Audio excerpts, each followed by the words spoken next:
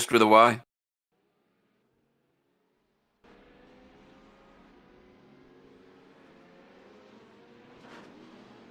Oh. Good afternoon, good morning, good evening, and good night, everybody. Welcome to Backfire Simsport TV. I'm Clyde Whiting, and tonight we bring you the Intercontinental Sim Racing Challenge, 1,500 miles of Sebring. And I say tonight because it's going to be a long race. In the booth with me at present, I have the one and only Mr. Pete Bingham. Good afternoon, Pete. Yeah, good afternoon by 1 minute here where we are. Good afternoon, everybody. On our cameras, we have Silent Sam Boozin. Good afternoon. Hello, Clyde, Pete, everybody watching. Joining us later on will be the one and only, the legend that is Mr. Bill Switzer, and also our one and only professional commentator, Mr. Tyler Newitt. But guys, so we have a 1,500 mile race of Sebring, a track that we visited quite a lot in our league races and things like that in the previous few weeks. Multi-class racing, Pete, that always brings out, shall we say, the best and the worst of drivers. But Sebring is one of those tracks that, multi-class racing does look absolutely fantastic. Absolutely. It's going to be a bit different from what we've broadcast before because the new P2's in this one and I've not broadcast for that one. You're right about the best and the worst out of drivers. It's multi-class racing is a very challenging thing to do. When you're passing through a slower field or you're getting passed by faster cars, specifically when they're in a massive group, it's quite a challenge. We'll talk about it as we go through the day/night. 1,500 miles is going to be one hell of an endurance. Your arms would be tired after that, wouldn't they? But no, we're going to be swapping drivers. I'm guessing they use minimum contribution like in most endurance series. And it's going to be hopefully a nice, exciting race with as minimal crashes as possible, please. Yeah. Just some hellos on the chat. So Lucas De Vries, Marco Mendez, Kevin De Winter, someone who we know well, Marco Lewert, Niels Lepers, and our very own Pit Babe Stacey is on as well. Hey. Sam, quickie for you. I presume you're expecting a very, very busy 1,500 miles on the cameras. I thought I was silent, so I'm not prepared to answer any question, but yeah, busy track. Especially for the LMP2s. Pete, mute him, he said enough. Yeah, that's enough. Okay, goodbye. Yeah, busy track for the P2s, especially for the P2s, because there's loads of them, a bit over 10 I think, if I saw correctly in the session, and about 15 GTs, so that's gonna be busy for the P2s. Only 3 LMP1s. God, it's too early for me, guys. I'm gonna try to be as professional as possible, but yeah. 3 LMP1s, as we can see, it's not the most popular things, but they're way faster, as we saw in the past, than the GTs, so that's gonna be pretty hard for them to pass on Sebring. Yeah, I'm looking forward to seeing the LMP2s, apart from that one that I think just killed itself. I've not actually seen these cars race yet, so I'm really looking forward to that. Pete, there's a lot of names and a lot of teams in this that we recognise from series we've done in the past. So some of these guys and girls are going to know us quite well and our, shall we say, unique style of commentary. And some of them are, shall we say, going to get a shock. Yeah, if they've got preconceptions of what commentary is like, then they're going to get a whole load of us and they're going to wonder what's going on. But I'm in the same place. I've not commentated on the P2s before. I've had thousands of them overtake me in the ILMS officials. with dubious success at times, it has to be said. Some of them need some sort of barge board on the front of them when they're coming through a GTE field or a GT3 field. It's certainly an experience. But yes, we've got some familiar faces in here. I won't go through them all now because it would take me all week. There's a lot of teams in this, and I think they're still joining as well. I'm not sure. There's definitely more than when I first logged in, I think. So yeah, well, it'll be interesting to see the new guys. We know some of the characters and their driving styles, in inverted commas, from another league that we commentated on. So it will be interesting to see what happens with these guys.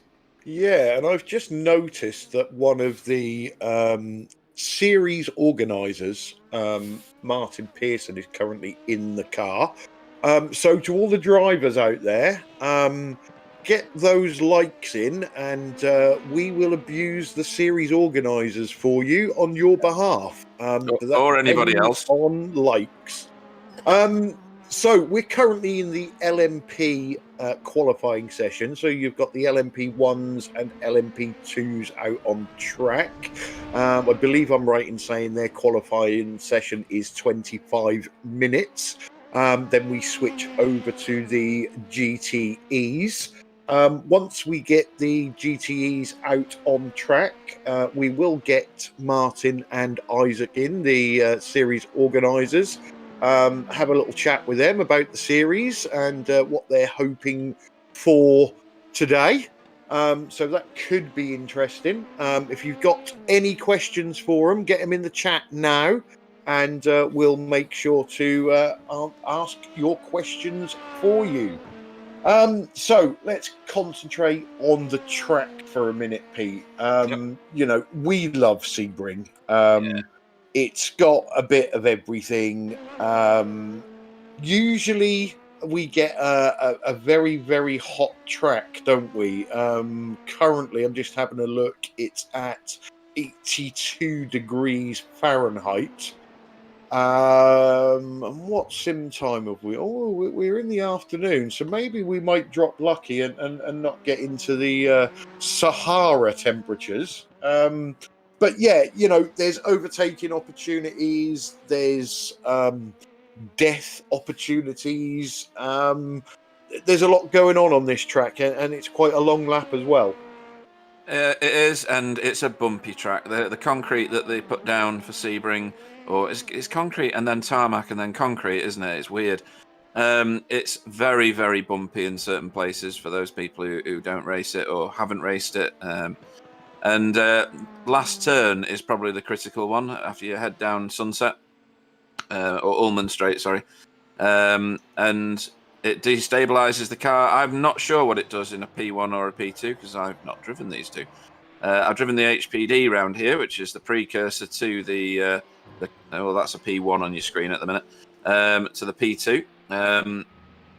And it kicks the back end out. It's a high downforce car, but of course, when you're going into a turn like Sunset, you've scrubbed off the speed. And really, as somebody once told you, and I learnt from that, Clyde, the faster you go, the more stable these particular cars are, the P1s and P2s, right? Yeah, exactly. Yeah, more downforce effective on the car, the faster you go. Yeah, so there's a lot of bumps on this track. We're on board here with Tom Voss from Team DRC Red at the minute. Some smooth lines through here so far. Not too much overcorrection on that steering wheel, which is good. It's what you want, smooth. You don't want to be scrubbing heat into the tyres. So he's on a quali lap at the minute. And nailing it down Ullman Straight, heading into Sunset, and it will be later. That's a P1 that's just done him. And this is the bumps. These are the bumps here. They're crazy. There's a bit of correction. Yeah, and it's brutal. It really is. The faster you can go through that corner in these cars, the more stable it is. But of course, you wash out. So you've got to have a real careful balance. This turn's no better. This bumps all over the place as well. Shoots you out and spits you into that sand over there.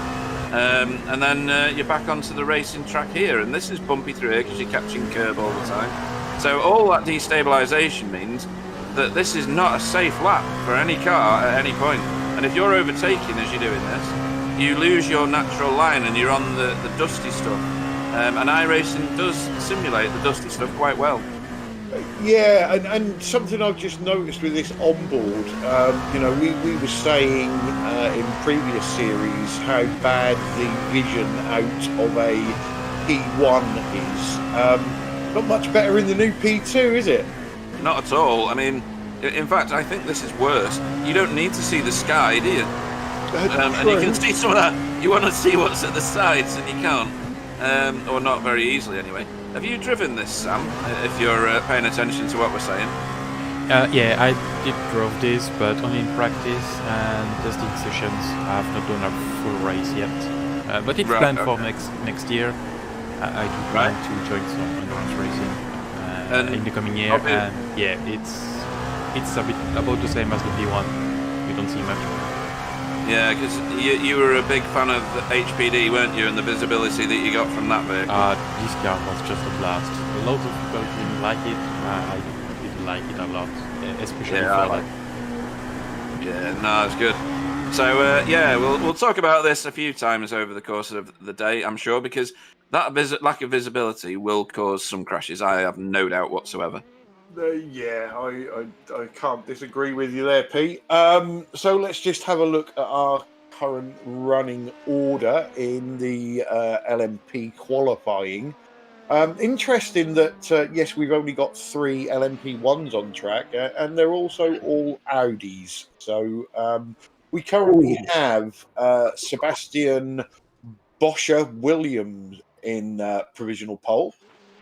Patrick Pelchat in provisional second, and Casper Johansson in provisional third. Now, my guess is I think those 3 will get the top 3 positions in qualifying. I think they're all on for a top 3 finish. Yeah, it just depends on almost what professional, order. Clyde. Yeah, well, you Good can guess. always rely on me for predictions. Into P2, we currently have James Rivette sitting on provisional pole, Tom Voss in provisional second, and Jasper Rijken in provisional third. Probably a little disclaimer we should have said at the start. We are absolutely rubbish at pronouncing names. In fact, I would go as far as saying when you listen to Pete and Bill, they're probably rubbish at reading names as well, because they will make up names as they go along. If we get your name wrong, we do apologise, but please feel free to try and educate us either on Stream Chat or on Discord. We will endeavour to get it right, and if we can't, we'll just make something up. So, not a problem. Right, back to this qualifying session. We need to find a car that looks like a bumblebee for Stacey. Oh dear, yes. Stacey gets very hyper and has to take some tablets when she sees something yellow. So just to warn everybody. I don't really know what's going to go on in P1, if I'm honest, but they're not that far apart on timings. No, the P2 battle looks very interesting, doesn't it? Yeah, the P2 has, I think, a higher top speed in a straight line than the P1, but the P1's got all the boost and technical nonsense inside it that makes it a bit more like an aeroplane rather than a car. And that's what gets it around the lap a little faster. Just in case anybody was wondering. And yes, I think this P2 battle, if it's anything like the HPD battles we used to see, it's going to be brilliant because they were fantastic, especially when they get into traffic. So obviously not for the traffic, because we've seen some questionable crashes in the past in other leagues. So this one's going to be a tight one, the P2s, I think.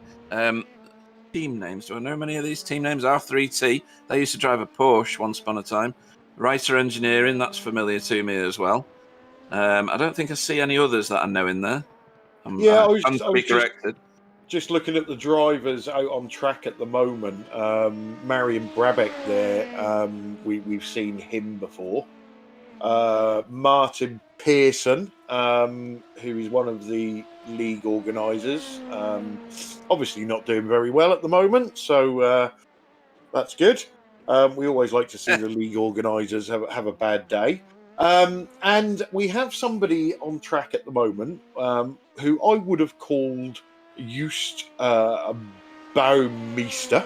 And there was a little conversation on Discord earlier on, and he told us that his name is like toast, but with a Y, so that should be Yoast. But we think toast is a lot better, so we are going to call him Toast Baumeister for the rest of this race, and I'm sure he'll find that hilarious.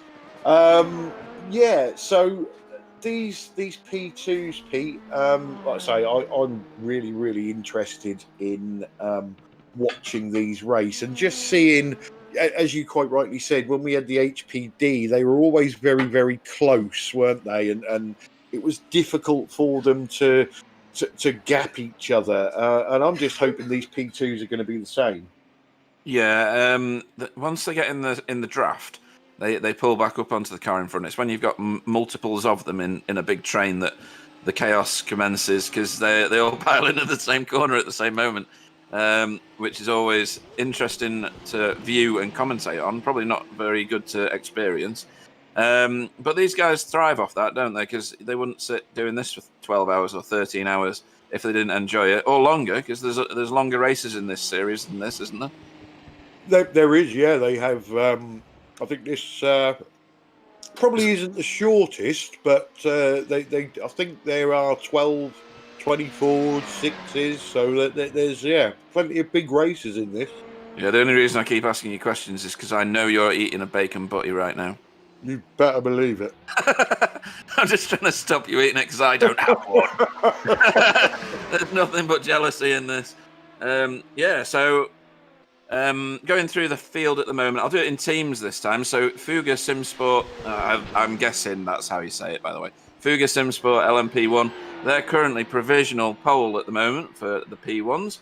And I'll tell you who that is. That's Patrick Pelchat. Backmarker Racing Blue are second at the moment. They're just coming back on track with Sebastian Bosch-William. Then we've got Twisted LMP1 Blue with James Pearce. Is he on track? He's just coming on an outlap as well. There's not much in that, though, is there? There's only half a second splits all three of them. That's quite impressive, to be honest. It's a big old lap, this, even for a P1 car. So they're doing this in 1 minute 35, 1 minute 36, call it. And then we move into the P2. So we've got Team DRC Red on their provisional pole at the moment with Tom Voss. Then we've got FTR Esports, driven by James Rivette. I'm trying to figure out that one. All right, yeah. And then we've got Aquiver Motorsports Green with Jasper Reichen. Then we, as we spoke about before, Marion Brabeck in the R3T racing team. Then we've got Writer Engineering. That's driven by Florian Apazella.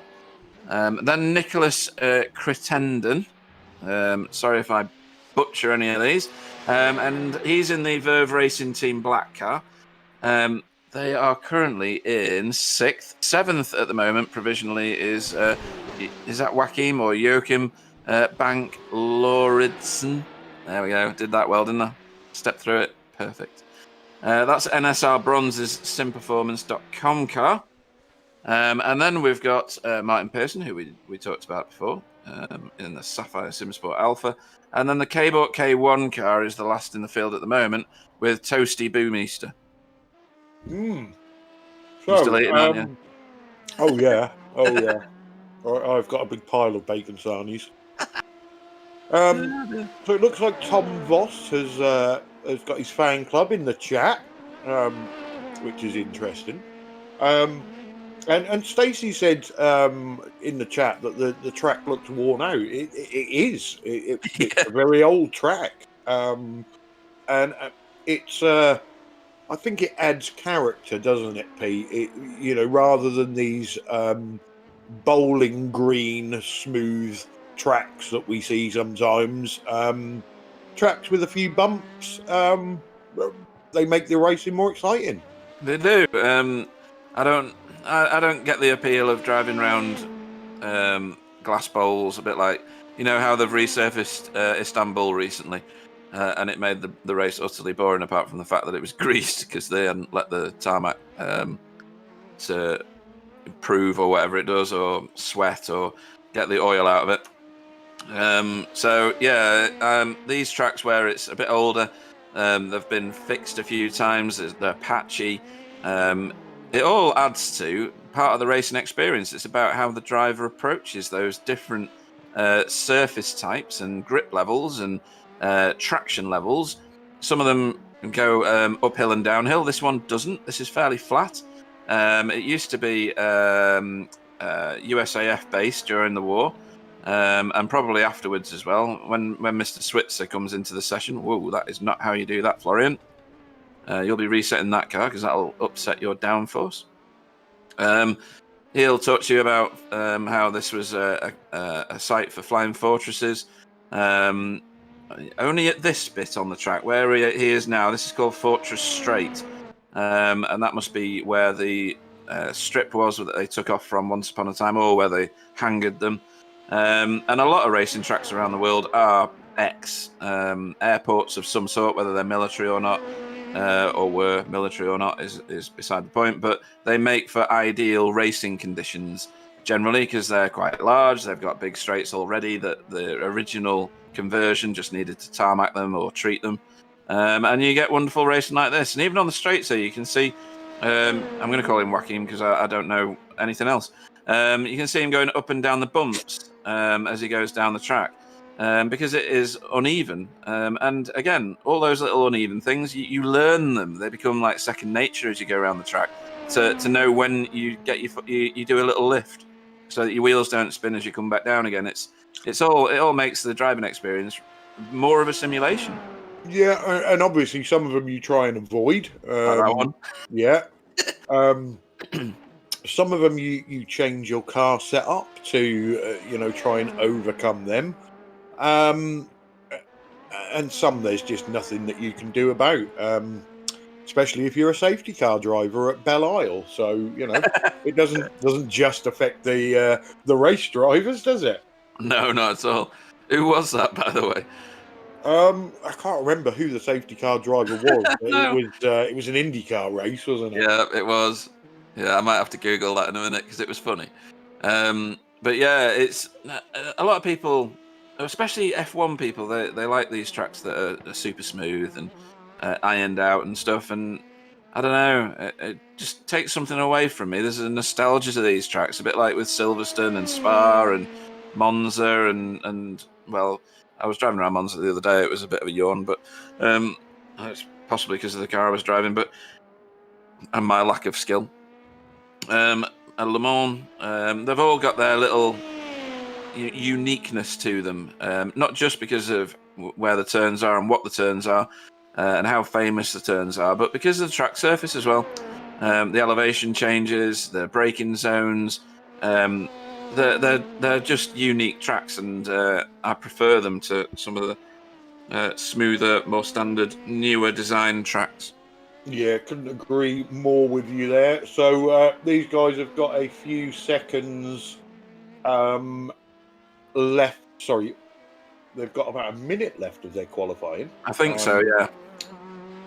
Currently, what do we got? We've got Fuga Simsport, who I believe we've seen before in a different guise. Currently provisional pole in LMP1, and Team DRC Red are currently provisional pole in LMP2. Yeah, so where are we at the minute?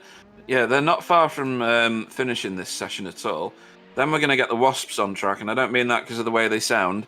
I mean that because once the race starts, the GT3s are just going to be all over each other. And it doesn't take the P1s and 2s long to get around the track and get integrated into the chaos that the GTEs bring to it. So, yeah, normally in a multi-class race, I'm really, really looking forward to the GTs because they're just close everywhere. Yeah. And again, as we said with the old HPD, the GTs can just they just draft each other, and it's so difficult to get away.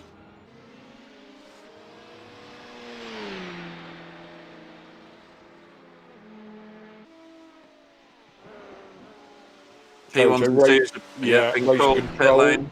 Yeah, I've just said finish the lap that you're on. That's your lot.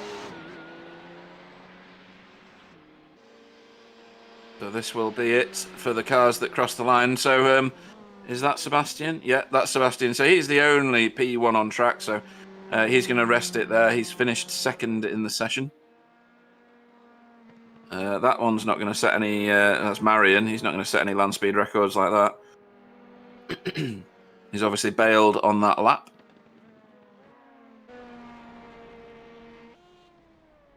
So the line is Nicholas Christenden.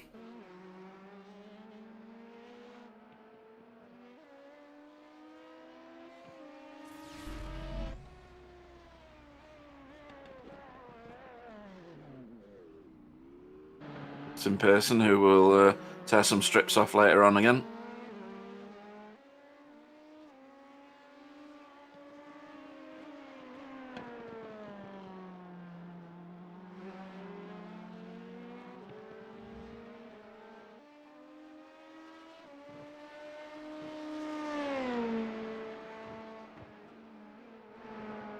So it looks like Martin Pearson's getting all of Stacey's attention because that's the car that looks like the Bumblebee.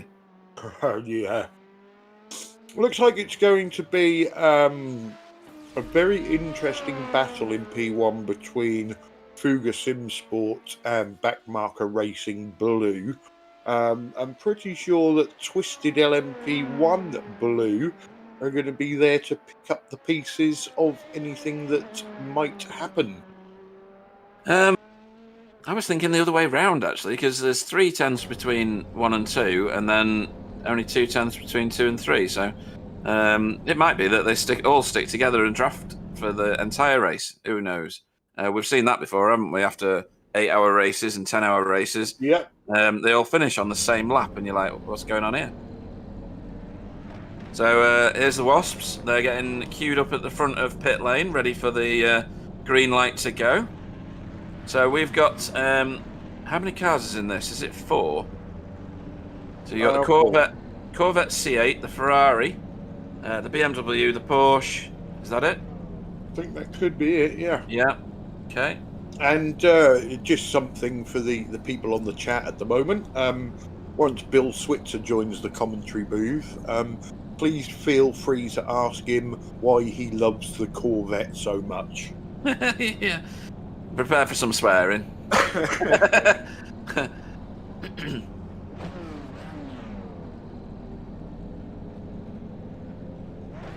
So they're just waiting for race control to let them go.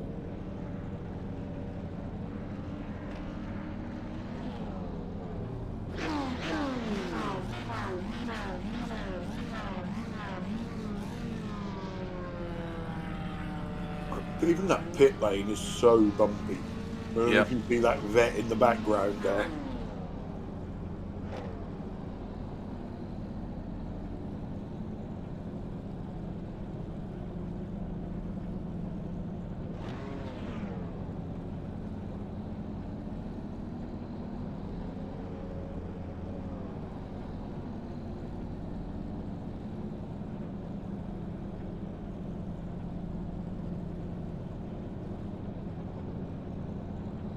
So race control there just saying that there's been a setup of the session error, which they are going to sort out manually.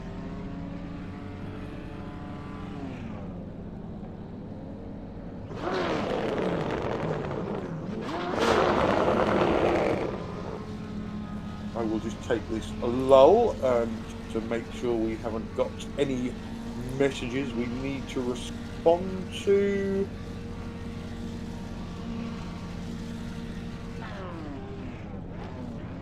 Nope, we're good. So once this GT qualifying gets underway, we will bring in Martin and Isaac for a little chat. Hopefully by then I've finished my bacon. You do realise that I might have to go and make some bacon now. My jealousy is phenomenal right now.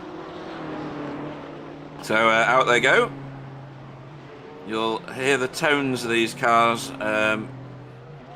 and realise that they are very, very different. The Corvette, the Ferrari, very, very high-pitched. The Porsche is quite high-pitched as well, but the BMW isn't. It more kind of thuds along rather than screams along. So we've got a whole bunch of new cars to talk you through here and new drivers, but we'll let them get going first. I understand that they will have black flags issued to them due to that problem, and they'll manually clear the black flags through race control.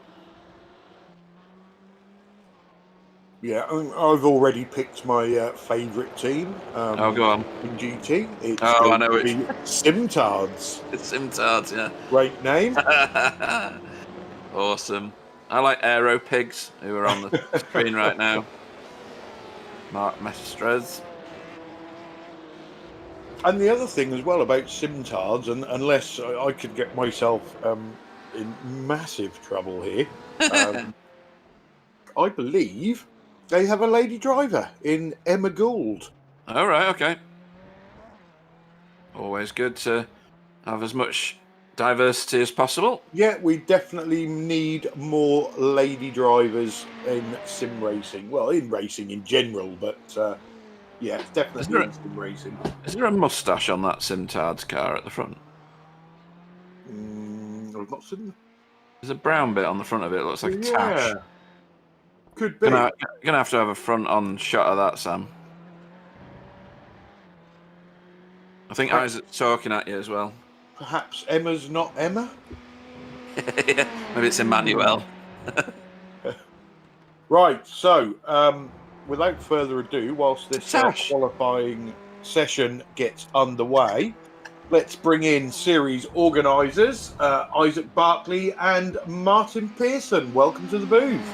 Good afternoon, gentlemen. How are we?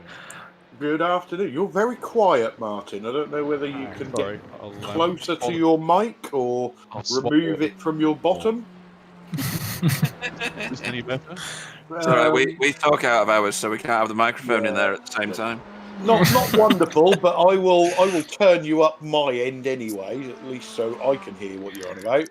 So, gents, this has been a little while in the planning between you guys at Intercontinental and us guys at BSTV, but we're finally here. It's race day. Are you looking forward to this, or do you go into it with a bit of trepidation?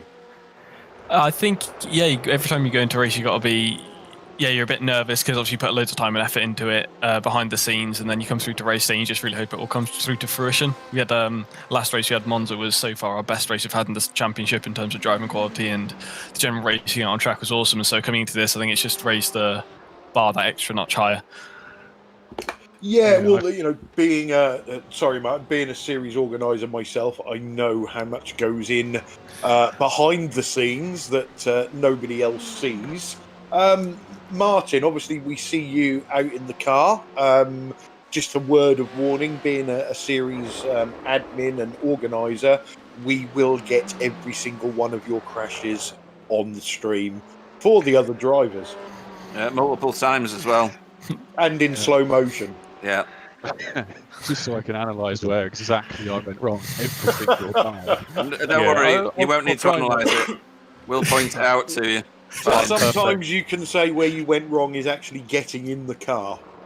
Yes, I think that is you're probably going to be absolutely correct on that point.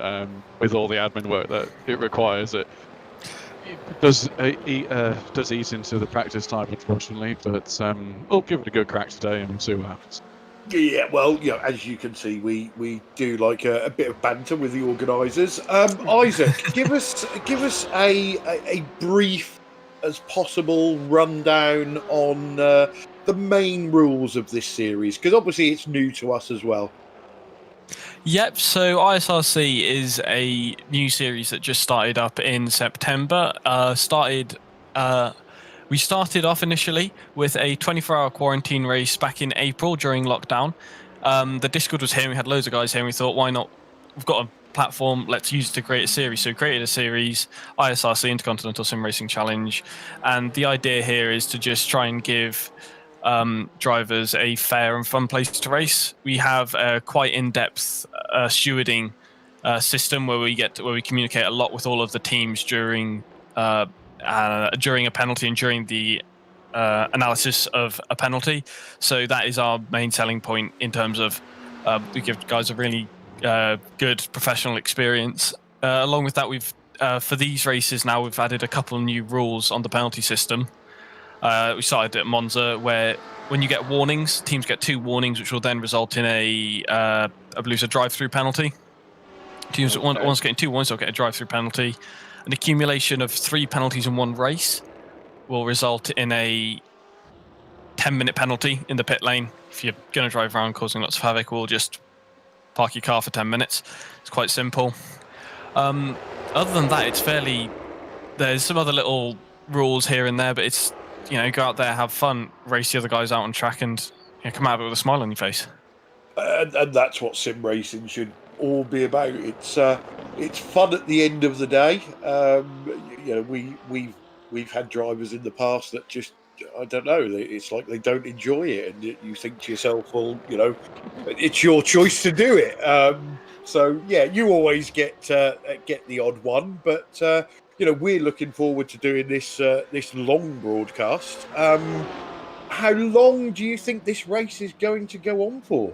So we're expecting the race to last 12 hours. If it's the LMP1s, who should be the ones who finish the race or do the race in, we've estimated it to be about 11 hours and 49 minutes, I believe, were our calculations. And then if an LMP2, I believe it will still be just under 12 hours. So we'll be getting about a 12-hour long race. So it's a proper endurance out there. And it's the longest race we've done so far. I'm looking forward to it. Yeah, obviously it can be hard work for the drivers. There's a lot of concentration that goes on in a long race like this. But we were saying earlier, we recognise some of these drivers and some of these teams from previous series. So we know there's some good pilots out there on track. Yeah, a lot of the guys out there are very, very talented. We've got a lot of guys out here who've got big names. We've got Maniti in here, some Fuga Simsport guys, all these top quality drivers. There's not a single driver out there on track who you look at and you go, oh, he's not very good, because all these guys are very talented, and it requires a lot of concentration. When accidents do happen, it's a bit of a shame, but again, it's endurance racing, so people do get tired and concentration does slip even at top levels of motorsports and sim racing. And are we going to see you in a car today, Isaac?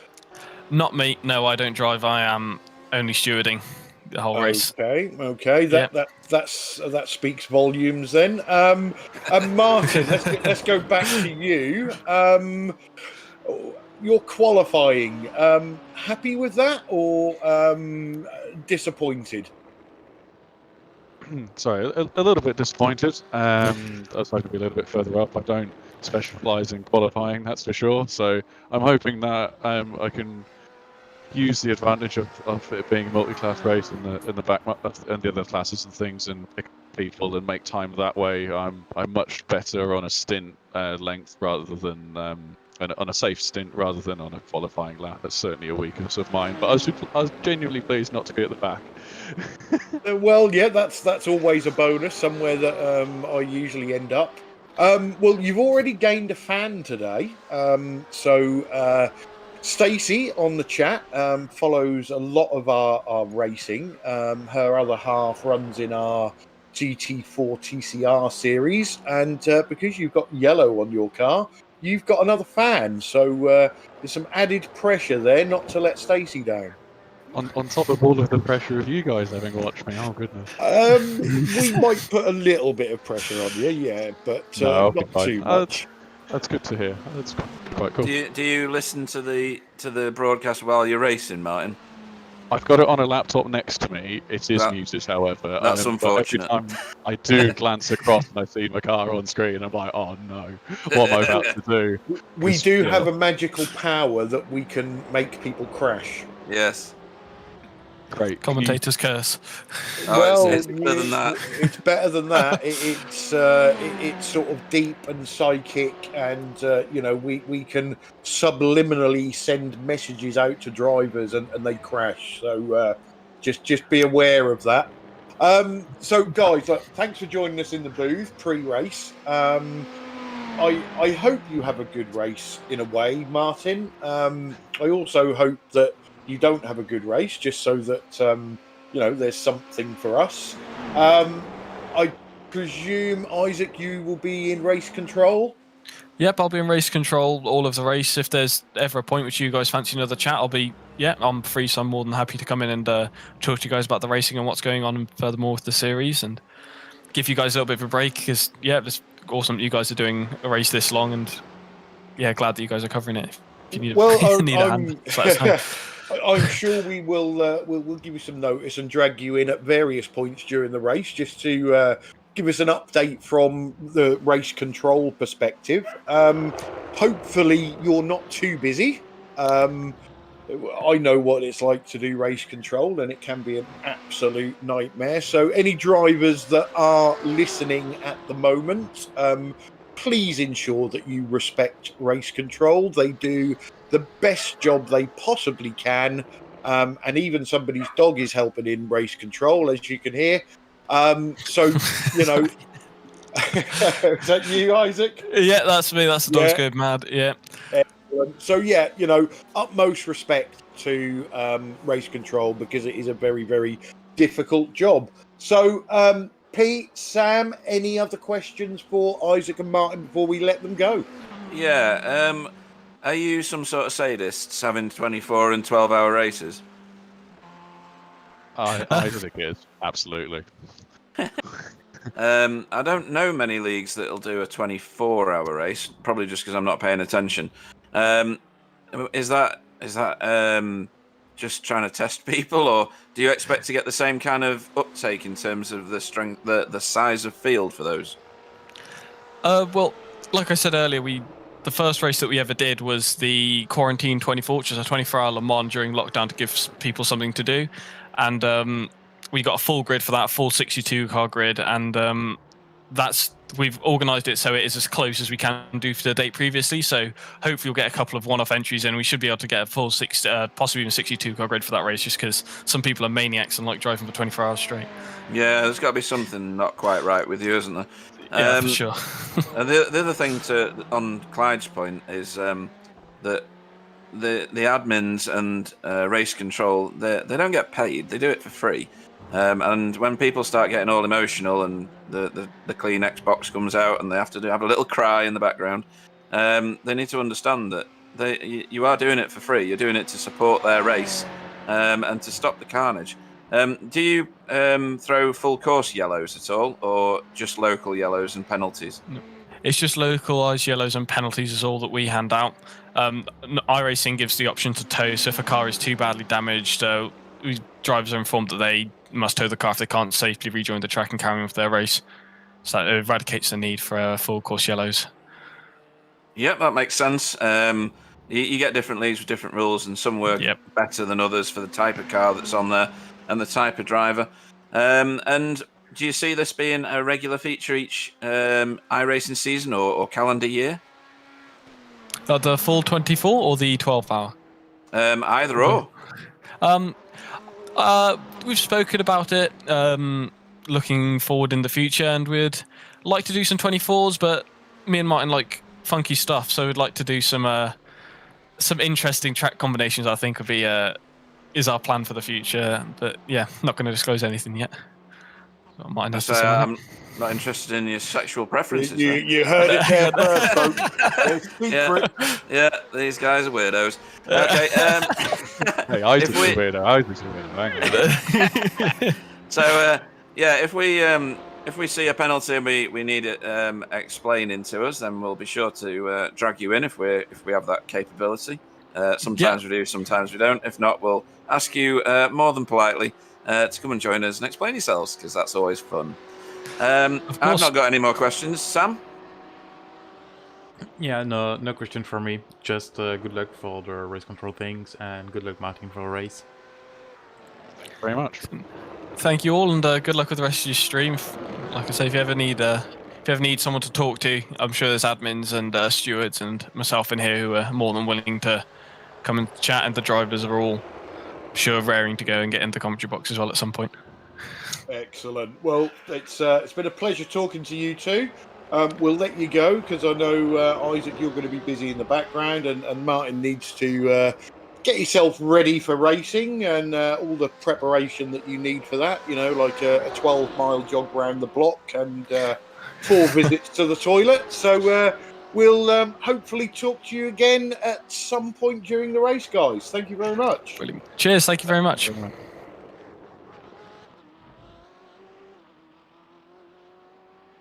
Oh, nearly flushed Pete then.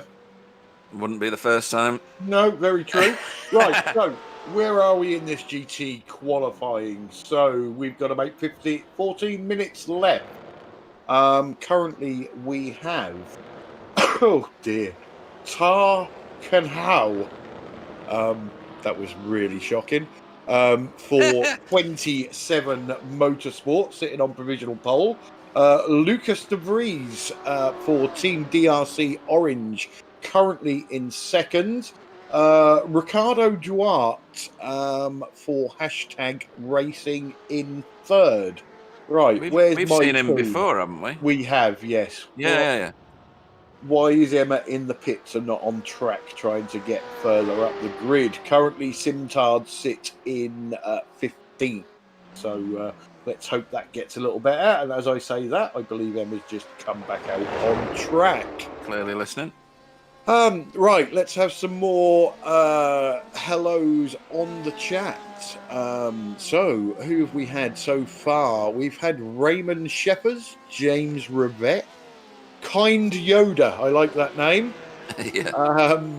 We've got Lewis Jordan Charles, Alessandro, it just moved in, Pons, and Tony Klusterman and Chris Jackson join us as well. So Chris is clearly a bit sleepy because he can't type properly. That must be like fairly early for them guys, I suppose. Was it about 5 hours? So yeah, must be about 8 o'clock in the morning-ish for them. So yeah, Chris is probably still in bed. He's not allowed to get up till Mary says so.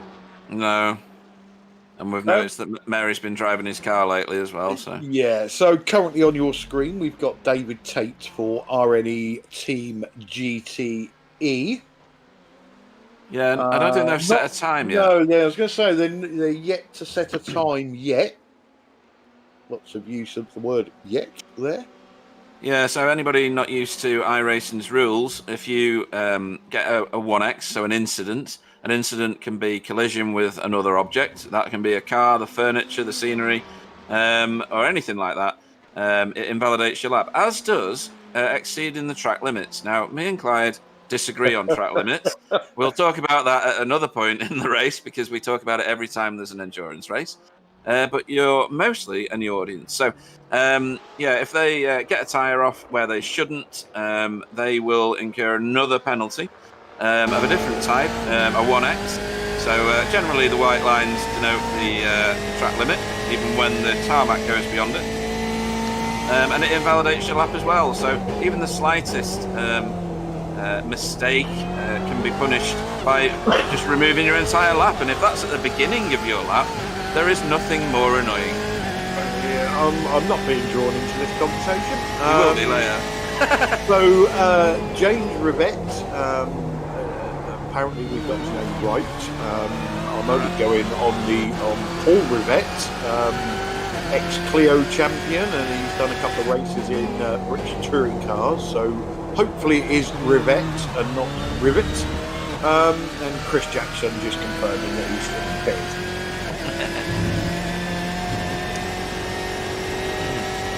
So currently on board with Tar Canal. Yeah, we've had Michael Matusek, another driver, I believe we've seen before.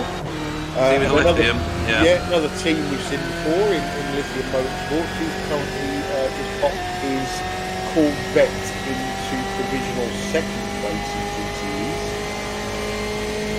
Yeah, there's a few teams in. And the top spot has just changed. It has. Lucas De Vries for Team DC Orange DRC Orange has just popped himself into provisional pole. So there's a few teams in here that we've seen in previous leagues. So Lithium being one of them, Core Motorsports, RSR Esports, and another Core Motorsports. A second team for them. German Sim Racing Friends as well. We've seen them before.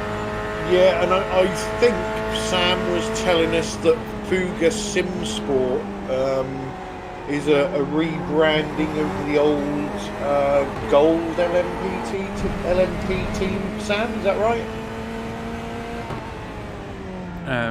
I'm not 100% sure. I saw some drivers from the old Gold Motorsport team. But yeah, not 100% sure. I've not followed the LMP ones, everything updates in the past. So yeah, not 100% sure. Probably the driver will let us know on the chat. Okay, yeah, I'm sure somebody will pop in and let us know. Bill Switzer's awake as well. Just seeing him on the chat. My Discord is currently going mental. Could we put the link up for the live timing again, please, Sam? Somebody's just asking about that.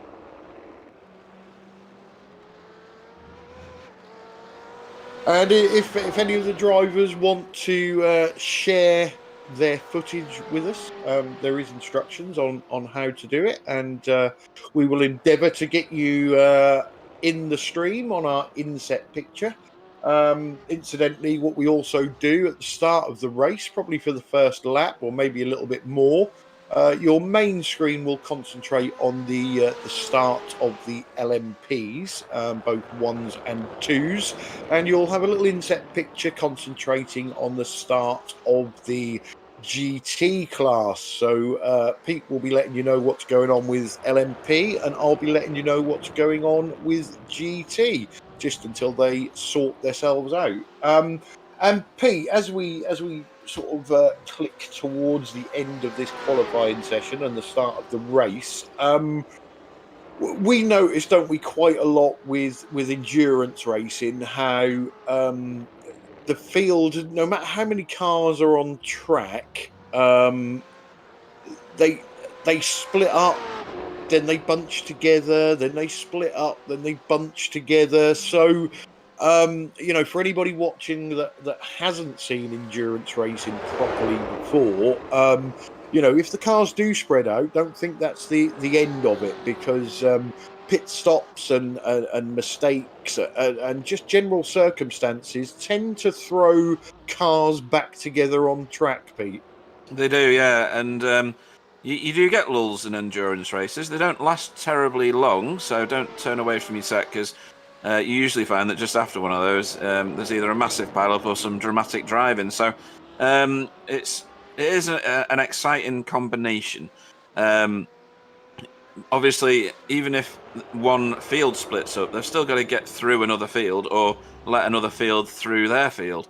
So there is always drama in these races. We'd like there to be a nice clean race, and the only drama being fantastic overtaking. However, that doesn't always happen. So whilst they will disperse around the track, it is a big track, this. It's no slouch of a track either. It's very fast performance around here. It comes together again quite quickly as well, and it sometimes catches us out, especially with pit stops. So when they split up, half a field will go into the pits and appear in the middle of another field. So it's very much an evolving dynamic. It's definitely an ever evolving beast, a race like this. And of course, even if a car takes a massive amount of damage, some of these cars will sit in the pits for maybe 10 minutes or more getting a car repaired. Obviously, it doesn't necessarily repair all the damage all the time. Some stuff, the damage model means that you can't repair it. Underfloor, for instance, can't be repaired, and a few other bits and pieces. Sometimes the graphics will show a car still looking wrecked, even though they've had it repaired. and they'll rejoin the track, and they can often do quite well because who knows what happens later in the race. Yeah, and some interesting liveries out there as well. Good to see Simtards just put in their fastest lap of qualifying so far. So well done, Emma. Apologies, but I've picked you as my team for this, so you're probably not going to do very well. That's them turn one. The worst thing that can happen to you is if our very own Bill Switzer tips you for the win. I can guarantee you will not finish. So he has cursed quite a few drivers so far. It's a bit like etching out a headstone, isn't it? It is, yeah. You might as well, start on your eulogy now. Good afternoon to Yuri Tenvord on the chat. Somebody that we've never spoken with before or chatted to. So nice to see that we're getting some new viewers. Right, Pete, where are we? So it's all change again at the top. So Lucas De Vries for Team DRC Orange still sits in provisional pole. Mikhail Matusek for Lithium Motorsports currently second. But here's a name that I'm going to murder. Make Wise Cop Seeker. For Fuga Simsport GT has popped himself into provisional third. Yeah, he's a name that we have seen before, I'm fairly sure. Yeah, I seem to remember that surname from somewhere. So And when was it Isaac was saying about having some big names in it, I thought that was who he was talking about because, that guy's credit card's going to be massive, right, to get that kind of name on there.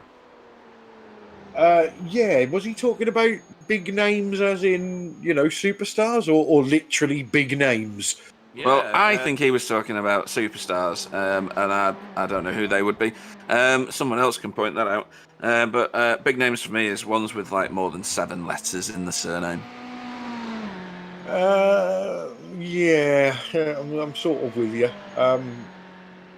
Some of these names will be interesting, and again, I will just put a little disclaimer out. We will murder names. Please feel free to correct us, and if we can't get it right, then we'll make something up. Not a problem. And we'll try and care about it. So Yuri has just told us that his team is Team DRC. I presume that's the orange team who are currently on provisional pole. Yeah, they're doing very well. They've got nothing between them and the car behind, as you can see on your graphic. So 4,000th of a second, hundredth, sorry. And then, the first, however many cars that is, they're only covered by about 0.4 of a second or something. Yeah, as per First usual 5, in the GT class. Yep, this is why I like to call them wasps, because they do stick together on track for a long time or until a crash. And sorry, Pete, will we see Yuri in the car, or is Yuri just a fan of Team DRC? He's probably an armchair warrior, isn't he? What do you reckon? I don't know. We'll wait for him to respond. So they've got 2 cars in here. We're looking at the other one now, which is driven by Fredo Coman. This is the blue DRC team. With a red car. That's confusing. Where are you seeing red? Oh, yeah. What's going on there? Have you knackered your paint pack by having trading paints active? No. I don't have trading paints on. That's right. weird. Let me do a Control R and see what happens. Yeah. That's a loud livery, isn't it? It looks Sim 24 eSport. Wheels. That's a different car now, by the way.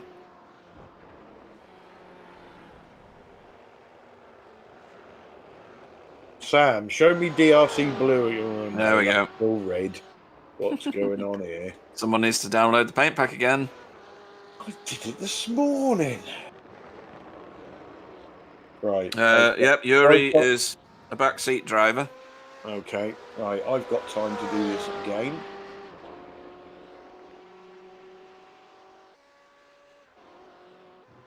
So while he's doing that, I'll run Yeah, through the whole of this just field. waffle, Pete, will you? Yeah, You that's what I that. do best. Yeah. So Team DRC Orange, driven by Lucas De Vries, is your provisional poleman at the moment. In second is Lithium Motorsports. The last time I saw them driving, they were driving a BMW. Now they're driving a Ferrari, with Michael Matusek at the wheel. Then we've got Mike Weisskopf-Sieker. That's a Corvette, not a Ferrari. Was it a Corvette? Yeah. Well, I'll need to just check my eyeballs. So they're in a Corvette. Oh yeah, I can see the symbol. Oh dear, started Sam. And we're off. Yep. Mr. Weisskopf-Sieker is in provisional third at the moment for Fuga Simsports GT. Not 16th. Fourth is 27 Motorsport, driven by Tarkan Ao. And then Yao Falo is fifth at the moment. Who's he driving for? Such professionalism. You'll never see it. I know what's wrong. Sussed it. Woo-hoo.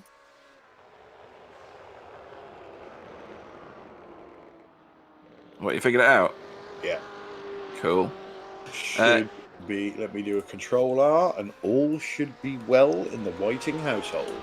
Cool. So that was for Core Simsports. In sixth at the minute is Hashtag Racing, with Ricardo Duarte. And are we getting close to finishing this session? We are. We are. You really are. Don't think there's any cars left on track now. So as soon as the session clicks over, we will be able to give you your official starting grid. Just remember, people, there are some, due to a session error, there are some LMP2 cars that will be gridded at the back, but then we will, or we'll say we, the admins will be getting them into the correct position at the rear end of the LMP2 grid, and then clearing any black flags they may get. Is that due to previous penalties incurred? No, that's basically the way I understood it from the admins, is the session wasn't set to grid by class. Right. So because they didn't set a time, they will be right at the back. Right, so we have your starting grid when Sam stops messing. So LMP1, we have Patrick Pelchat for Fuga Simsport LMP1 on pole. Sebastian Boscher Williams, I love that name, Boscher. Backmarker Racing Blue in second, and James Pearce for Twisted LMP1 Blue in third. Into your LMP2 class, excuse me, we have Tom Voss for Team DRC Red on pole, James Rivette, FT, I haven't got glasses on, RE Sports in second, Marian Brabeck for R3T Racing Team in third, followed by Jasper Reichen for, stop moving it, Quiver Motorsports. Then we have Florian Apazella for Writer Engineering, Nicholas Crittenden for Verve Racing Team Black. Team admin, so let's be careful here. Martin Pearson for Sapphire Simsport Alpha in seventh. Mr. Toast Baumeister for Cable K1 in eighth. Joachim Lauderson for NSR Bronze in ninth. Victor Abalan for World of Sim Racing in 10th. Then we have Hendrik Perra. Sounds good to me. Yeah, we'll go with that. In 11th. Can we have a scroll on the screen, please, Sam?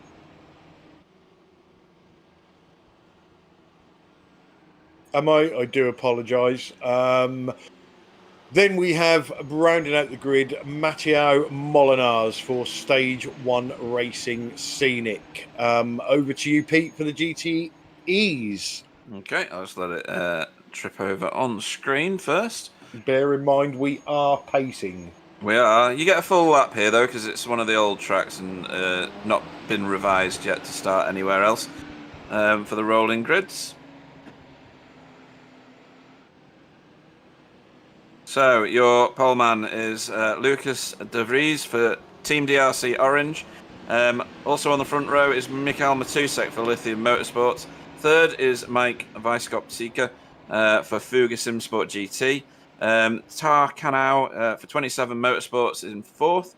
Fifth is Yao Philo for Core Motorsports. Sixth is Ricardo Duarte for Hashtag Racing. Seventh is Fedo Coman for Team DRC Blue. Billy Fletcher is in eighth for Luxim 24 Esports Pro. Keith Eiserman is in ninth with backmarker Racing Orange. Ted Lowendick for RSR Esports AM is in 10th. 11th is Celio Mendes for Core Motorsports 2. Dennis Pickbrenner for German Sim Racing Friends goes off 12th. Off 13th is Tim Perry for K-Bort K2. Emma Gould for Simtards goes off 14th. 15th is Marius Yanka for Maniti Racing ISRC GTE.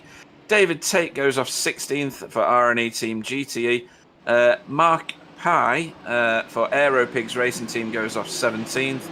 And Victor Garrido, it goes off 18th for World of Sim Racing iZone Performance. And all I will say is I hope Carl Hardy's not watching, as we have a driver called Mark Pye. Oh, he's doomed. He's going to get eaten somewhere around the track. So that is your starting grid. I'm not 100% sure if the drivers that qualified have to start the race, but they will. You will see them all at some point.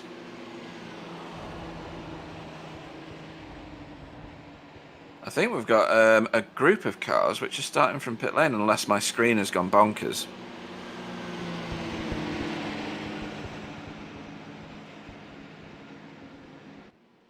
Okay, your inset picture there shows you, or will be showing you, the front of the GT field. And the P1s are now approaching Sunset. They're on Ullman Straight currently and turning in. You will see the pace car take a very, very sharp right-hand turn at the very last second at Sebring, actually. And then Patrick Pelchat will control the start. Hopefully not well behind that bridge. So here we go. Yeah, GTs are lining up, getting themselves organised. And he's gone. So Patrick Pelchat has nailed it. And got himself almost second lead already. The other two cars fall line astern of each other. And the P2s have now launched as well. GTs are holding. So Tom Voss leads them all into turn one. Hopefully nobody loses the back end of any of these P2s. Oh, there's one gone already. Two of them off, actually, but this is Martin Pearson, so Stacey's cursed him. GT's going round Sunset. I'll stay quiet while the GTs get going. We're about to go. We're holding, and we're gone. Good jump by the leader there. Privilege of the poleman. Let's just watch into turn one. Let's keep it clean. Looking good. First bottleneck coming up. Still looking good.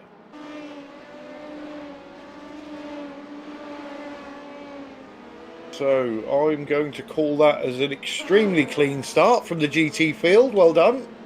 And Martin Pearson will be so happy that we've caught all his crashes on lap one. He's had two of them so far, and he's currently propping up that field. So Lucas De Vries has currently got himself a half decent lead, whilst everybody else has been sorting themselves out. We've got one gone round in the background there. that looked like Keys Eiserman. Yeah, he definitely went round. Didn't look to be anything major. It wasn't an Exocet missile into the side of the car or anything like that. So no damage. Hopefully no damage there. Easily done at the hairpin as well. So Let's pop back into the GT field for the viewers.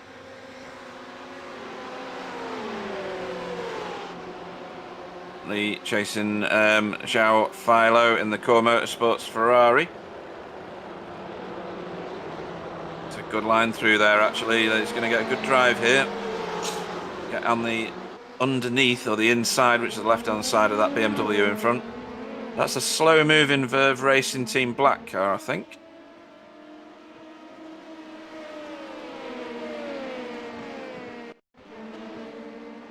What happened to Nicholas Crittenden then? He's approaching Cunningham, and he's going to lock up, is he? No, he just didn't brake early enough, so no tears there. He's just got to take the escape road.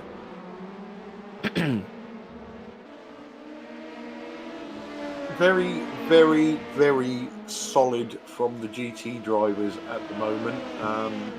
Not really seeing anything daft going on. No. So credit to them. Similarly, in the P2s, we've just had Martin Pearson and Nicholas Crittenden make errors so far.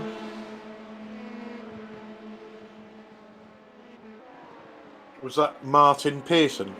Yep, I'll say it a third time. Martin Pearson had two crashes on lap one. Martin Pearson has crashed, yes? Yes, yeah. Who is Martin Pearson? I think he's one of the league admins, but I'm not quite sure. Oh, that's a shame.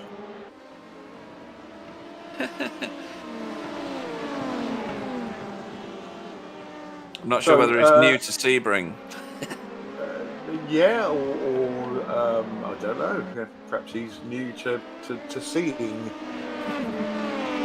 So in the GT3, let's give you a quick update because we will be losing our inset feature soon. Lucas De Vries for Team DRC Orange has got an almost 2-second lead. 2, 3, 4, and 5 are very, very close. So Tar Canal for 27 Motorsport in second. Mikhail Matusek for Lithium Motorsport in third. Make Vise Kopsika for Fuga Simsport GT in fourth. And Xiao Filao for Core Motorsport in fifth. Yeah, we had Toasty Boomeister. Is that his name? Yep. Yep. He did exactly what Nicholas Crittenden did the lap previous. So what I think's happening into Cunningham Corner is they're getting too close behind one another. It's lifting the front of the car behind up, and they're not able to brake as hard, and they're scooting on into the escape road. What class is that in the LMP2, Pete? P2s, yeah. Yeah, I wonder how the modelling has gone on this car, and if the aerodynamics are truly affected by running close to a car in front. Well, you used to get that effect in the HPD, didn't you? And if you got too close under somebody's rear wing, you had to brake a little earlier in order to compensate. Probably not Sam, because he's an alien in that car. So, but it did have an effect when you were tucked up under the wing of somebody else. Yeah, it always used to sort of introduce a lot of understeer, didn't it? Yeah, definitely. So these are the P1s now, feathering their way through the GT field. This is what they see. We're on board with Patrick Pelchat. No longer the leader, by the way. No longer the leader. Kasper Johansson is the leader. He's coming through from third to first. So he's the red car in front of you at the moment. We probably caught that on camera, but we were talking about something else at the time. So look at the speed, the overspeed, I should say, between these and the GTEs. This is going to be dicey through here. His line's very shallow, and he's going to No, it's not going to wash out. That was really good. That was a Team DRC blue car that he's just gone flying past. Yeah, and as we always say in multi-class racing, it is up to the faster car to make it round the slower car safely. Absolutely. The slower car should stick to the racing line, be predictable. Sometimes you can help the faster cars go by, lifting early or even talking to them on the chat and telling them which side to go. But ultimately, it's up to that faster car to make it through safely. It is. There's a bit of lights flashing as Patrick Pelchat takes the lead of the race again.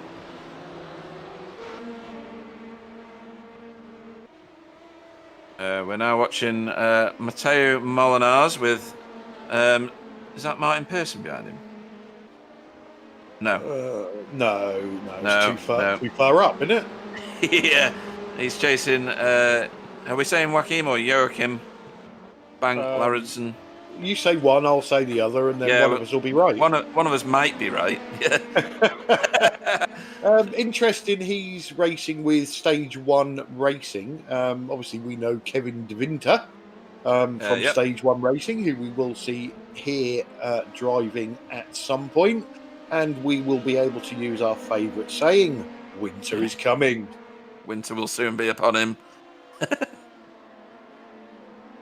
Some more hellos on the chat. So Mad90, Romsey, Artie Boss Chart, and Did Work Productions. I think Artie from an Undertakers, I reckon. Yeah, Artie, I think, is one of Kevin De Winter's co-drivers. Okay. More lights flashing. As they announce their presence, these P2s coming through the GT field. Yeah, just watching some of the drivers connecting at the moment, and there's going to be a lot of fun name pronunciation later on. I've just seen one of them. I've got no chance with that. that one's just getting called Perry. So that or PP, and I don't think you want to be called that. So. No. Yeah, this is a very close battle just here. And this is our lead of P2s. This is James Rivet chasing down Tom Voss. Has anybody else got Patrick Pelchat dropping down the field, or is that just my side playing? No, he's gone back again. And I was going to say, yeah, I was going to say, it is happening on my screen, but I don't believe it. Yeah.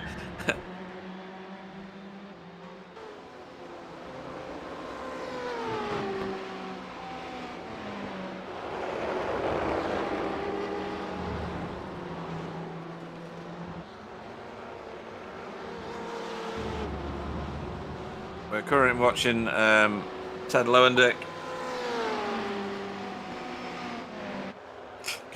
getting some pressure, or no, sorry, applying some pressure.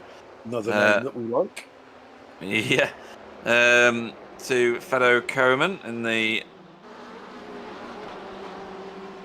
DRC blue car. Which I can now see in the correct colours. Hey! It's not red anymore, which is always a bonus. So what was your issue, the download? No, I put the BMW paint in the wrong folder because I'm professional. Ah, right, okay, well done.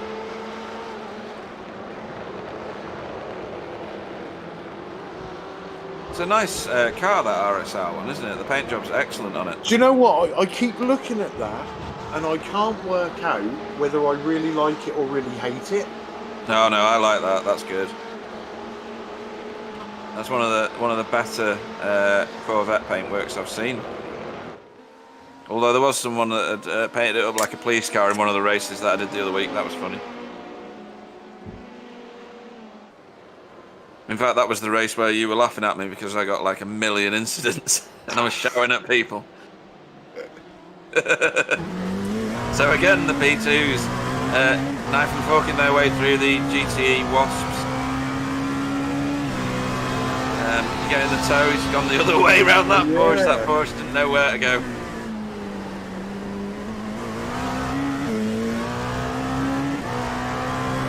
The power these things put down is just immense, isn't it? I must admit, they look fun to drive. Yep. It looks equally as fun as the HPD, to be honest. I bought the car, I've never driven it yet. Yeah, same here. I bought it just to paint it, but I've never actually done a lap in anger with it. No, I will have to, because you're right, it does look utterly fun. We did a league a while ago for Dilligaff, didn't we, where we drove the HPD, and that was good fun as well. Yeah, that was a very good car.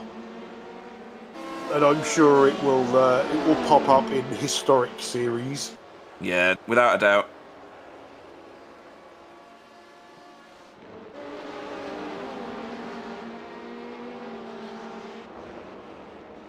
Oh, look at that. It's going to be 3 wide going round here. Oh. Everything tense then, folks. And that Porsche, I think there's toilet roll required inside that Porsche. Yeah, so that's Rita Engineering, another team we've seen before, isn't it? We have, yes, yeah. James Rivette currently on screen. Because we said his name right, are we going to have to butcher it for the rest of the evening or what? I think so, yeah. Yeah. I'm sure at some point you'll call him Michael Rivette or something like that anyway, so... Yeah, I'll get the name utterly wrong. But... And don't forget we've got Bill to come as well, so... I think we've got some new names in here. So we've got welcome to Nunu Marcus.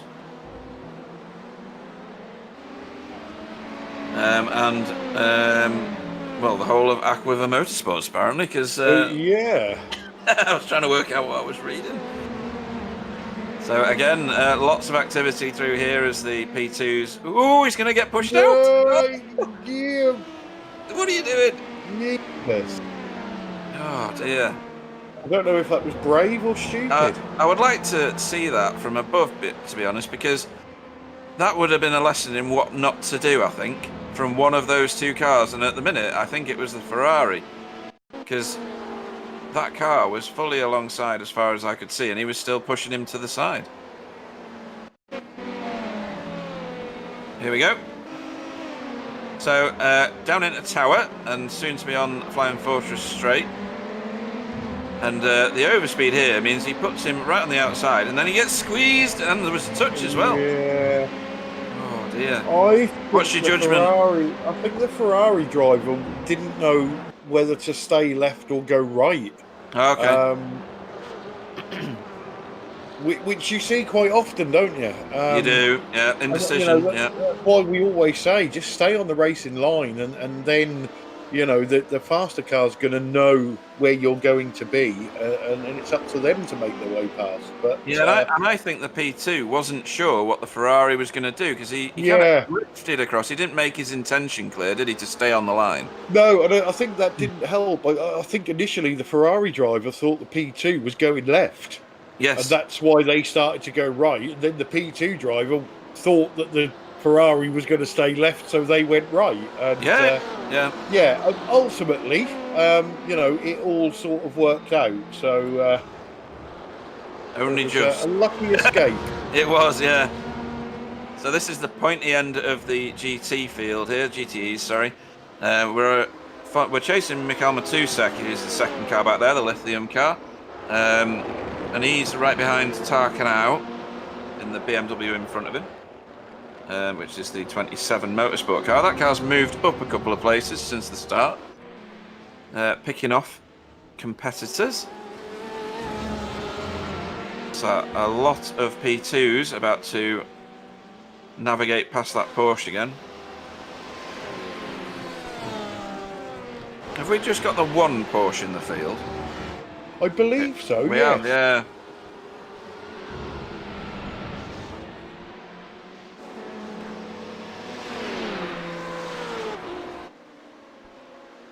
So thanks to everybody that has subscribed to us for this race. It's much appreciated.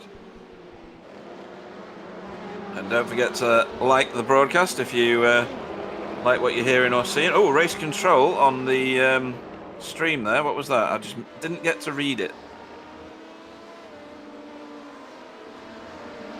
Let me go back and have a look. Cheers.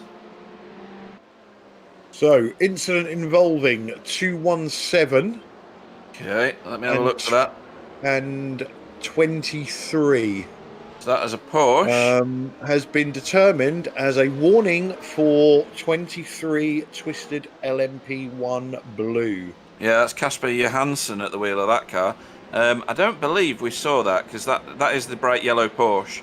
And I don't remember seeing any footage with the P1 going past it.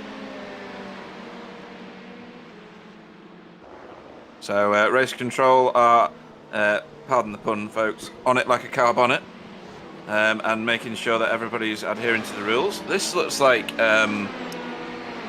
Martin Pearson about to get mullered. Oh, that's a P1, that's why. Yeah. But nice to see Martin being overtaken by anything. Yeah.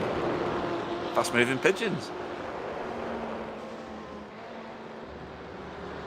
This is BMW on BMW. That's the hashtag car, isn't it? I remember that one, the treble one car. He's being chased down by Billy Fletcher in the Luxem 24 Esports Pro 138 car. That's a mouthful. Yes. So it's going to be Luxem from now on. And Mikhail Matusek's under some pressure here. Although Mike Weisskopf-Seeker isn't actually sitting in his slipstream very well there. He doesn't look like he wants to overtake at this point. Whoa, what's going on here? Crowded house. You can do it there, can't you? You can. It's like 17 miles wide. It's because there was 3 classes of cars there, did you see? The red one with the B1. Oh, and the black one, right, okay. So that's the leaders of the P1 field there. Lots and lots of light flashing going on. Why is that BMW so far off? Oh, right, I get it now. Yeah. So overtakes on overtakes here. This is going to be good into Cunningham for Make Weisskopf-Seeker. Yeah, currently. Not so this that's, time. That's 3rd, 4th, and 5th there in the same picture. It is, yeah. Tarkanau in the BMW ahead for 27 Motorsports. Got a couple of seconds. You can see him there in the distance. More P2s threading their way through the field here. Need to show some patience when the cars are spread out in the way that they are right now. Get too eager and you'll be in the scenery. Ferrari's done well to keep out of that one. Sure, I heard banging cars just then. That's a nice paint job, isn't it? Which one? The Verve. Nicholas Crittenden's car. Yeah, do you think it's got that red velvet smoking jacket theme to it? It does, yeah, that's probably why I like it. I could totally choke down 20 John Player Black right now, but been quit a while, so won't be doing that. So, how's my Simtard team getting on? Emma is currently sitting P10, which is up 1 position, so well done for that.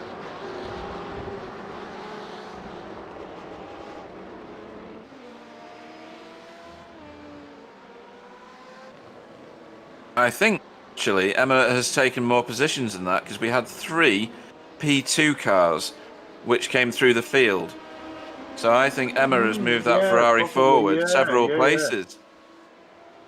Yeah, I forgot about them. Yep, so I think we need to minus 3 cars off everybody's movements on our SDK screens. So I think she's 4 places up from where she started. We'll soon find out, because if indeed she is a woman. If you're wrong. Yeah, it's 4 places. You just have to read it. If you look at the 4th column, the CG class gain. Yeah, to see how much places they gain in the class. This is the one you have to look for. So she's up 5.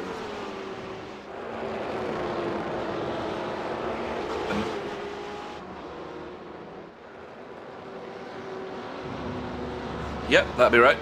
Started in 15th, I think. Mine doesn't make sense.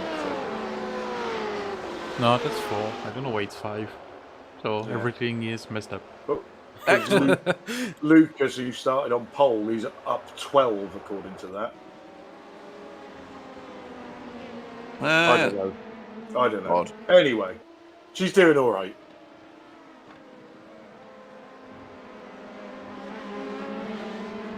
So this is Stacey's cheering for Emma as well. We think Emma's an Emma. We're not 100%, so Yeah. hopefully we'll get Emma in for a chat at some point. yeah, it could be Emmanuel yet, so don't get excited.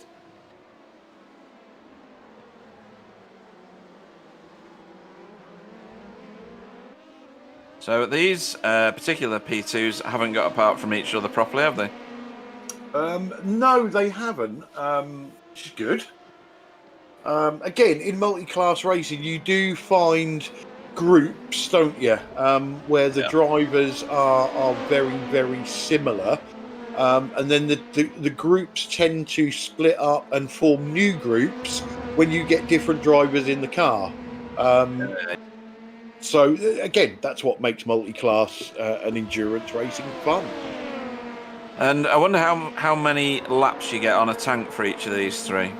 Well, the sort of general rule of thumb, and it is very, very general, bear in mind, I think Sebring is one of the higher fuel use circuits, but the GT should be able to go an hour. The P1's probably 40, 45 minutes, and the P2 somewhere in the middle. See, this is why I couldn't do an endurance race, because I'd need a P in the middle of all of the stints.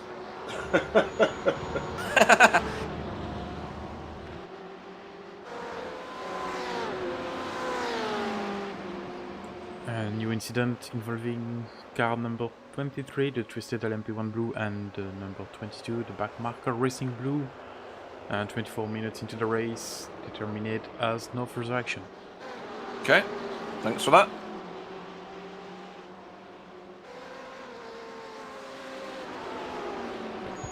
Yeah, my stream seems to be a long way behind today. It's okay. Check your I'm track bar. that now.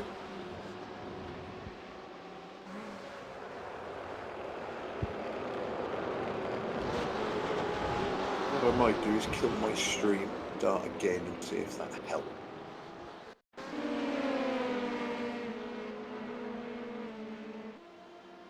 So, ooh, it's defensive. Oh dear. Or was that avoidance? Oh no, he's had to go straight on. Popping out of the slipstream there, put him off his braking zone, I think. And you don't want to collect the cones anymore either, do you? Because they can stick with you for a while and cause a bit of damage. They can, yes. Yeah.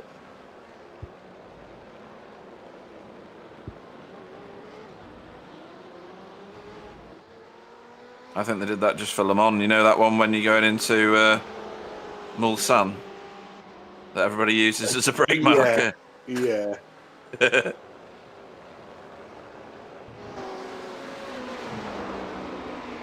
So we're currently looking at the Fuga Simsport GT team. I do have a little bit of information on some of the teams. So the team are made up from drivers from Denmark, Jamaica, and Germany.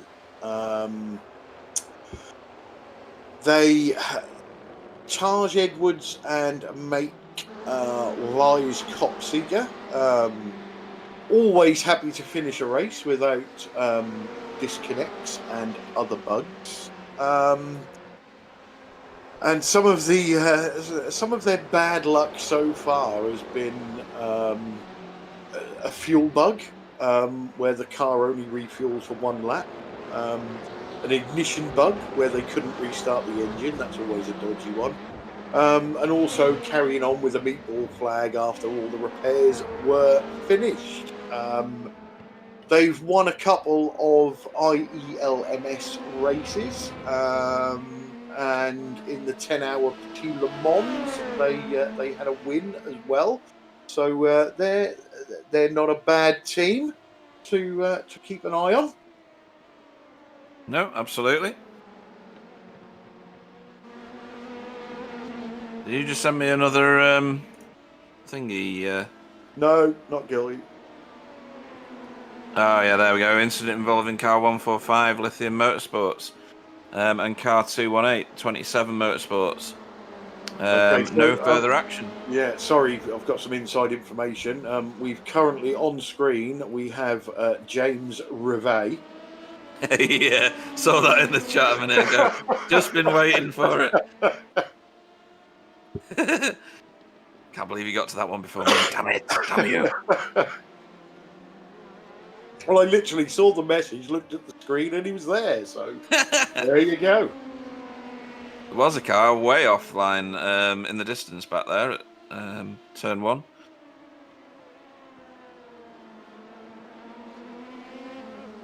So this is your race for the top of P2s. Tom Voss has been caught again.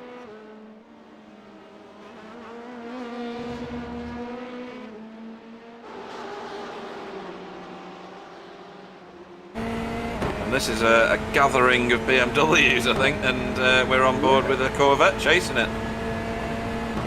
So this is Ted Lowendick chasing Fedo Coman in that DRC blue BMW there. Yeah, so I believe that is 6th, 7th, 8th, and 9th. And 10th, I think. No, wait, 10th no. behind, is it? 6, No. 7, 8, and 9 we've got here. Yeah, say Emma's 10th. Yeah, so your top car there is Billy Fletcher in the Luxim car, and then you've got hashtag behind him, and then DRC Blue, and then we're on board with RSR Esports. Whoa! Always makes me jump. Yeah. Even though I'm not driving it. Yeah, we've said that before, haven't we? You know, you hope drivers are watching their relative screen. Yep. And you see a P1 and they're like 2.5 seconds behind. So, you know you've got a little while to relax, and then bang, they're there. And you're like, where the hell did they come from? Yeah.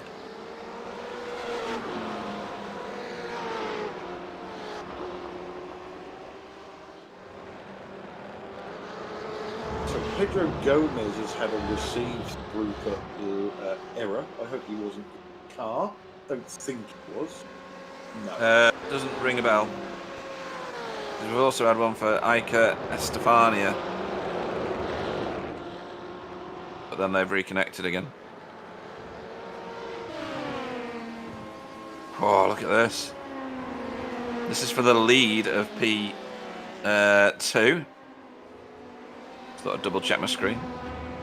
Yeah, so that's Tom Voss and James Rivet. I wonder if you can actually fuel save in that P2. I would have thought so. Yeah. Maybe, given it's such a significant length of race, that fuel saving might become a feature along the way here somewhere. I'm pretty sure it will. It usually does rear its head, doesn't it, in endurance racing? So, and especially somewhere like here, with a couple of straights where you can go down at half or 3/4 throttle and stay in the tow. I mean, James Rivet is in a prime position to save a bucket full of fuel if he just stays where he is. He's got the leader right in front of him, so he knows where the leader is, and he's not getting away from him. And that looks like fuel saving to me. Yeah. So I think we've got a tactic coming here. I think if we could stay on board, Sam, if we watch them down almost straight into sunset, we will find out for definite.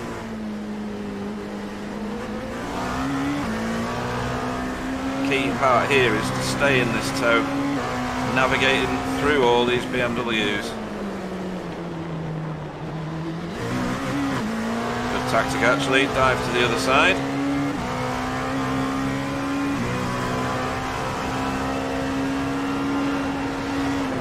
He's already back on the rear of Tom Voss's car.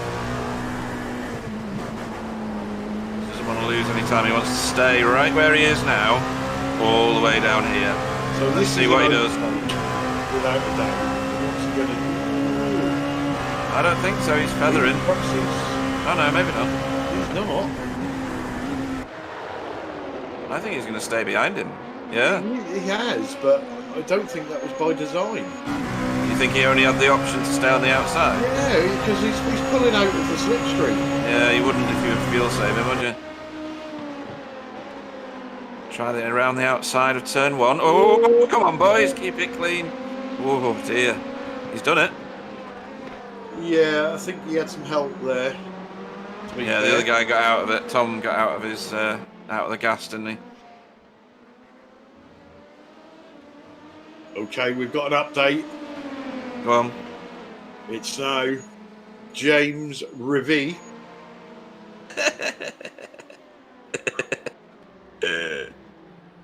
You realise by the end of this race it's going to turn into Smith or something. Yeah, totally. Now, Patrick Pelchat in the P1 car, I'm seeing as being significantly behind the other two cars. Yeah, I think that's ignore that.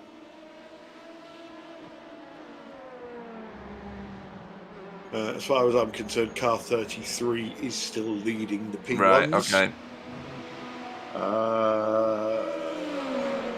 We have Sebastian Boscher Williams in second and Casper Johansson third.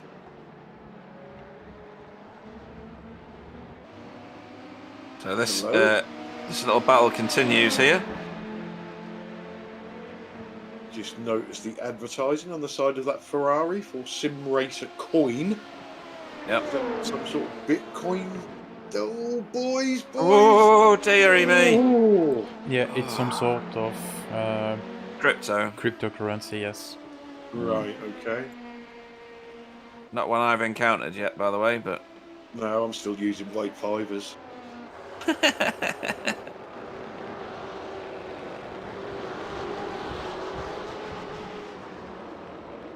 Right, I'm going to be back in a second, guys. I just need to go and get a drink, because otherwise I'm going to have to... How about that?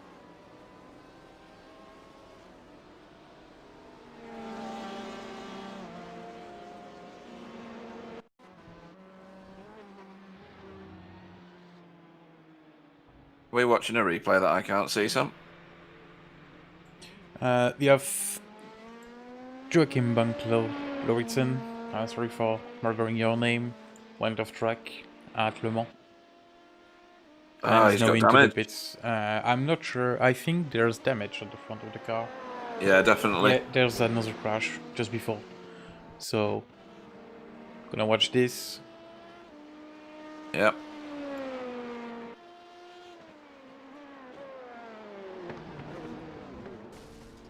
Oh, yes, that was Corvette going back onto the track, and Joachim went a bit wide and straight into the Corvette, so that's front-end damage for the P2.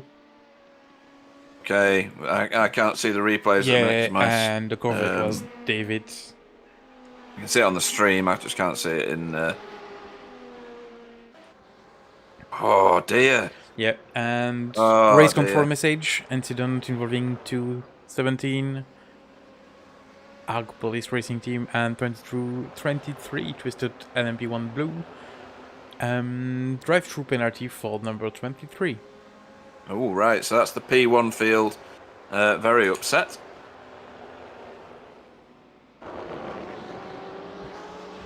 That must have been an earlier incident, Sam. And I think we'll see something there about dangerous rejoins. Potentially, anyway. We're watching Mike Vice-Cop leader, Seeker even. Just tried to mash two names together. Being chased down by Mikhail Matusek, so... yes, Mikhail... and all the P2 are in the pits right now, serving the first pit stop. Right, so they get through their fuel a bit quicker then. Yes, and the Yeah. first P1 as well. That will be Casper Johansson, is it? Yeah.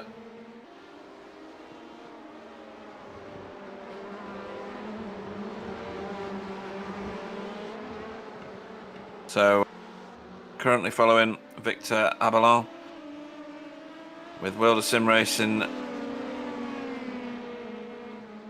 He's chasing down Jasper Reichen. So have we had some? We have, haven't we? We've had some teams swap drivers here. So your P2 leader is still Tom Voss.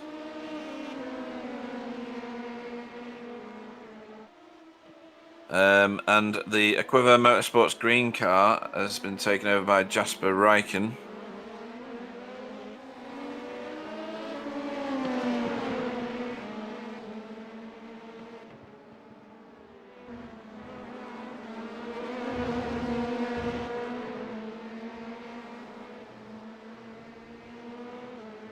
Yeah, and James is fourth now, pitting from second position. So that's 2 places lost in the pits. Yep, that's not going to go down too well with the team boss there. He's close on the heels of Victor Abelin, though. And that's the effect, I think. Is that the effect of pitting 1 lap later? I'm trying to work it out at the moment.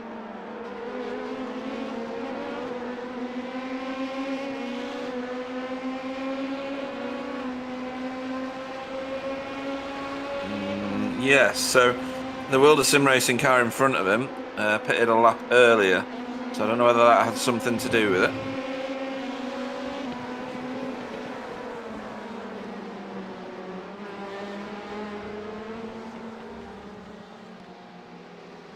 This portion of the field is still together here.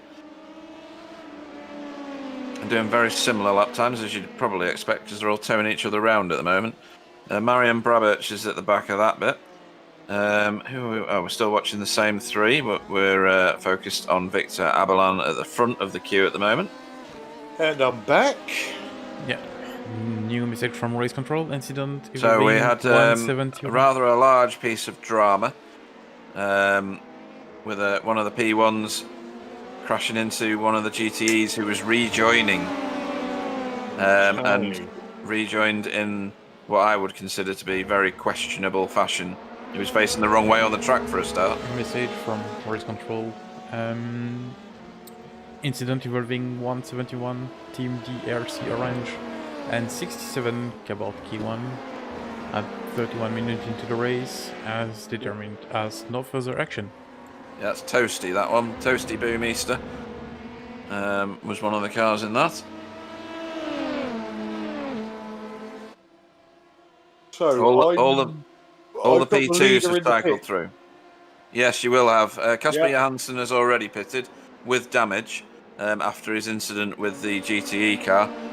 This will be a scheduled stop for Patrick Pelchat. Yeah, so we're probably looking at about 40 minutes then, aren't we, for the P1s? Yeah, and slightly less for the P2s. The whole field's been in and sorted themselves out with pit stops.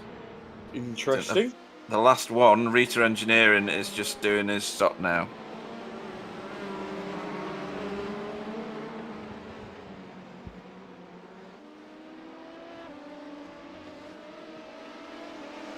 A gaggle of cars coming through there. World of Sim Racing team, we've seen them before, haven't we? We have, yeah.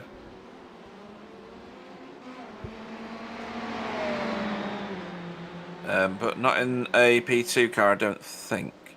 I think they were driving GTs before. And if I remember correctly, a P2 as well. Was it? Yeah, okay. I think so. Right. I remember them driving a BMW. I seem to remember WOSRI zone something else. Performance Junior.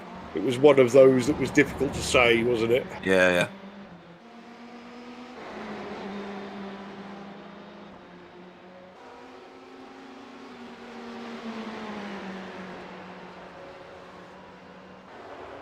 So, do you think we should get Isaac in from Race Control and get his opinion on that incident that you guys just saw?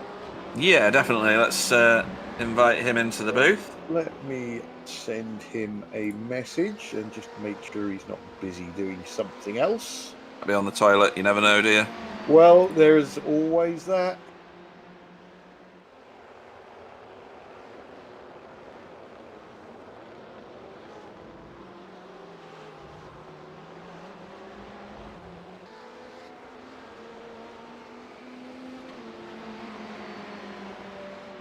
Message sent. Wait for a reply. Might even pop yourself in here. Obviously, I'll let you talk to him, Pete, because I was busy getting drinky poos whilst that was all going on. Yeah. As is usually the way, every time I step away, I miss the action. You do, yeah. I saw it through the strobing effect that you sometimes get on replays. Okay. So we'll have to see how much of it I've got in my head. Okay, so we're now down to Jimmy Reevy. It's going to be JR before we finish, isn't it?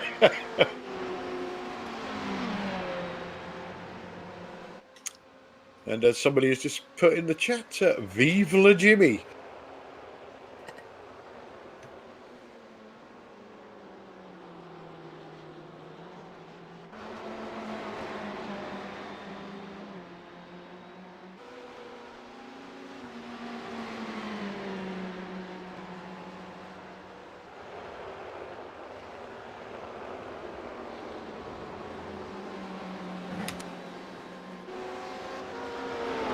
Apologies if you get some strange noises through my microphone today, but my wife is putting the Christmas decorations up, which means the whole house gets turned upside down. But I've just had a message from Race Control that they are reviewing the unsafe rejoin. So Right. hopefully we will get Isaac once that has been resolved.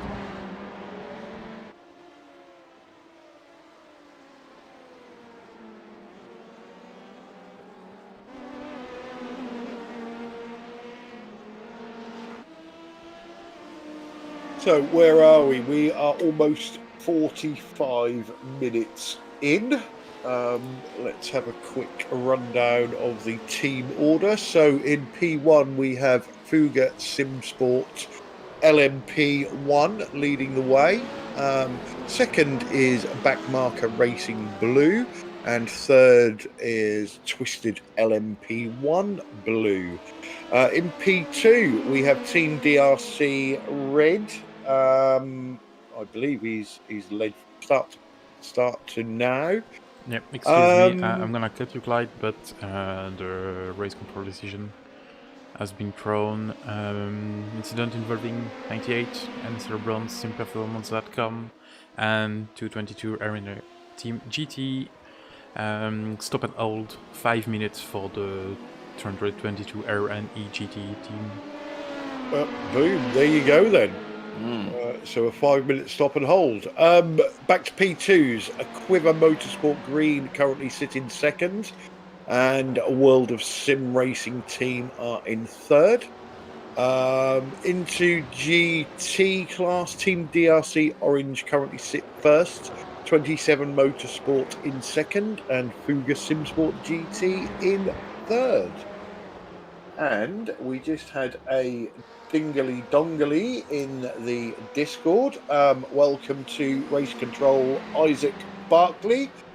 Pete, over to you. Yeah, so Isaac, welcome again back to the booth. Good afternoon. So we saw a very odd incident involving was it a BMW? Can't remember.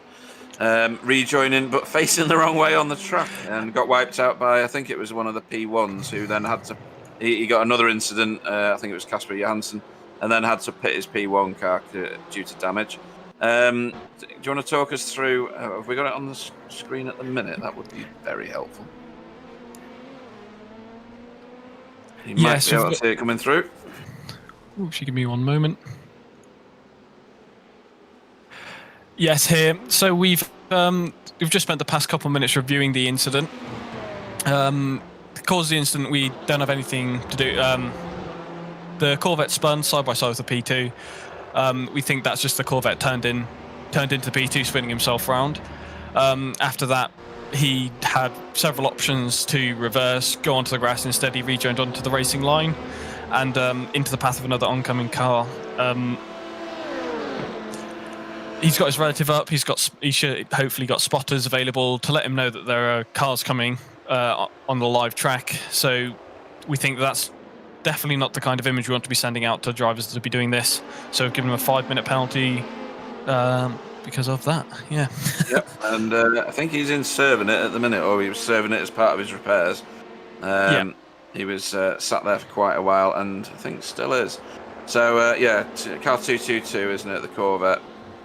Yes, that was driven by David Tate at the time, yes. Yeah, and opinions on the other incidents? A lot of them have gone through as racing incidents. I take it there's some nudging going on and things like that.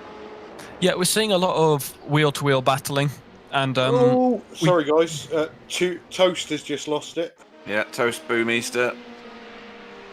It's gone landscaping at Sebring. Yeah. Sorry guys, carry on. Yeah, carry on, Isaac. Yeah, we're seeing a lot of oh god, he just not brake there. We're seeing a lot of wheel-to-wheel racing at the moment. A lot of cars are really close together on track, and I hate to use a term, but a lot of this seems to be a lot of tit for tat at the moment. We're seeing guys, they'll be dive bombing one corner and then they'll make it back on the next corner. Or don't say dive bomb because that sounds unsafe. These guys are racing really hard at the moment, and we think that teams are now just submitting just to try and get this little edge on one another. They've exchanged a layer of paint with me, so I'm going to submit them, but they're free to do so. But yeah, we think that this is just this is racing, and we want to see some guys getting their hands dirty and not so much crashing into one another, but make people work for the positions. Yeah, some rubbing is racing, as exactly. long as the rubbing doesn't get too aggressive and is done in a professional manner. And we've seen a lot of professional racing today, actually. There's been some good overtakes so far, and long may that continue. So thanks for your time explaining the view from race control. Hopefully we won't have to get you back in too often, because it's a clean race. Of course. But thank you very much, Isaac. Oh, thank you all very much. Cheers. Thank you. Just touching on what Isaac said there, you do get a lot of tit-for-tat protests, and sometimes drivers just have to put their big boy pants on and get on with it. Yeah. Take one of these man pills and MTF.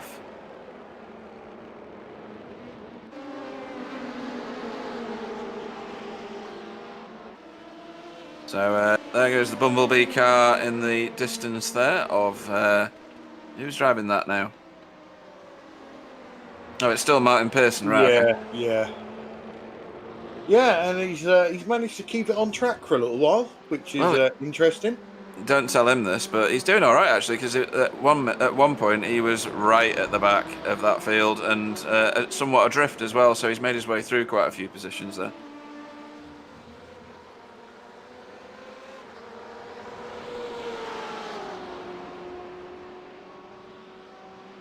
So at the moment we're watching Marius Janka in the Maniti Racing ISRC GTE BMW chasing down, another BMW of Dennis Pickbrenner.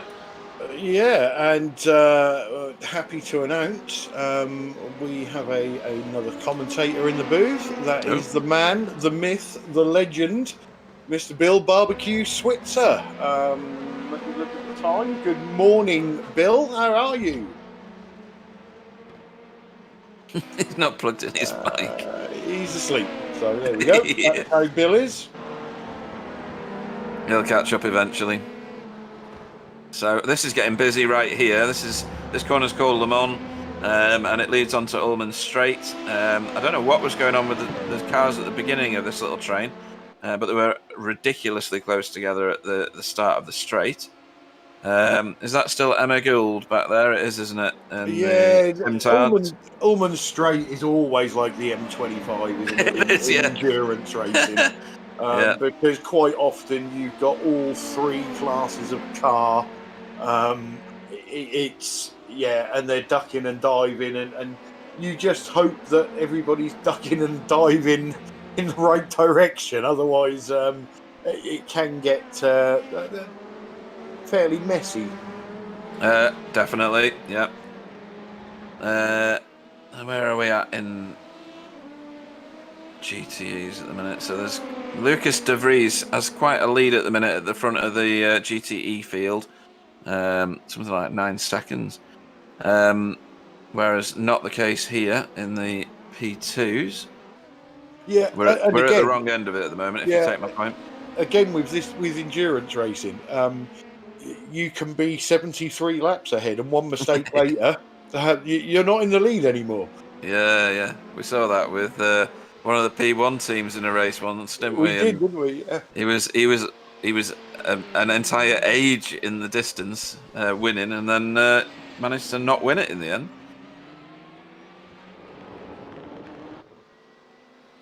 This is Patrick Pelchat, who currently leads the race overall, lead P1. All the P1s are still on the same lap. I like that luminous green, yellow, that one there, Corvette there. I only just got a glimpse of it just then. All right, yep. Here it comes now. There we go. Tim Perry. K-Book K2 car, that's currently in 12th in class. That's definitely a get yourself seen paint. Yep. So what colour would you like your car, sir? I'd like it in green, please.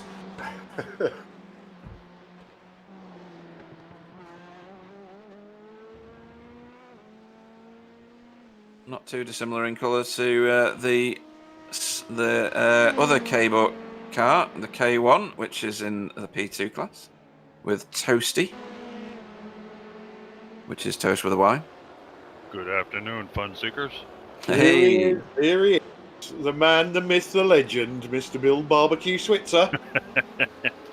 Well, I've been listening a little bit to you guys earlier this morning, for me anyway, and Clyde, you got off to a good start insulting the guy that hired us a couple times there. That was pretty good.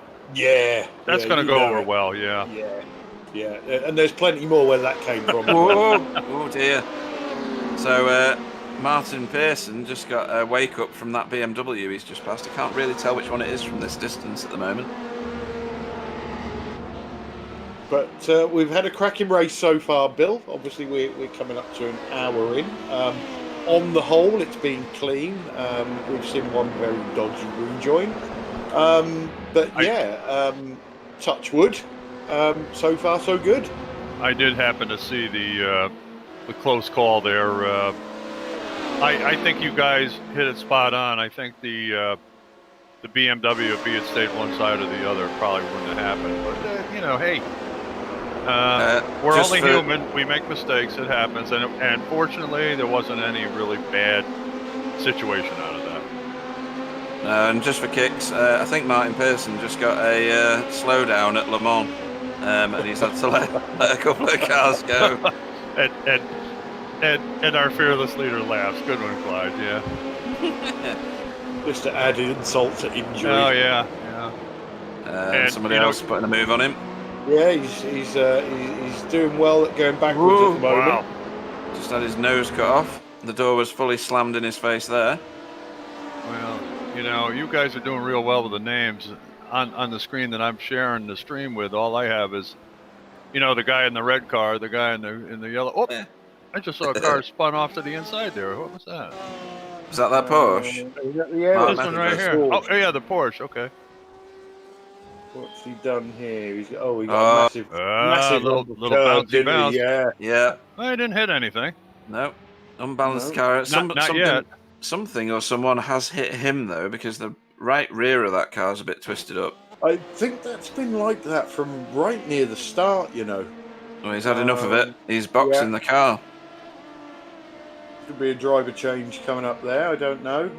Although, to be fair, I think, the GTs are at that time now, aren't they? Yeah. Now we have 3 LMP1s, huh? Yeah, not really a very well loved car, is it? I was going to say, what happened to the entry list there?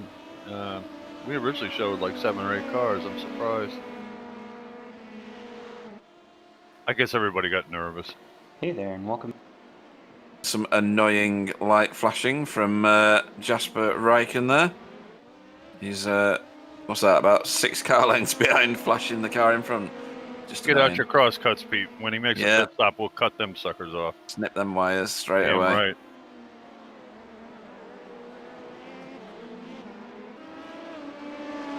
Pete doesn't use that tactic when he's driving. He doesn't flash his lights. He yells over the radio. Yeah, Winds the window down actually and just yells in the sim. yeah, and hand signals. Well-known ones though, so it's fine. Universally like- received, yeah. Like Pete's missing a few digits, but oh well. Well, you know, if I knew this race was on earlier, I would have gone over and seen it in person today, because I'm not very far from Sebring. No, is it 41 degrees there? God, I hope not. No, it's what track temperature have we It's got? actually 25. It's actually quite cool, isn't it? I know. I was driving here in one of the races recently. It was 47 degrees. Yeah. And obviously, we are going to see Sunset and Darkness, Yep. which again changes the dynamic of the race. Yeah, then we're really going to be in the dark. Only kidding. Never mind.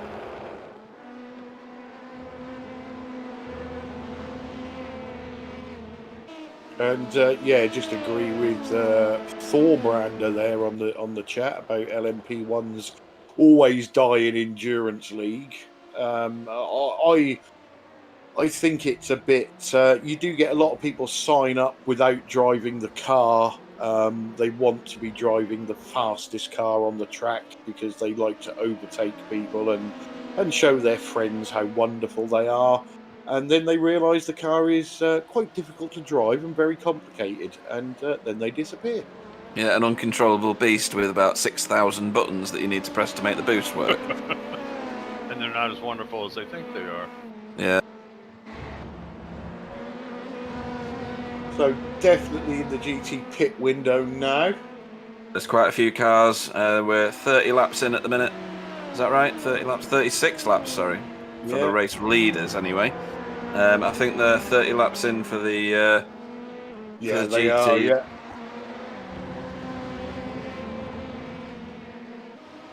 And we're about to tick over the first of 12 hours racing. Well, 12 hours-ish. 12 hours-ish, that's right. 1,500 miles.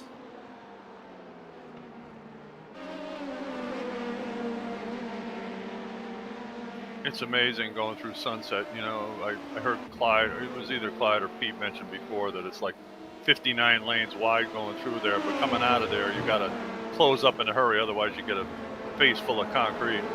You do, yeah. And we were talking mainly about the roughness of that corner in the simulator and obviously in real life. Oh boy, yeah. And with these high downforce cars, when you get that disturbance, it moves the car off the ground and you suddenly lose an enormous amount of downforce, and the back end starts to kick out on you, and you end up either oversteering or, well, yeah, it's mainly oversteering the corner, and you get spat off into the inside. Yeah. Years ago, that coming out of that corner over by that wall used to be more grass than there is now, and that made it really interesting. Well, You know, the track was narrower. Yeah, well, you know where it comes near that bridge abutment there? Yep. No, is it a bridge? No, it's not a bridge. You know where I'm talking about anyway, just near pit entry on the other side. Yes. It used to, the grass strip there used to be wider, used to be about 3 feet out from the wall, but now, as you can see, it's concrete, it's cemented all the way toward the wall, which has helped a lot. Mm. And why did they choose concrete for this track? Well, it probably stands up. Well, of course, a lot of it is old concrete from pre-World War II, and it's been patched and fixed and stuff. And a lot of it, you'll see, you have tarmac, blacktop, whatever you guys call it over there, here and there. So, and of course, concrete isn't affected as much by the sun. It when when you take track temp on concrete and then on blacktop, it's like totally different. Totally. Different. Yeah. Concrete doesn't heat up as much, but concrete's very rough too. So, well, not all concrete, but I'm sure that I know this stuff is. If they absolutely lasered it like it is in real life, it just absolutely is a cheese grater. Have you ever put a car onto Sebring? Have I ever been? Yeah, I've been around Sebring. Yeah, I Right. haven't raced around Sebring in a race car, but I've driven around in like a BMW. Interesting. It's like the Burma Trail. It's rough, I'll tell you.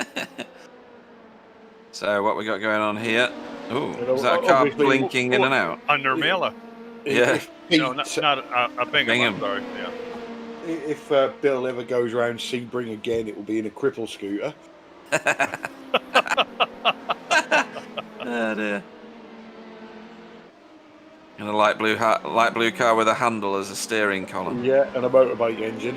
Yeah.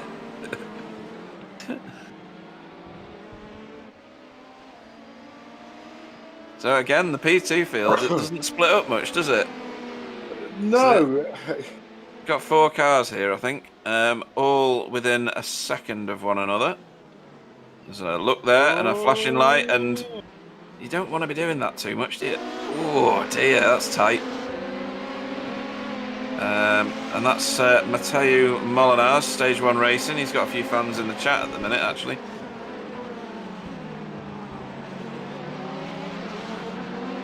I don't mean to change the subject, but I heard Clyde talking about Paul Rivette, I think, and he decided to call him Yeah. Rivet or something instead. But anyway. Oh, he's had a few names already. Rivet, Yeah. Rivet.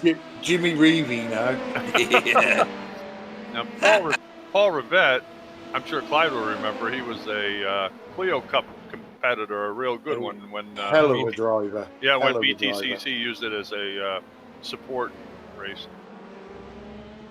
And has done a few BTCC races this season. I think good. Yeah. I think in the Astra. Oh, no kidding. Yeah. Well, he was a Sorry. hard man to beat in Clio Cup for sure. Yeah, good overtake there from Mateo Molinars. Very nice. Stuffed it down the inside at Le Mans and blocked the other car off, which is nice and safe and very, very well communicated. This, baby. however, is very tight. That was very close. So that's Victor Abelan in the red and white P2 in your screen at the moment, and he's surrounded by what is it, Jimmy Rivy Yeah. You guys. behind him, and Jasper Reichen in front. Another message, obviously, there from Race Control. The incident involving number 23 Twisted LMP Blue and 246 Simtards. Do not pick on the Simtards car. Has been determined as no further action. Okay, I don't believe we stopped at that. No, and I was just looking. Sorry, down the leaderboard there and noticed that Emma had dropped a few places. So Okay. don't know if Sam can dig back into the archives and find that for us. Long pit stop for the Simsport car. They Okay. did change tires, I think. 1 minute pit stop. There's only Whoa, wait. Sorry. 10 GTs, excited. 1 minute pit stop. The Simsport and with that, the German sim racing fans.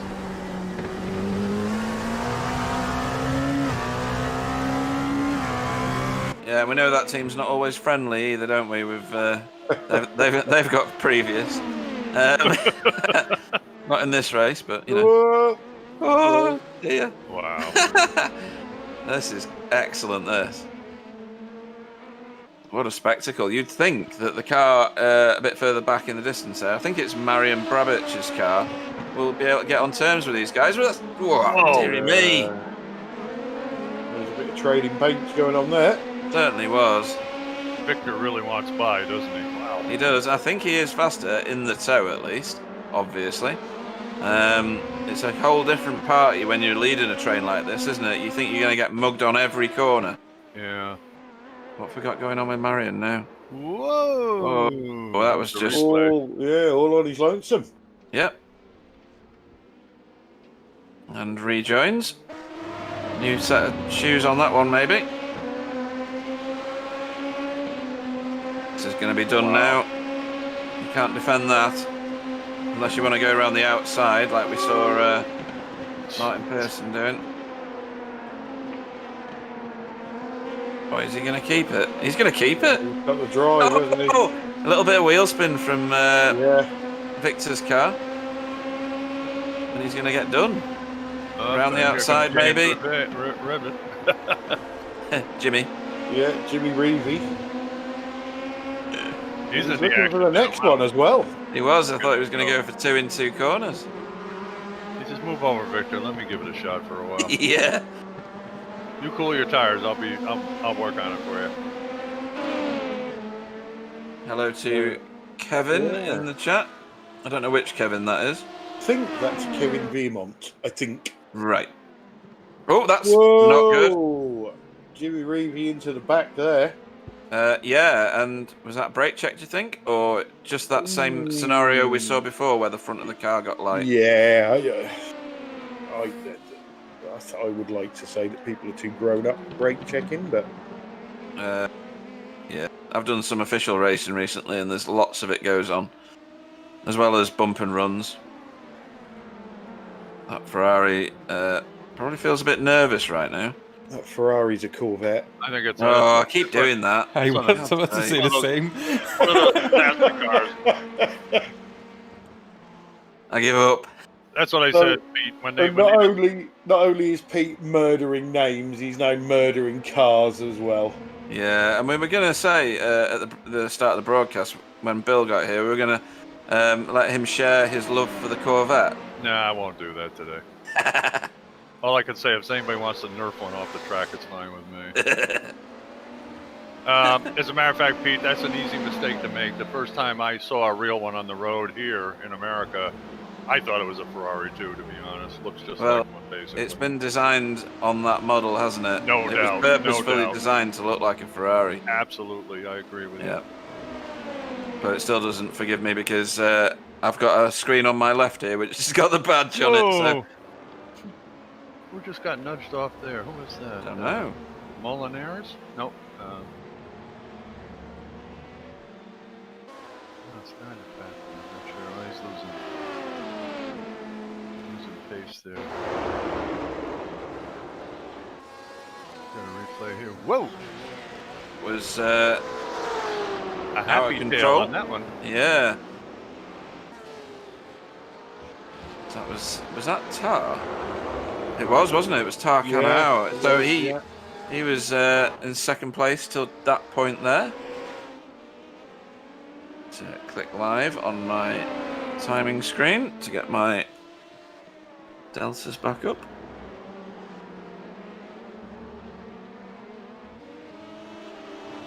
So interesting that some teams have gone with a driver swap, some are double stinting.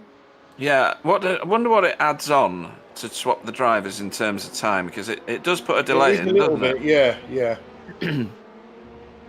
And is it one of those rules where you can't do anything else but change the driver for that time? You can't fuel at the same time or change tyres? I'm not sure what the rules are. In real life, the rules are you can change the drivers while you're fueling the cars, and you cannot change the tires while you're fueling the cars, and it seems the case for the new P2 as well, which would make sense. And it's the case for the GTs and the P1, of course. So there is. So is that a massive sacrifice? Well, if you're filling your tank, you're not going to lose too much time swapping the driver, are you? No, I think you're covered by the fuel tank. Right. At least in GTs. Yes. In the P2s, it's more 20 seconds. No, it looks like it's 30 seconds. That's weird. That's a long fueling time. They use quite a lot of fuel. So yeah, you should be covered by the fuel. Interesting. Yeah, which is even more interesting is that I've not done any endurance race with this P2, so yeah. Yeah, I'm surprised by that because you like this format of car, don't you? I do love. It's my favorite one. And yeah, but you know, we have loads of broadcasts now. We do. Yeah, I've been busy real life Well, as well, so yeah, complicated. I'm happy to crash one in the same team as you anytime. Yeah, I was about to say I will have to start the race because you will crash it. Yeah, dear. So we're still watching this battle between Jasper Rijken and Jim Bob Reevy. He's got a new one now. and Jim Bob is a monster on the brakes. Right, we'll have to keep an eye on that. That's a P1 going through there at Mach 4. Oh, he's just pitted the car. Yeah, he's going to pop into the chat in a minute and have a go at us for calling him. Hope he finds one of the arrestor wires to slow him down. Yeah. But they were dropping. Who was it that was tailing them before? Marion Brabant. Yeah, although we see him have a little self spin, didn't we? Yeah, it was only a little one though. But I suppose the effect, because everybody else is going so fast, is massive. Still time, isn't it? Yep. Ooh, that was a desperate late lunge, wasn't it? From that. Hang on a minute. Is that Corvette now? Yep. Got to give it a 3 looks now. Oh, I could join this team. Back marker racing orange. Perfect for me. Yeah. Stefan Jones making his way through. Or getting overtaken, rather. There's a nice move to the inside there.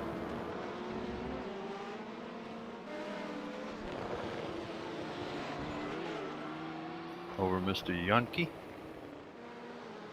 So, back with Patrick Pelchat. Has he led every lap?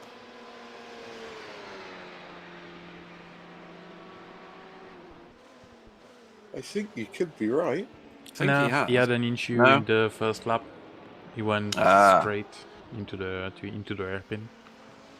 I saw that on before I got on. Yep. You know, it's a 1,500-mile race, and it's amazing. There's still people that do a qualifying lap on the first lap. I get a kick out of that, really. P2 leaders are in. Obviously, we see the third place P2 hit a lap ago. Yeah, and we saw a benefit to that the last time round, didn't we? Wasn't much, but it was enough to gain 1 position. Yeah, currently. Whoa. Nice pass on the outside by James Rivette. Or Jimmy Bobby. Jim Bob Rivy. Where's he from? Alabama?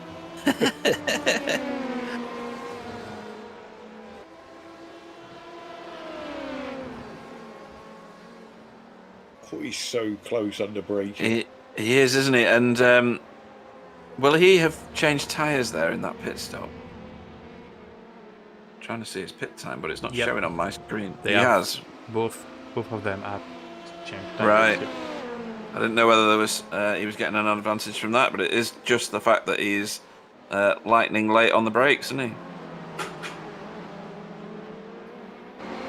You know, one thing I noticed with the limited amount of LMP1 cars I've watched race, this one so far, if there's only 3 of them, they're really close together. It's totally amazing. It's nice to see too. It's be really difficult to concentrate going so damn fast between cars and having to watch behind you also. It must be a little difficult. Yeah, your eyes are on stalks the whole time, aren't they? Yeah, absolutely.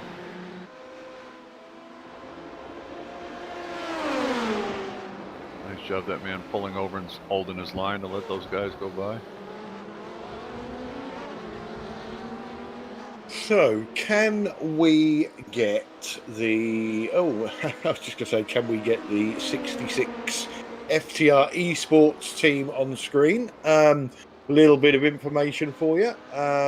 So, they are mainly based in North America, but they do have members of their community from all over the world. their season so far, they describe it as mediocre. Lots of tough fighting in the midfield, and they do their best to survive the carnage and finish in the top 10. They placed third at Le Mans, and a team member recently won the NWGT3 Championship.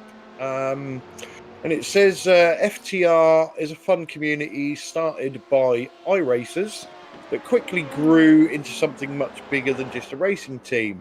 They typically field 3 cars per special event, have internal leagues, and play many other games as a group.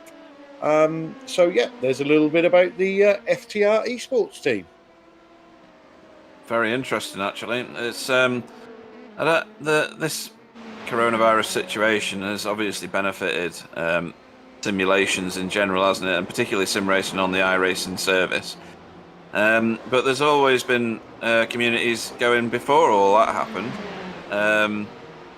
And you know, I've been involved in your racing teams, Clyde, and the various different championships that we've had over the years.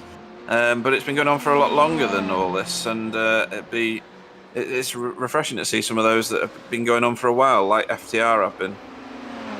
Yeah, and interesting to see that Bill has just been given a automatic membership into the FTR team. So somebody wants him. Yeah. Good Lord. For your barbecue skills. Yeah, of course they want me to cook after the race is over. Yeah, naturally.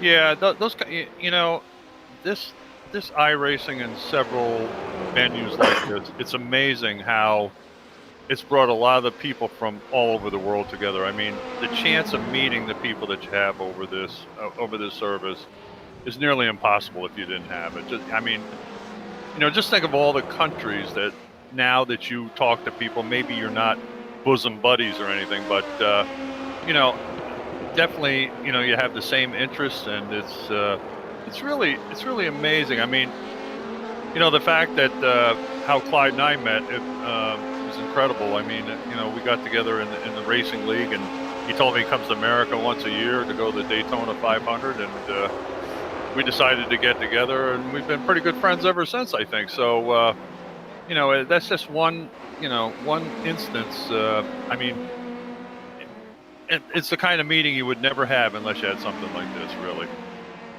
Yeah, I think you're right. It does. It brings people together from all over the world. Also drives people apart from all over the world when things go wrong. Yeah. Yeah, got a few of them over the years. Did you notice Martin Pearson going wide at turn 1? Yes. Keep us up on the admin crashes events tracker. And again, a message to the drivers out there. You know, if you want to pop in for an interview, there is a stream waiting room on Discord, and we will gladly get you in for a chat when your stint is over, or just before your stint. So, you know, more drivers we get in, the better.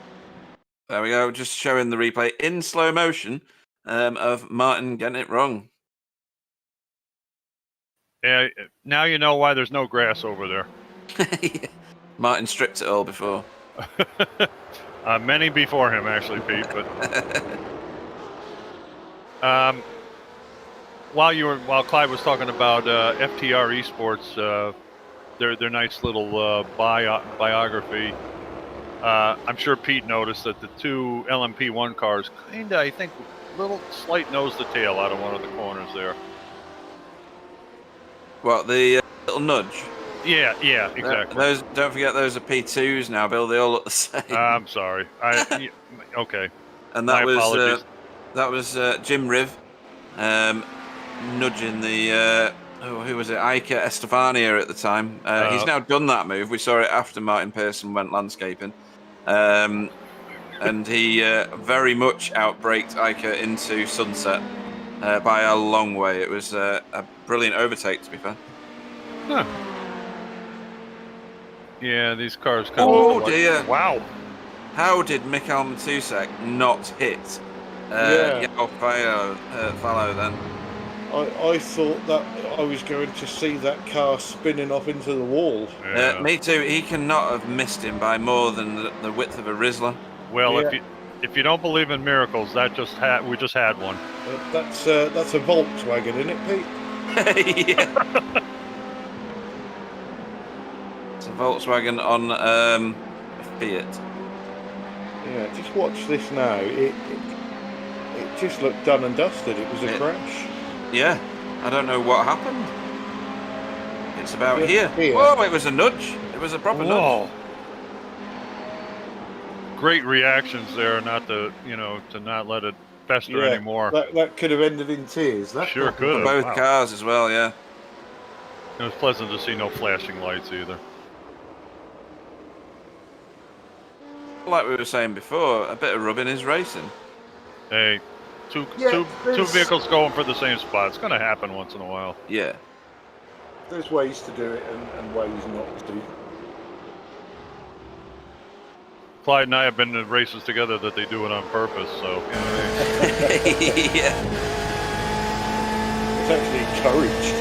Yeah. So we're on board with Fedo Coman at the minute, DRC Blue. That BMW chasing down Ricardo Duarte. in the purple people eater car. Yeah, the hashtag racing car, I think that is. Did you see how fast that car went by? Wow. Yeah. Oh, Like a missile, isn't it? it's like it parked on the side of the road when they go by. And unless I'm mistaken, these two cars have been together most of the race. Yeah, at least it was.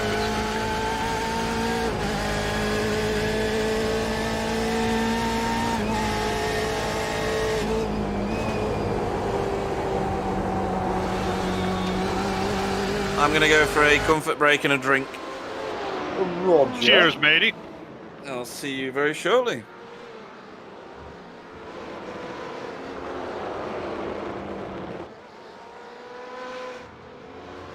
Okay.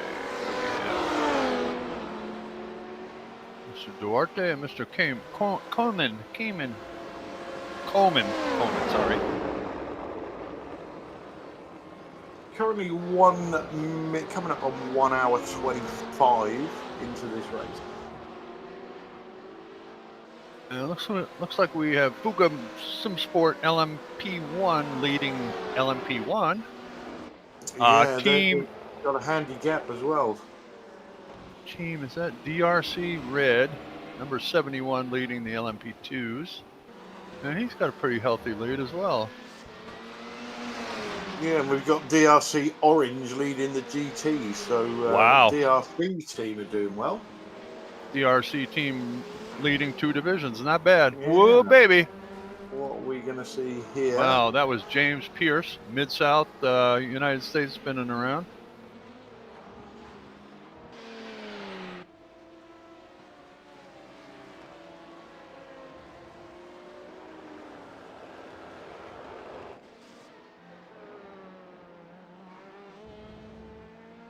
And here we have Tom Voss, Team DRC Red.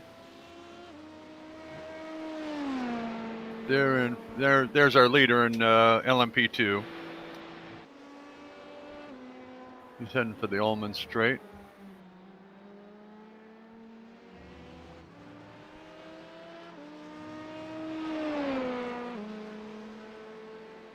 This is where you exercise your sphincter muscle coming down here into bumpy Sunset. Yeah, and it's one of those, another one of those corners, I'll say, that I manage to take differently every time I go around it. Yeah, it's boy, but when you get it right, Clyde, you really feel it for sure. Yeah, it's just one of those that, you know, I never feel that I've done it and I'm safe until somebody went round there, until I'm pointing down the start-finish straight. Yeah, I know what you mean. A vet in the background there that just went round, which we're now seeing. So he's on the brake, got damage. Yeah, just carried a bit too much there into the hairpin.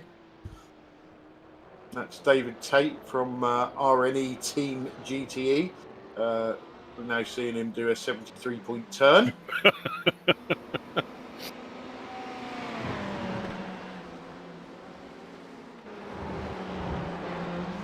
kill Matusik. Just trying to chase down, who is that? Fialo. I'm sorry, I don't have first names on here for some reason. You guys know it better than I do, I guess, but... Yeah, that's Zhao. Oh, Zhao, Fialo. Fialo.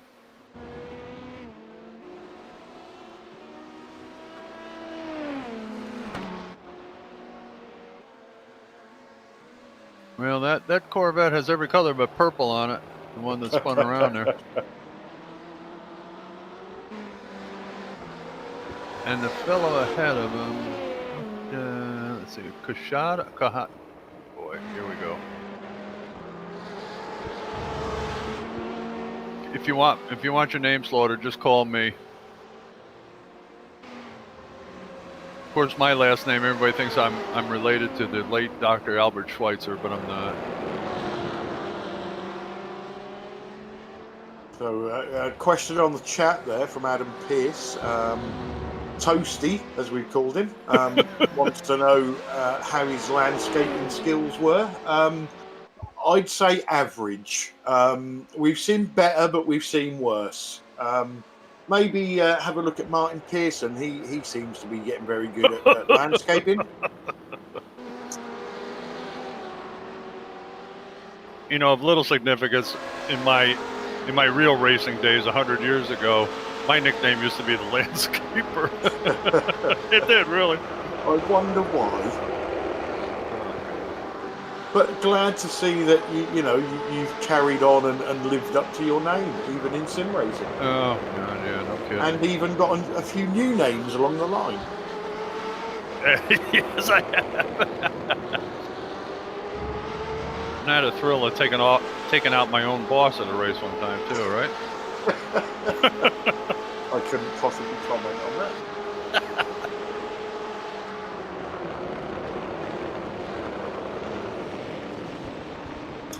Are these guys team? Are these team cars? I don't know. That is an iRacing. Is that a pattern? Pattern, yeah. So okay, all right. whether they've just borrowed it. Yeah. But listen up. We have got our first driver interview for you. Okay. And it is Toasty Boomeister. Welcome to the booth. Good afternoon. Good afternoon. How are you? And how is your race going so far? Well, I'm trying to level up my landscaping skills, as you might have seen. But other than that, it's quite all right. Yeah, we've just said, we've seen better, we've seen worse on the landscaping. But, so far so good. Car handling okay? Yeah, it's handling pretty well. Did quite some practicing beforehand in the last couple of days, but I'm feeling quite confident and just trying to keep it clean. Who have we got in the car at the moment from your team? That would be Thomas Jensen. Okay. And what sort of driver is Thomas? Quick, safe and average? Yeah, I think us three are pretty much level on skill, I would say. That's always good from a team perspective. So you're not relying on one driver on his own to light up the timing tower for us. So we've done a bit of endurance coverage in the past, and on the whole, this has been pretty good, fairly clean. We did see one dodgy rejoin that resulted in a 5-minute penalty, but yeah, it's been very good so far. From your seat behind the wheel, did you see anything untoward going on, or was it all fairly clean? Well, oh, sorry for that. That's my daughter playing in the background. So on one overtake on GTE, I made a mistake. I missed my braking point and spun. Luckily, no damage. And there was one LMP1 making a dive bomb, which I wasn't too happy about. But other than that, it was very clean. Excellent. And finally, how do we pronounce your surname? It's probably one of the Dutch names you cannot pronounce right in English, but it's called Bouwmeester. Okay, we'll just stick with Toasty then. Fine with that. Well, Toasty, thanks for joining us in the booth. It's always a pleasure to talk to the drivers. Get yourself a rest, get ready for your next stint, and hopefully after your second stint, you'll pop in and have another chat with us. Yeah, sure, we'll do. Good luck the rest of the way, Joost. Well, right, congratulations so far. Keep up the good work. Hey. Cheers. So there was Toasty, and he's been doing fairly well. Nothing too major. Like he said, a bit of landscaping, but that's not too bad as long as you manage to avoid the walls. He was the first brave one to visit the chat room here. Exactly. Yes. For that he might get a couple extra points. Yes. Whoa! Whoops. Whoa! What happened there? I was looking at something else. Lucas DeFries got hit in the back by God. Sorry, forgot his name already. Yeah, he did, didn't he? That was Patrick Yep. Elfbat. So that was, if I'm not mistaken, was that the P1 leader hitting the GT leader? Yeah, Exactly.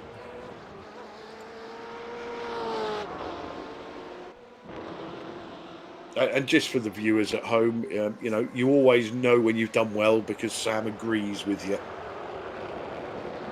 yeah. He doesn't give that out very easily either. No, definitely not. He's a very, very hard man to get on with. Yep, at least I don't need wheels to be hard. Well, that's true. None of us actually like him. He's just cheap, so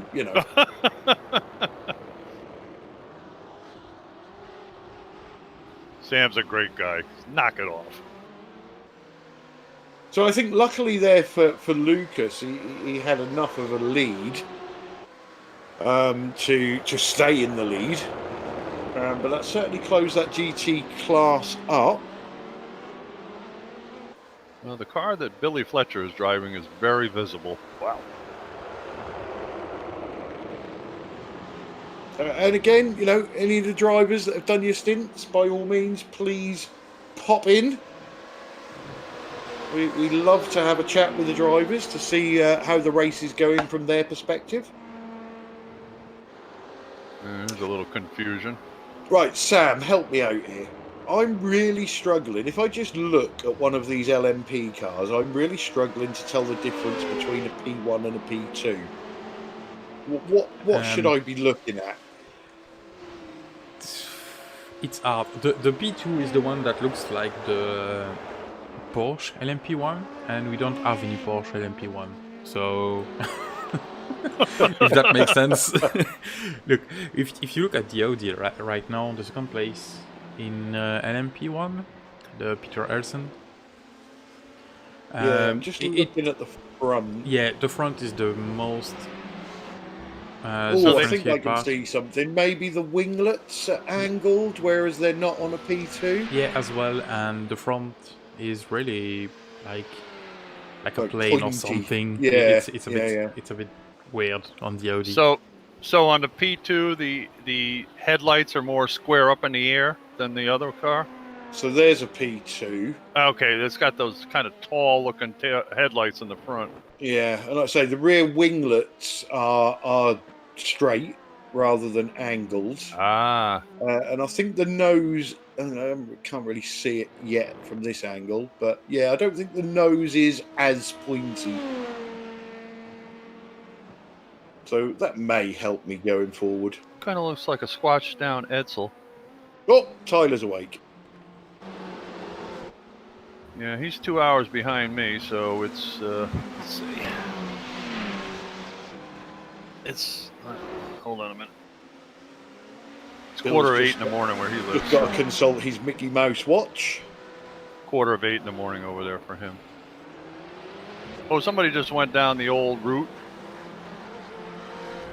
So that is the RNE Team GTE again. Now, no disrespect to those guys, but they're having a few issues driving wise. But everybody has to get better by spending time behind the wheel, and kudos to them. They're still out there, they're still going, and hopefully they'll still be going in 10 hours' time. That's the one thing about a race of this length, even if you run into a problem, you still have quite a bit of time to recover if you really keep your head about you.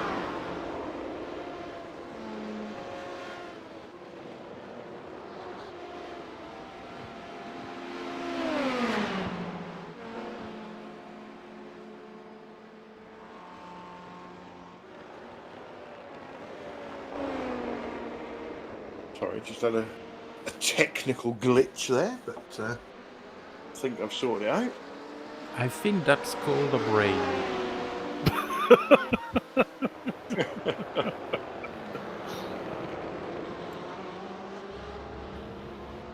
Sam, where did you all of a sudden come up with your comedy routine? The last couple broadcasts, you've been really full of it, I'll tell you.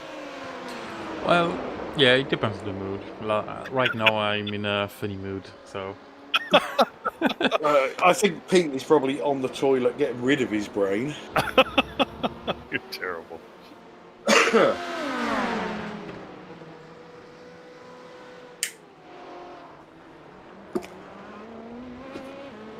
Let's see. Oh, there was something there. Just caught it out the corner of my eye. Don't know if you can get us back to that, Sam. Here we go. It involves that luminous Corvette. Oh, the LMP. Is that an LMP2? God, here It we is, go. yes. Square. Yeah. You think he cut down on a little too I fast? think he maybe? did. I do too. I'm not convinced that Corvette could have got any further As much to as I the don't right. as much as I don't like to stick up for Corvettes, I don't think he was in the Let's have another look here. No, see the Corvette's right on the He's right alongside of him. on the rumble strip there. Yeah, there's nothing he could have done. Of course, we're not race control, but No, we're definitely not. and Good they job, both 'cause and they both continue. Yeah, we would have banned everybody by now.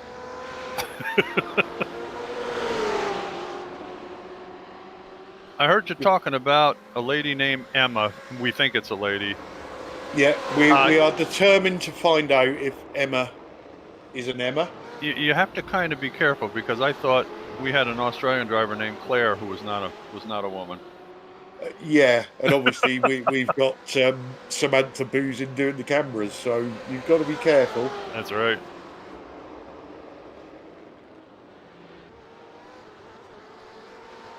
And you've got Mary Jackson? Mary That's Jackson, right. yeah. Well, she's a real person. But yeah, we are hoping at some point. We'll wait, obviously, for Emma to finish her stint in the car and see if we can get her in for an interview.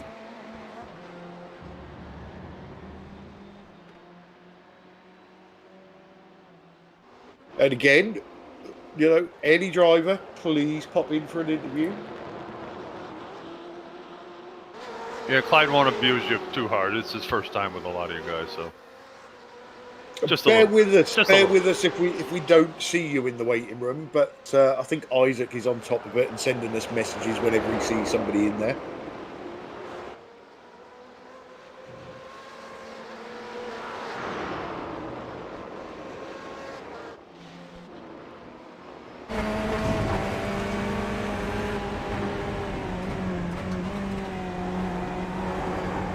So I don't think race control have been too busy, have they? not the world. They've had We've had a few to look at. maybe but, half a dozen or so somewhere, yeah. which is not too bad, and probably more than half of them were mine or so.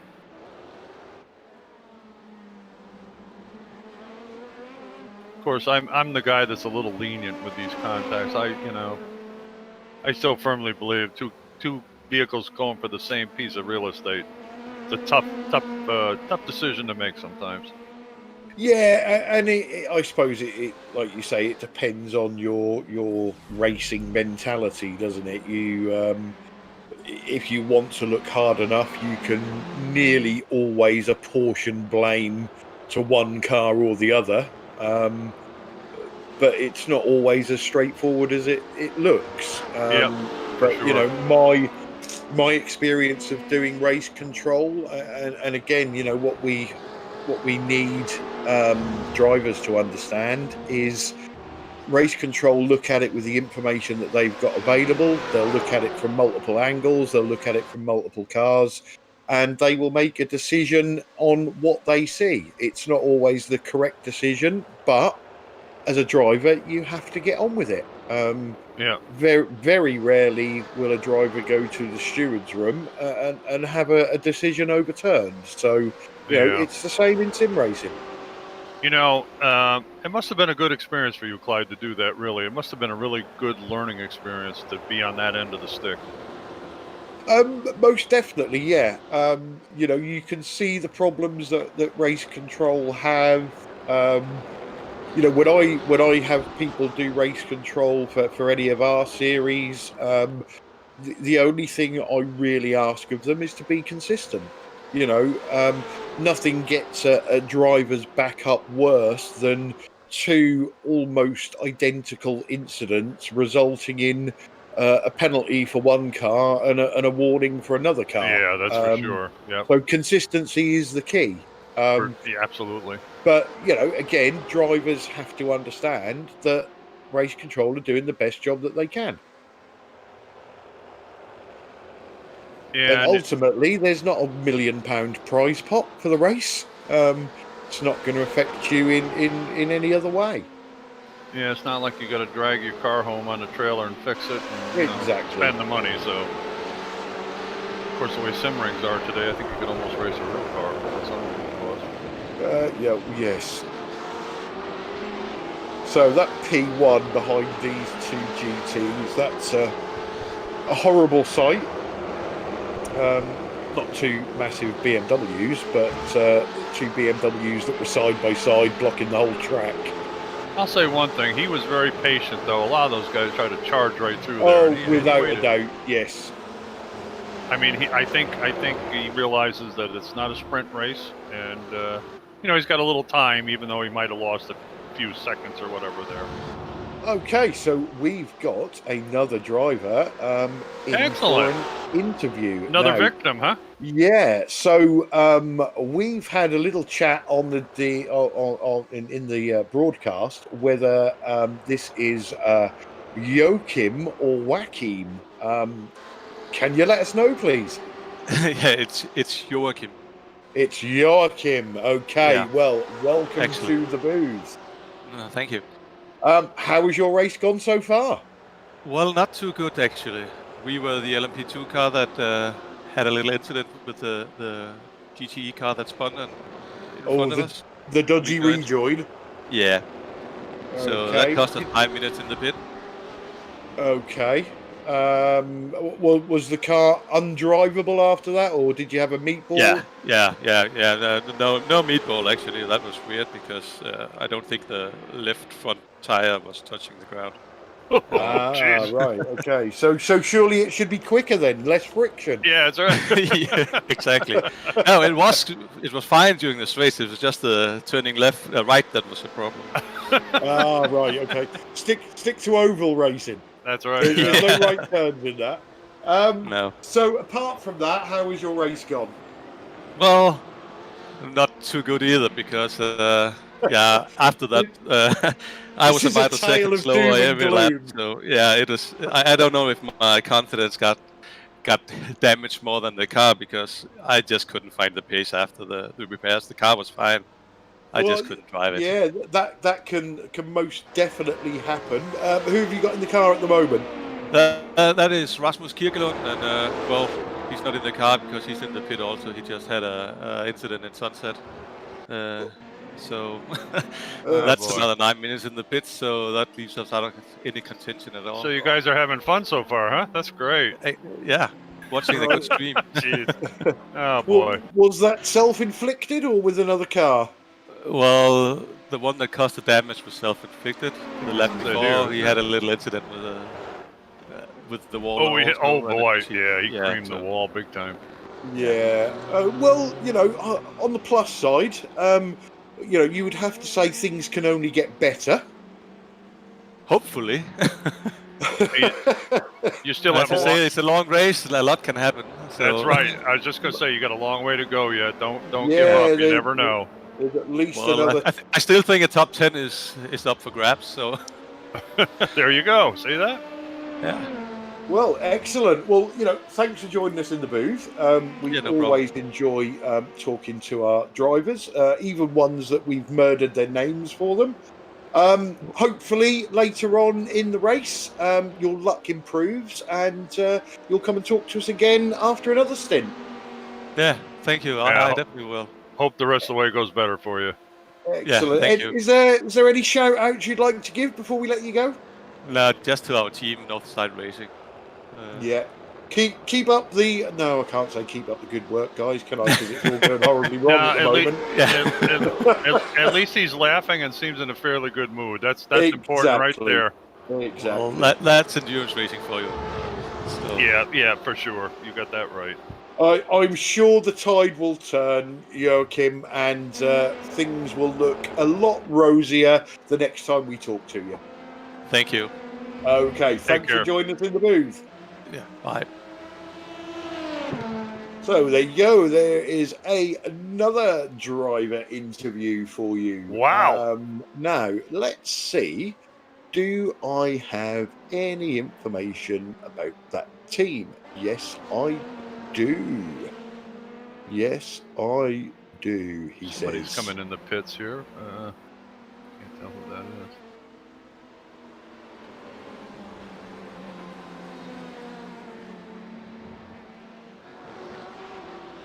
Okay, so let's give you a little bit of information on the NSR team. So they are a team from Denmark with members based from every part of the country. NSR, or Northside Racing, they started in January 2019 with 3 guys who wanted to have more people to race endurance races with, and now they have around 35 active members. They started as a 24-hour Le Mans team. What else have we got here? So far in this series, it's gone pretty bad for them. The car has been involved in too many incidents, and they haven't had a good race yet, culminating in a retirement last race at Monza. They understand that they don't think they'll be fighting for wins, but it's still disappointing how it's gone so far. We have there's a guy called, I'm going to murder this name, sorry, Sondergaard. He's not a full member of the team, but a sponsor and a friend of the community. He's planning on joining for the 24-hour race.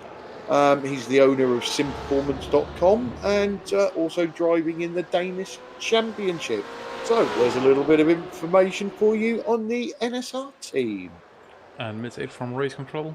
Drive-through penalty for the Fuga Simsport LMP1 for the contact we saw with the ex-GT Pro leader, the Team DRC Orange. Yeah, and to be honest, I'm not surprised. I think we called that. There wasn't a great deal the GT car could do. They was up on the curb. There wasn't any further right they could go. So yeah. That's not the one. It's the LMP1 running to the back of the GT. Ah, right. Okay. Yes. Sorry, with you now. We have what happened to DRC Orange? Exactly. What did happen to DRC Orange?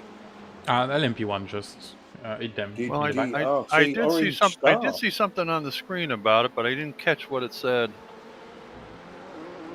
I'm gonna It try was to from find Race the Control. incident again. Just give me a sec. It's been a while, I think. So I have returned to the booth. Welcome back, Pete. God. Well, you've missed all the driver interviews. Have you had any? Yeah. All right. Have you had? We had Toasty in, All right. and then we had Joachim. Yoikin. All right. Okay. Is that how you say his name then? It's probably nothing like the way he told me to pronounce it, but Right. that's what I'm going with. Gotcha. incident between the two cars. I do think so, maybe. Trying to get it. On screen. Whoa! It's not the Patrick one. Pelchak just took a. It's not the one. It's another one. But let's see. Now this is the one. Okay. Yeah.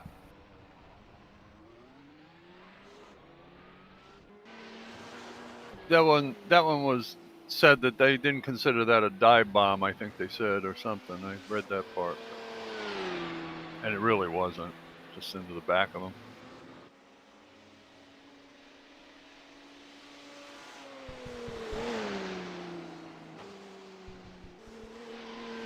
That was that the was orange, wasn't it? The leader. Yeah, that was the two leaders, wasn't it? That one. Yeah.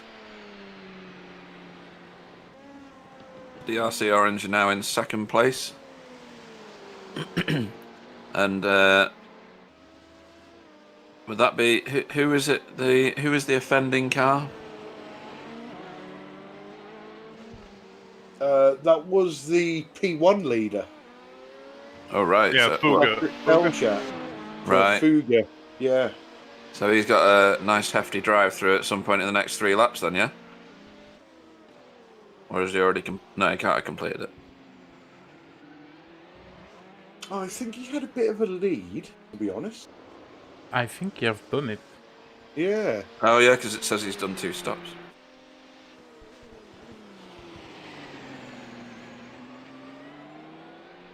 And the overall leader is on the screen at this time.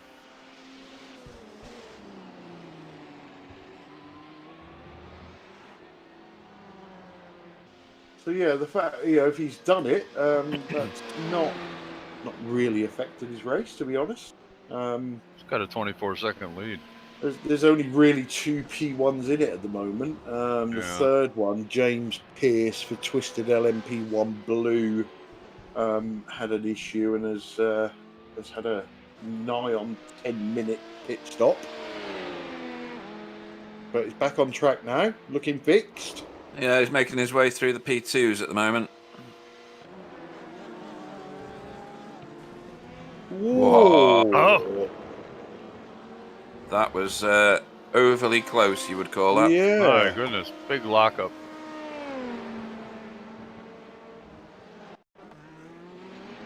Whoops.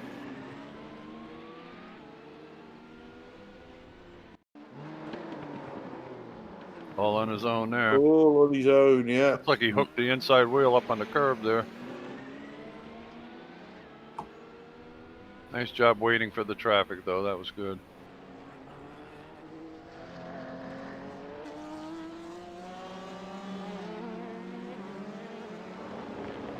Yeah, that's good use of the relative screen, isn't it? Absolutely. Nice and patient.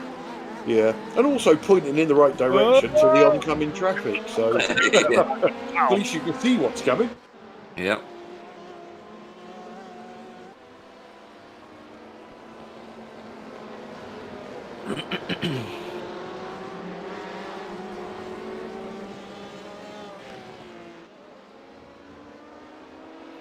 Alright, let's see.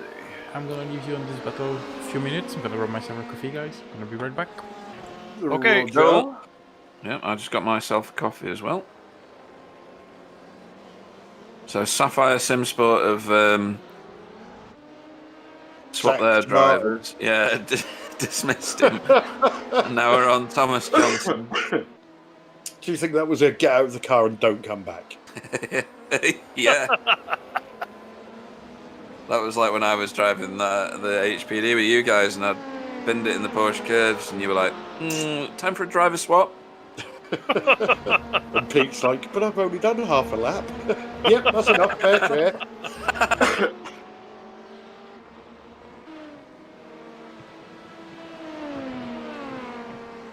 But the funniest one ever was and I mention it every time we do endurance racing, the guy that jumped in the car and refused to get out, and the forum went absolutely ballistic. It was brilliant.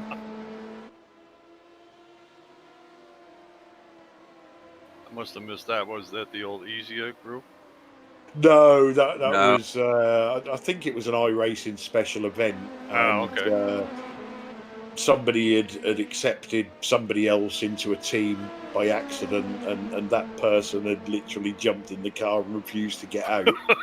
and this guy was all over the forum trying to find out what he could do to get this guy out of the car, and it was, some of the comments were fantastic. Oh, that's funny. On that, Whoa. that's very off track. That. Yeah.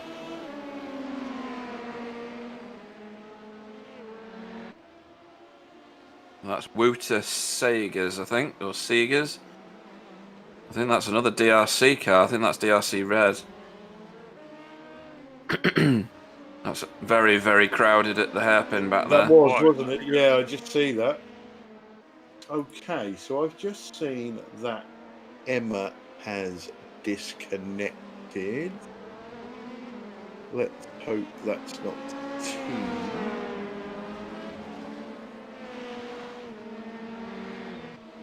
I don't think it is.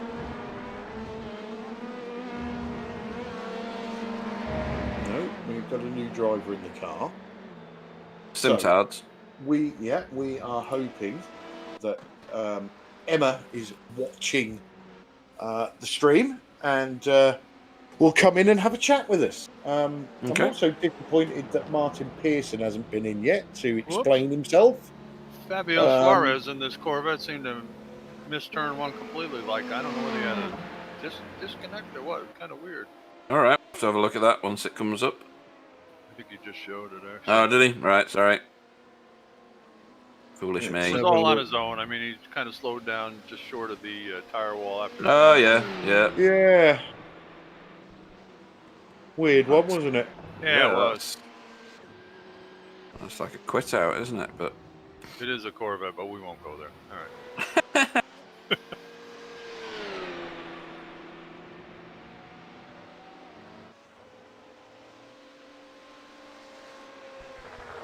yeah, the Corvette's an unusual car to drive because it's fastest if you almost short shift every gear. Really? Huh. Yeah, so usually you'll at least get to the rev limiter or slightly under, but it's actually fastest if you. It was Gary Craig that I think found out from somebody else. If you light up the first two red lights on the the little meter and then switch gear, you get more launch. All right, looks like we got a replay of Fabio Suarez. That's a different one. He hit that wall really hard. Could be plastic. Yeah, we have the pieces all message over on the place. chat from Fabio. This is why I look at it a bit furthermore. Yeah. And we also have a message from Race Control. Drive-through penalty for Core Motorsport number 2.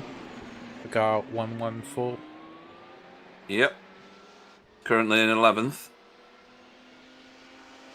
10th now, as it overtakes RSR Esports. What I don't understand there with that, with Fabio, I know he's on the chat.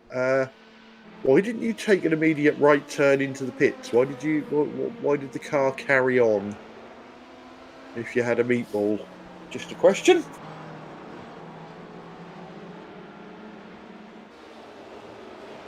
Oh, it's getting a little dicey here. A lot of cars for one corner.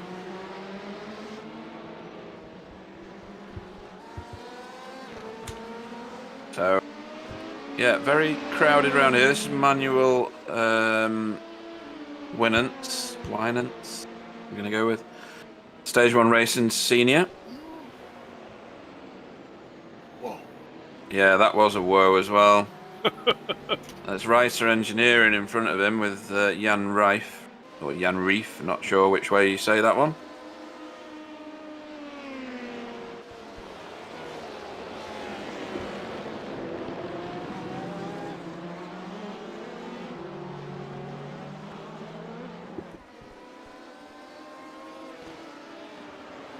So Fabio's just explained that he didn't actually get the meatball until he'd passed the line. So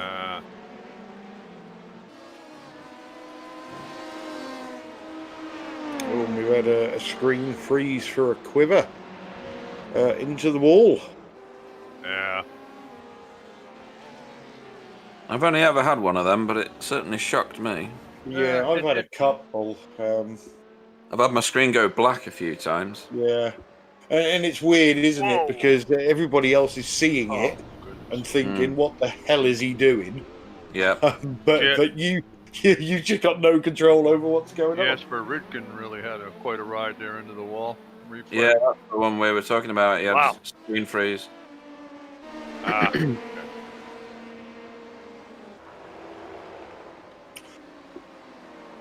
Yay.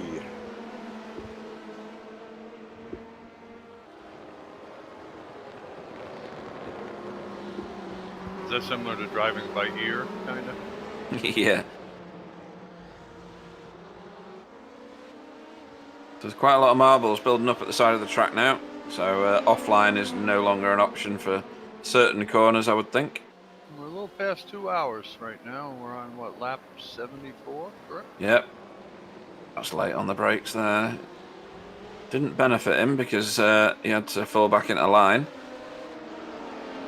And we're talking about Stage 1 Racing Senior at the moment. Do you think they're Stage 1 Senior because they're all Bills? Probable. It does say 83 at the end, so... yeah, possibly. So they're trying to track down Verve Racing at the moment. No, mine would be Stage 1 Geriatric. So are we thinking that in the Stage 1 racing home, they put a Simsport in to keep the old people entertained? What's this contraption?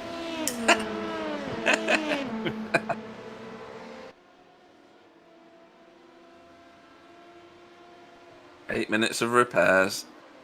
Deary me.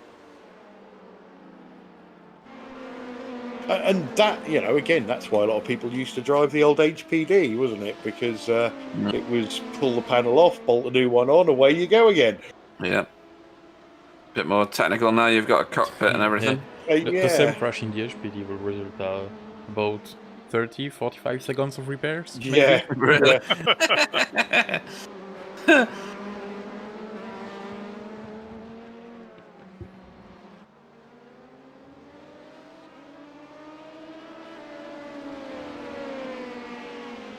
So we've got plenty of drivers out there that have finished stints. Get yourselves in for an interview. Let us know where it all went well or all went wrong, depending on what team you're in. Patrick Pelchat just entered pit lane. That's our leader, huh? Yeah. It is, yeah. That's our leader in GT, is it? LMP1. No. On screen. Oh, on screen, sorry. Yeah.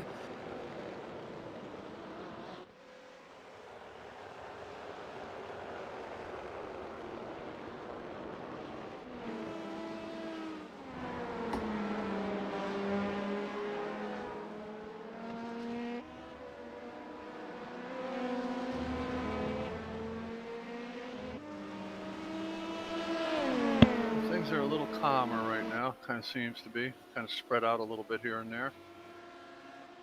James Pearce's P1, significantly damaged? Because he doesn't seem to be cutting through that P2 field as fast as I'd have expected him to. Well, he didn't look damaged last time we see him. We knew he'd had a long pit stop. Yeah. but it did seem to be fixed the last time we see it, unless he's had some more issues know. somewhere. He is gaining on the car in front, but not by what I would expect him to. This is going to be a bit tasty into sunset now.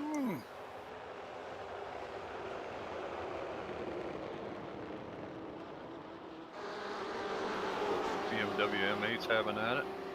It's the Fuga Simsport Vicecop Seeker car. Dicing with Team Orange. DRC Team Orange. This is for the lead of the class.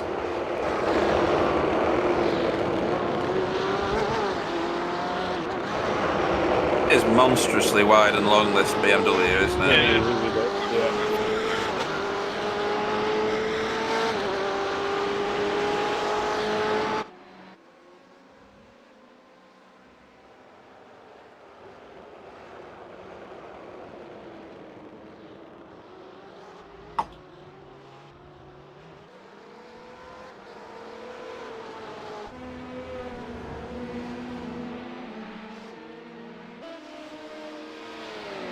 So at the minute we've got Fuga Simsport leading P1s and GTEs.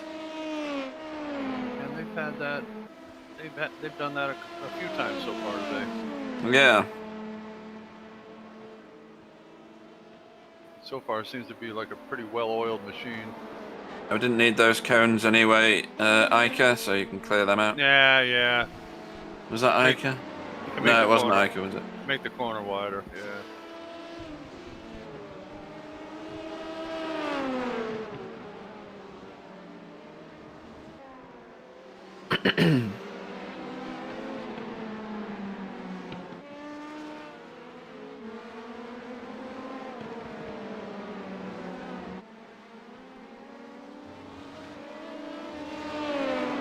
So I think a new round of pit stops is on at the moment for GTE 27 Motorsport, and now leading that with Pedro Gomez. Back here, we're looking at Ica Estefania. What? What? They are still leading, these two. Who are you saying what to, Sam? Me? Yeah, you. I didn't hear any what, Pete. I don't know. Did you not? I'm sure I did. Well, never mind. You probably did. Yeah, you did. All right. No, I don't know what you were about the GT pit stops, because there's no GT in the pits. Yeah, LMP2, there were one or two there.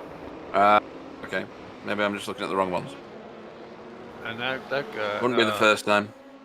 Aquavir Motorsports looks like he's having a repair or something, maybe. He is. He's on an 8-minute repair from that screen freeze incident. Oh, okay, yeah. That's too bad, because that's not a driver error. That's a shame.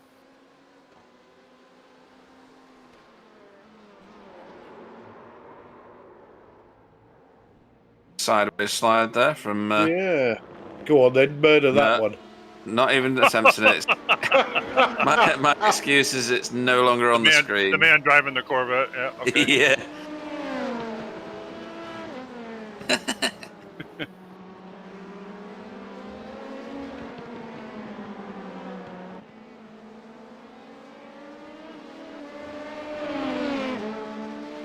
So, Ica Estefania still chasing down who is Garrett Alejandro now. It's for the lead of the P2s. Ah, there you go. Look. E-vote. Excuse me? Get your practicing, Clyde. You're up for that one next. So somebody's trying to educate us, which we appreciate. Okay. The most difficult part is not the first name, it's the last name. I know, yeah. What is that? I will go with Eco Van Pearson or something close to that. So marks out of 10, 7 Ben. I'd go with Ewok. Ewok, right? Yeah, the first one. Ewok. Watches too much Star Wars. What those little furry things? Ewoks? Yeah.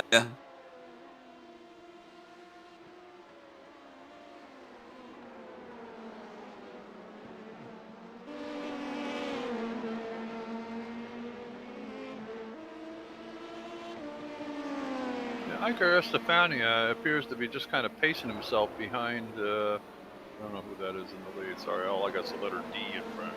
Is that what we're calling him? D? That's Garrett D'Alessandro. Okay. MBE, OBE, CBE, apparently. And he's a Yeah. P2, isn't he? Yeah. LMP2.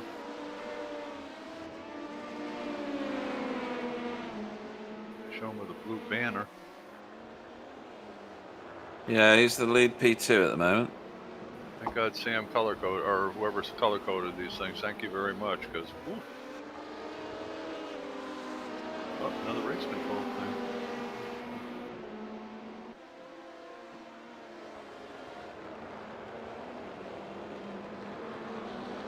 So, have we still got the Aero Pigs 217 car on track?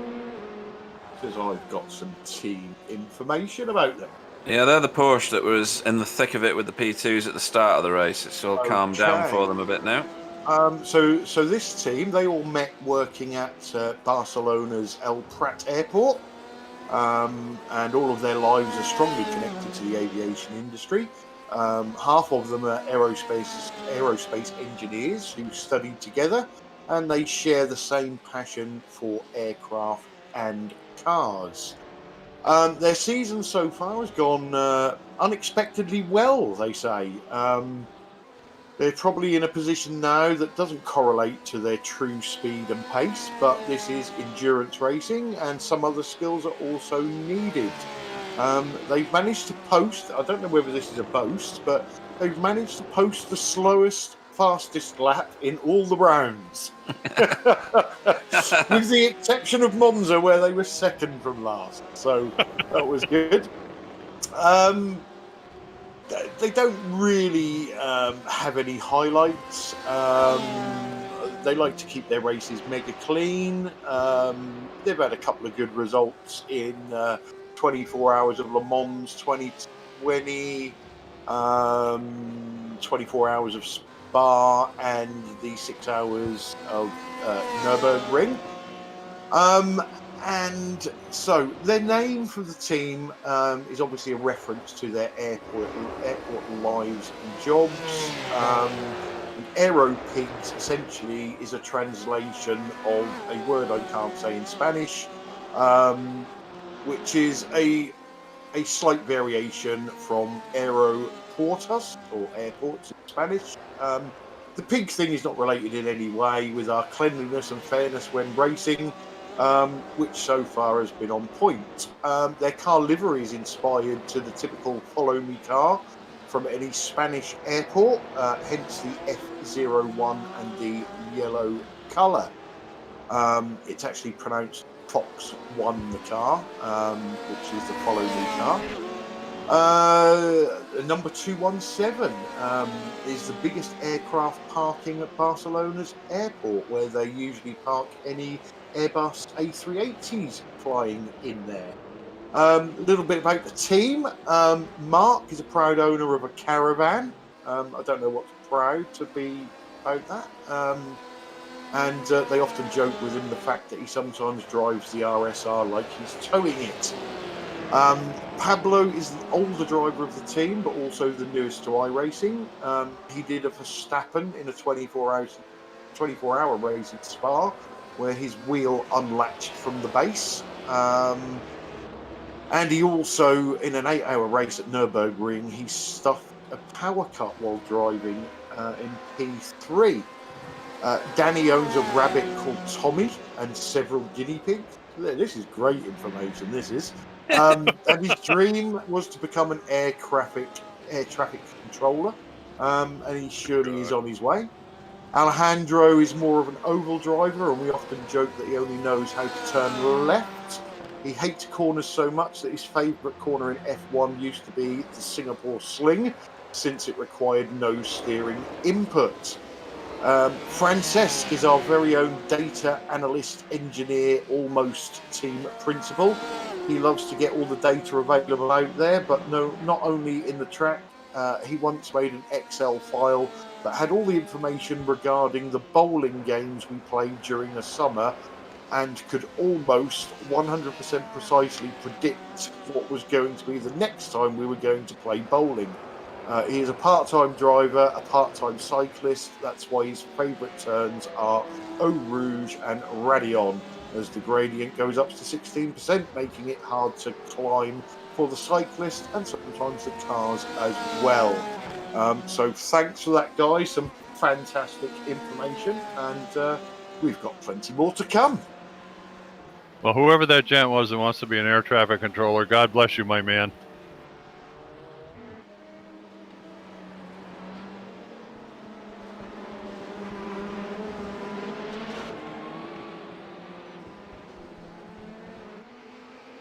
Yeah, and for those of you that don't know, Bill was a real-life air traffic controller back in the Sopwith Camel days. Well, a little bit after that, but yeah.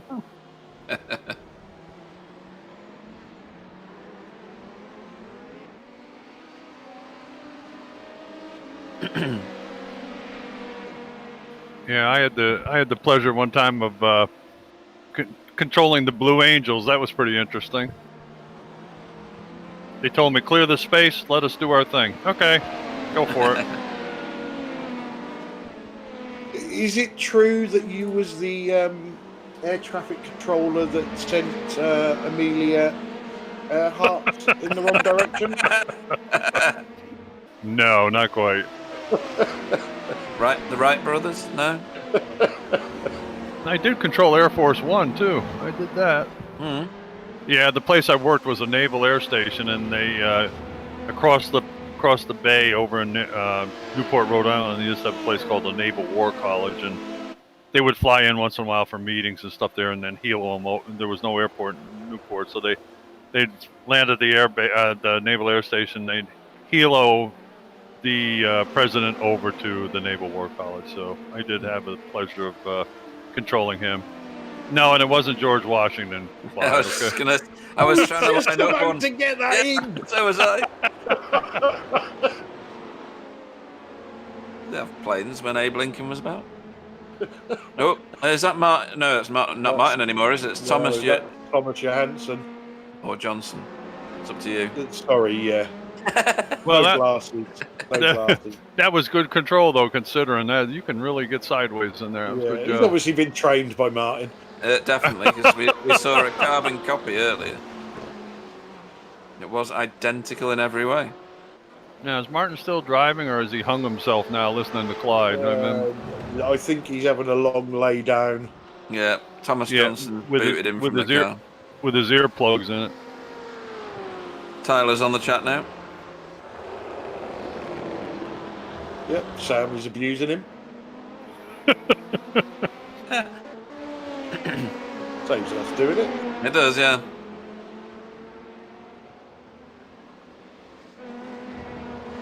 So we've still got a distinct lack of drivers coming in for an interview. We've had 2 so far.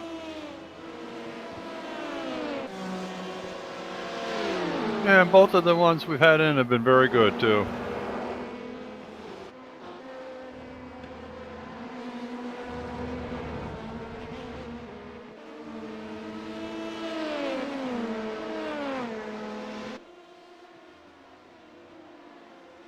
And so far, they've been very patient trying to tell Clyde how to pronounce their name, and Clyde still can't do it, but neither can I, so, okay. And I think James Pearce, in that 3rd place P1, is slowly getting his way back through the P2s, Pete. Yeah, just not as fast as I expected him to, that's all.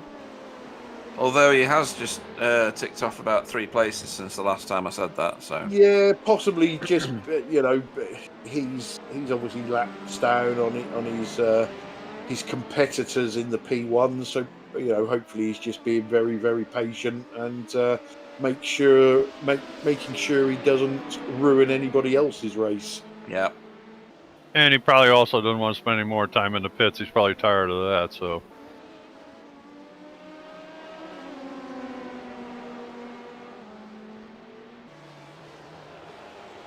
D'Alessandro and Estefania still going at it up front.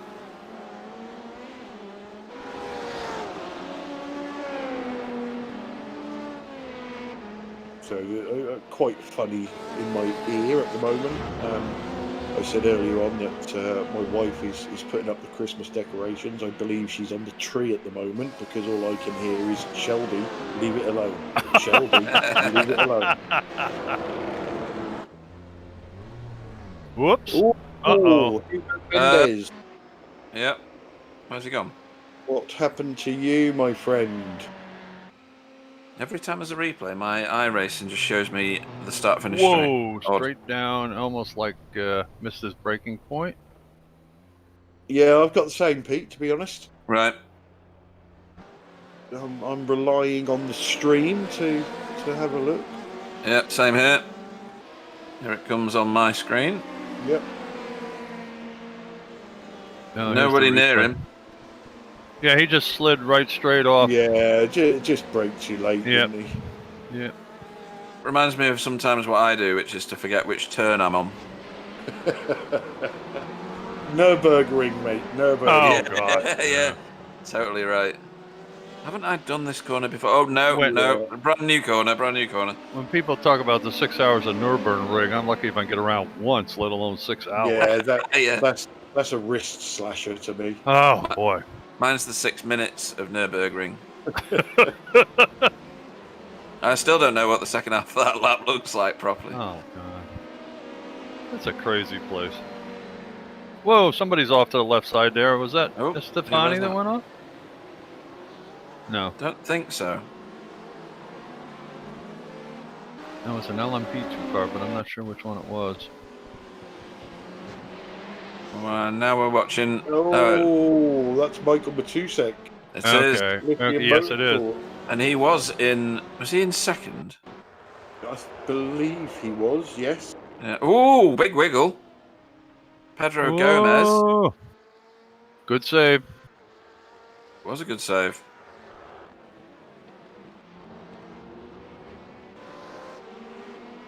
Action going on everywhere. Yeah.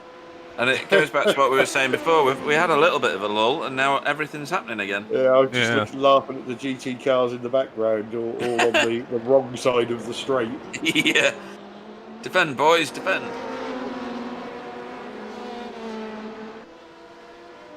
This continues to be the fight for the top spot of P2.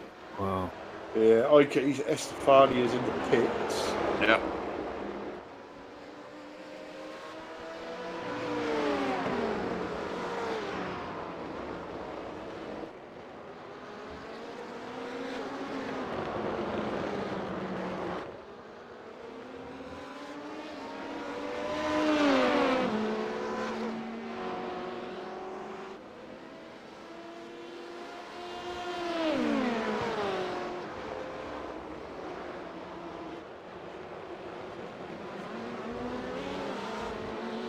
You would think that Wouter would be able to pass on one of the straights, wouldn't you? Because he's been in that situation for quite a long time. Yeah. Is he fuel saving? Well, he doesn't. He's not positioning his car in a place that says I'm going to overtake any moment. So I can only assume yes. He's just kind of pacing along, isn't he? Behind, was that Wouter Seegers? Yeah, Wouter Seeger, yeah.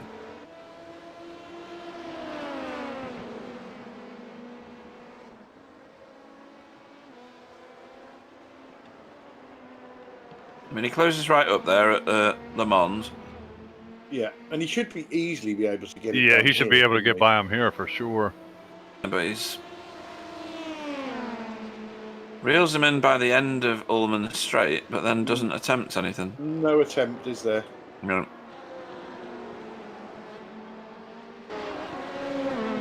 He lost his partner because they just went in the pits. Seeger's in the pits. You might find that No, Wouter's not in the pits. It's Garrett Alessandro. I'm that's sorry. in the pit. Okay, yeah. This is Wouter Seegers here. Yep. He was just passing that GT3 car, thank goodness. Or GTE car, sorry.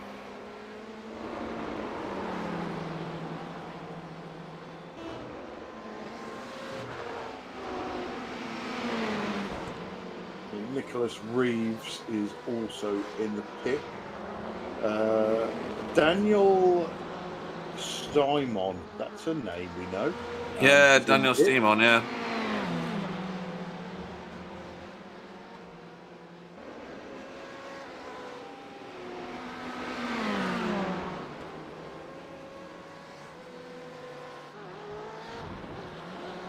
Uh, 3T Racing, they used to drive a Porsche in another endurance league.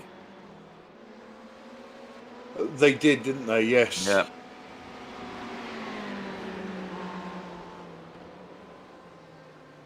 Good under braking, wasn't it? Daniel Weber, I think you'll say that as. For K-Boat K2. That Ferrari just pulls off, doesn't it? It's so much power. But then the Vet seems to be better under brakes. Oh, which is surprising for an American car. Yeah. It's normally put your foot through the floor, isn't it, and slow down Flintstone style. Yeah. Should get a good bit of drag down the back straight there, down Ullman Straight. This is Thomas Johnson trying to pick up the pieces of Martin Pearson's driving. Yeah, afternoon to Adam Wright. He's asked if there's any BSTV regulars racing. We know Kevin De Winter is in it somewhere for one of the Stage 1 racing teams. Matter of fact, I saw a little blurb from Kevin De Winter this morning. He was happy to hear that we were broadcasting. I was going to reply and say, look out what you wish for, but oh well. You know. Yeah. Well, that's a Nice. strong overtake, that one. Sure was. He was giving it, but it was still strong. This is Ewok. Ewok. I hate it when they overtake you at that corner. Yeah. Corner. Oh, This whole little section through here, you know. I love this corner, Tower. Yeah, you can get in big trouble here too. You can. I think I've crashed on both sides of that bit of track Yeah, definitely. several times. Yep. Get caught in that little dirt thing and right across That's a the other slowdown. side. That will definitely be a slowdown. Yeah. So that's Jan Reif. Jan Reif, I'm not sure which way you say that. He doesn't seem to be slowing though. For Rita Engineering, getting chased down by this Sapphire Simsport car. Might be slowing. Yeah, now, maybe. he has to. That was definitely a slowdown through that corner. Coming in And the he's pits? using Yes, his he is, penalty. Yeah. Using his penalty to get slowed down for the pits. Clever. That's good use of that, wasn't it? Yeah, definitely. Thinking on your feet.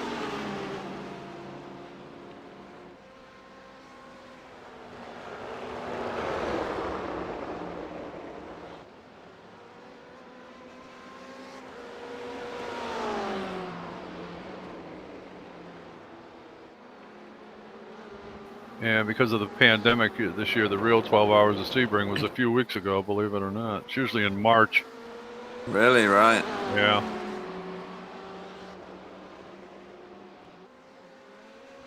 Yesterday I was on the internet when it was on for me. It was off more than it was on, but when it finally came on, I was trying to look up how many miles they actually accomplished in the 12 hours of Sebring, and I could find everything but that. I have no idea how far they went, but every other statistic, but not that.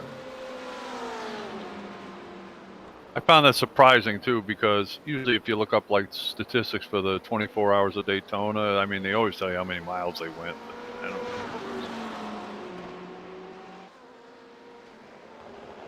because it can be an important statistic, can't it? Especially if they've, I don't know, red flagged the race for a time and Yeah. you chop out 20 laps while they clear the track of debris and stuff.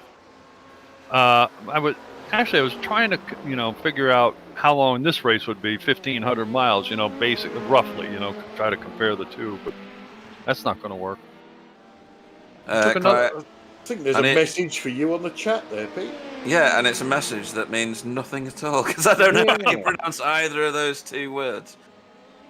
Does that mean it's reefer engineering? I don't know. Maybe they're just really chilled out. Hungry. And hungry, yeah. Got the munchies.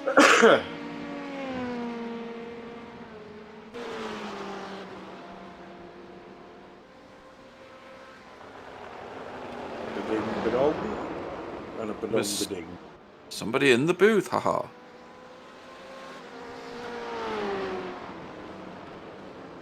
He's saying, I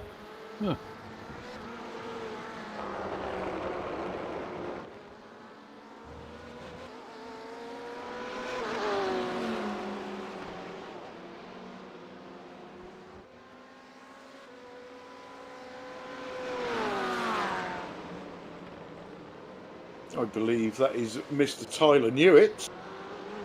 Hello. Tyler.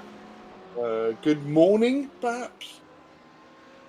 It is indeed. Yeah, I would have been here earlier, but my cat kept trying to drink my coffee, so it slowed down the process. As excuses go, that's not a bad one. Yeah, you're not going to make that up, are you? No, he's still sitting looking at it too, so if I disappear for a minute, you know why. Pete knows all about cats. Oh, I do. Last night, my dinner consisted of cod loin. Yeah, cod loin, some black tiger king prawns, and some scallops. And both cats just sat staring at me the entire time until they got some cod. And then they just ate it and decided everything else was more interesting than me now because I haven't got any fish left. Once they got what they wanted, the hell with you, Pete. Yep, damn right. So you can tell how posh Pete is by his diet. I'll tell you, that sounds excellent. Just to jump into the discussion that I jumped into, I want to know what writer engineering in this race has to do with the real world writer engineering, because they made the GT3 Lamborghini Gallardo and they made the GT4 KTM crossbow, I think. So I don't know if these are fans or employees or a random collection of people with the same name, but I was curious to see if we had that information on hand. I'll have a look at what information I've got. But in the meantime, perhaps they can answer ourselves. Have I got? Oh, I have. Yes.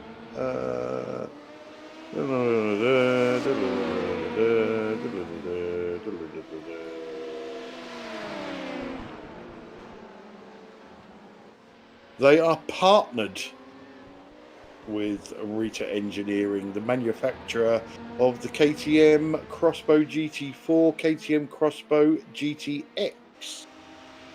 Very good then. Cool. Are you after some freebies, are you, Tyler? Like a spare Lamborghini or something?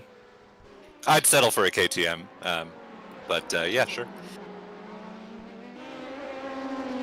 KTM bike or car? It's the GT4 version of the crossbow, or the GTX version, I suppose. But it's my favorite of the GT4s personally. I've seen it in action at St. Pete. It's a cool car. I think there was one running in the British GT Championship. There was. For a little while. There was, yeah. Do they do a GT3 version? Not of the crossbow, I don't believe. Right. So Ryder made the Ryder made the Lamborghini Gallardo GT3, and they made a Chevy Camaro GT3, but I don't think it raced all that much. Surprising. I noticed in the Euro Series this year in GT4 there were a couple Camaros. That's another fun GT4 car. I quite like the.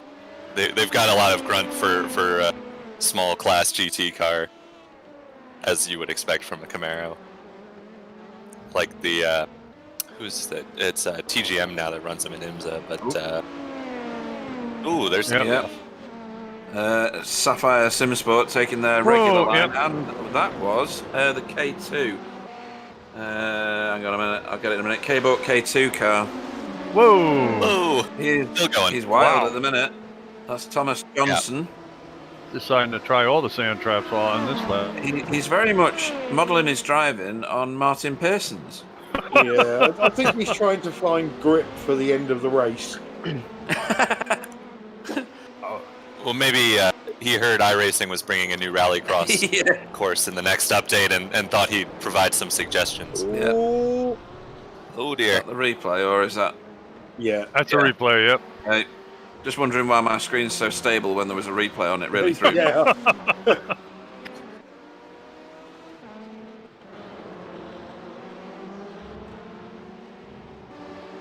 Yeah, for a while, Scott Maxwell was a multi. Let's see, Ooh, sorry. can't think of the name of that team. Multimatic. It was multi, the yeah. Multimatic, yeah, They the were racing the Mustang. Mustangs. Mustang I don't team, know if yeah. they're not there this year. Yeah, they've still got, I think it's Core runs one of them, and there's the, there's one of the other teams. I know Multimatic ran some races, but mostly it was to get the NASCAR junior drivers, Ford development drivers in the car. Ah, I think Multimatic ran those cars, but I think they were mostly focused on running the Mazda DPI cars this season. Yeah, they had a couple of cars in the British GT as well, Multimatic. That's right, they ran the elder and younger Prios. yeah, right. Right. The Seb the Prio Seb and brand, yeah. Of course, Scott Maxwell's been racing for years. Yep. Yeah, I think he's actually one of the principals of Multimatic, I believe. Yeah, he and Billy Johnson are who I associate most with that car, I think. Boy, there's a chauffeur and a half, Billy Johnson. Wow. Yeah, for sure. I think he could drive anything. I wonder what he's doing now. Haven't heard of him in quite a while. Yeah, last I remember hearing of him, he was... Jeez. Whoa, that was one Wow. of the Audis. Not sure which one. Oh, Crazy. I thought that was going to be crying. Wow. Is that That's James actually Pear? that's probably a line I've never tried through there. I've tried Yep. all the others. Oh, you've driven Sunset enough, you've tried every line, I think. Can't help it. Every time is a different experience. Yeah, I've pretty much. tried all the lines, and none of them are fast. Yeah, it always seems like the first line you use is the fastest, and then you can never Yeah. find it Yeah. again. Exactly that. I was running the in the V8s for the official here, and I had set a time through Sunset, and every time I went through, I tried it a little differently, and every time I went through, I was like half a second slower. So Yeah, this it's seems crazy. to be how it goes.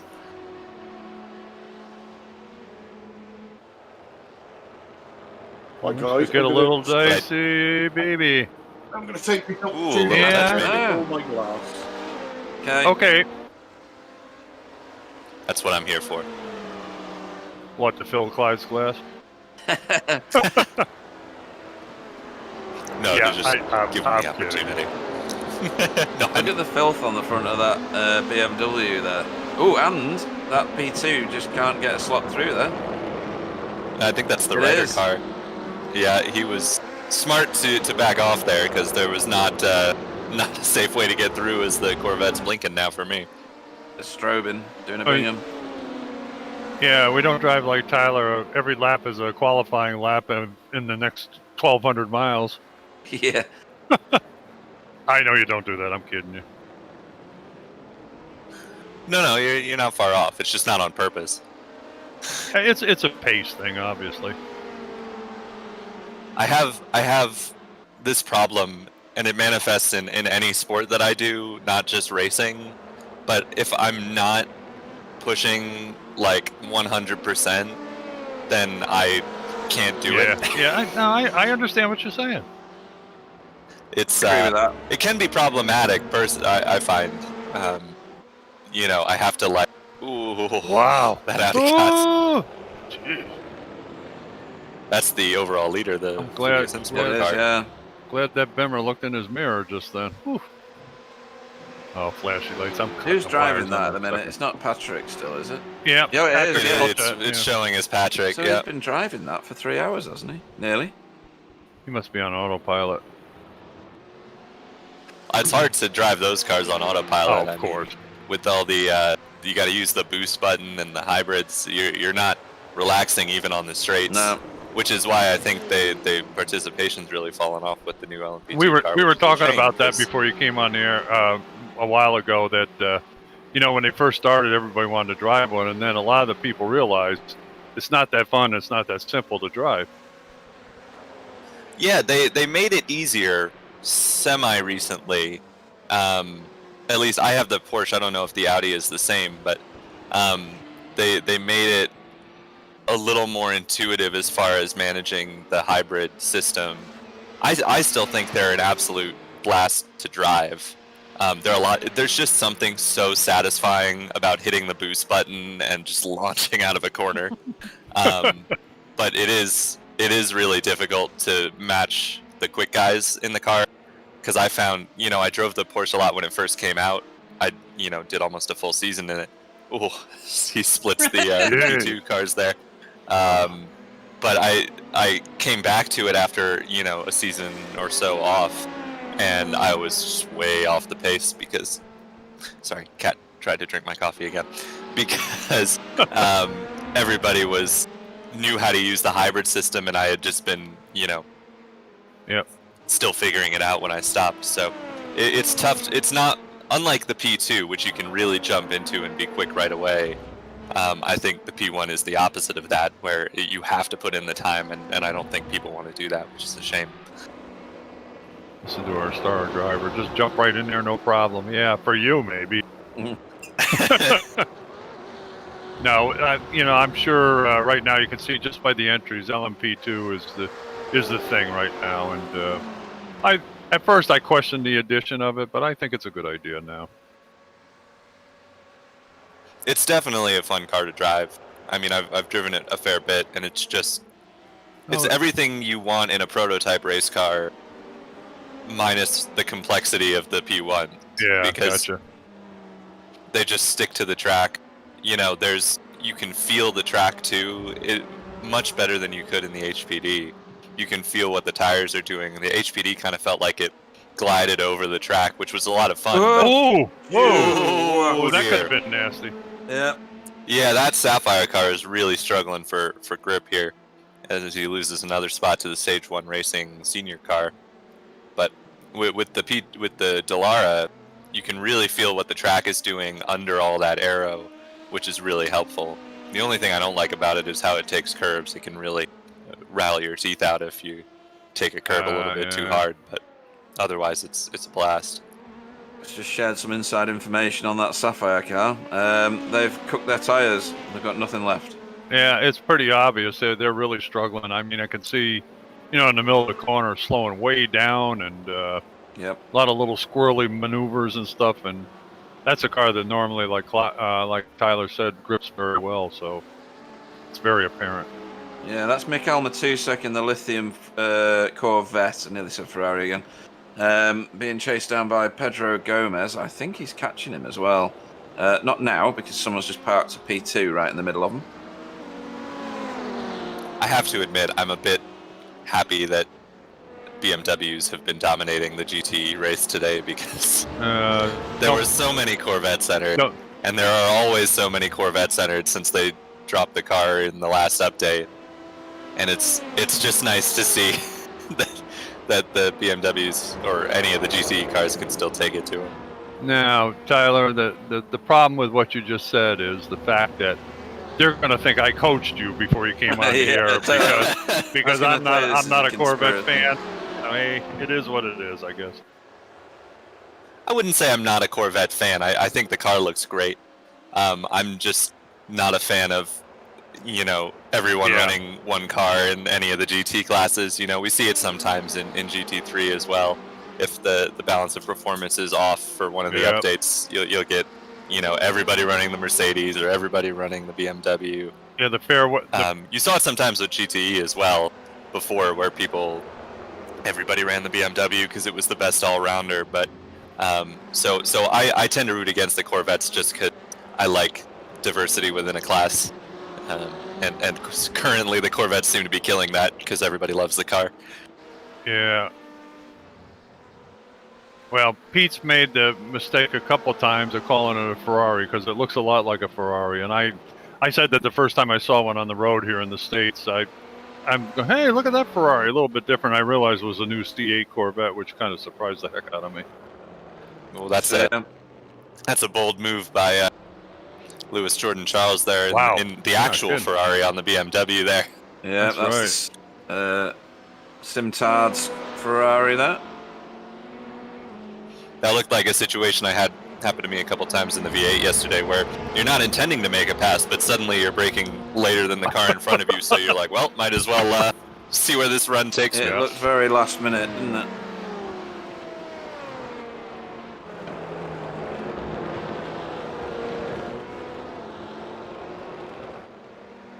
And pretty crowded here at Le Mans.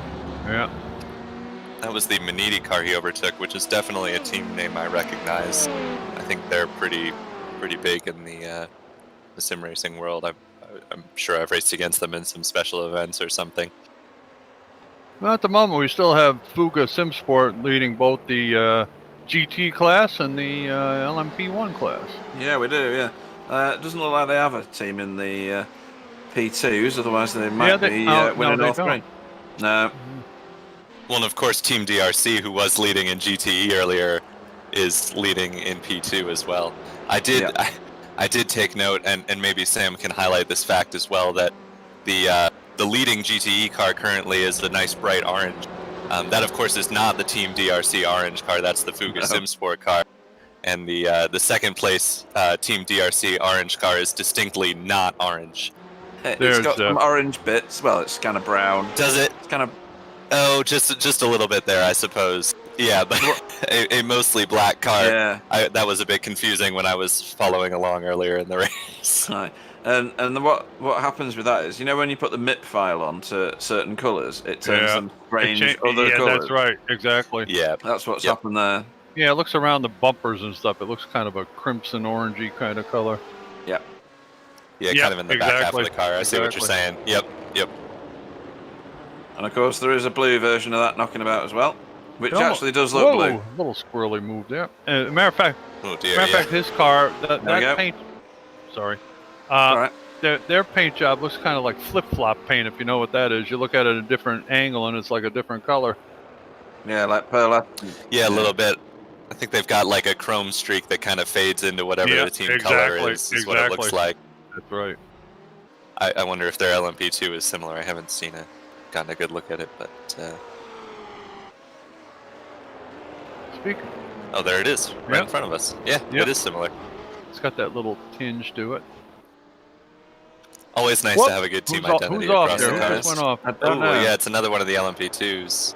That is the Joachim delayed Lawrence and NSR Braun. Yeah, you had Joachim in the booth earlier. Yeah, we did. You? They've not had a good race so far. Well, I'm surprised. The guy was in a pretty good mood too. He was laughing and chuckling. I'm thinking, God, I'd be furious, but he was in a good mood, and hopefully they'll. He realizes it's a long race. Anything can happen, so we'll see. Thought that was going to come together. Well, I think, goodness, yeah. But I think people who have done endurance racing before understand that you're going to have days where it doesn't go your way right from the get-go, but it's still, there's still things to shoot for because it's such a long race. It's funny you mentioned that. That's exactly what he said. He said, it's sim race, or it's endurance racing. I said, yep, that's absolutely correct. Certainly seems like the WOSR iZone car is quicker than the Maniti car there as we jump forward to another battle between two BMWs. Yeah. This is Team DRC Blue and Hashtag Racing. So all the BMWs together on the track, it seems. Yeah, so that's Feddo Coman, who's been in that car for quite a long time now. chasing Yeah, he down has. Flavio Saturnino.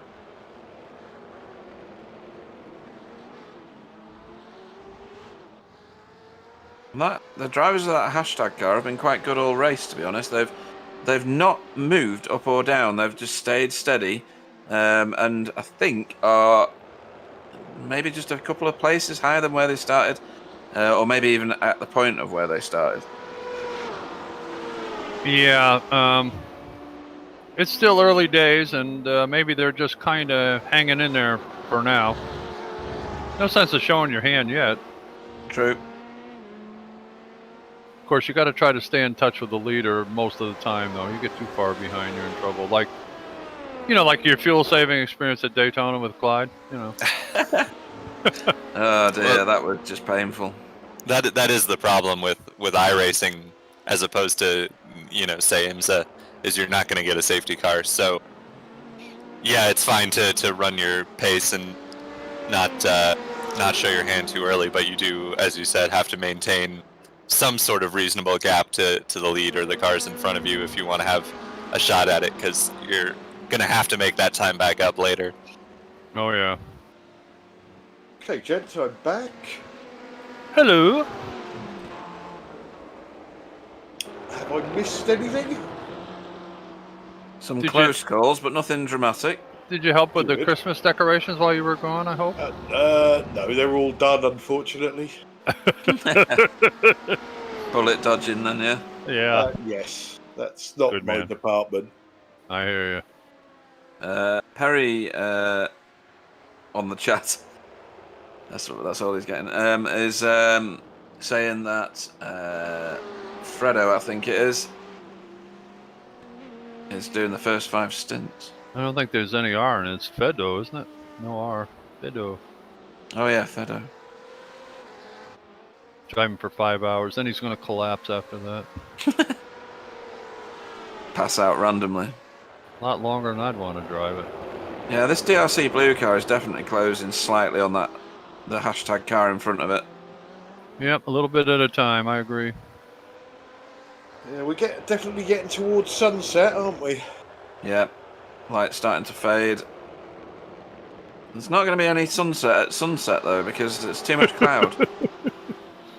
Are you playing with words, Pete? That was very Might good. be.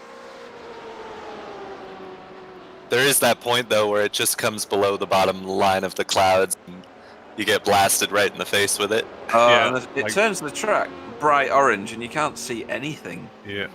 Yeah.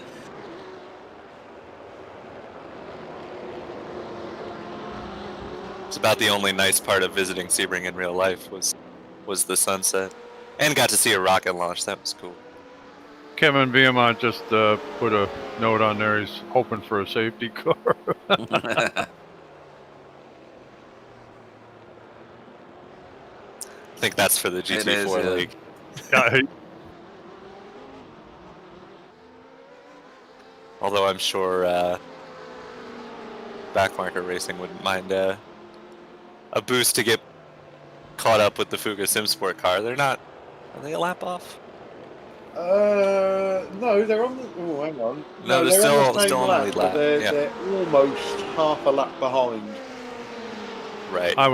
So I think they would definitely invite a safety car if it were to exist, although I read the rule book and I didn't see anything in there about it. So we did ask at the start of the broadcast, and the answer is no.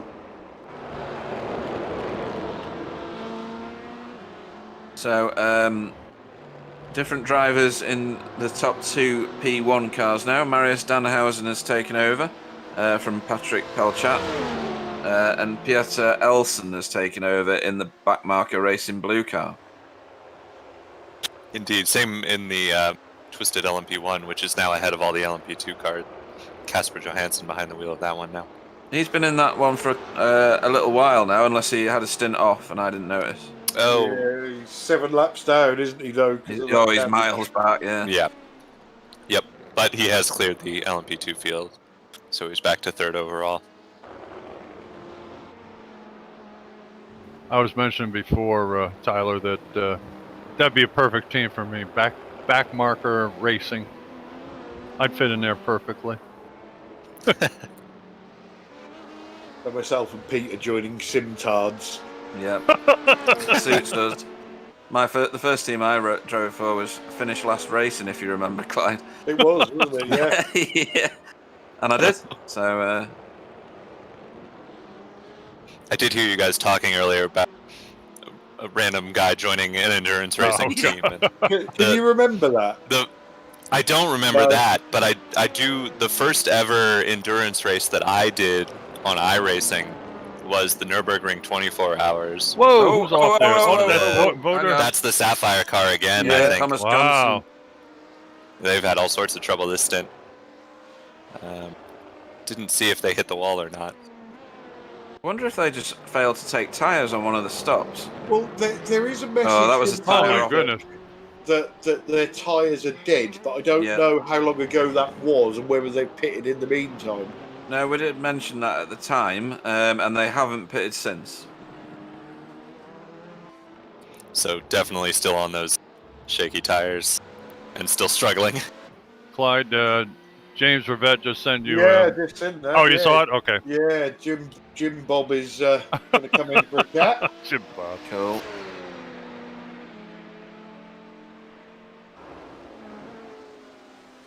I was trying to explain to these guys, Tyler, anybody that's Jim Bob's from like Mississippi or Alabama. Yeah. But anyway, as I was saying, my first ever endurance race on iRacing was the Nürburgring 24 Hours, which I was doing in a Miata, and I didn't have any teammates set up beforehand. I was just like, oh, I'll just leave the team open and anyone, can join if they want to. And so I did a full stint. I was running like third, I think, and I got out of the car, and someone who had jumped in, they said something beforehand about how they, had joined the team or whatever, and they jumped in the car and crashed it on the pit exit and had terminal damage. So Well, that was my introduction to endurance racing on iRacing, which was Pete, all your Christmases are about to come true because Martin Pearson is going to be popping in for an interview. Hey, excellent. Yeah, that one, Tyler, that was absolutely... I'm really hoping that somebody on the chat remembers it. It was 2 or 3 years ago, and I can't remember the race, but it was a big iRacing special. And this guy just got in the car and he wouldn't get out. And the kid that was running the team was going absolutely ballistic. And obviously, that the sarcasm on the iRacing forum, it was just, I was crying. It was so funny. I think this was in a near endurance race. And the guy really? blast the start. If that's the one you remember, Clyde? I can't. I honestly thought it was an iRacing special because otherwise I possibly wouldn't have been watching. These races are on race and very promoted, so that they have as much turn up as the special events, even more sometimes. So it might be this one. I think the guy went in a lower class car and he just blast everyone on the start and just made a mess. Takes all him in and he kinds. disappeared. Damn. Oh, there he is. Right, Pete, are you ready? I am ready. Martin Pearson, welcome to the booth. Hello, how are we doing? Sorry. No problem. Yeah, not bad for us. Very entertaining. We were just commenting that Thomas Johnson, you must have taught him all your special moves.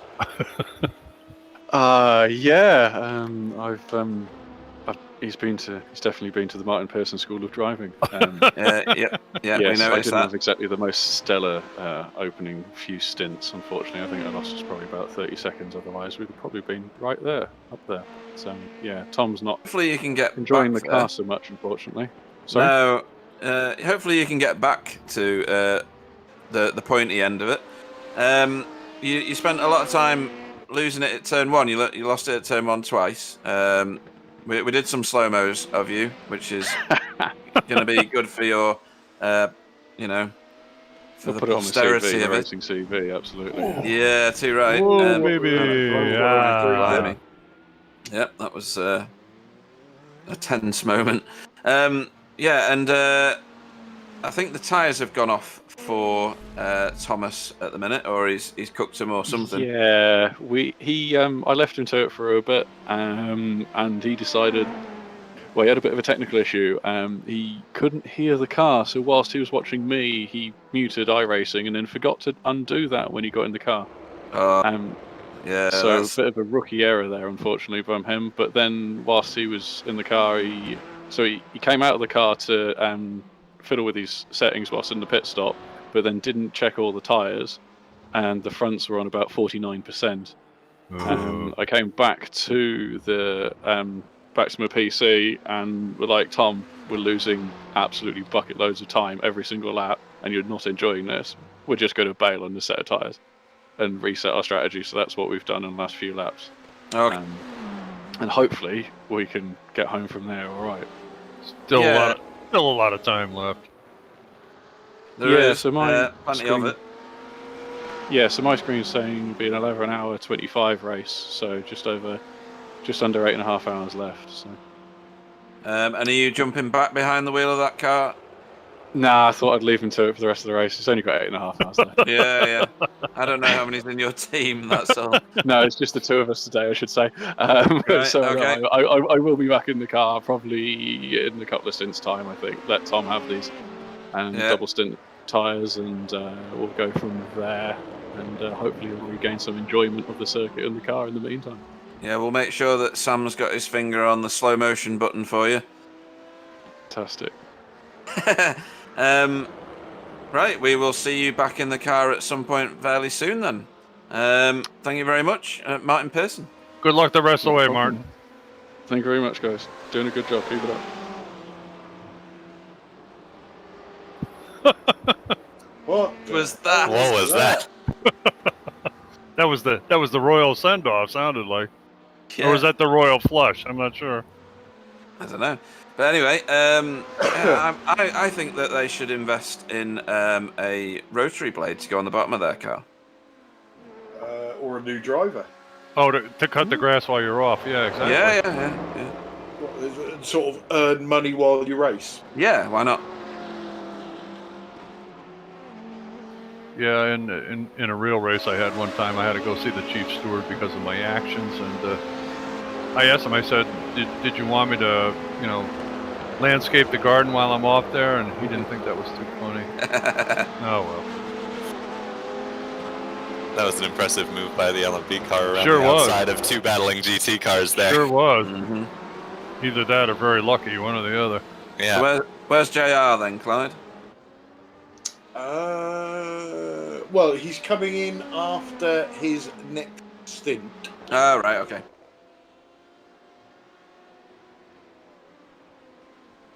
I don't know if we've made note of the GT AM battle within the GTE battle.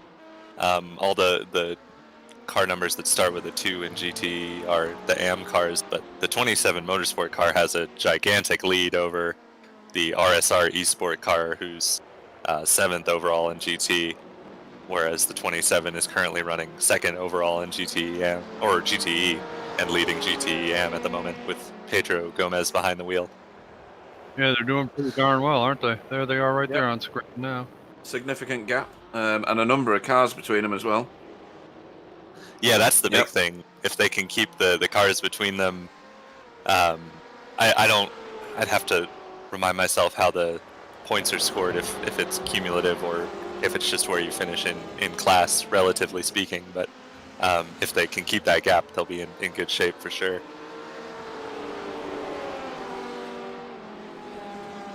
Okay, so Jimmy Bob's available. Yeah, here's another one for you, Pete. So we have joining us in the booth now, Mr. Jim Bob Revie.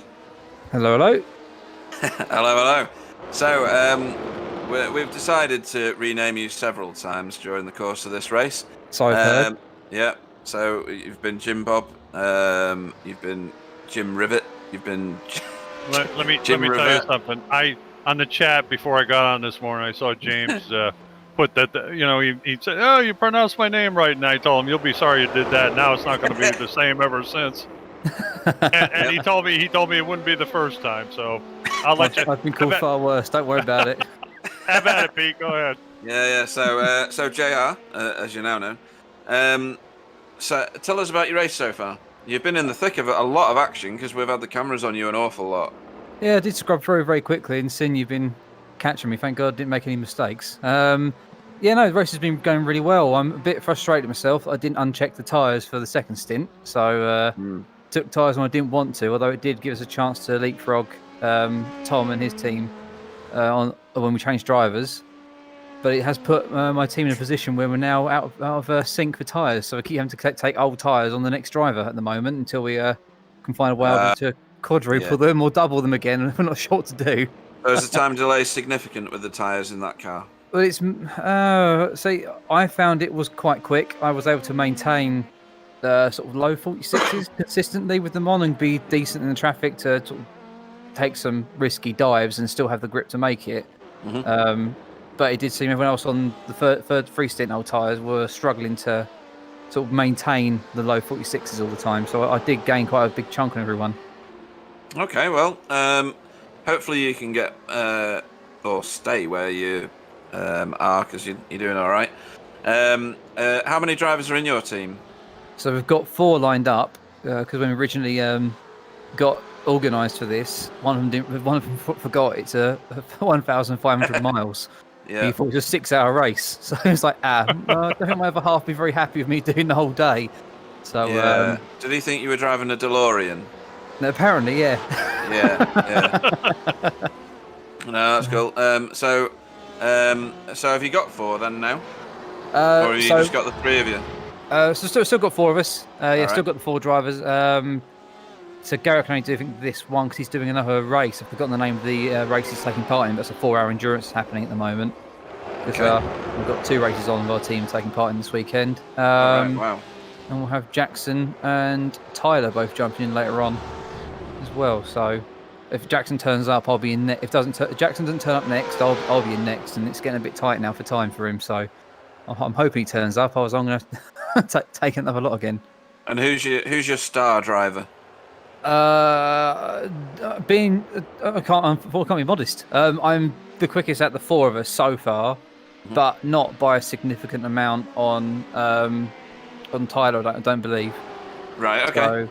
So I think we're looking at trying to keep me in often, but we want to give everyone a chance to race as well, and we're trying to balance up, sharing the stints out, whilst also trying to win if we can. Yeah. No, it sounds like a decent tactic, to be honest. Keep your optimal drivers in as much as possible. Yeah. So he's doing 2 endurance races today, Garrett. Yes, he's doing 2. Yeah, it's only a 4-hour one he's taking part in with a guy called Richard. 4. Yes, it's only a 4-hour, I believe, but Slacker. still, yeah. Yeah. It's a sprint race. Yeah. That's the thing with Garrett though. You just give him a race and he'll go, yeah, I can fit it in, and he'll jump in and jump in the car, and he jumps in like 2 days before the race, gets some laps in, goes, I'm there or thereabouts, and already he's like up. He's not been the quickest out of anyone on the track. I'm not going to lie, he's not been amazingly quick, and he won't say anything different. But like he's already been there or thereabouts enough to keep us in the fight. So he just turns up 2 days before the race, goes, yeah, put a few laps in. Okay, yep, sure, I can do it. Like, God's sake, it takes me a week to get to that point. Yeah.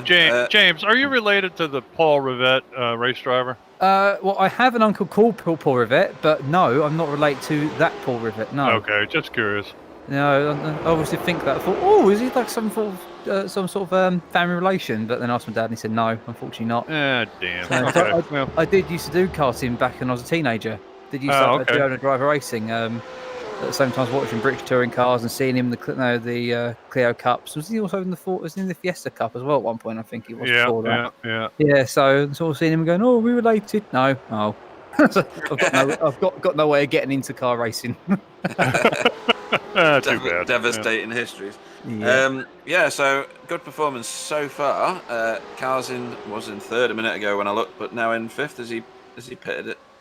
Not sure. Oh, Garrett, no, he's back in class to a second again, by the looks of it right now. So. Sorry. Yeah. Yeah, it's got So yeah, no, we're getting there. No, excellent stuff. Well, thanks for joining us, Jim Bob, and we'll see you later on in the race. Cool, no problem at all. Cheers, guys. Good luck on the rest of the way, mate. Thank you very much, guys. See ya.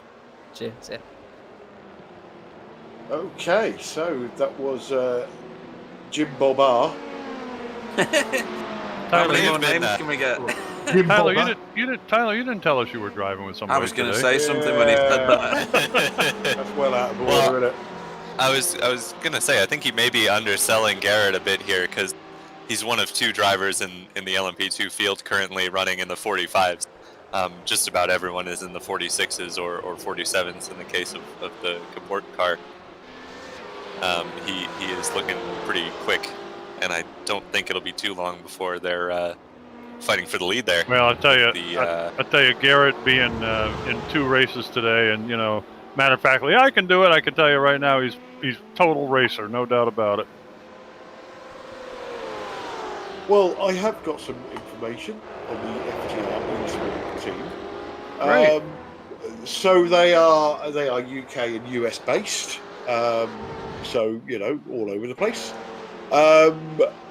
They obviously all met through iRacing, as many teams do. So far this season has gone relatively well, but they're looking to make up for points lost at Monza due to the start. Obviously, we don't know what that is, but we'll try and find out, or somebody will tell us in the chat. They won the Northwest GT3 Championship overall and the Gold class. And there's a little note here. It says, you may notice a few parts of our livery that are little inside jokes, such as Sosig, then written in Japanese, Bifdek. All obscure inside jokes, but our lads will find it funny when referenced. So, we have no idea what that is about, but maybe it's something that we can ask Jim Bobadoodle next time he's in the chat. And we continue to watch these two cars fighting over, what are we fighting for here? 5th? 7th, I think. 7th and 8th? No, I think it's 5th and 6th. Oh, it's 6th, you're right. I'm sorry. Yeah. Yeah, they're back and forth, aren't they? Wow. Yeah, so this is Fedor Koman. We're currently watching at the moment in the DRT Blue. Wondering if you could help me with the pronunciation of the 221 Corvette. I will certainly help you. His name is Cookstus. There's too many or too few vowels in the first name, and I don't know which one it is. Nope. Egadigus? Good one. That sounds good. I'll give you that. Yep, I think Tyler's got it. What is that flag? What's the flag? Anybody know? Yellow, green. I should know. Yellow, green. I was really good with flags at one point in my life, but is it Hungary? No, I don't think so. Anyway, it could be. I want to say it's an African country, but I could be wrong. I'm going to find out. Yes, I'm busy Googling world flags. You'll be there a while. Flags of the world. Here we go. It looks like what do they call those pinafores or whatever they call those. They make a dessert like that, kind of a pastry. It's the Lithuanian flag. What is it? Hungarian? Lithuania. Yeah. Lithuania. I knew that. Did you, Pete? You do now. No, definitely not.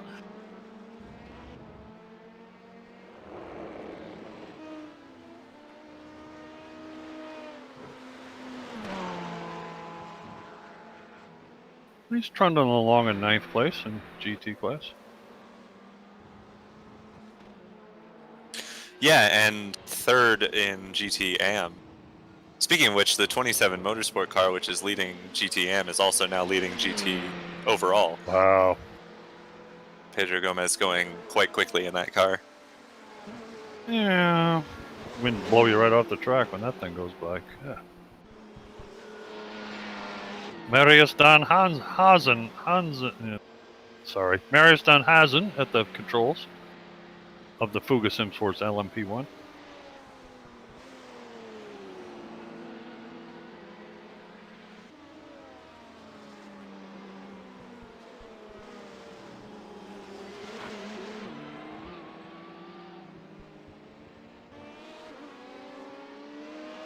Oh, that's even easier then. Thanks for that, guys. He goes by the name of Ed. Ed, yeah. Perfect. He probably got tired of everybody slaughtering his name, so just call me Ed.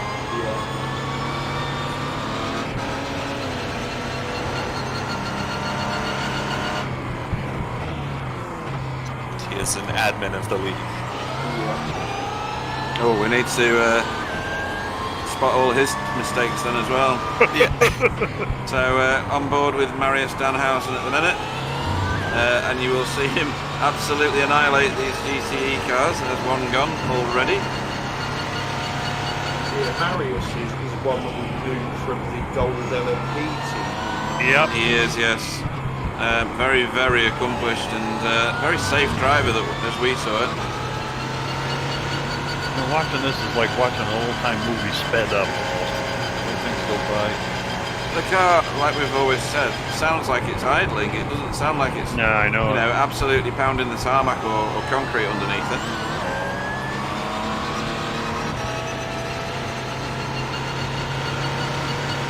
This is two P2s in front here, so he's going to have to be quite careful how he navigates these two cars. Not going to wait though, is he? Going to go by that way? He's got such a lead, hasn't he? He can at least afford to be patient. Yep. He's got a good chance to go by here. I'll tell you, this corner he's coming down to is a fun place to be a marshal too. This is a great corner right here.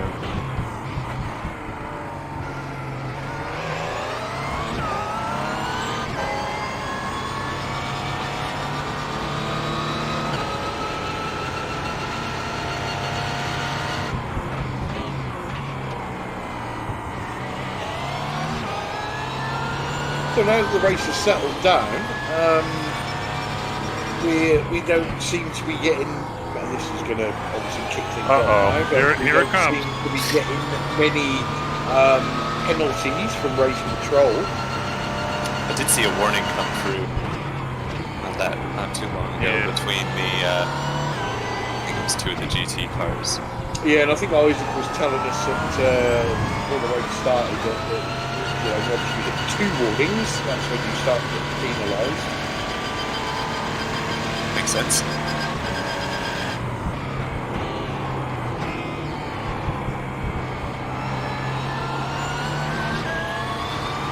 So that was a crazy lap inside the cockpit of Marius Danhausen. That was very interesting.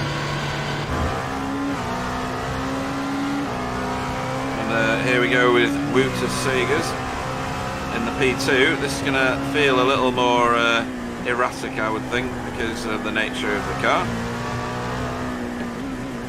A little less like a spaceship. A little less like a spaceship, a little too much sky visible. You don't need to see that, you just need to be tarmac.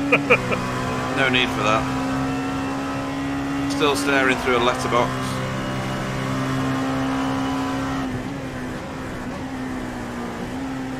And obviously, I don't know very much about aerodynamics because when I look at those front wings over the wheels, they do not look aerodynamic. No, they're kind of flat on, aren't they? Yeah. It's weird. They're so those are mandatory. Well, they're all a culmination of the requirements for the holes above the tires. Yeah, yep. Which is a safety requirement.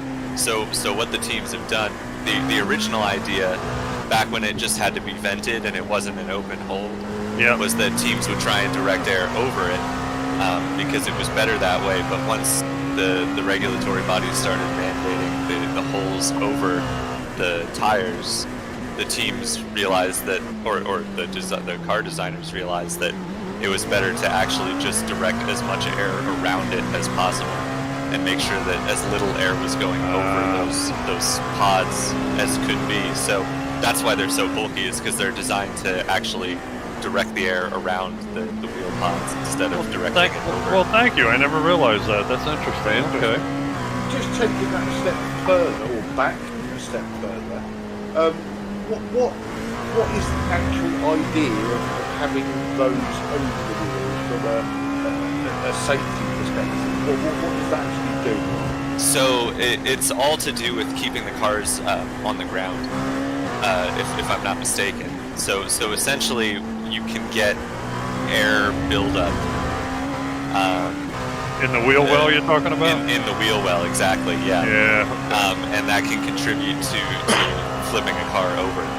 So if you have the air venting out of the top, it just essentially gives air that gets trapped under the car a place to go. As far as I could be a little off here.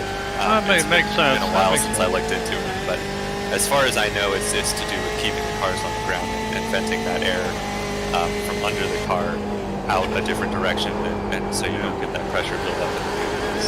Interesting. Okay. Yeah, and now we're on board with Pedro Gomez in his BMW, and you can see that he's got a lovely sat-nav in the middle of his cockpit there. He's also got one of those squeezy things so he can take his blood pressure on his arm. Yeah. And a whole load of other gadgets and whatnot. I've told you before what that squeezy thing is. Do you not remember? Yeah. Yeah. Penis enlarger. No.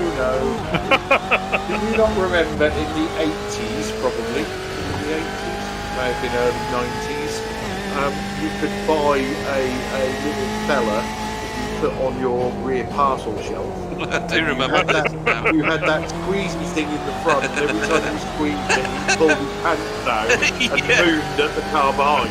Yeah. That's what that is. I want one of them again. You must have had a ton of those, Glenn. There's a load of worn out ones in his garage. I'm sure. They can't pull their pants back up anymore.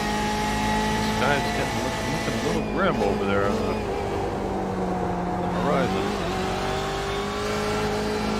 Looks less like a sunset and more like an apocalypse. There you go. Now you're looking west. I think there's an army of zombies under the clouds just there on the left-hand side. Yeah, kind of creepy.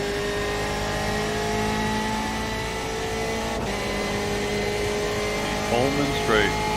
Okay. In this car, look, we're doing 240 kilometers an hour at the end of that straight, which is eye-watering at the best of times. Yeah, tighten up your sphincter muscle for that corner. Too right. I'll tell you, Pedro Gomez is doing a bang-up job out front there. And I don't mean that fender to fender. I mean, he's doing a great job. This is a bit crowded here. Yeah. Wow. Now that man pulled very clear. He didn't want to even get close to those guys, did he? Oh, he sees another. No wonder he sees another vehicle. Yeah, P1 leaders there as well. He is. Yep. Whoa! Oh, what are you doing? Woo! And all of a sudden, it's getting very dark. Uh, And the headlights are on Yep. and doing something doing something. besides just friendly flashes. So that's the K-Boat K2 car getting overtaken, is it? Or Whoa. not? Jeez. Oh, that lithium car's just hanging it out. Yeah, he bailed there. Yeah. Uh-oh, flashes. There's some friendly flashes. Yeah, they're not on the same lap, I don't think. Can you are read they? flash code, Tyler? Yeah, Oh, okay. yeah. Oh, dear. Whoa! Oh, there's an LMP1 going off. P2, I think. No, it had was it, P1? It was definitely an Audi. Yeah. Oh, yeah. Oh, spun on his go. own. Ooh, jeez. And then did he collect that beam? Oh, that was close. That was May have strange. been a wasn't it? little touch, but Great avoidance by that man. Look at the state of this. Yeah, so this is, I think, a simultaneous battle for fourth and for... Much lower down, yeah. Yeah, what? Ooh. Oh, there's a couple That's- cars in the grass there. That's not pretty. That's the K-Boat K2 car. Yeah, the high contrast Corvette there. Yep, Daniel Weber. And they're racing Andre Geiger in the German sim racing friends. They are, yeah. But there was a separate battle that was it? It's not this one. It was a different one, wasn't it? It was the lithium. the lithium car, I believe. Yeah. Who's now escaped on up the road, and that's the DRC blue car behind them. I believe. He's not escaped that far, as he's like within a second. It was interesting. So I guess the two cars that went off were the two battling cars. So the battles continue, even though it's been split up, the four of them.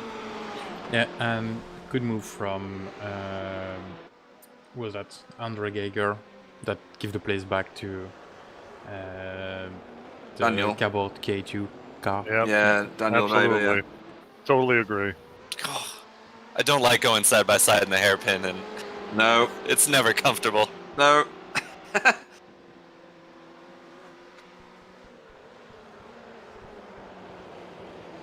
It's the beginning of the end of my GT4 race here at Sebring. Going too wide into the hairpin. Yeah, I made a move on AAA and into the hairpin. I was following his teammate through, and AAA did not know I was there, and we came together. Close. Ooh. Yeah, wise of the DRC car to back out as an LMP2 goes for the pass. My goodness. Yeah, he didn't knock twice, did he? He was straight in there, that P2.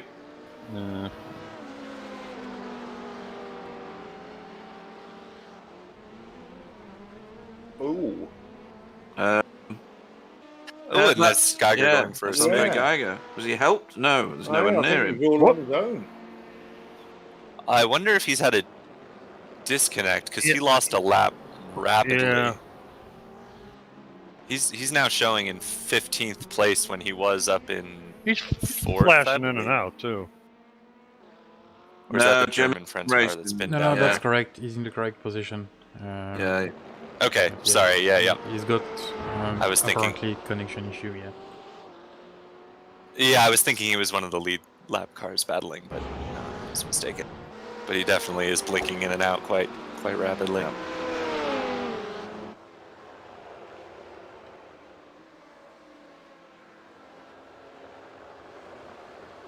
So Thomas Johnson has moved himself up from bottom of the P2 running order. He's gained a couple of places now, but he's got 18 seconds before he catches Jan Reef.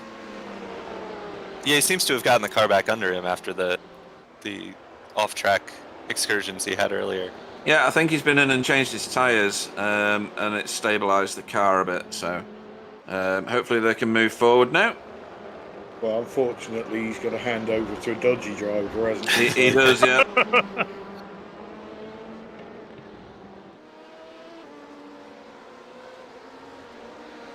Yeah, double stinting tires in the P2 cars I found is not a sure thing. There are some tracks you can definitely do it at, and some track conditions, but a track like Sebring that's notorious for being rough on tires, I'd have to believe that it's a pretty tough double stint in those LMP2 cars. Even if you can do it, it's gonna really hurt at kind of the end of the second stint. Have you done much in these P2s, Tyler? Because me and Pete were saying at the start, we've both bought it but not really done anything. Sam's itching to race it. So sort of none of us really don't know anything about it. I did the Petit Le Mans with it. I've done a couple of standalone IMSA races as well, and then I did one of the I did an endurance race at Monza with it, although that didn't last very long. But it's sounds like mine. Yeah, I was I had some damage from an incident that was not mine, and then it made the car a little unstable and a little slow, and I was trying to make up time over the curbs there, and hit a couple of them a little too hard and damaged the bottom of the car, which is not easily repairable. I think by the end of it, we were slower on top speed than the GT cars, so that was not super fun. But Petit Le Mans was a blast with it, including running with our fellow commentator Marco Nermela there. But we had a good time in that car. It was it just is so comfortable to drive. You know, for a downforce car, it really just handles really nicely. So Toasty has just put on the chat that this track, these conditions, double stinting is a definite.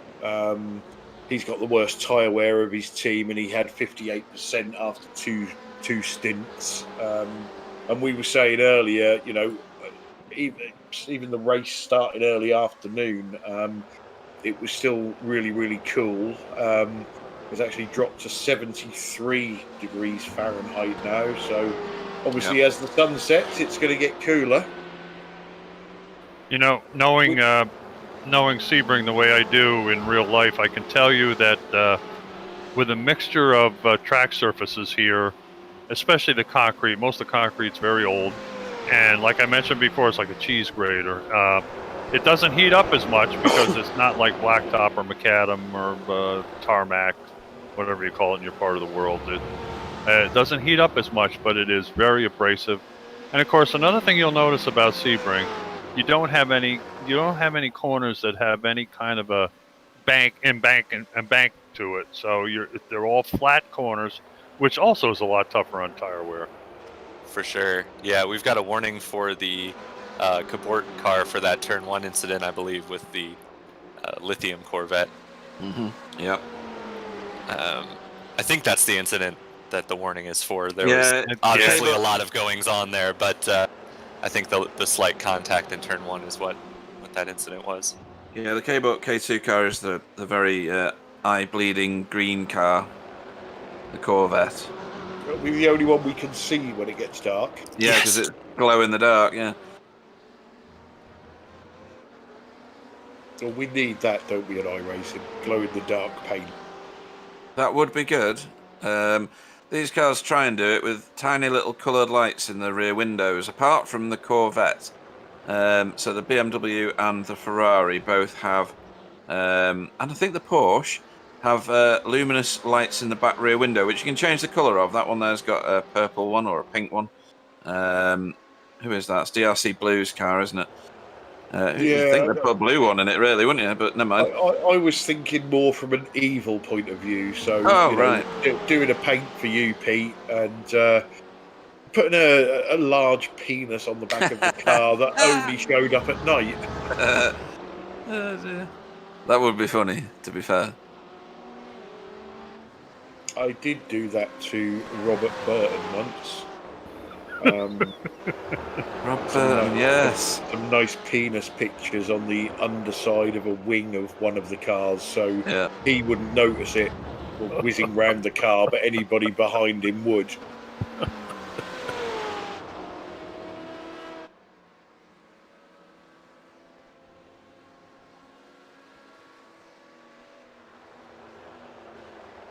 As darkness closes on Sebring.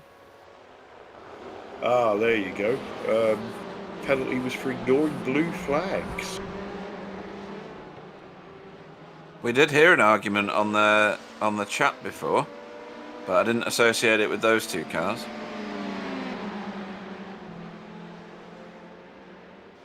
Don't get me going on blue flags.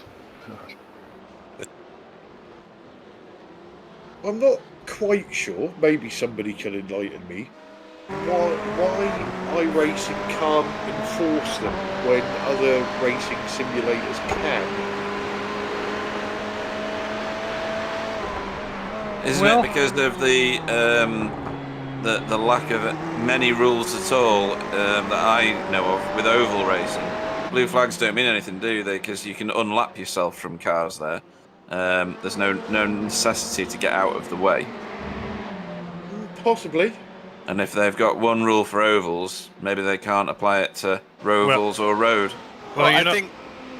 Sorry, Bill. I was just going to say. No, you go ahead, Tyler. I think it has more to do, similar to what they always say with safety rating, is it's just something that if they were to try and police it without, live stewards for every race.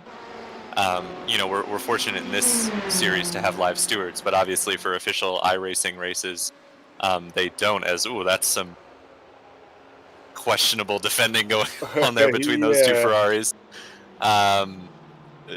it's just the type of thing that it's better to have some instances of ignoring blue flags that go unpenalized than have some instances where, you know, the innocent party, you know, gets penalized for ignoring blue flags because the, you know, the virtuals, that's...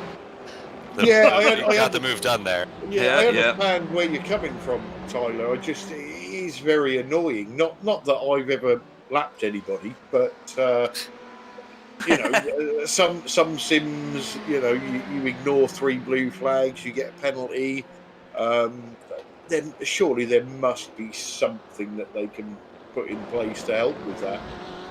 Yeah, and the thing for me, particularly in endurance racing, for me, it's that there's no safety cars in road racing and iRacing.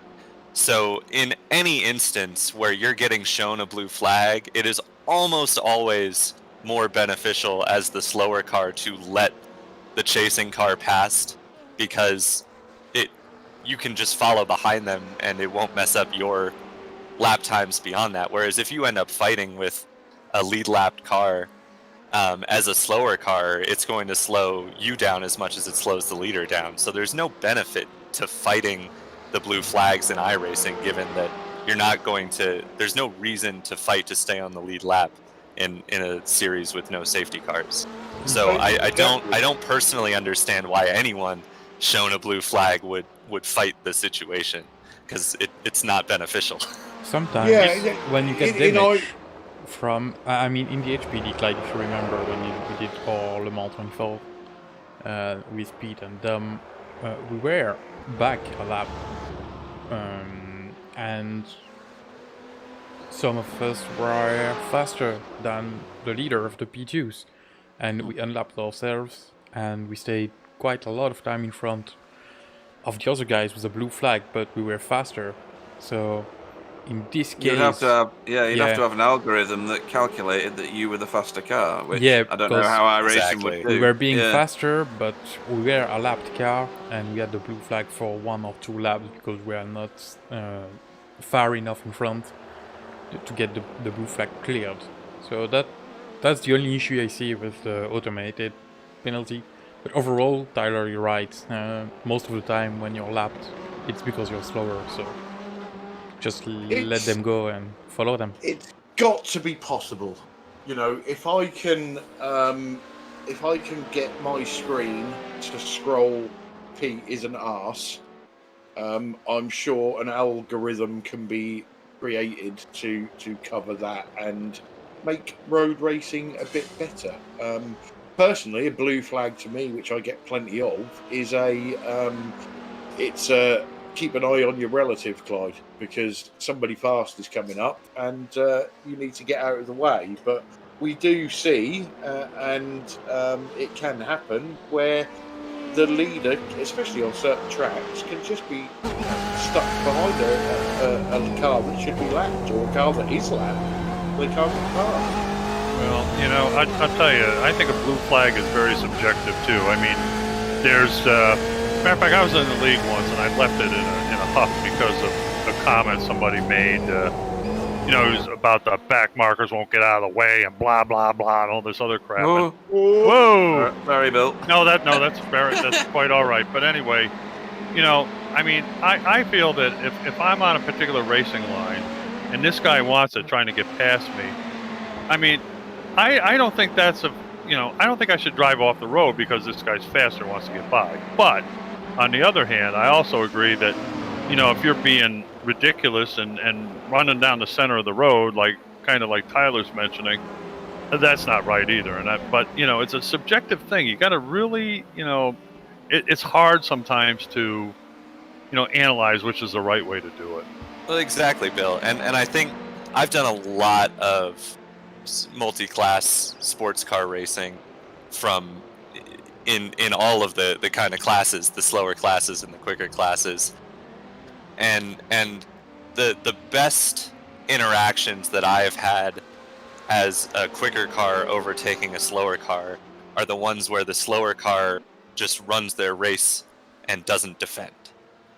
So if I'm in an LMP2 car, for instance, coming up to the braking zone for the hairpin at Sebring, and there's a GT car also on coming into the braking zone at the same time, I'm going to make a move to the inside, and what I would expect from a GT car that I'm overtaking to do is to just, kind of concede the apex line as I make the move to the inside and continue on with their race, because that loses the two of us combined the least amount of time. Exactly. But, there's different, as you said, it's subjective. There are different opinions on how to treat blue flags, but in the sense of sports car racing, to me, the best way to do it, if you're the slower car being overtaken by a quicker car, even if it's a car in the same class, is to run your race, but don't hold them up and don't defend.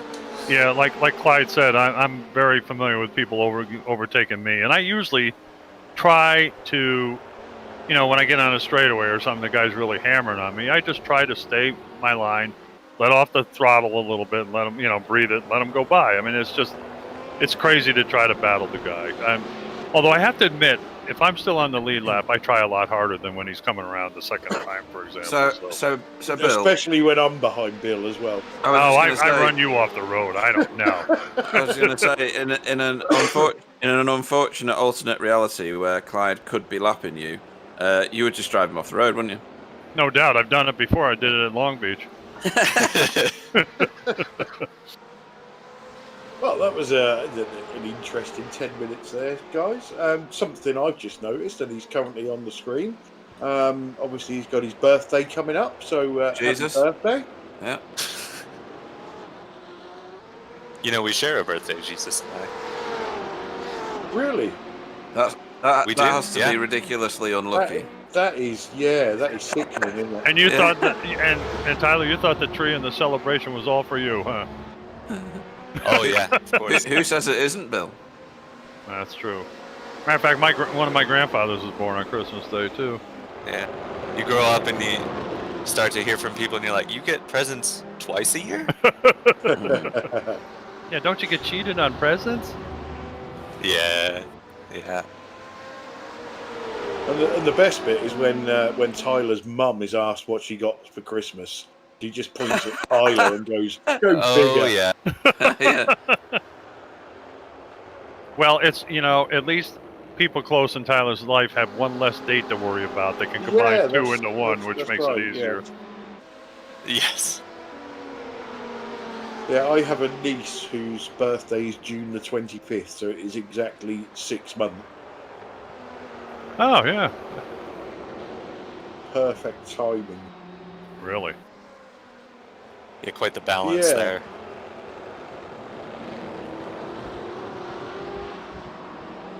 Well, our man in 27 Motorsport in GT is still ahead. Wow, doing a great job. Tyler, your middle name isn't Jesus, is it? It's not. It's not. Is I it? say. Oh, somebody's taking the old. Yeah. Is it Messiah? No, it's not. okay. No. Not Oh Great One or anything like Not that. the Messiah. Lord, yeah. Oh Great One. I'm not the Messiah. I'm just a very naughty boy. Oh Life yeah. of Brian, get in. Now you see all the naughty boys get stuck together. See, he's come to join us now. That's a move. Goodness. that probably looked a bit closer than Is that it was. That's a P1. Which car was that? Is that the Sapphire? No. That's a P2 It's car. not Sapphire. It is. Oh, I know this one. Yeah, that's going to do a lot of Ask good. me one on science. Now, how do you know that's a P2 car from behind? I just know what they look like. I don't have a good answer for that. No, neither do I actually. The Audi does have the diamond-shaped winglets on the rear wing, which is a good tell if you can get that angle. That's a P1. They also have the lights on them. That's a P1 there. Oh That's yeah, they got the lights overall up leader, high. the That's Fugger right. car. Yeah. Yep. Marius Danhausen is still at the controls of that, going like he's on fire. Light up. Yeah. Yeah, the gaps. He's opened up about Minute. 30 more seconds on the the second place car since I last looked. Now up to over a minute and 10 seconds almost over the back marker racing blue car.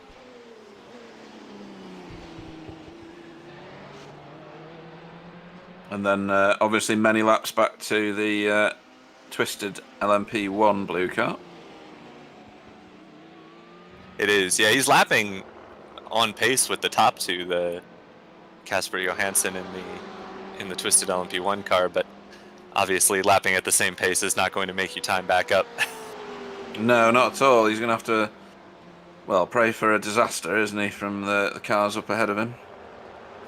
Yeah, I was watching an endurance race, I guess a week or so ago, where there were, I think, 3 LMP1 cars, or there were 3 LMP1 cars in contention, and they all had very different pace, but somehow it worked out that they were all in the fight at the end because they kept all having misfortune befall them. It was a 6-hour race, and somehow, you know, one would get to like a 2-lap lead, and then they'd have a disconnect, and then someone else got to a 1-lap lead, and they had a VR failure, and someone else got to another, you know, a 40-second lead, and then they had a penalty for a missed pit entry or something.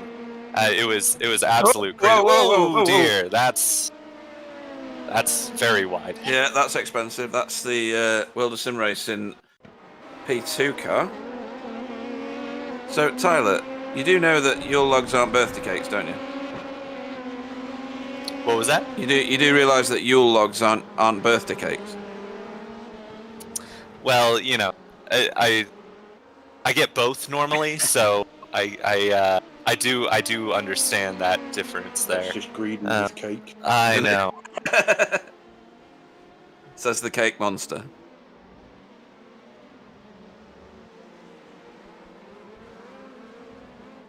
I do love a good Yule log, though. Yeah, I enjoy my Yule log on Boxing Day morning.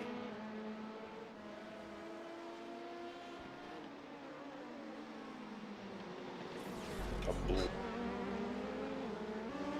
What say? Tumbleweed. Yeah. It does seem that the World of Sim Racing team escaped that without any damage, which is somewhat miraculous, given how far to the left they were. But there is a bit of grass there that you can go over without hitting the wall. Yeah, but it looks quite dramatic. Oh dear, they've gone again. Ooh, they have, yeah. So yeah, I did get your Yule log joke there, Clyde. Nobody else did, just me. Thank you. Yeah. I was going to say, don't you have a Yule log every morning? Not as good as a Yule one, no. No, okay, that's fine. When you get older, that doesn't happen as often, Pete, okay? Just one more. It should do, the amount of rubbish you eat. Right, guys, talking about eating, I'm going to have to disappear and have my dinner. But before I go, let's have another look at another team. And we will look at the Kbort K1 team. So they all met via the iRacing forum and a love of endurance events. How was their ISREC season gone so far? The answer is, did you have to ask? First season, so more of a learning experience ahead of next season. They started in the late spring of 2019. They're a virtual racing team, obviously, that uses iRacing to allow experienced and inexperienced members to competitively race with one another online. Their main ethos is to provide a friendly and inclusive but professional, I know we don't understand that word. What's that word? Yeah. Community of online racing drivers that can get along, no matter age, nationality, skill level, or prior experience, winning and losing together as a team. They had a bit of a rebrand in mid-2020, and they're more keen than ever to keep pushing forward and keep improving. They've had 2 ELMS wins, and it says, and we'll keep an eye on this maybe. I can promise you that 2020 is only the very start of an up-and-coming racing team to watch out for. So that's very interesting. And Bill, just for you, the next one that we do will be the Backmarker Racing Team. Oh, I got to hear about them, yeah. And I think you're going to fit in there perfectly. It's a tough fit to fit me in anywhere, but I'll give it a shot. Right, guys, so I'm going to love you and leave you for a little while. Good luck, and I hope all is calm for you. All right, enjoy. Yeah, and I'm going to do the same as well, because I'm going to go and get some food, because my stomach tells me I need it. Would you hold on just 1 second, Pete? Certainly can. I just got to buzz off for a few minutes for No physiological problem. need. I'll be right back. I also had a need of physiological nature earlier, so it's only fair. I think it's fine. You can leave me and Sam on our own. We can manage. I wouldn't trust either of you. That's right, folks. Bill's gone for a big poo. Just to announce that to the nation. He's filled his colostomy bag. He's got to empty it. I suppose we can figure from that Clyde's gone for an even bigger poo. Oh, absolutely. It's massive. A lot longer. Yeah, he's stoking up the fire for his morning poo at the minute, so that's fine. Yeah.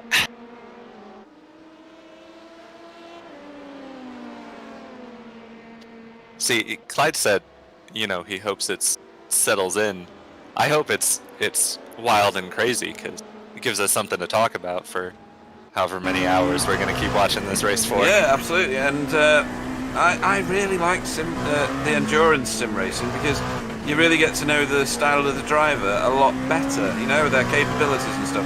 When they're doing either officials or shorter races, you don't see enough of them, if you know what I mean. Sometimes in the endurance races, you don't see enough of some of the drivers because they crash on the first lap and you never see them again.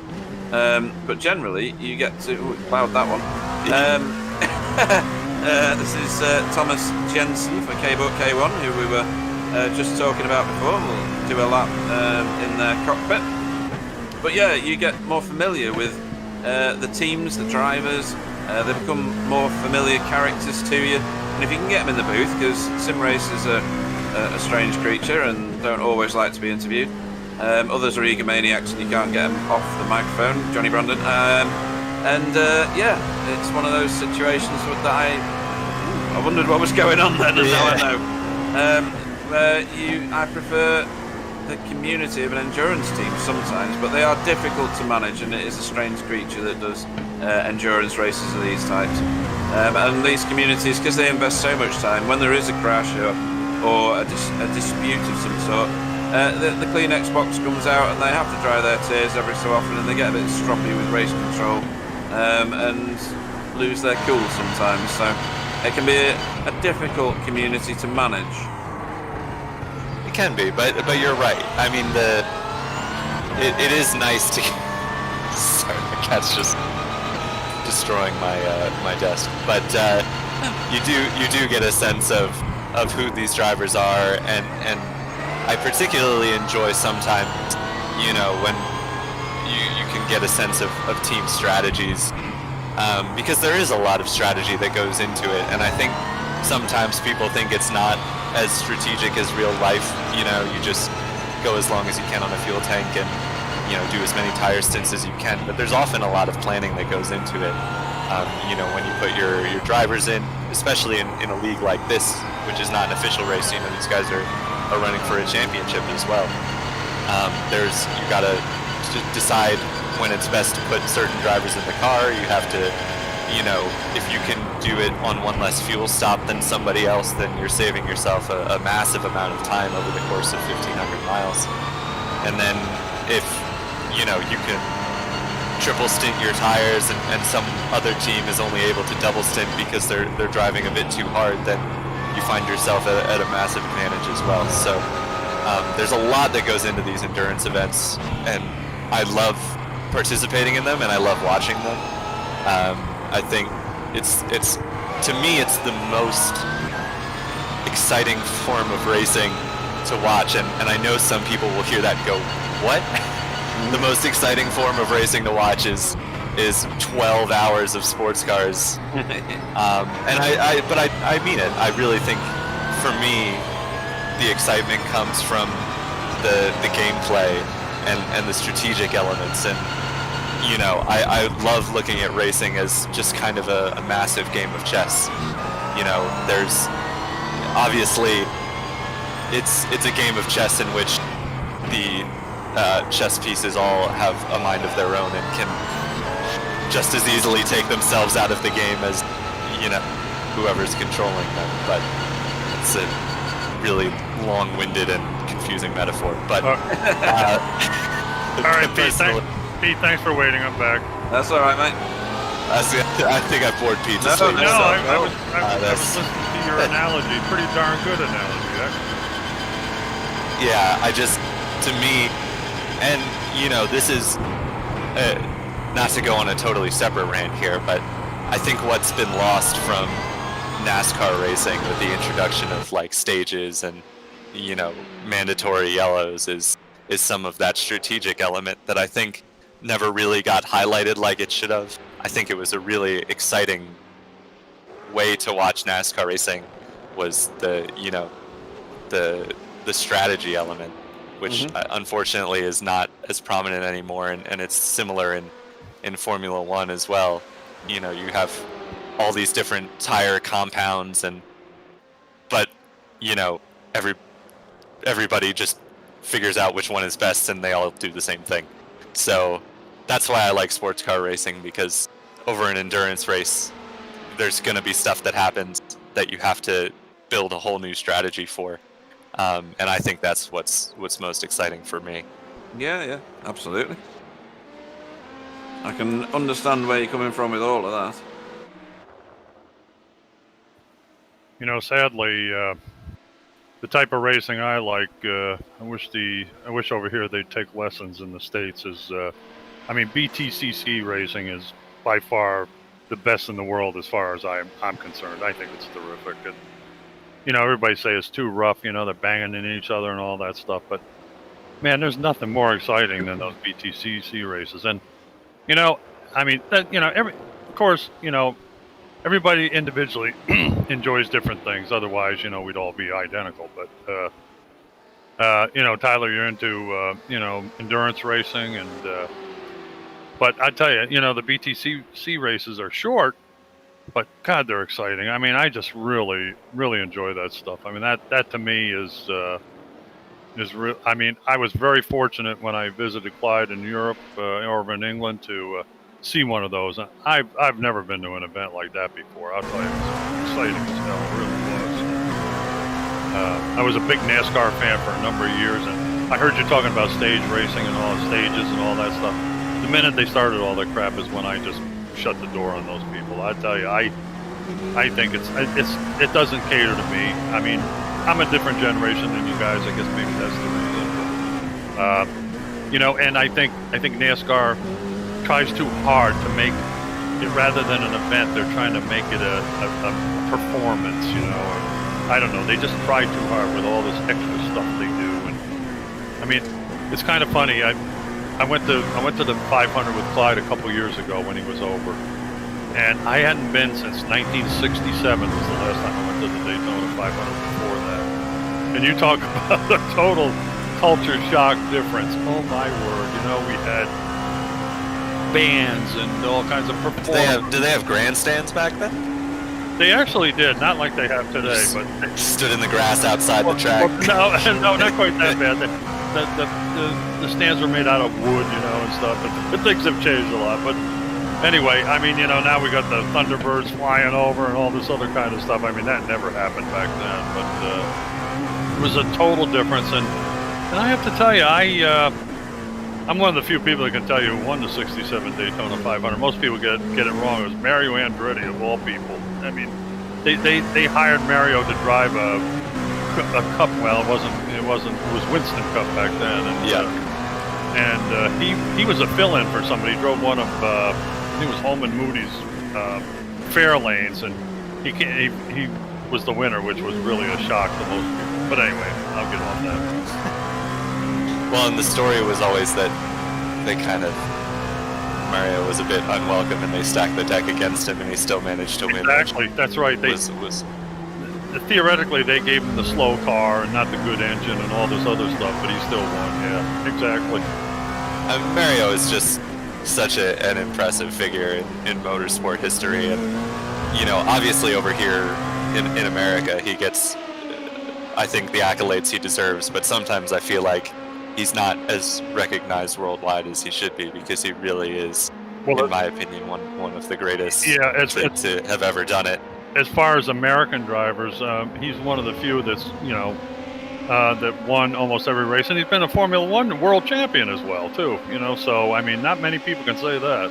Richie.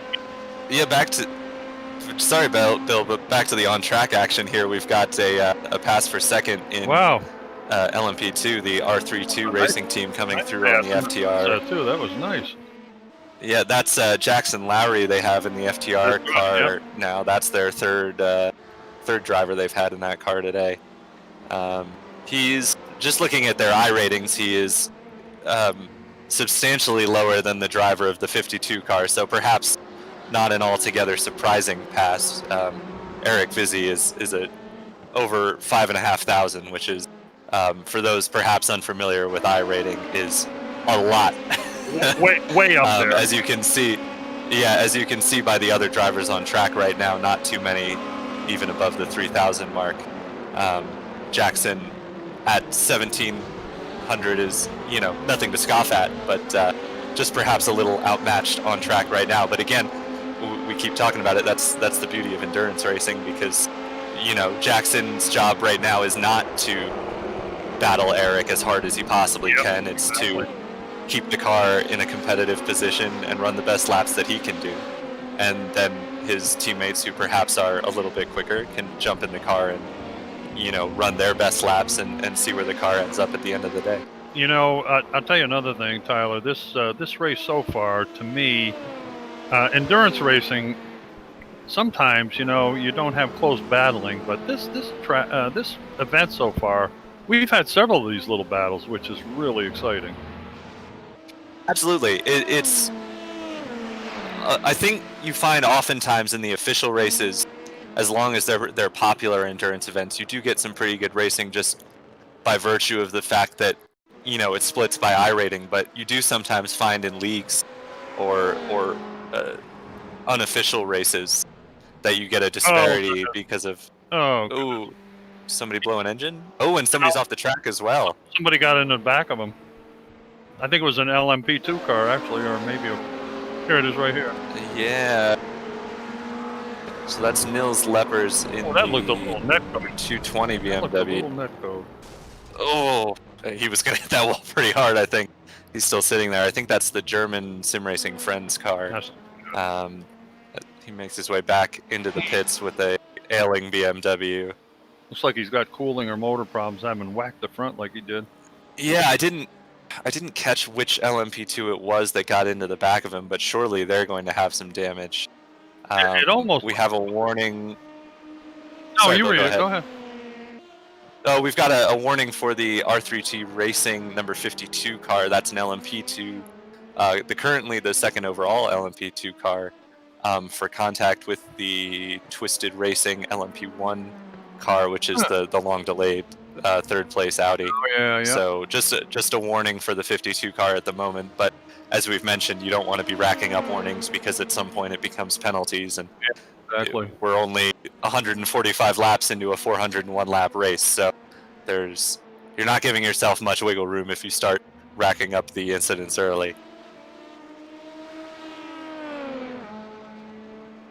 Is it going to get light again by the end of this race? Because it got dark early. I don't know. I'm not sure. Depends what time of year is it's December 5th. So it's December, so it's just a long night. You have more dark time this time of year. It's 6 p.m. right now in same time, so don't think we will have light again. Yeah, okay. No, yeah, you're right, Sam. But whoa, look at this! But battle. Certainly a lot of darkness here as the battle continues for second place. Yeah, I didn't note it earlier, but Jackson Lowry dropped another position to the 61 car that we see here. That's Victor Abellion. Abion? Let's go with Abion. Double L in Spanish is like a Y, right? Are you asking me? I have no idea. Let's go with Victor Abion is fighting Eric Vizzi here for second place. These are probably the two highest rated drivers on track right now. Actually, the leader in GTE is just a little bit higher than Victor, but two of the highest rated drivers on track right now, both over 4,000 I rating, as we have the second place LMP1 car in the pit lane. I haven't been keeping super close eye on the strategy right now. It seems that most cars have been pitting around the same time within class, so I don't think there's much in the way of tactics going on at the moment, but we do have this battle for second place in LMP2, and first place is not terribly close. He's some 27 seconds up the road from these two, but certainly not out of touch either. And if these two continue setting quick laps like they are, they could be within striking distance by the end of the stint here. They're currently lapping about between, I would say, a second and half a second quicker. Wow, look at this.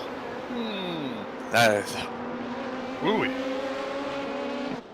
You know when you're watching two very talented drivers, because they know how to handle their race cars with the kind of utmost precision, and that was a stellar move there from Victor Abayan. I really really admire, impressive move. I really admire how, like you said, these really highly qualified guys at the last minute can make a decision like that. That's amazing. Yeah, it's, where some of us perhaps, there's a spin for a BMW in the back there. In the hairpin. But with some of us, shall we say, less talented drivers, we go into a corner and we're looking for our braking zone, so it's tough to measure up against the car we're perhaps battling with. But these top guys, they just have a feel for where they need to brake, they can multitask very well. Exactly, and they can just place their car with such precision because they know where it needs to be, no matter how they're battling on track or where they are, relative to the cars around them. So it's fun to watch. It's a real treat to get to watch two guys who are super talented battle it out. Yeah, and I think we're seeing that here. I'll tell you, as you do some more broadcasting, you see a different aspect than you do when you're driving. It's really interesting. For sure. Yeah, you get a nice, kind of 20,000 foot overview of everything that's going on. It's why when I am driving, I like listening to what you guys are talking about, because it gives me a sense of the race as a whole. And I don't know, I just find that helps me, if I have a good sense of what's going on track, it helps me to run my race better, because I know what, how everyone else's race is going. Maybe that's even, a bit... even with all the agate smashing we give you? Of course, yeah. Wouldn't be the same without it, but... You'd think something was wrong if we were praising you too much, right? Exactly. Whoa! Yeah. Uh-oh. Have a little mishap in the hairpin there. That's another BMW going for a spin in the hairpin. Sideways. Somebody, I think, got into the side of him at the same time. I didn't see who it was. Yeah, a lot of LMP2 cars going through there. Yeah, thank you, Sam. Whoa. Nope, just got on the curb and lost it, and actually hit his teammate. Into it, just barely. Yeah, so that's two of the. What team is that? Isn't that? Oh shoot. Sam's going to tell us in a minute very frustratedly. There it is, the WOSR iZone car. So they have a LMP2 car as well. Yeah, World of Sim Racing. Yep. So those are two team cars that had just a little bit of contact there, but it looked like the BMW lost it all on their own. Yeah, tried to break on the grass, I think, and that never goes well for that. It was on the curb a little bit too much or something.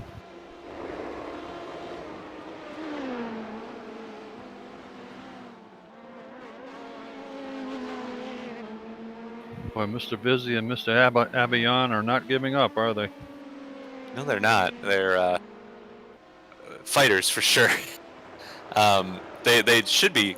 I would imagine that they're conscious of the gap to the lead and knowing that if they spend too long fighting each other, they're not going to make the ground they need to make up on Raymond Sheffers, who's currently leading this race. And I think this is probably the time to do it if you're a driver, if you're Victor Abayan or Eric Vizzi, you know that you probably have a pace advantage over the driver of the Team DRC red car. And the lap times certainly show it. Although that time through, they were only, 2/10 to half a second quicker. And that's not going to be enough to make that gap happen before the end of this stint. So they need to kind of settle in and recognize that fighting each other is not going to help either of them. So, as you correctly stated, that if they run nose to tail right now, they got a better chance of catching him. Exactly, and it's not so much even a matter of, Eric having to stay behind Victor. It's just not making any, desperate attempts or forcing them side by side through a corner. If he gets a massive run into sunset, which is certainly possible the way these cars tow behind one another, oh no, we've got a Corvette in the wall. That's the Lithium car. They've been running real well today. 4th overall in GT, and they've nosed it. I think that was onto the back straight there. I've had trouble in that corner before for sure. You just hook a little too much curb and it goes around on you, but looks like they ran wide and caught the grass. That's Mikel Dubois behind the wheel of the car at the moment, and he's back going, presumably with some damage to that front end. We'll see if he ducks for the pits here as he rounds the final corner. Nope, stays out, so must not be affecting them too much. But just to finish the point I was making, if you're Eric Vizzi and you get a massive run into sunset, absolutely you can make that move. And Victor Abayan, if he's smart, will let him go, because you can actually run faster lap passing each other as long as you're not compromising the corner for the other car. So these guys are clearly quick and smart, and I think they will probably know that. At the moment, it looks like Victor is stretching that gap just a little bit. He was a couple tenths quicker than Eric Vizzi that last time around, and they were both a bit quicker than the lead Team DRC red car as well. For a minute, like they were slowing down a little bit, but it must have just been the camera angle. It could be how they're working their way through traffic as well. Yeah. And that'll certainly change the lines they're running or how their car's behaving. Sam is frowning. I just got a message. Because you didn't know who they were, Tyler.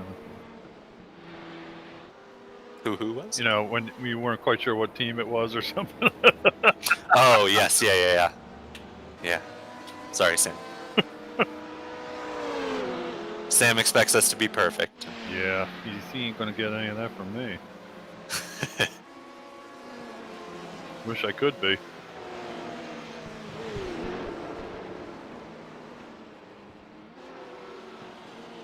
So we see. Wow. I've just seen a note. Oh, somebody's that's sideways there. There's 2 cars around. That was the Aeropigs Porsche and one of the LMP2 cars. I didn't catch who it was because it was dark. Look at it again, Mark. Oh, it's the World of Sim Racer cars. So this is who we were just following. Tried to go around the outside of the Aeropigs car, and they just got a little. It looked like a little tight there. Like synchronized spinning just then. Yeah, it's Mark Mestre is behind the wheel of the Aeropigs car.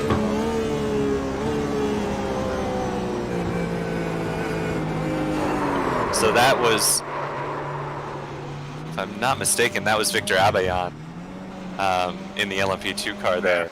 So he's dropped now back to 3rd place in that World of Sim Racing car after that contact. Yep, you're right. He shows in 3rd place. That's tough. I don't think either of them did anything, wrong there. Victor was obviously trying to make his way through quickly, and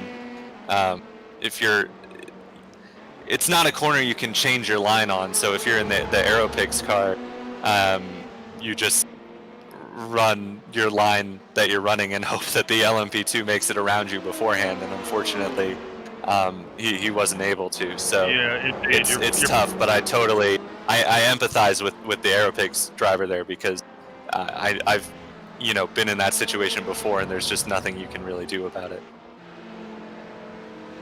Yeah, you're kind of committed. What can you do? I did see a comment from Andre Geiger, who we saw had that hit from the LMP2 car that put him in the wall. They say they have an hour of repairs, unfortunately. So that will certainly set them back and put them out of contention for this race, which is a shame. That is the German sim racing friends team, I believe.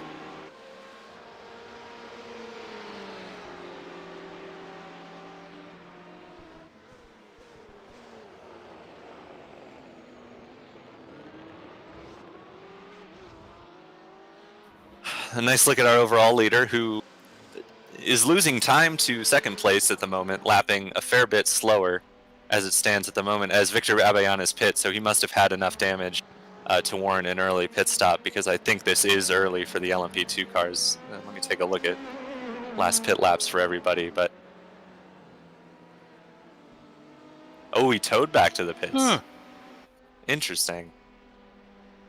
Did he run out of fuel? No, he stopped. That's a very Clyde-like mistake. Well, he didn't coast to a stop either, so I'm not quite sure what happened. Yeah, he kind of stopped dramatically. Yeah. So Marius Danhausen still soldiering on in first place overall and in LMP1. yeah, he's cruising. Although, as I mentioned, currently the backmarker racing car is lapping considerably quicker, 2 to 3 seconds a lap quicker than the Fuga Simsport car. But with over a minute to make up, that's not going to disappear anytime soon. Ooh, there's a big dust cloud there from somebody running wide. It does look like we're not far from the LMP2 pit window as another one of the lead LMP2 cars is in. So it's conceivable that Abayan had run it out of fuel, but it does seem a bit strange to have just stopped it on track like that. But we now see the FTR car and the Verve Racing Team Black car in as well. So hopefully someone from that team can give us an inkling as to what is going on there. But if I had to guess, I would say they ran out of fuel, pulling a Clyde, as we might say. Not a bad guess.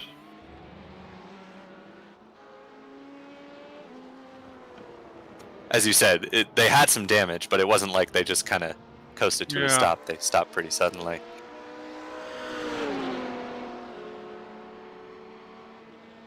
Team DRC car continuing on for yet another lap. They were one of the later stoppers. The latest of the LMP2 drivers, who is, I would say, on strategy, stopped at lap 122. But they'll continue on for another lap. They last stopped lap 121. Now working lap 140 for the LMP2 drivers. So that's at a 1 3/4 minute lap. So 16 laps. That sounds about right. It's, in my experience, it's about a 35 to 40 minute stint for these LMP2 cars, depending on the track. So does seem to be on sequence for everybody who's making their pit stops now. And on screen, we've got Raymond Sheffer's team, DRC Red. First place in the LMP2 cars. Yeah, and he's picked up the pace a bit over Eric Vizzi. That gap has stabilized where Eric was closing it in before when he was following Victor Abayan before their troubles. So either Raymond has stepped on it, or Eric has used his tires a bit too hard too early. But as we see, the third place Stage 1 racing LMP2 in the pits as well. So LMP2 pit sequence continues. World of Sim Racing team is now leaving the pits. So correct. If it was damage repairs, Victor Abayan's gotten that car repaired quite quickly. So I, again, don't know for sure, but I think it's all pointing towards having just run it out of seemed fuel. a little and having odd, to tow though. back to the pit. Yep, for sure. Well, glad to see he's back underway. Yeah, it's a bit of a shame because that'll surely set them back a ways. But we know Victor was brutally quick when he was on track, so Yep. he'll be trying to make that time back up for sure. Both FTR Esports and Stage 1 Racing Junior are back underway again. Yep, so now I believe Team DRC is the only, at least among the leading LMP2 He cars, should be the only car pitting not soon, I to would pit think. yet. You think this lap, possibly? If not this, then the next. And Eric Vizzi is in. Okay, So yep, there he is. looks like it'll be one more from Team DRC. That's, oh, I was mistaken. So they pit at lap 125, not 121. I was looking at Eric Vizzi. So Oh, yes, wow. they will be the. So ooh, okay. So we've got a 5-minute stop and hold for Verve Racing Team Black. So that's one of the LMP2 runners. That's for the punt that sent the German sim racing team into the wall and in for an hour of repairs. So, you know, I've been in that situation before, and it's no consolation to see the other car get a penalty, but certainly justified in this case for essentially ending a competitor's I've been the race. punter and the puntee, and they both hurt. For sure. It doesn't do much to soften the blow of an hour of repairs, but No, it does. you know, No, at it least some form of justice has been served, I suppose. At least now we also have an answer as to who it was, because I still wasn't sure which of the LMP2 cars it was that was involved in that German incident. sim racing friends. That was the BMW that I'm sorry. received Okay. the punt. It was the Verve Racing Team Black that did the punting. Car number 50.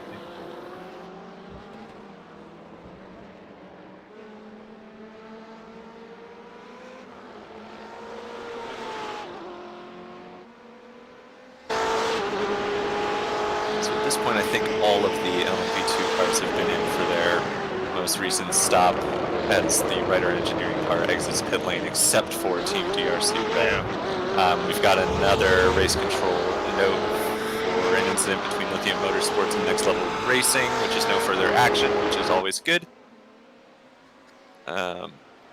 Don't know which incident that's referencing, but no further action. I've just seen that the Team DRC orange car is dropped behind the Team DRC blue, which the orange car is the one that was leading early. Falco Vierkamp behind the wheel of that car now. And he's just behind his teammate with Fedo Koman still behind the wheel of the blue car. Well, he's been out there for a while. Oh, no, I'm sorry. That's not the car in front of him. He's some 13 Is that seconds Dubois? behind Fedo. Dubois? That is, yeah, that's Dubois behind him. So perhaps the Team DRC orange car is struggling for pace right now. That could be. They are certainly dropping down the order somewhat. Might be feeling tire issues or something. You never know. Yeah, lap times are on par with the other cars in class. The Team DRC blue car is actually the quickest of those kind of leading GTE cars. As far as GT-AM goes, 27 Motorsports still comfortably leading that subclass, if you will. Paulo J. Lopez behind the wheel now. They've lost the overall GT lead to Taj Edwards, which is no surprise. Taj is an incredibly high-ranked driver with over 4,000 I rating. Yeah, but 27 Motorsports been doing a bang-up job. They sure have, yeah, showing well above the rest of the GT-AM class, with drivers that aren't particularly high-rated. So a lot of really talented guys in that 27 group. As we see, Matthew Molinares is in. That is, as far as I know, we still haven't seen Raymond Sheffers in, unless I just missed it. But so that is somewhat of a double benefit. Yep, thank you, Sam. Somewhat of a double benefit for that lead LMP2 car, because they've clearly got the pace because they're leading in the Team DRC red car, and they're able to stretch this pit sequence quite a bit longer than anybody else. And clearly we're already on that strategy of stretching the pit cycle as long as they could, since they were one of the later stoppers in the last sequence as well. Yeah. You know, I talked about it before when I was rambling on about my passion for endurance racing. If you can save 1 lap per stint, you're going to save a stop or 2 by the end of the race, and that is going to save you a significant amount of time. We've seen, and if you can do that, we've seen that in other endurance racing as well. The guy that can stretch it out a little bit toward the end, he's really, it's his race to lose basically at that point. Absolutely, and the fact that Raymond Sheffers and this Team DRC Red team has managed to do it while keeping the pace to lead this race on pace as they finally make their way down pit lane. Yep.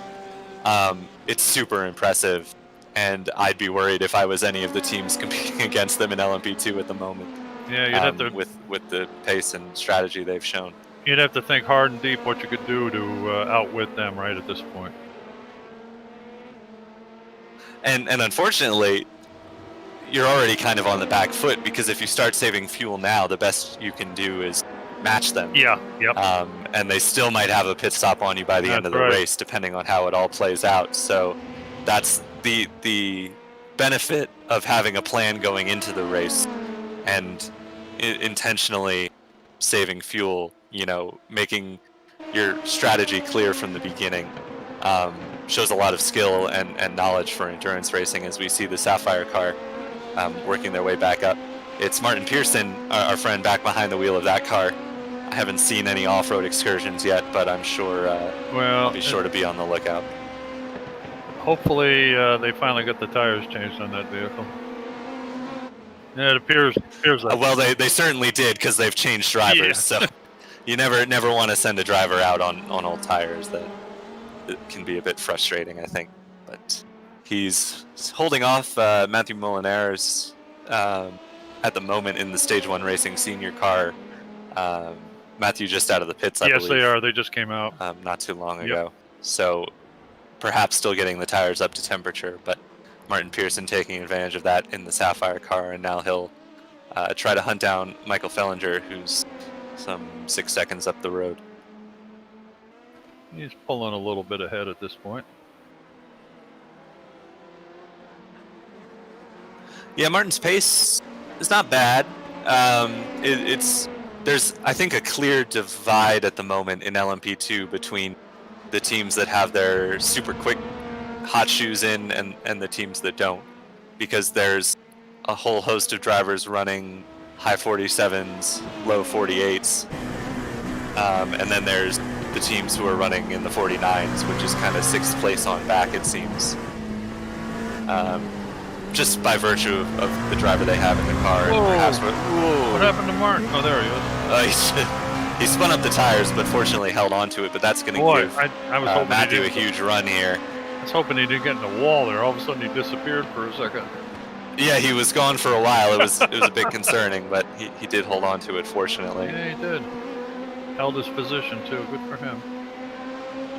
Yeah, so Team DRC has maintained the lead over the pit sequence, ahead of Eric Vizzi in the R3T car. FTR promoted back to 3rd, of course, with World of Sim Racing's issues. Yep. Victor Abeyan is setting some quick laps in that car, but he's got a lot of ground to make up with the tow back to pit lane.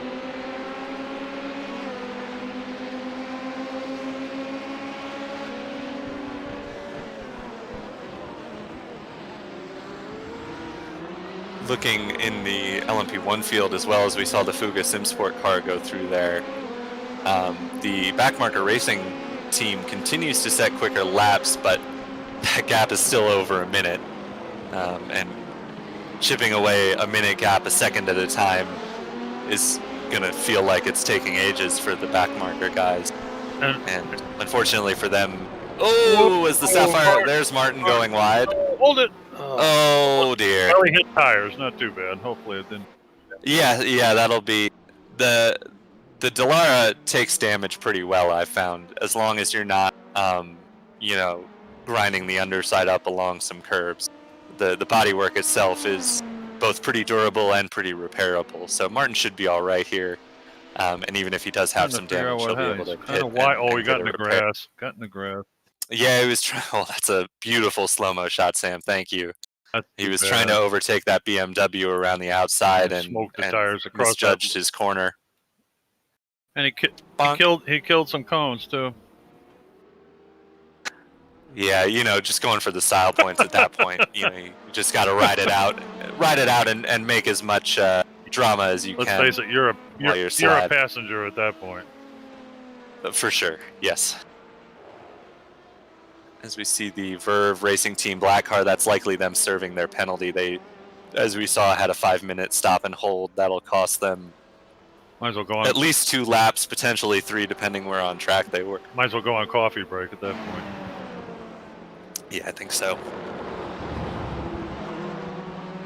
And here's the Veerkamp Dubois battle still going on.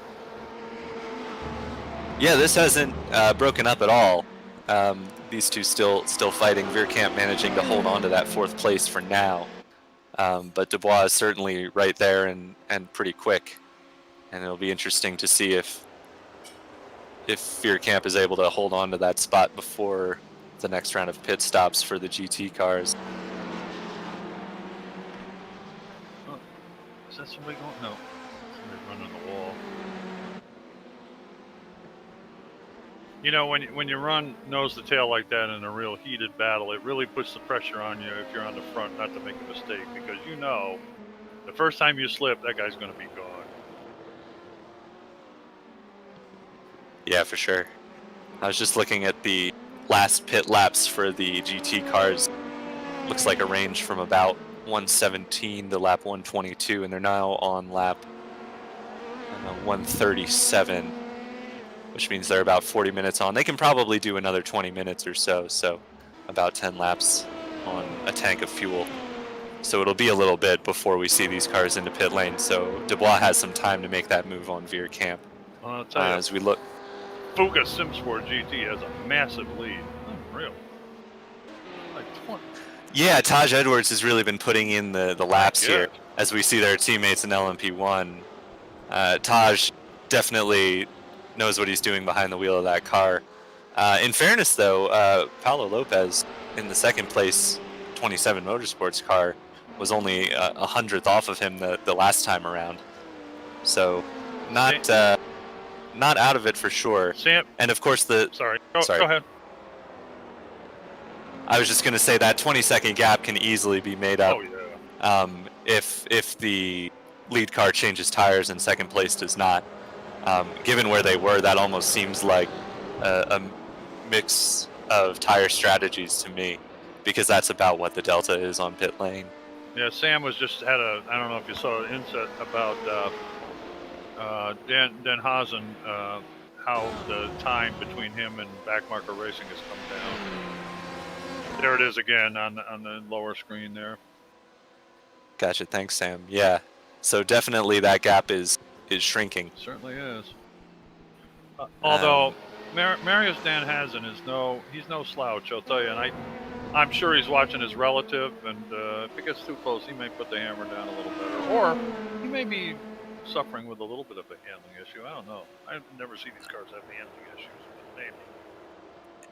It's possible. I mean, I think it's more a matter of Sebastian Boescher-William just putting in some quick laps. He's kind of only about a second off his best lap, which is better than a lot of the guys out there are doing right now. So he, I think, is really pushing hard to try and close that gap, but it's still out over a minute from 1st to 2nd. And that's, as we were saying, chipping away at a minute, 1 or 2 seconds a lap is going to feel like, trying to pick away at a diamond with a toothpick. Eons, yep. Exactly. Boy, the various lines through Sunset are amazing. It's interesting, too, through Sunset, as we see this battle for, is that 3rd place in LMP2? 4th, yeah. Yeah, and it looks like the Stage 1 racing car is a bit quicker right now, but it's interesting in Sunset because I think the quickest line generally is to kind of hug it as tight as you can, but there are some cars that don't handle the bumps as well, Exactly. and the bumps are way worse on the inside of that corner. So particularly these LMP cars with their super stiff setups don't handle the bumps particularly well, and I imagine have a pretty tough time going around the bumps on the inside, so it may be why we see some of them kind of taking that wider line.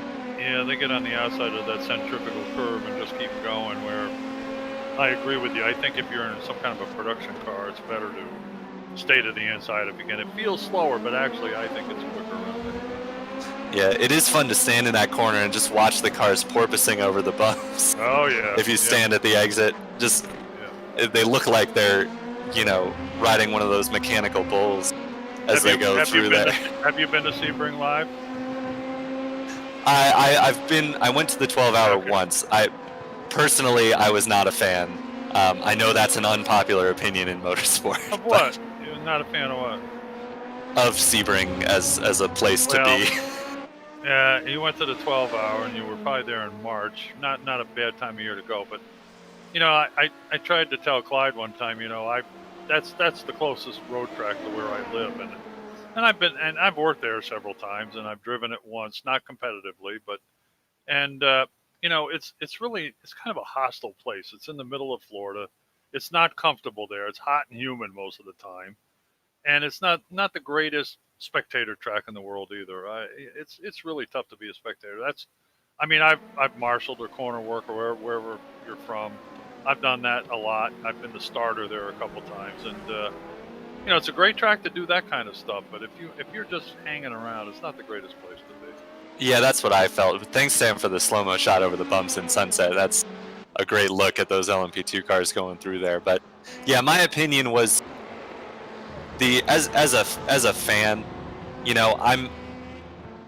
I'm weird in that I go to motorsport races to endurance races to watch the races, and a lot of people go to endurance races to watch some racing and also to party. And I think Sebring is great if you like to party. Yep. But that's not me, personally.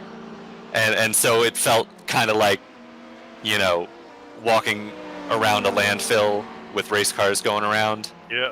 Well, kind of. Yeah. Well. I'll tell you, it's kind of funny you mention that. When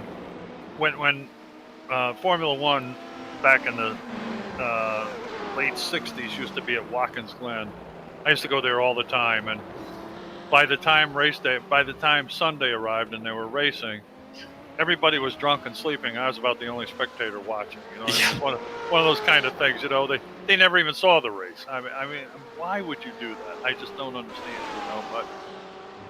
I feel very similarly, but I've always been of the opinion that if you're a spectator and you want to see a great endurance race in Florida, go to the Daytona 24 Hours, because you can just walk around the whole track and see everything from anywhere as a great shot. And I love these slow-mo shots, Sam, of the GT leader Taj Edwards going through. I think that was turn 13 that goes onto the back straight? No, that's 13's the tower turn. 16 maybe? Yeah, possibly. I have to pull up a track map. Yeah. Well, Le Mans, thank you, yes. 17, the sunset curve is 17 and 17A. That's what they call it. Yeah, so 16 would be turn onto the back Look at straight. That. Nice shot. No, you're exactly right about Daytona. As far as I've always said, you want to see an endurance race. I mean, that's the one thing about it. You can see the whole thing. The only time I couldn't was when I worked for Grand Am for a couple seasons at the 24, and I was on pit road as a marshal on pit road. Oh yeah, the one place you can't see the whole track from. And of course they gave me the 1 to 3 shift. And of course, if you've ever been to Daytona in February, it can either be 80 degrees or it can be sleeting outside. I mean, yes, I've spent several Februaries in Daytona and at the racetrack, and it's unpleasant at times. The first year I went to the 24-hour, I was like, this is my first endurance race I've ever been to, so I'm gonna stay up for all 24 hours because I'm crazy. And I remember sitting in the fan zone at the infield, watching the race on the big screen at 4:30 in the morning. Like, I'm wearing a down coat and a sweatshirt and gloves, and I was not warm enough. And you were And still I'm like, freezing. why am I subjecting myself to this? That's right. Exactly. So since then, all the Daytona 24 hours I've been to, I headed for a 3-hour kind of beauty rest in the middle of the night there. Yep, exactly. That's the real way to do it. That's right. But I love the Daytona 24 hours. I didn't get to go last year, and obviously I'm not going to get a chance to go again this year because I live on the other side of the country now, and it's not a great time to be traveling. No, it isn't. Which is a shame, but that's the race that any year I can get to it, I'm going to try to, because it's just the best spectator experience in racing, I think. Yeah, and the nice thing about that one too is the fact that it's early in the endurance series, so all the teams are there, which is really nice. Yeah, it sounds like it's going to be a big field again 2021, especially with the introduction of LMP3. I think it's going to be one of the biggest grids we've seen in recent years because it's been shrinking a little bit. But it sounds like there's a lot of interest in the prototype classes, which is really good. Here's a little group going through Sunset. What do we have there? The beer camp and debate. Yeah, still going strong. These guys must feel like they're related. Boy, they've been together. Yeah. They've been together almost the whole race. Amazing. Just tied together by an invisible rope. Really. Just beer camps towing the boy around. Really. Yeah, let's see. What we got going here? Up, Team DRC Red is still in the lead in LMP2. Yeah, it looks like Martin Pearson has closed the gap on the Ryder car. He's right on their tail now. That's Michael Fellinger behind the wheel of the Ryder Engineering car at the moment. That's deciding 7th place in LMP2. It is indeed. I think Martin's quicker because that gap was some 6 seconds the last time I looked, so he's closed it right up unless Fellinger made a mistake. Yeah, and then good to see him going again after his little detour that he had. Yeah, just a little bop on the nose. Yeah. No harm, no foul. I wonder if he was taking a nana nap or something. He went off the Some 8 seconds up the road is Matthew Molinares in the Stage 1 Racing Senior car. And then it's 1 minute and 50 to Victor Abayan in the World of Racing, World of Sim Racing team car. So they're ooh. Did we just see the pass made, or was it just the Ryder car blinking out for a second? I think that's what it was. But there's quite a disparity, as I was kind of trying to highlight earlier. You've kind of got the top 5 in LMP2 who are all running in the sort of 47s, 48s, and then you have 6th on back who are running in the 49s and 50s. Obviously, there's no pro or am split in the prototype classes, but you kind of get the feeling that that's what we're looking at a little bit here, much like it is in the GT class. There goes Martin past somebody. I don't know. Look at this. Oh, getting creative going through the GT He's cars. bobbing and weaving. Right, stay on the pavement this time. Don't go in the dirt. That a boy. Good man. A wide berth to the grass there. And they wonder why there's no grass in that section.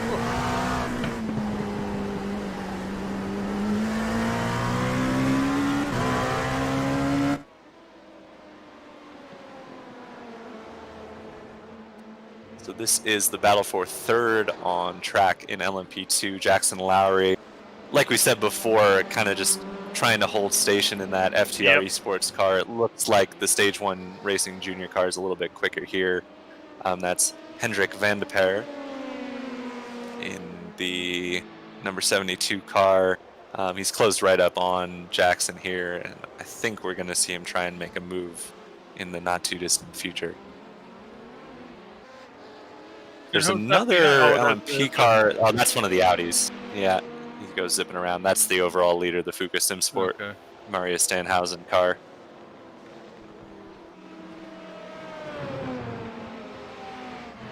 Jump back to the Ryder Sapphire battle. Yep. Martin's definitely quick, but hasn't been able to do anything yet with Michael Ryder just flashed out for a minute there. Yep. Oh, he's got a run here. Got out of Le Mans. This will be. I think this will be the position done here. As long as he can hold it into Sunset, I think but he's got the line okay. for braking, so he should be all Don't right. get Sends it in pretty deep, Don't go though. crazy, Martin. Yeah. Good move. Well done.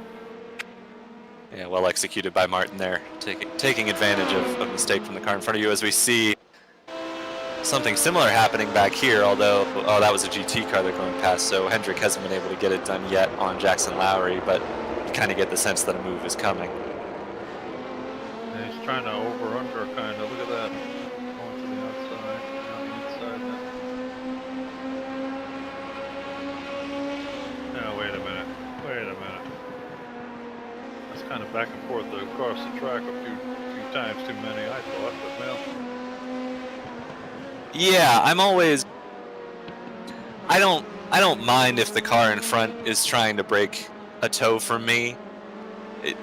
There's definitely some gray area as far as moving back and forth across the track, because I would say once the car behind is within a car length or two, it becomes blocking. But I would say that's all right, you know, kind of borderline, but I don't think Jackson was doing anything wrong there. Oh, no. If Hendrick... I was just going to say, if Hendrick had been a little bit closer, then for sure Jackson needs to kind of be predictable. Probably and hold correct. line. Probably correct. I really wasn't paying much attention to Jackson. I was just kind of watching back. I mean, great battle I going wasn't on. paying attention to Jackson. But of course, now that I think about it, he was trying to get back on to get it proper. Yeah, look that way. It's funny looking out the window when you look at them from above. No, it doesn't for sure.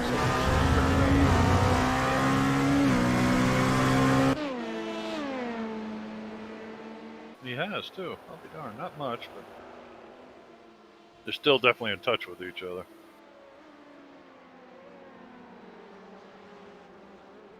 Okay, we're about 10 minutes, a little more than 10 minutes away from 5 hours into this.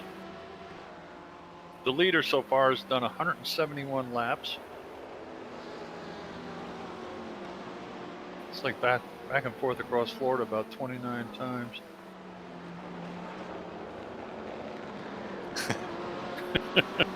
Well, it's a lot easier to go back and forth across Florida than up and down along Florida. Well, that's a long ways around, that's for sure. I tell you, one time I drove.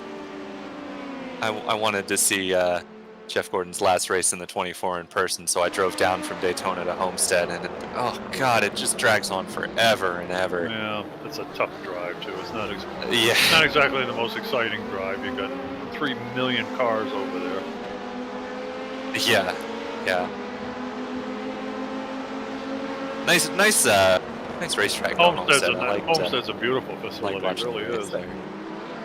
Middle of absolute nowhere, but a nice racetrack. It's not in the middle of the nice race neighborhood, but oh well. It's in the middle of a like swamp. Well, Homestead used to be a military base. Used to be an Air Force base. And, I think it still is. I think there's an active base not too far from there. I thought that was done, but anyway, you can tell by the military housing around there. Yep. Yeah. But yeah, I just remember trying to get out from the track after the race, boy. Google Maps taking us up some like back roads through the swamp, and we were low on fuel too, so we're like, are we gonna see a gas station before we get out of here? But funny thing about the east coast of Florida, especially the southern part, you run along the coast and a lot of hotels and condos and big high rises and stuff, and you go about 12 miles inland and you're in the Everglades, so it's exactly. Not much. So sorry, Bill, race control has given a penalty to the Aeropix car for that contact we saw in Sunset. As there's some more contact in Sunset. That looked like perhaps one of the Audis getting into a Corvette there in Sunset. Or was it the Ryder car? No, it's definitely an LMP2 as he gets into that black and green Corvette. Jackson Lowry. Can't quite see the... Oh, it is Jackson Lowry. You're right. Wow. It's the FTR car. So that will also has cost him the position. I was going to say that takes care of that little battle, doesn't it? Yeah. Whoa. Yeah, he was just trying to tuck it to the inside of the Corvette and couldn't hold it over the bumps. Carried a little too much speed in there, unfortunately. That's a shame. Probably going to see a warning or a penalty there for Jackson Lowry on that one. Especially if they've given one to the Aero Pigs for that contact we saw earlier. That's not a heck of a lot. I don't see that one going in his favor. Not a heck of a lot different. Really, no, that's for sure. But another reminder that we are not race control. For sure. We have our own opinions on incidents for sure. Yeah. I personally thought the Aero Pigs were kind of in a tough spot, and there wasn't much they could do about it. I kind of agree with you, but definitely hey, understand race control's decision there. It's call. It's up to them. And, yeah. One thing for sure is that I should not be in race control. It's a tough job.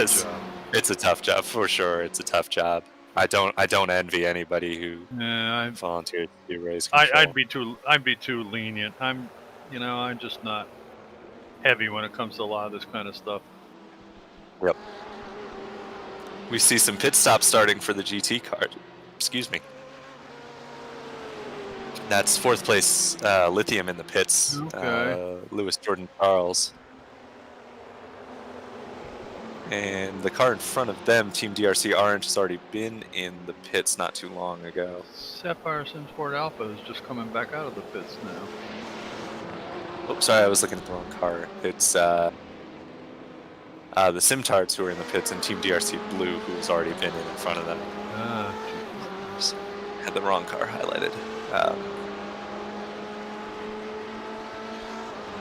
But it is Christopher Rock now getting behind the wheel of the Simtards car as they lose another spot to Luxsim 24. I think that's the bright yellow BMW. Okay, Race Control's got another one. Racing incident involving 98 NSR Bronze Sim Performance, whatever it is, number 61 World Sim Racing Team has been determined as no further action. So that's another incident involving the World of Sim Racing Team, and I'm wondering if that's what caused their stop on track that we saw. Very possibly. Because obviously the contact with the Aero Pigs was the first incident we saw. That's right. That was about a lap or so before they stopped on track and towed back to the pits. So perhaps there was some incident and some damage that we didn't see. Maybe it could be something like they couldn't steer or something. You never know. It's possible. We've got more pit stops. The Cabort K2 Corvettes in the pits. The Backmarker Racing Orange car in the pits as well. So a decent portion of the GT field has been in now.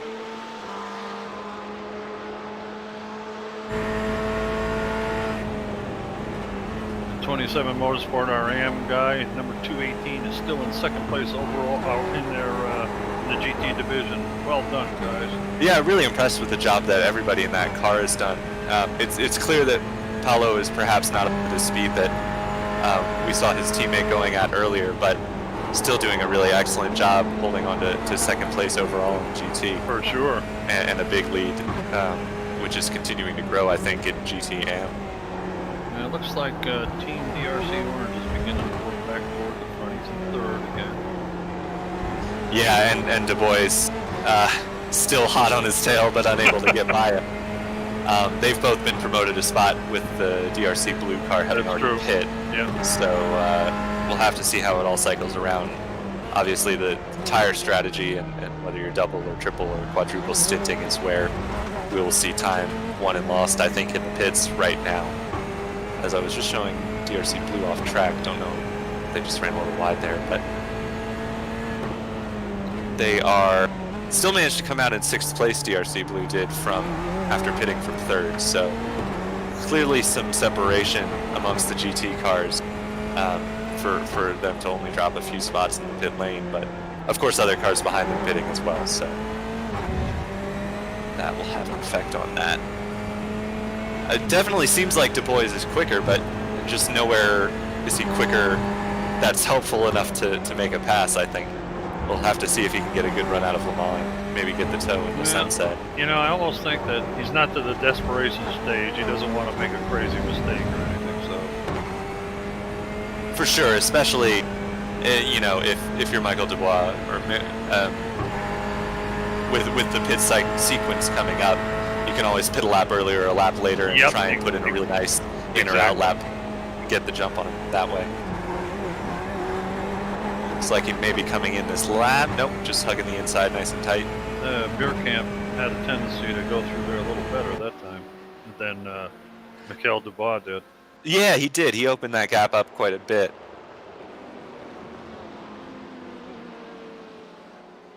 And that's a if you are the defending car in that situation, that's a good corner to be quicker for through. Sure.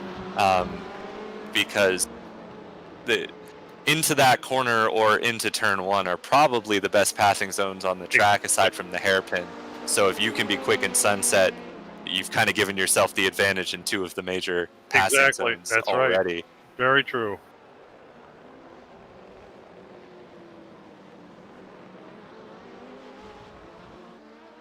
Now in this section of the track, Mikel Dubois has a tendency to close up a little bit. Yeah, he does. Just seeing some LMP2 pit stops happening as well. FTR Esports in after we saw their incident in Sunset World of Sim Racing team in as well. They were the first pit stop caller last time after their incident stopping on track that we saw. So this is definitely on the earlier side for both of those teams. But, FTR Esports is back out. Yeah, perhaps they wanted to pit early in the sequence to repair some damage or get some fresh tires, I would imagine. They were a bit toasted. And sometimes teams have a tendency, which Tyler definitely knows because he's done it himself. If something doesn't work, try something different. Why not? Yeah, exactly. I was doing Petit Le Mans earlier this year, and we had some setbacks, and we had a disconnect kind of in the middle of my stint. I tripped a breaker in my sim rig, which excuse me, 27 unfortunately set us back a bit. 27 Motorsports was in the pits. I'm sorry, Tyler. Go ahead. Yeah, no worries. Thanks, Bill. That's a good note. We'll have to see where they come back out. We'll see as well if Paulo Lopez stays behind the wheel of that car. But as I was saying, in Petit Le Mans, we had an incident where we had a disconnect kind of in the middle of our stint. So we were, at that point, racing for the lead and got set back a bit. So we just thought, well, I guess we can try and do a 1.5 stint on the tires. Yep. Because at this point, we've got nothing to lose. And exactly. That's the kind of, that's the way you've got to make places in endurance racing. Was it the smartest or the best strategy? As we see the change for second place. There we go. Look at that. On Team DRC Orange. But obviously, 1.5 stinting the tires is not a smart strategy. It's not the optimal strategy. But you get put in a situation where the only way that you're going to make up ground is oh no! Oh wow! Oh, there was contact between the LMP1 car and the DRC Orange car there. It looked like one of those cars blinked out of existence briefly and then reappeared right in the path of the other. That's a real shame. Get an overhead look here. Whoa! Oh, that was weird. He didn't blink out of existence. It's just his headlights went off for a second. Like he didn't see him at all there for a minute. Yeah, that's the much delayed twisted LMP1 car. This is on board. What was he thinking? That was weird. I mean, yeah, the BMW was pulling out to try and make a pass, it looked like, but it wasn't late by any means, and James certainly should have been able to see that happening. It almost looked like he was and make a move for a minute or something. I don't know. Yeah, like he was looking down at his dash for a moment, and missed what was happening in front of him. But that's a real shame for the Team DRC. That's who it was, wasn't it? That was Veerkamp who we hit? Yeah, I believe so. Falco Veerkamp. Oh yeah, he's dropped to fourth. He's in the pits. Yeah, he had moved into second, and he just got. Or no, the lithium car had passed him for second, I believe it was. Dubois had finally made the move. Oh, that's right. You're right. Correct. I'm sorry. And I believe that was that battle we were watching, in which that happened. So unless it was a lapped car that the Audi hit, which I don't think it was, I think that was Veerkamp. But fortunately, we're kind of in the pit window anyway for those cars.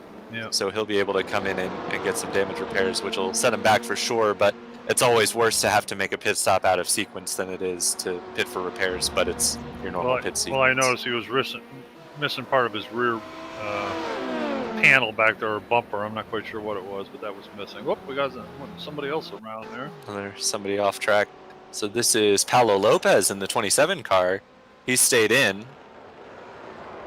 Does he just run wide here? Whoa! Oh no, he just Wow. spins it. That was bizarre. Yeah, other than tire wear, nothing happened there. Yeah, but that'll for sure set him back just a Oh, little yeah. bit. Just demoted them to 4th place in class now.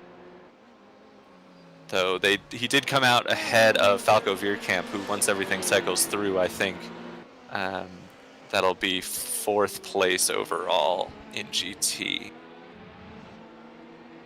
Look at the LMP1 gap, or the overall lead gap, I should say.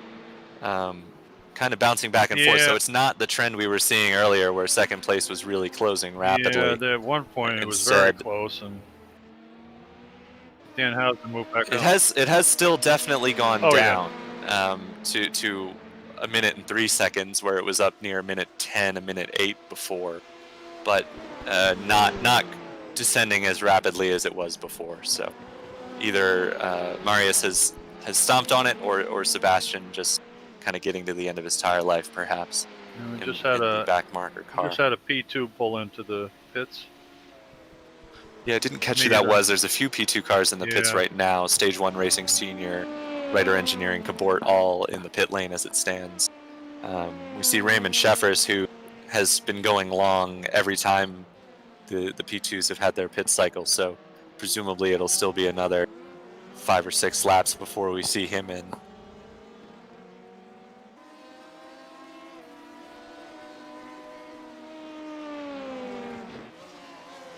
There's the number of stops everybody's had so far. Yeah, so World of Sim Racing team. Although I think that's a mistake on the World of Sim Racing team car. Yeah, I think that's not correct. I saw when they the World Sim Racing team. Yeah, I when think they reset. Yeah, it didn't count as a pit stop, but they have one more pit stop than right. On the screen. Yeah. Yep. So Sam and I on the same page for once. That's good. So Sapphire and Team DRC, the only cars who haven't made their 8th stop of the race. World of Sim Racing, it didn't count when they reset back to the pit lane, as we saw. So they're actually on strategy with the rest of the cars there.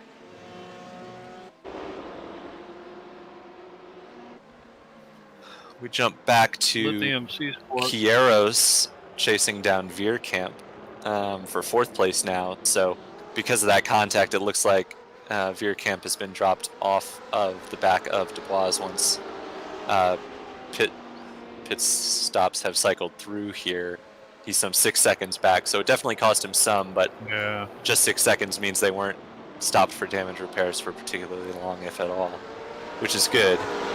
But they now have Rui Fernando Quieros right on their back bumper.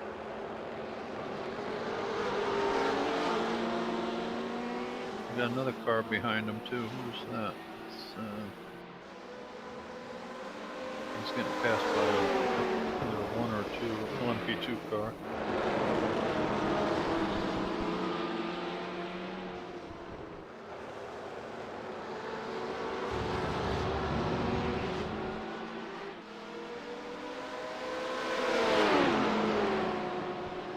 Jeez. Quite a gaggle. Yeah, that was a surprise to the other gentleman there in the LMP2 also.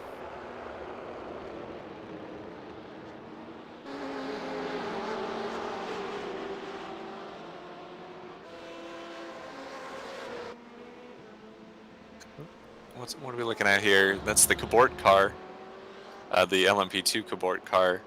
They have 2 entries. Just go for a innocent little spin here, or was there more it's to our it? friend Joost Bouwmeester. Toasty. Yeah. Ooh, he got into the wall pretty good there. That'll give you a head. Yeah, these Dallara LMP2 cars are pretty repairable, so he'll be able to come in and get that fixed, but it's not going to feel good if he continues on for much longer driving out there. As we see the leader finally in for his 8th stop of the day. Jeffers, Team DRC Red. Yeah, we'll have to see. I think they're due for a swap in that car. I believe he's Raymond been in has there been a while. in there Yeah. for a bit. Yeah. have to see if they switch them out now. Okay, we got another race control report. Incident involving number 205 RSR Esport AM's number 66 FTR Esports has been determined as drive-through penalty for 66 FTR Esports.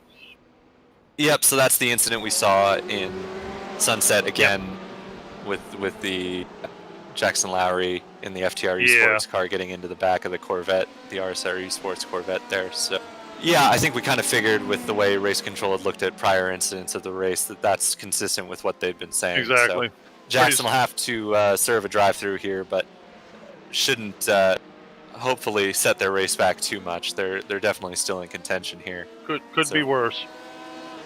For sure, as they work their way past some GT track. I think that's the Aeropigs car that also had an incident in Sunset for which they were penalized.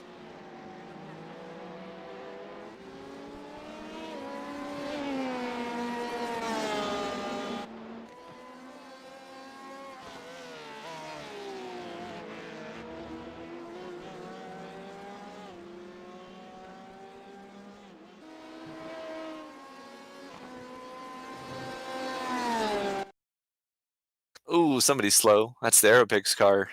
The slow motion, I think. Is it? Replay, yeah. Oh, scaring me, Sam. A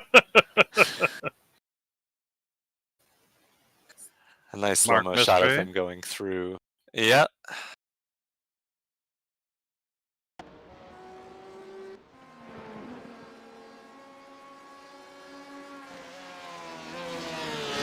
Sam does that to make sure we're paying attention. Yeah, that is the Aeropigs. Failed that test.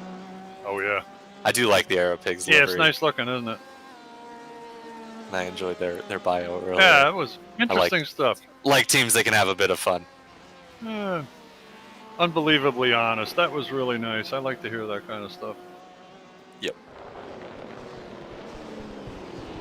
You know, when you start hearing we're the greatest thing since sliced bread, you kind of worry, you know? There's only so many greatest things since sliced bread. Yeah, really.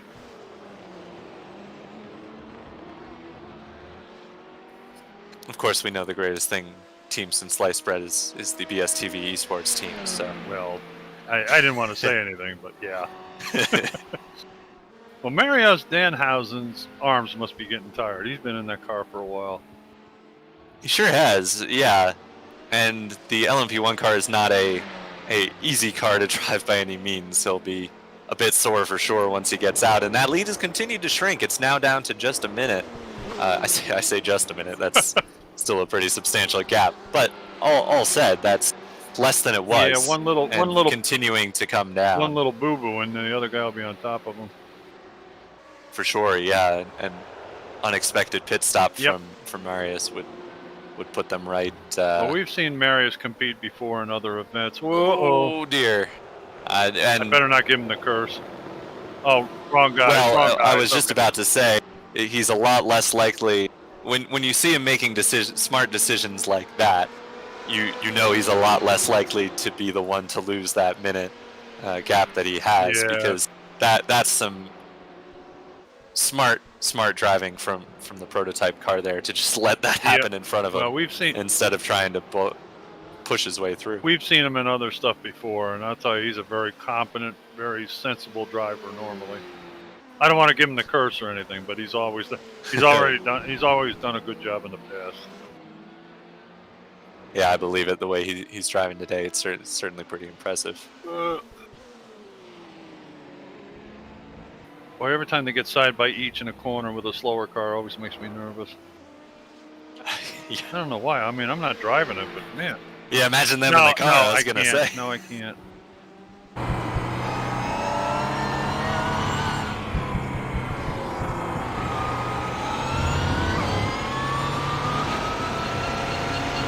I love these onboards because you can listen to how he's using the boost.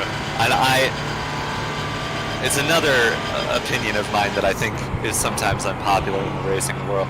I think that the sound that these cars make when they're using that electric boost is so cool. It just sounds like, you know, the future. It sounds like everything you expected from like a race car of the future. It's just like that you know, aggressive buzzing I love it. I know that there are people who hate it. I know there are a lot of people who hate it, but personally, I think it's so cool. Well, I always like a throaty, big block, American type engine, but that, you know, to each his own, I guess. Don't get me wrong. I love me some deep V12 rumble as well. I think the Aston Martins, the few times they showed up to Daytona, were just heavenly sounding. Tell me about it. But I also am a sucker for that electric spaceship sound. It's just so cool. You know, I thought that. Oh, what's going on here? All right, so was he trying to get by? That's the World of Sim Racing LMP2. He held off for that one. He didn't make any rash decisions. Whoa, baby! Wow. They have switched drivers in that World of Sim Racing car, by the way. The LMP2 car is now Iker Estefania behind the wheel.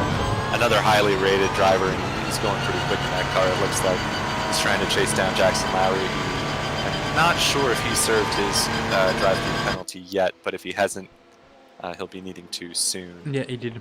He did, great. Okay, thank you, Sam. So he's some 42 seconds behind Jackson Lowry, so with some time to make up still, but he's going quite well. So we'll have to see how that goes. But we got to stop and hold. We got to stop and hold. Excuse me, 5 minutes for number 23, Twisted LMP1 Blue, for his incident with 171 Team DRC Orange, number 23. That's the one that I think we couldn't make heads or tails of, where it just looked like he wasn't looking. Yeah. Oh yeah. Wasn't paying attention. Ran into the back of the DRC Orange car. That was a little wacky. Definitely I would say a justified penalty there. A 5-minute stop and hold is rough, but this car's already been delayed, so it won't affect them all that much, I don't think. But for sure, that was just a weird incident. Certainly looked like somebody wasn't paying attention. You know, talk about an old stone being behind the times. I'll never forget when I was working the NASA championships at Mid-Ohio, and I was on the starter stand, and every time these Mitsubishi Evo turbos would go by, they make this sound like a child's toy, popping kind of sound. And I had to ask my friend, I said, what the hell is that noise? It's a pop-off valve. You know, I never even thought about it, but weirdest darn sound, I'll tell you. Kind of whoop. And then you get the turbo wastegate whooshes as well. Oh, yeah, yep. Always and the first time I got purchased a Porsche on iRacing, and I shifted and it sounded like a spring broke when I would shift. I go, what the hell is that? You know, not being familiar with modern day stuff, it really threw me for a loop, I'll tell you. Yep. So we look now at Raymond Sheffers, who is still holding that lead in LMP2 by a pretty substantial margin over Eric Vizzi. Just continuing the lap. We know that car has been quick, and we know they've been good on fuel pit strategy as well. So Eric Vizzi is still lapping a bit quicker, about 1/4 of a second quicker that last time around. But if the pit strategy continues like it is, I think the Team DRC car is going to be in really good shape there in LMP2. As we have the GT leader in, that's Fuga Simsport GT. Wow, that seems a little early. Yeah, maybe the GT cars stopped not all that long ago. Yeah, that's even late. Is it? That's late. Like all the other one now. Yeah. Okay. Thank you, Sam. Got it. So interesting. So they are also doing what the Team DRC red car is doing in LMP2, and pacing the field on pace and pacing the field on pit strategy. So I would very interesting. I would think there'd probably be a driver change with that also, with Puga. Perhaps, yeah. Taj has been there for a couple stints, I believe.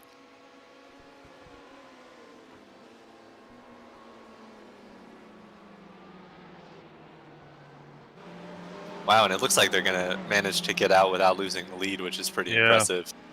He's built up quite a gap over Paulo Lopez in the 27 Motorsport car.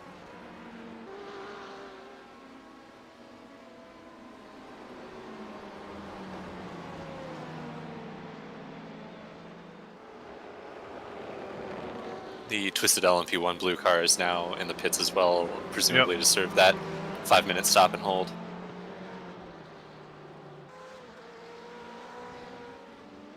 He's down a bunch of laps anyway, isn't he? And another 5 minutes ain't going to kill it. Yeah, they're already pretty well out of this one. You got to keep circulating, Absolutely. especially in such a small class. You never know what could happen, and points are valuable.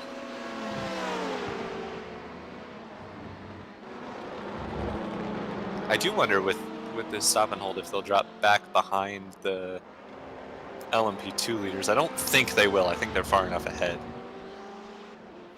But it will be interesting to see. Well, here. so far they win the award for the most stops, 10. Yeah. Yeah, they've had a tough day, but yeah, you got to give them credit for keeping running. For sure. Yeah, always kind of the spirit of endurance Exactly. to not just pack it up and go home once you've had your first bit of misfortune. Well, I was party to a endurance race where there was 2 LMP cars and one fell out, and the other guy could have parked and waited the last lap and won the race, but he didn't. He ran hard the whole rest of the time. I was pretty impressed with that. I thought that's good sportsmanship. For sure. Definitely some good sportsmanship there. I think that was Marius. Yes, it was. That was Yeah. the same team. I didn't want to mention any names, but yep, that's true. Sam was at that one as well.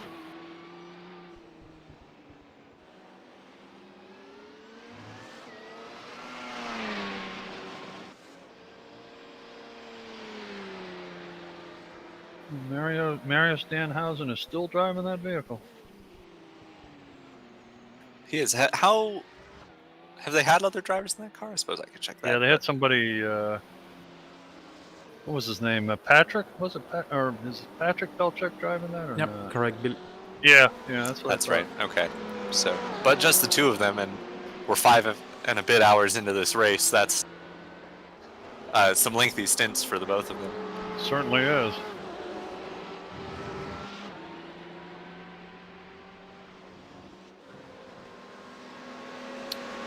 Looking at the World of Sim Racing iZone Performance Junior car, getting overtaken by the Fuga Simsport LMP1.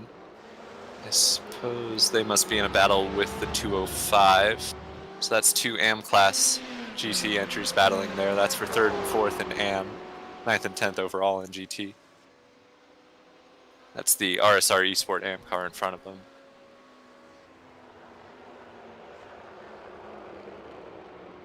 And that RSR Esport car is the one that got turned around by the FTR Esports LMP2 car in Sunset not too long ago, for which the FTR Esports car has already served a drive-through penalty. So a bit set back from that. Gavin Cohn behind the wheel of that car, an American at the moment. Diego Vasquez Duenas behind the wheel of the World of Sim Racing car that's chasing him down. Quite a mix of nationalities. It's Yeah, impressive, to be that makes it honest. fun too. I really like that. Definitely nice to race with a good diverse group of people from around the world. For sure. In anything, Absolutely. particularly in Absolutely. endurance racing. That's where you really see it, I think. But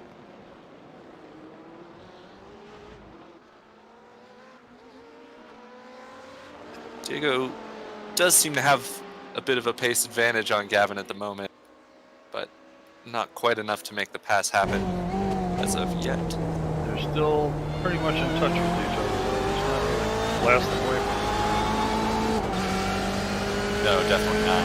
And I'm not sure he will either if he gets by him. I think any pace advantage he has is not super I'm looking significant. at Diego's rear camera. I know she's got somebody behind him. Must be an LMP. It is indeed, and he goes zipping on by. That might be the P2 leader. Fuga Simsport Don't quote me on that GT. one. Oh no, I'm sorry. Team The DRC Team Red. DRC Yeah. red car. It is. Whew. Good guess.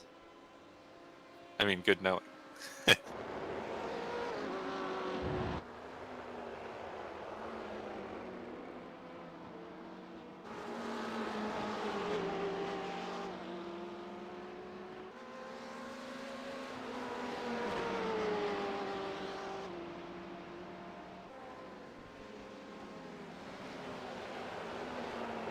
Diego not able to get advantage of yet.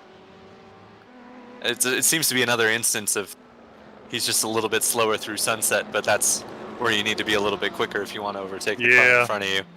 Yeah, those are like you mentioned before, those are the two primaries to get by. To make a Looks good like I just saw hashtag, or was it Team DRC Orange dropping places? Maybe pit stops. I'm not sure who's made their stop yet.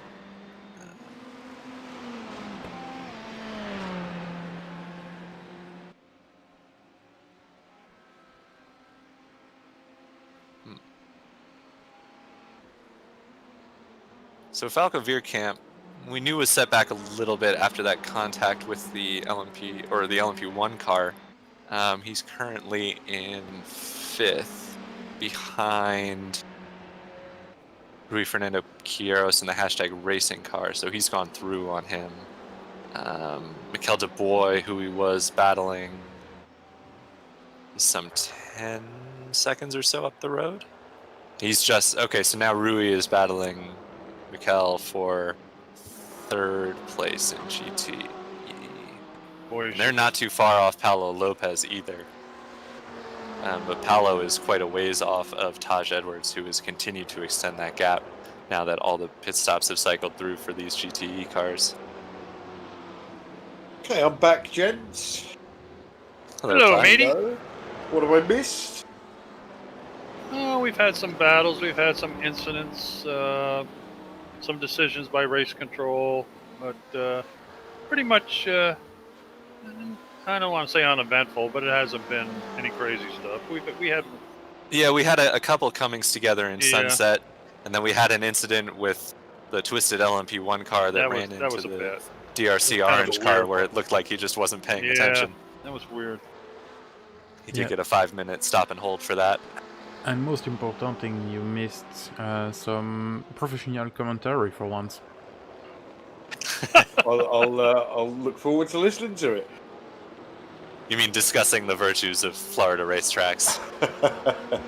That's pretty much all it was, just us rambling on for hours about the benefit, the pluses and minuses of different Florida racetracks. Yeah. If you were going to go to an enduro race, would you pick Sebring or Daytona? You're asking me because we already had this discussion. That's what we were discussing. Oh yes, yeah.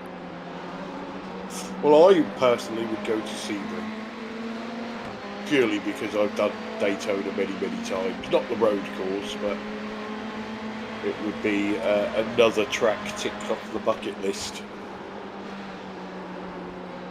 Yeah, I am of the opinion, as we addressed in our discussion earlier, that Daytona is the far better spectator experience if you want to go to an endurance race in Florida. But Sebring is definitely one to tick off the bucket list. I was going to say, Clyde's never been there before, so I'd have to advise him, take something to do. Yeah, either have a spotter's guide with you or something. Reading material, something. Yeah. Well, it's it's a big track. There'll be plenty of places to walk around and get different vantage points. Yeah, it's. Yeah, you just got to make sure you step around the piles of trash. Yeah, it's not the greatest spectator track in the world, I have to tell you, but there are a lot of interesting spots there. I will say Sebring was nice. I was taking pictures a lot then, and there's a lot of great vantage points from behind the fence to get pictures at. Whereas Daytona, there's only kind of a few places around the infield section that you can get good pictures from. And you don't want to step on a fire ant mound either. That's true. Fire ants and beer cans, the landmines of Sebring. Yeah, really.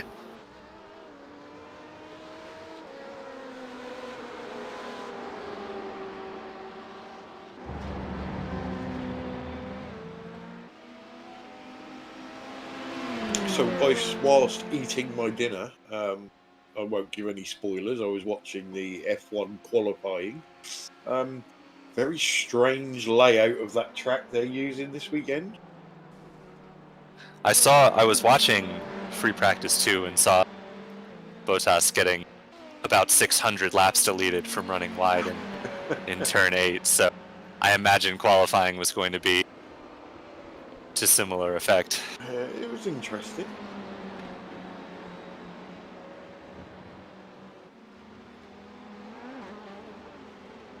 Oh, I've just seen the results. I've also seen that iRacing is bringing the new, absolutely hideous BMW M4 GT3 to the service, which is exciting. Yeah, I just saw a little flash of that coming up somewhere.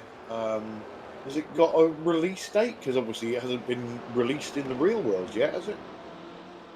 It's coming with the next patch, which is exciting. As in next week? No, Yes. I think I Holy saw next schmoly. year, not next patch.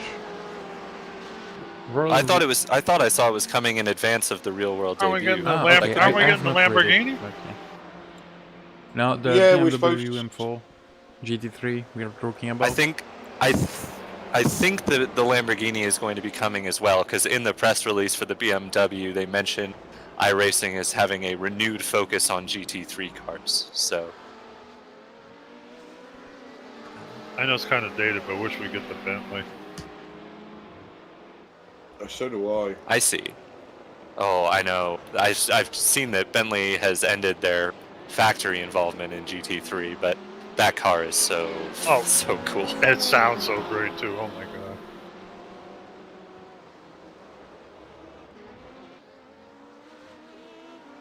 So they're going to release a pre-release version of the BMW available to all iRacing members in the weeks after the M4, in the weeks after the 2021 Season 1 build. In the coming months, the in-development car will shed the early release label for all members, receiving a comprehensive set of updates to match its final real-world form. Interesting. Haven't worked for BMW for 20 years. I hope I don't see another one, to be honest with you. Git.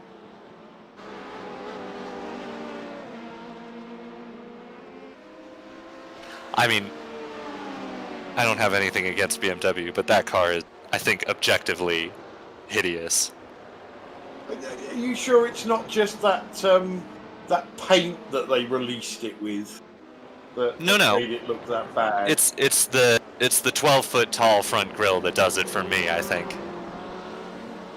That is not an attractive You look for a obviously car. haven't been in the BMW family. Those are called kidney grills, my friend. Well, it's not particularly kidney shaped, is it? It's just a. This is just a standard doorway, really.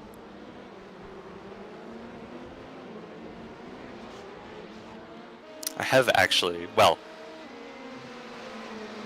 my family was in the BMW family briefly. My mom got a 318 Ti for her 40th birthday. Good lord. That was.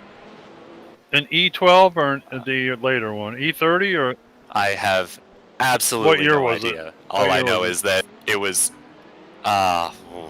2000. Oh, that's a later one. Okay. Something.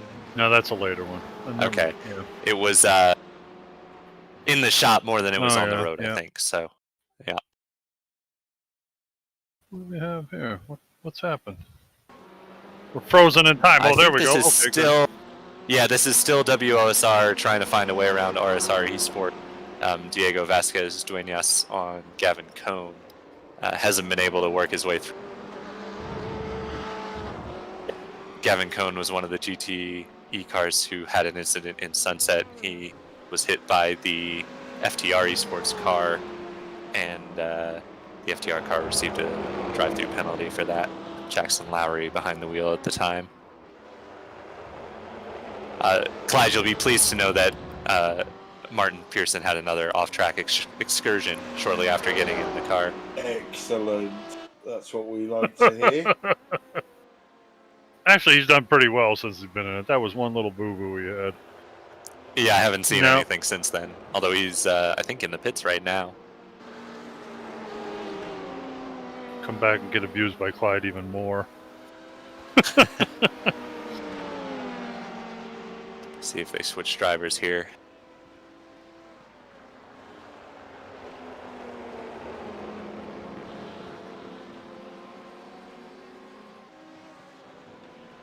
Okay, guys, I'm gonna leave Clyde handling the camera for a while. I'm gonna take some food, take a bit of rest, and I will be back with you shortly. Okay. Enjoy, You're in Sam. trouble now. Have fun, guys. You Thanks, too. Sam.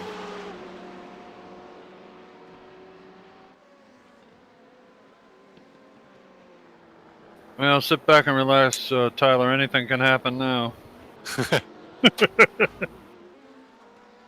So what did I miss?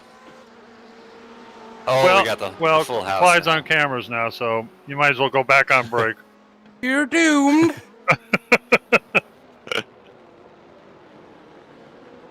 Well, that was a nice sound. A Harley just went by at my house. Ooh. Stem your raging loins. I miss my Harley Wicked. Even though I can't ride anymore.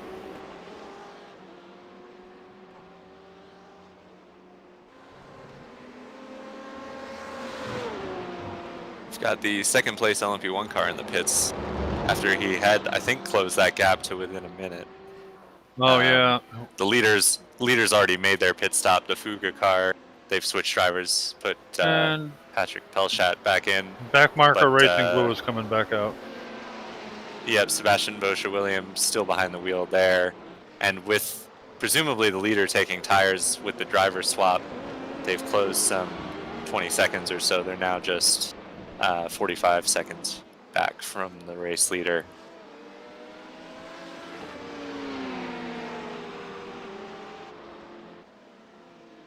We could possibly see a battle down the road here a little bit. For sure, definitely. Sebastian was quicker than the driver whose name I, for some reason, can't remember, who was in the car before. Marius in the car before, closing in pretty steadily. Patrick. We'll have to see if he does the same on Patrick. All right, hang on. Isn't Patrick and Darius both in the same team? Yes, they are. Yes, yeah. Sebastian was closing on Marius, who was in the car before. Now we'll have to see if he continues to close on Patrick.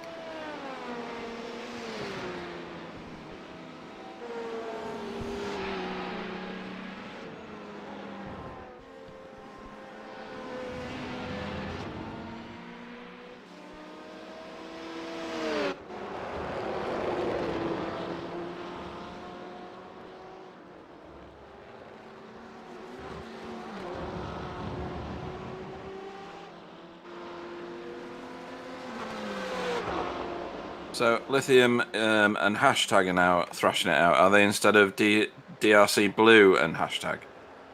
Yeah, the DRC Blue car, I'm not sure where their setback came. The orange DRC car had that incident with the Audi getting run into that set them back, but I'm not totally sure what set the DRC Blue car back. But yes, Lithium and Hashtag have been battling out for quite a bit now, and they've been steadily closing in on the 27 Motorsports car of Paulo Lopez at the same time as Okay. the Hashtag Racing car runs wide there. Because Paulo Lopez is driving the AM class car, right? Exactly, yeah. He's been quickly dropped by Taj Edwards, who has been absolutely rapid in the Fuga Simsport GT car.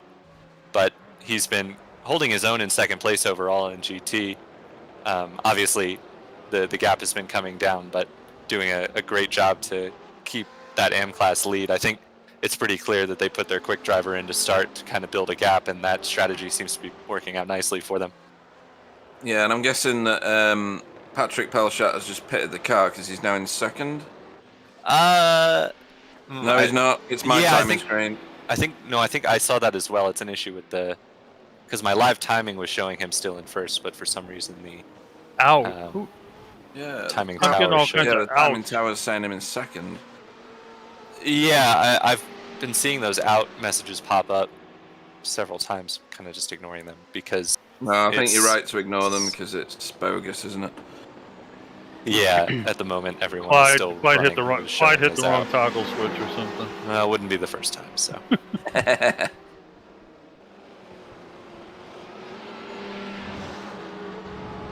But yes, the Fuga Simsport car still holding that lead. He's opened it up a little bit back to 49 seconds now.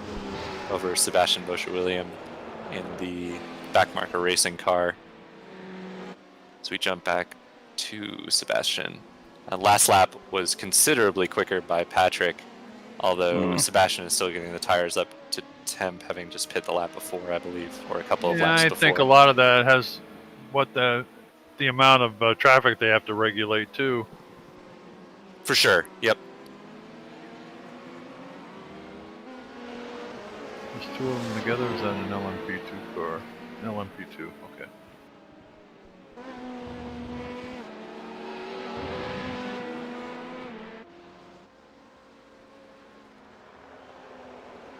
Yeah, this is a weird one. So Diego has managed to catch Gavin pretty quick here. Yeah, he's been behind him, unable to make a move for probably 5 or 6 laps at this point. Yeah, they were together before a little bit too. It seems as though Gavin is just quicker in the right places and able to keep Diego at bay for the time being. But they're slowly losing the cars in front of them. This is the battle for third place in AM. Ooh. Whoa. Whoa. Thread the needle. Yeah, this is the battle for third place in AM at the moment, with the 221 car currently second, 7th overall in GC. That's the backmarker racing orange car. I'm not going to give an attempt on that name.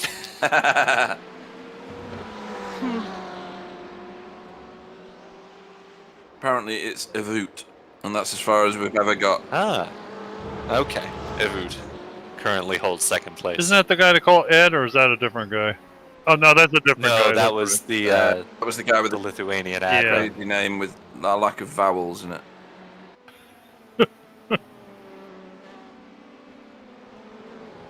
Ed, the admin guy. Yeah, that's right. Yeah. Yes.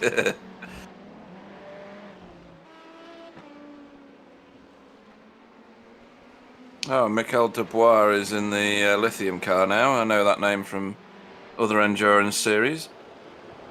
Yeah, he was having a heck of a battle with Beer Camp before too. What was his first name? Oh yeah, Falco. Yep, Falco is still Falco, running. Yeah. Unfortunately, that battle was broken up by the incident with the LMP1 car. But, that's right. But yeah, Michaela just made the pass on Veerkamp when that happened. So yeah, it was I think he was Sunset. Yeah. Somehow he's gotten jumped by Rui Fernando Quiros. I think we missed that overtake happen because they were right together at some point. Now Rui has about a second over Mikel. Yeah, and did something just happen with Paolo Lopez and Taj Edwards or not? Well, they're miles apart on track, so I don't think screen nonsense then. Yeah, Taj has about a minute lead over the field. That's in GTE. Pretty good going, isn't it? It is. Yeah, they kind of took it when they put Paolo in the 27 Motorsport car, and Taj jumped in the Fuga car at about the same time, and Taj has just had the pace. He's really opened it up quite steadily over the last couple of stints. See, I want to know, you know the little lights in the back windows of the BMW and the front window of the Ferrari? Is that specific to the driver if they set a different colour, or is that to the car over the whole stint, over the whole race? I mean, as I understand it, that's the car over the whole race. Because I think it's actually in the car setup options. You set what color lights you want. So presumably, unless you're changing the setup in the middle of the race, it'll stay the same. As it looks like we have LMP2 pit stops again. Eric Vizzi's in for R3T racing and out. Yeah, and Stage 1 Racing's pitted their car, I think. Yeah, the senior edition one's in, yeah. He's on his way out now. Core Motorsports is in the pits with his GT vehicle. And Kevin DeWinter has gotten in the Stage 1 racing car, excuse me. Cool. No pressure, Kevin. Cabor K1's in pit as well. The LMP2 car. And Tyler Campbell has gotten in the FTR Esports car, so that's their 4th driver of the day, now installed behind the wheel of the 66 car.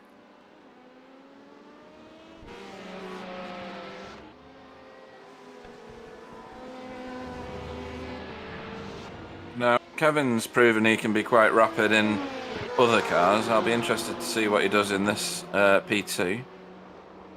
Yeah, while you guys were out, we were seeing kind of a split where the top 5 in LMP2 were running round about a second and a half quicker than 6th through 10th in LMP2. Right. Perhaps just a matter of the drivers installed in all the cars at the time, but it seemed as though there was a clear divide between kind of the quick guys in LMP2 and the slower guys. So since Kevin is in the 6th place LMP2 car, it'll be interesting to see if he is able to kind of progress forward amongst that group.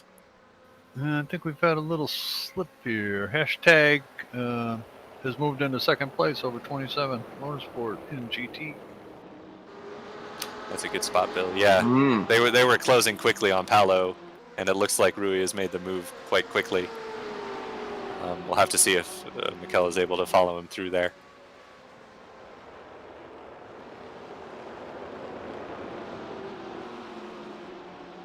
Yeah, I think there, guys, Paolo ran a bit wide. He did. He got off the edge of the track. You're right, Clyde.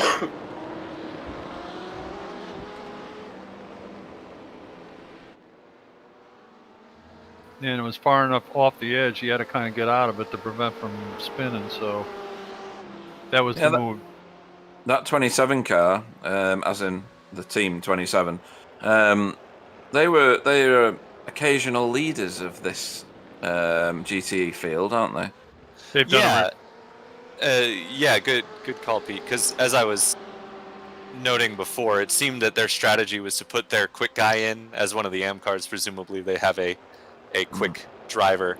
It seemed the strategy was to put him in at the start, get as big a gap as they can over the AM field, and then try and hold on to it, which seems to be going pretty well for them so far. It does, because if that's the position they're in now, that's pretty good going.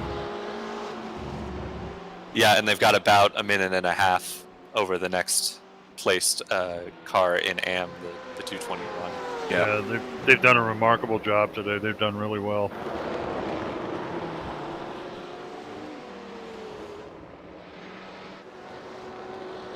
So far, but we still have a little ways to go, don't we?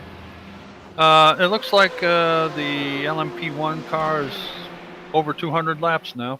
202 laps. Yeah, that would mean that we're over halfway. Yeah, we are indeed.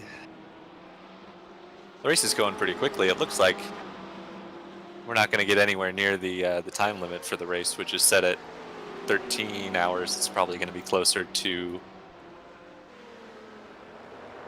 11 and a half or 12 hours, which is about what we expected, exactly. I think. What you can't hear at the moment is the fist pumping done by Clyde on that little that little bit of news. Yeah, I'd imagine it's going to be a pretty late night for you guys across the pond. I'm ready for bed now. However, there will be some Gatox delivered shortly. Oh, really? I don't have any of that. What type of Gatox? Double chocolate.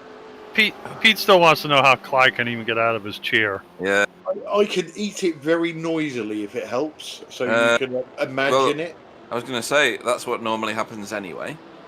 I can only assume that your keyboard, monitor and microphone are absolutely peppered with food. Yeah, Clyde never cleans it either, can you imagine? Yeah, Pete's just sent me a message. Can I smear some over my body and send him pictures? I was actually trying those pictures. I was actually trying to find a picture I was sent by somebody else. It might even have been you, Clyde. No, it wasn't you. I think it was Gary Craig. Of two pictures, and it was one of the rear of the the latest BMW, because you were talking about how awful the BMW is. Of the rear of the new BMW, and a picture of a lovely lady lying on a bed, and then a picture of the front of the new BMW, and a picture of a hideous woman wearing exactly the same clothes as the very nice lady on the bed, which is just hilarious. But I can't find it on my phone.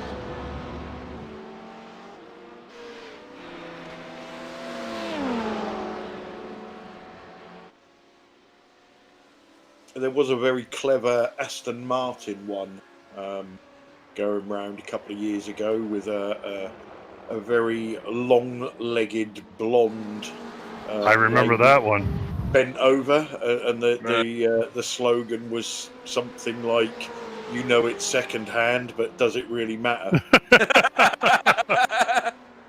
Yep, I remember that. That was a great ad. That's funny.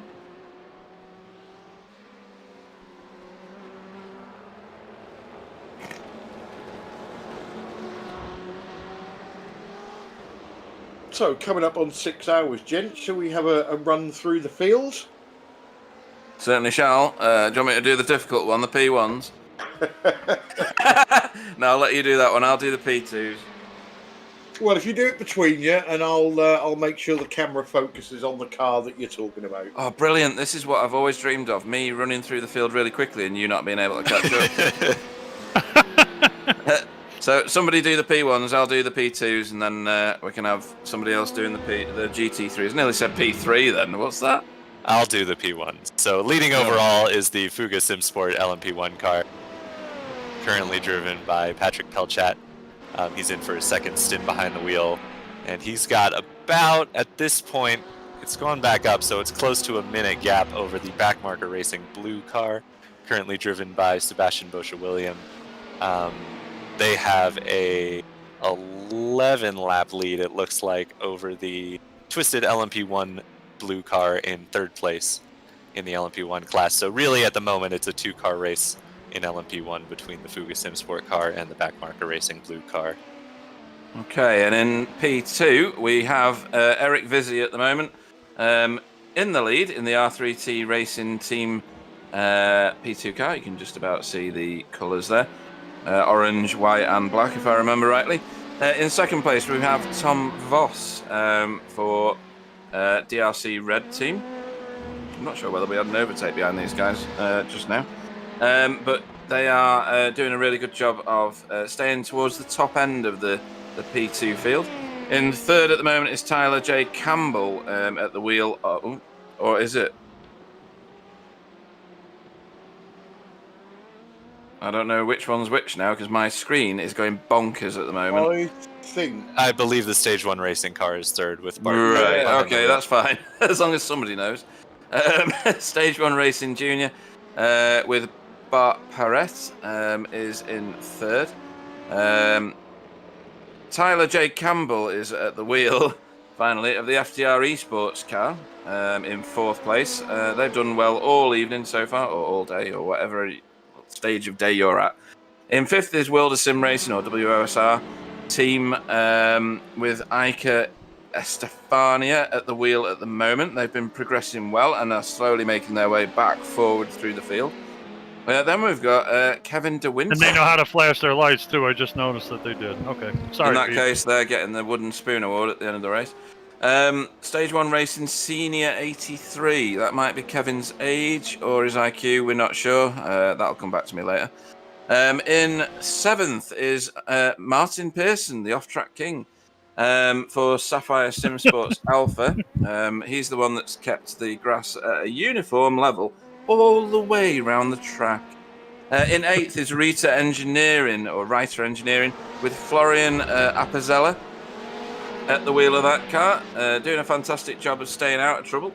And then we have in ninth the K-Bot K1 bright green car. You can't see that because it's dark. With Toasty Boomeister at the wheel of that one. They were further up the field at one time and have yet to fight their way back to the top. And then in 10th, and I think in the pit lane, there we go, is Nicholas Crittenden in the Verve Racing Team black car.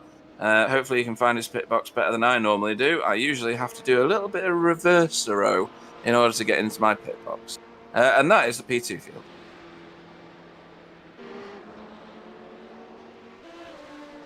Well, I'd love to read these off to you, but I don't have driver's names, so I'll just give you the team. Sorry.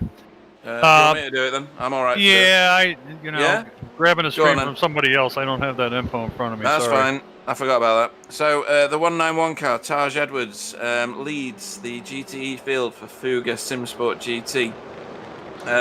A minute down the road, which means he's got a great lead, is the hashtag racing car, driven at the minute by Rui Fernando Queiroz in the 111 car. So only AM at the front of this field now, for now anyway. I think there's pit stops involved somewhere along the line.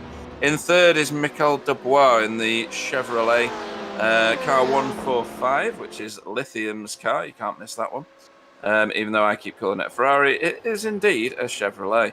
In fourth, we have 27 Motorsport with Paolo Lopez at the wheel. Very handy driver, and hopefully not going to lose too many places while he's at the wheel, because he's slipped down a couple already, so keep it on there.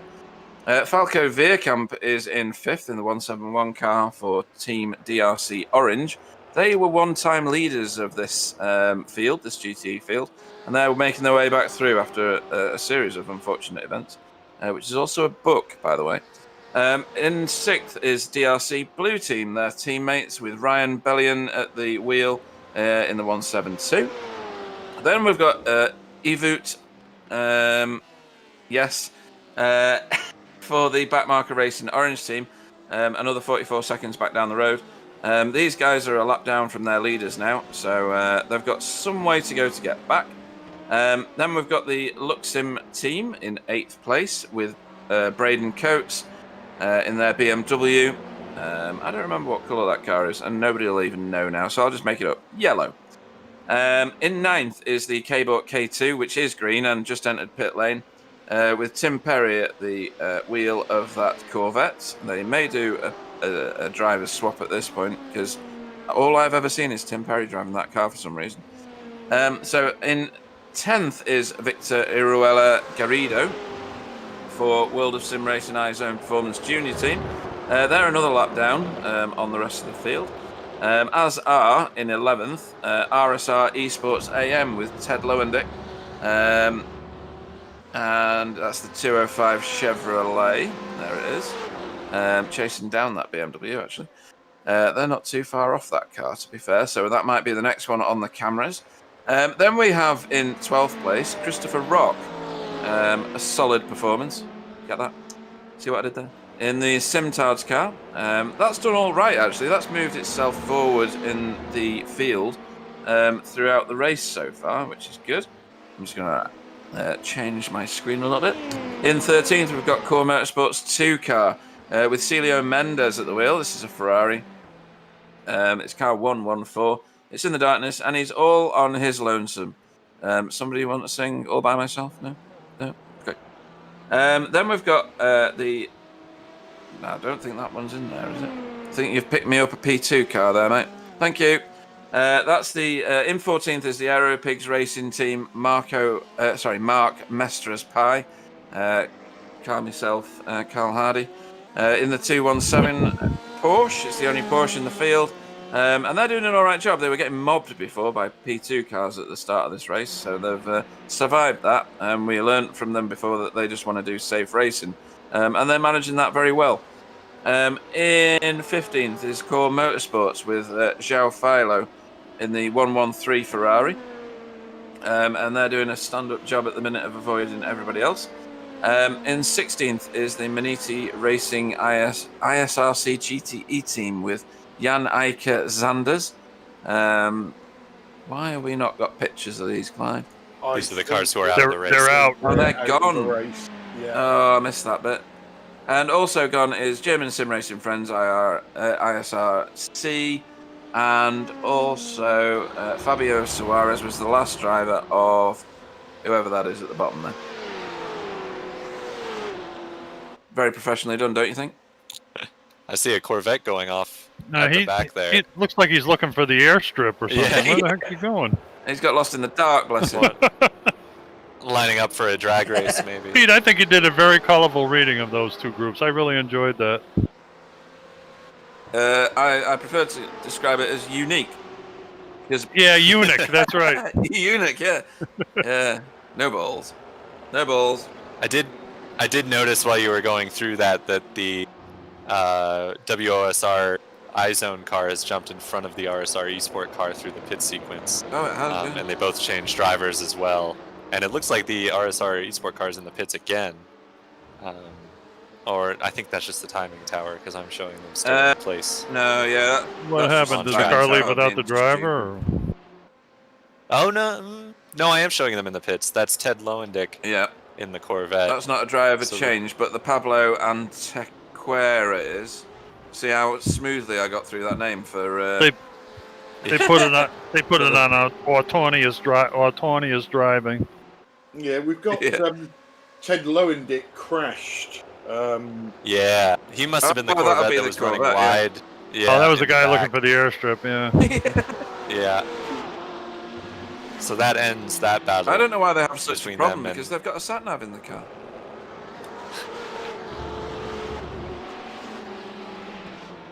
And Ed, the Lithuanian admin, is back in the 221 car.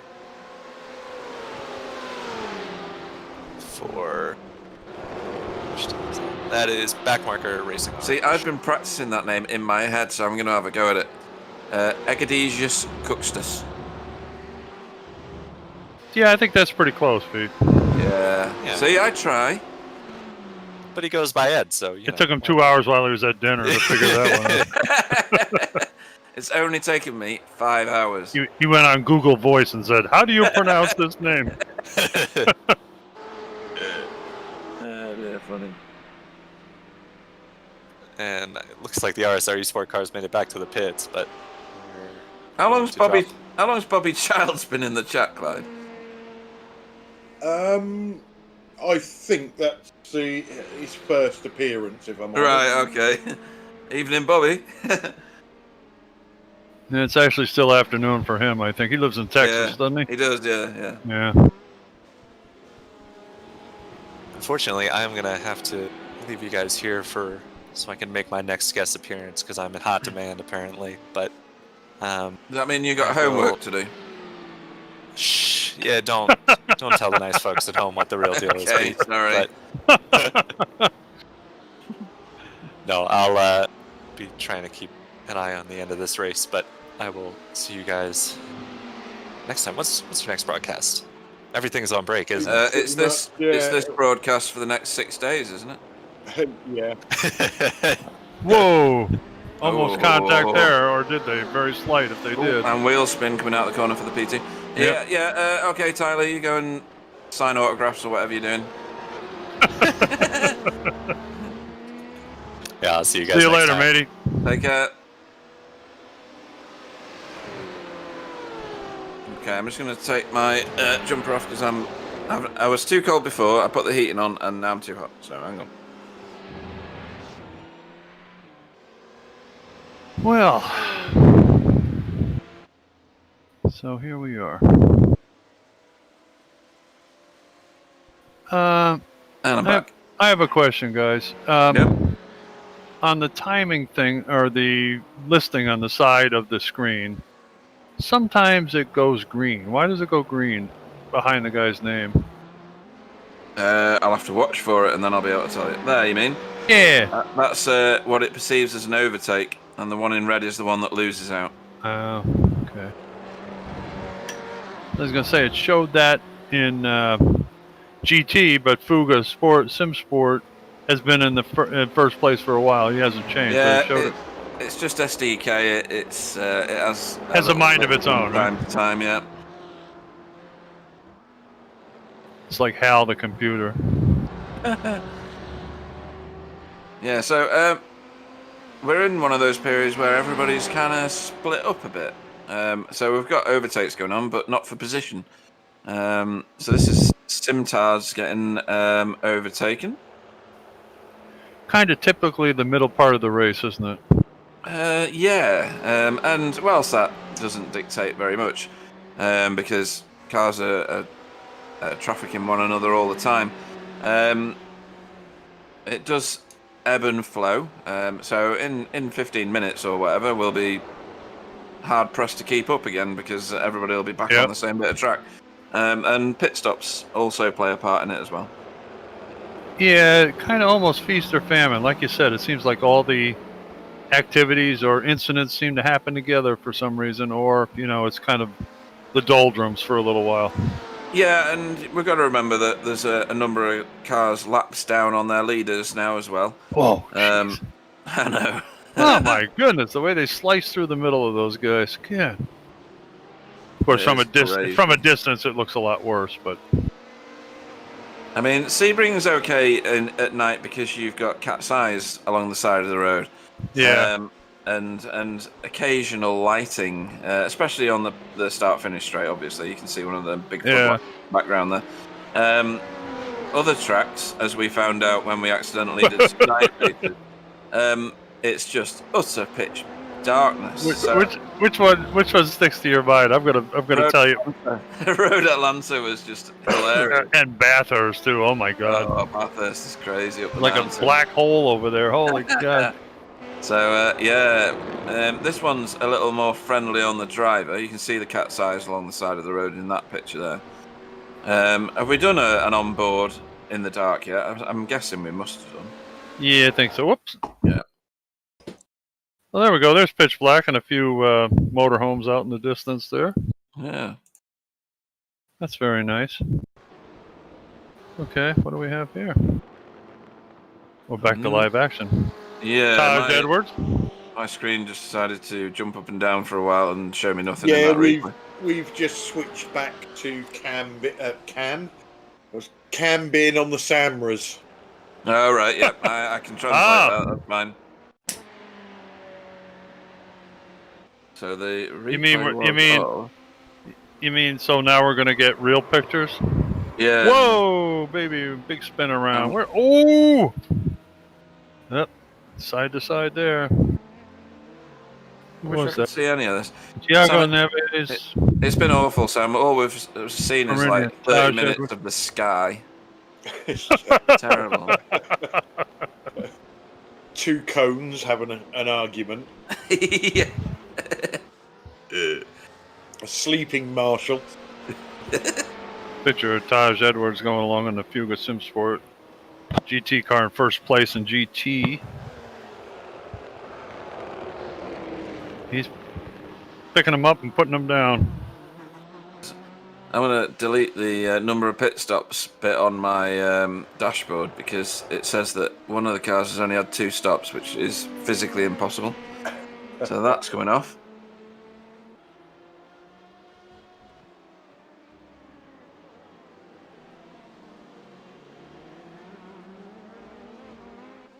Excuse me.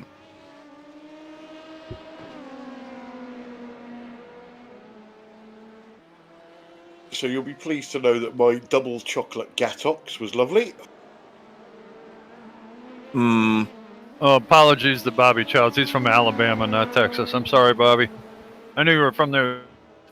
That's several miles apart, though. Sorry about that. I don't know. I thought he was from Texas. I did too. Never mind. He says it's time to eat. I may be getting him mixed up with Sean Ambrose. He was from Texas and New York at the same time, wasn't he? Yeah. Yeah.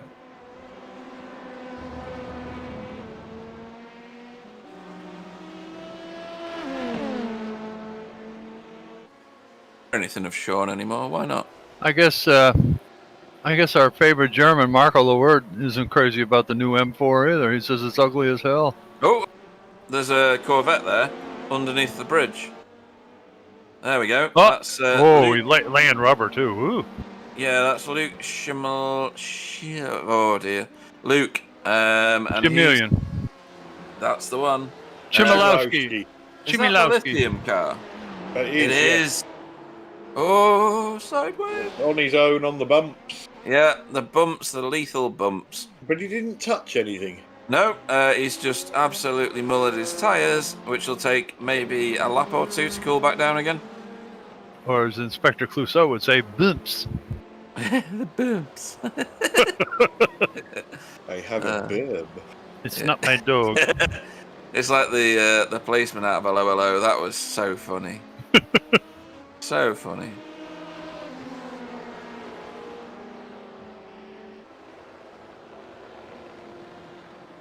So, did you manage to tempt any drivers in for an interview whilst I was away? No. Yeah. They were too busy talking about to tape on the tracks. They did not even try.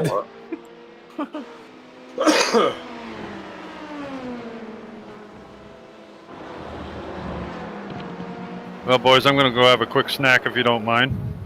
No, go for it. All right, be back in a little bit. That's a 12 Oh dear. Whoa! Whoa, that's your leader, isn't it?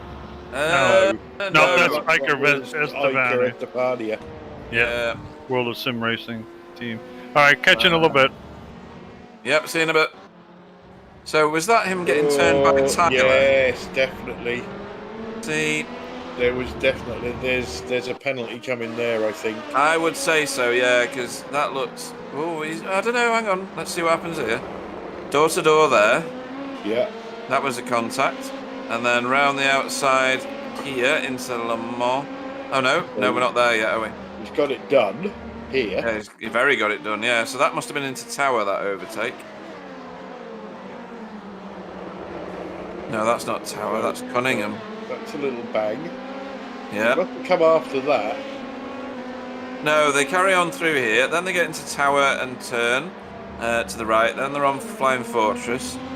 Then they go through the S's, which is just coming up now. And it's at Le Mans where Iker gets turned, which is here. Yeah, a little bump and run maybe. Yeah. Yeah, it's a bit naughty. I would expect that will keep race control employed for a little bit longer.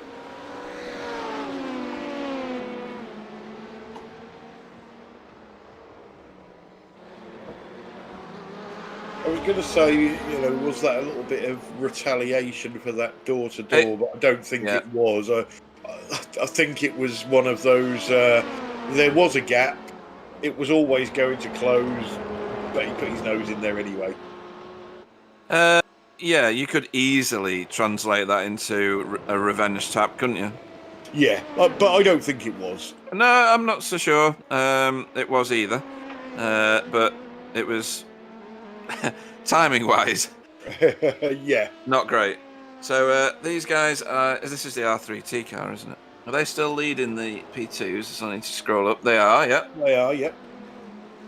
But they're not leading by nearly as much, I don't think. So 3.9 seconds. I think Tom Voss has cut that down. Bit of flashy lighty from that BMW, from the DRC blue car. Not sure why. I don't think it was have a great race, do you? I wouldn't have thought so. No.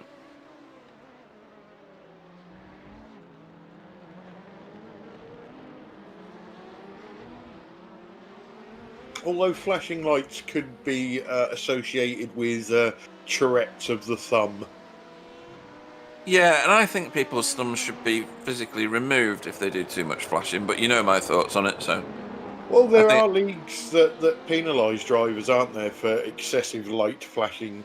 I like those leagues. I've never heard of this before, but I like them. I'm still on replay, which is not good. I'm sure, did ECA have that rule, Sam? Sure we had. I'm like Pete, I don't like flashy lights for nothing. Except when you're telling a driver, I'm gonna go for a pass. That makes sense. Yeah, you push once the button, it flashes 4 times. You notice the driver in front of you that you're going for the move, that's fine. But flashing lights for nothing, it's just annoying. Yeah, I don't like it when they're 3 days back and flashing their lights. What is that going to achieve other than just giving the person in front some sort of epilepsy? Yeah, I think the other good occasion for light flashing is obviously when you're in a faster car and the slower car lets you through. The faster car flashes his lights just to say thanks. Yep. That P1 flashed his lights to say, I'm coming through. And that was Patrick Pelchat. No, it wasn't Patrick Pelchat. He's pitting. Straight in the pit, yeah. Yeah. That must have been Sebastian Boscher-William, I would think. I would think. 3 I This is your P2 race leader at the minute. Eric Vizzi bringing the R3T Pro car round the track.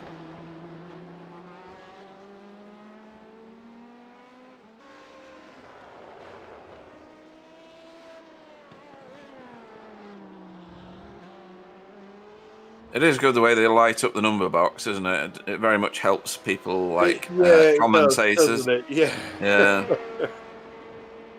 And for the viewers who are new again, I don't know whether anybody's mentioned it, there are little dot lights near the numbers. 1 dot means it's the leader of that class. 2 dots means it's second in class. 3 dots is third in class. There's the 1 dot for the Fuga Simsport GT BMW, who is the leader of the GT class. There is no distinction between AM and Pro with the lights. That's not been part of the iRacing code yet. But this is your GTE race leader, car 191 with Taj Edwards at the wheel.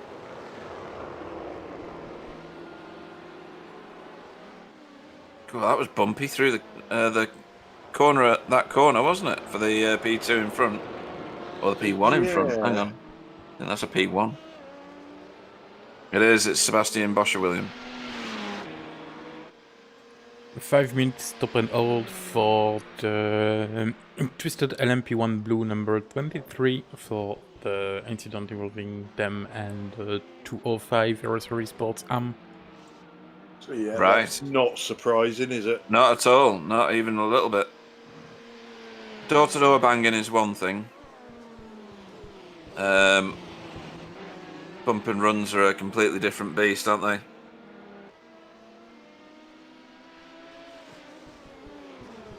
So that'll get served at their next pit stop. Am I right? No. They don't have to. They have to drop in 3 laps. Come in and do it, yeah. Right. Okay.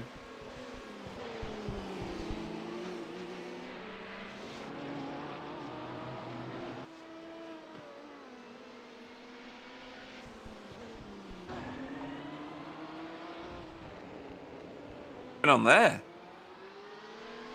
Did that BMW just lose control on its own with Dan van der Ven at the wheel? It was very strange.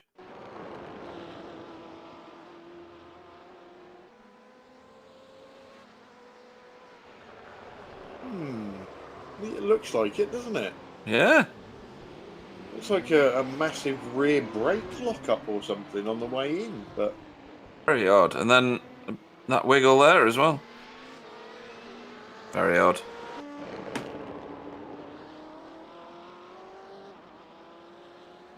Again, DRC Orange were leading this field at one time, weren't they? They were, weren't they? Yes. And they've found unfortunate incidents ever since. This is Patrick Pelchat in the Fuga Simsport LMP1. He leads at the moment in terms of time. Hard to say actually, because the other car is in the pits, I think. Yes. So the Backmarker Racing Blue Team are in the pits at the minute.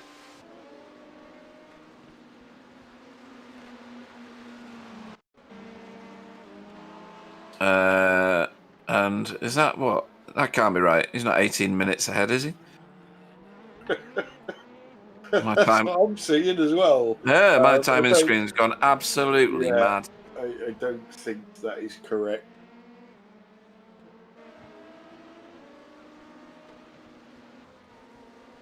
Especially as the second place P1 is on the same lap. Always read that wrong, guys. If we focus on a car below this place, the gap you have to read is the first one. Yeah. So it's 1 minute 37. If I do click on Patrick now, you've got the gap 1 line below. Got it. Lovely. We stand very corrected, or I do at least. I'm the one leading us astray there. As ever. So, yeah, Pieter Elson. This is your second place P1 car at the moment. Is, as Sam just highlighted to me and my techno-tard behaviour, 1 minute and 38 seconds back down the road from the class leader. but still a good 10 laps ahead of third place.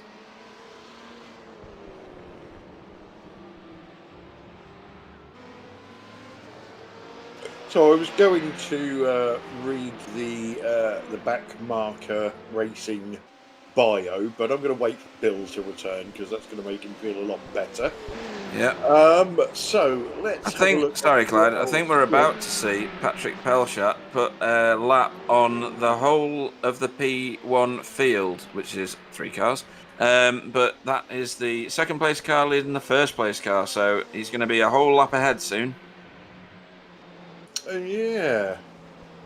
Sorry, carry on with what you were saying. So let's have a look at the Lithium Motorsports team. They actually got together during a Project Cars League. And their season so far, they say due to the end of the EC Endurance Championship, they were forced to change league. And it's all Kevin Vu's fault. We like Kevin Vu too. He's not here. He actually raised his I rating, so the team had to go from Am to Pro, and they wasn't sure what to expect. But they finished second in the first race at the Nürburgring, just by 1 second. Second race at Monza, they've been looking very good, but due to some mistakes on their side, they finished P7. Overall, they say they have good feelings coming to Sebring, but the race will be long, and let's see what it brings. They've had some decent results. Second place in the championship in LMP2 with the HPD in EEC. They also managed to win 3 races in a row in GTAM and have a total of 4 podiums in a row. 2 years ago, they took part in GTR 24 in Denmark, where they got the team together, or some of the team together, for the first time face to face, and had a really, really good time. Please share any other information or stories that make your team interesting or different. And they've said they would say the post-race interview with the BSTV guys after their 3rd win in a row in EEC. Can't really remember what we said there, but it sounds like it was good. It was the one where we had the whole team in the booth. It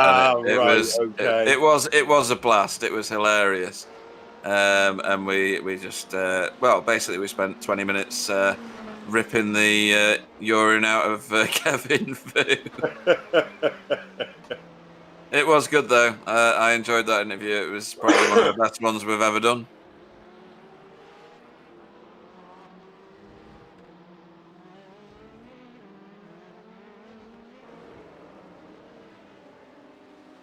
So yeah, Lithium are doing a stand-up job at the minute as well. They're in 5th. They've been higher than this in this race, and I think if they kept the race clean, they'll do really well.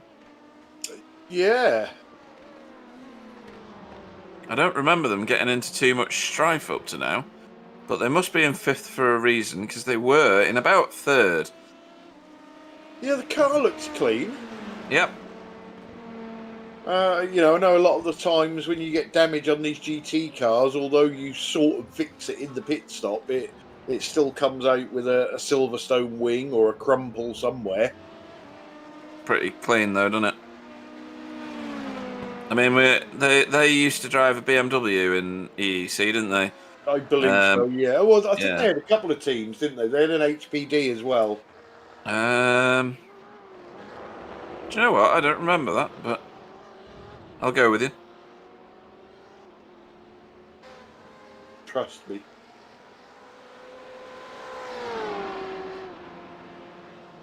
You know I'm never wrong, even when I'm wrong. So we switch to the Fuga Simsport GT car of Mads Gravson, who leads currently by an unknown margin because it's not on my timing screen at the moment. It's not on any of the timing screens at the minute. He leads over the 27 car of Tarkano.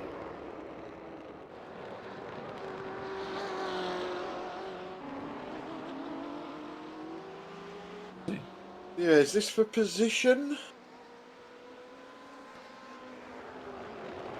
So this is DRC Blue, isn't it? It With is, Ryan yeah. Bellion. And they are the second in class car. And they're a minute nearly behind the leader of the class.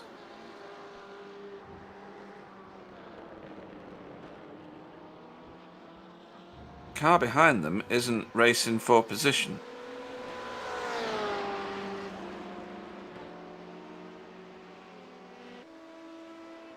No, I think you're right.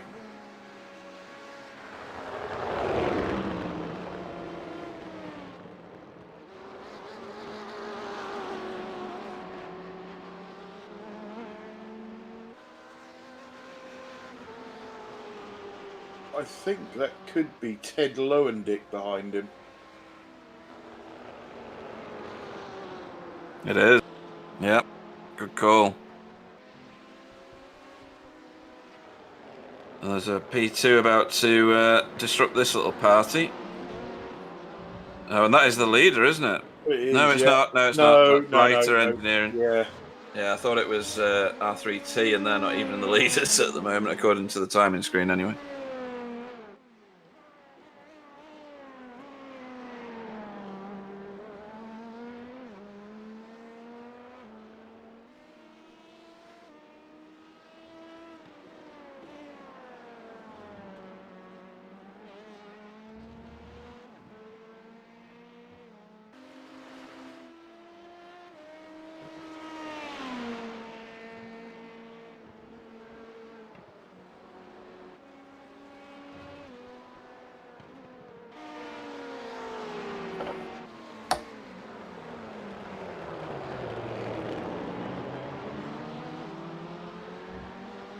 So yeah, lots of cars in this little area of track, but nothing for position here. That's your GTE car number 3, or third place in the class, giving a bit of flash into that Ferrari in front of him. But again, not for position. This is a 2027 motorsport car. The team, not the number.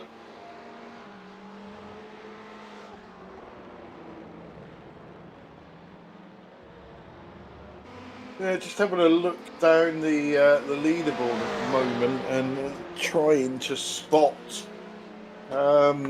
who's out of sequence with pit stops and where the battles are going to come from.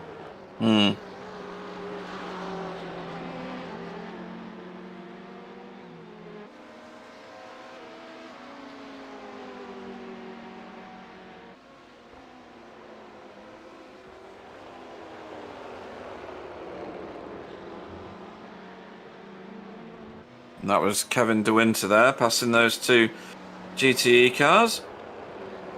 Yeah, Kevin, who we know very well from the VRA GTCC.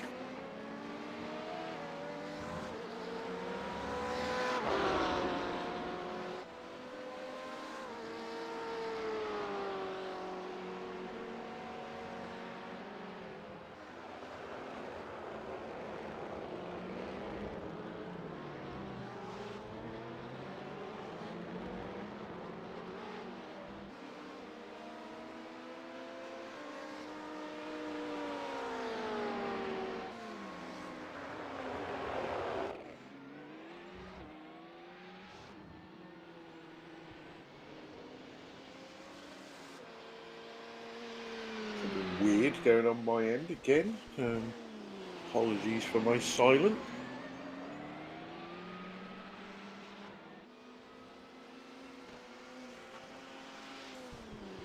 Another penalty issued by Race Control, the 27 Motorsport, the 218 cars leader in GTM, a drive-through penalty for something that happened with the Aeropigs racing team. Okay.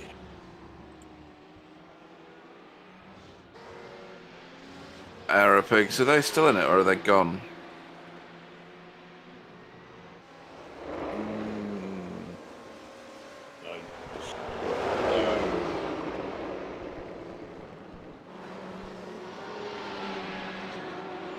Can't remember who was.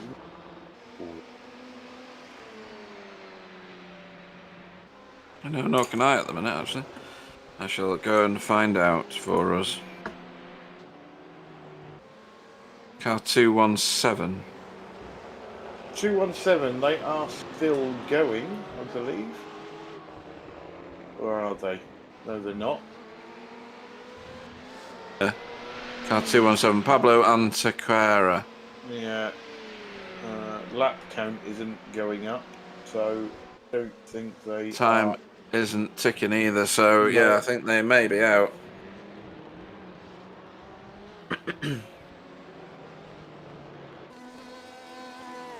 Oh no, there they are. Oh yeah, it's moving now, it's moving. Damn timing screen. Keeps betraying me in mid-sentence. Thanks, Sam. So the back of their car is bent up on both sides now. It used to be just on the one. Are we about to see what the problem was? Yes. Ooh. Was that them on their own? I think so, yeah. It didn't look like anybody else was involved. No.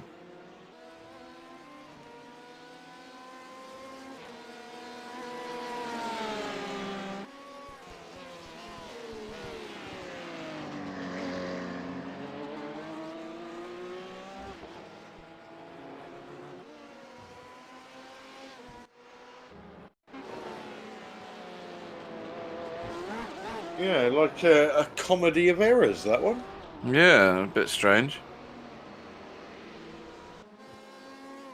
Yeah, I was just trying to find where the incident happened, but there's nothing shown in the incident reports from race control, so I don't know where and when that happened. So Very odd. yeah, no way for me to show the incident. And who was the offending car, sorry? The 27 Motorsport, so not the 27 car.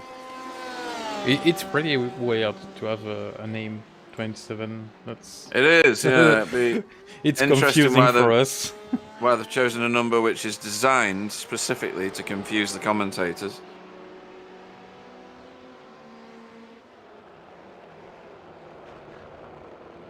So the front of their car is a little bit bent up.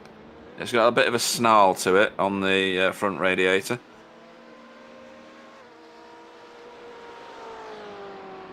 You must eat a lot of carrots, Pete. Oh, I can spot damage a mile away. I have to see it on my own car in the dark, don't I? So, yeah, that's proper crooked. If you look at the front of it, it's twisted to one side. So I think that is indicative that they've had a coming together with somebody, and I think we now know who. So, interesting.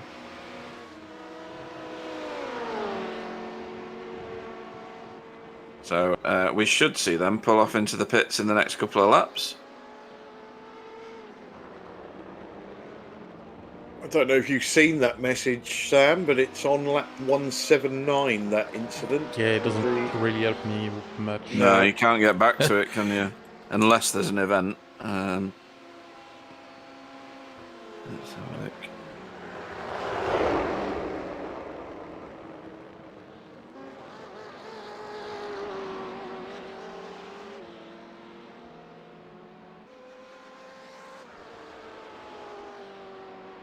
So we've still got a distinct lack of drivers that want to talk to us. Perhaps we've been a bit too hard on the ones we've already had. You never know. Scared?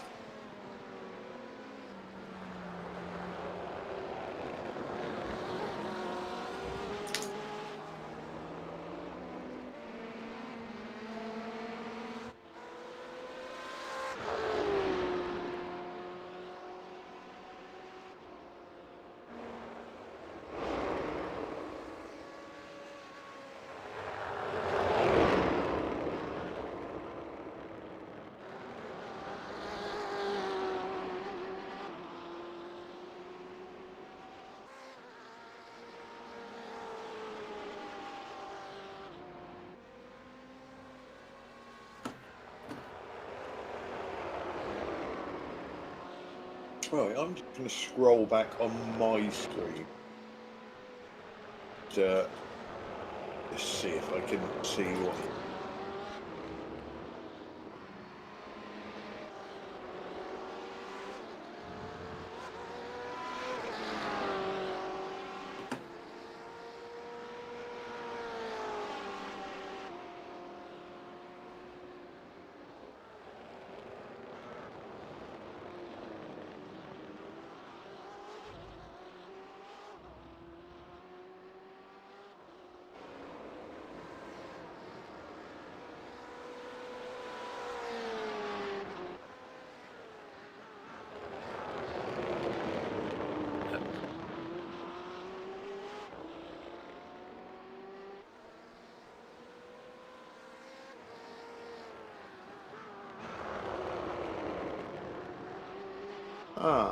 So is this incident that we're trying to look for the one that has been revoked? Revoked? What do you mean? Isaac has just put a message in there saying revoked, spelling error on my behalf. Oh.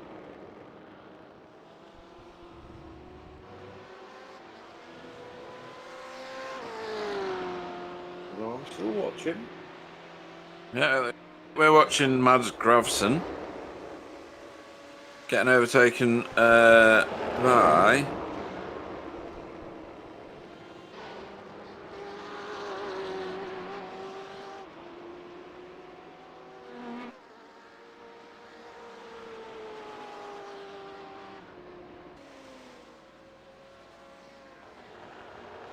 Oh, Patrick Palchat. So Mads is currently driving your number 1 GTE car, Fuga Simsport GT.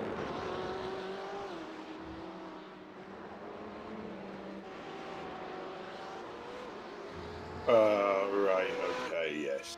Okay, yeah, so it definitely wasn't that one that was revoked. So, going into the braking zone in Sunset, Tar Caneo has basically just driven into the back of the Aero Pigs car. Right.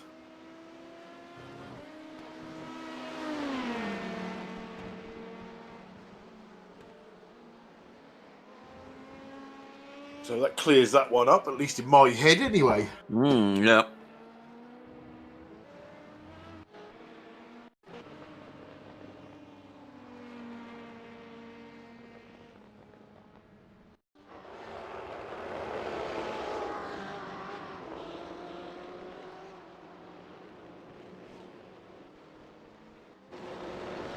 Green's gone absolutely bonkers. I think we were watching the DRC blue car.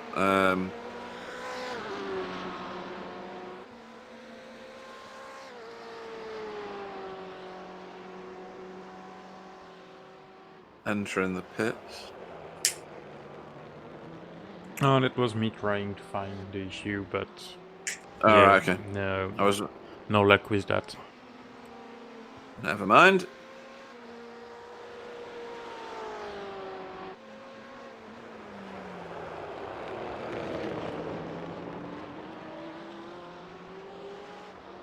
Well, I can give you a full replay. It was shit. I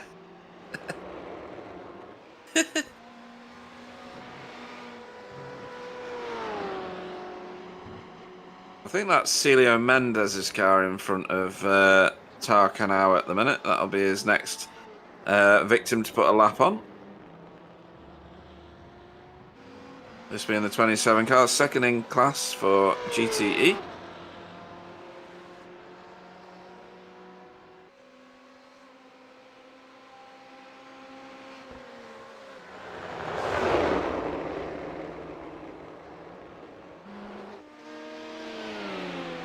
This is your overall race leader, the Fuga Simsport LMP1 driven by Patrick Palchat again.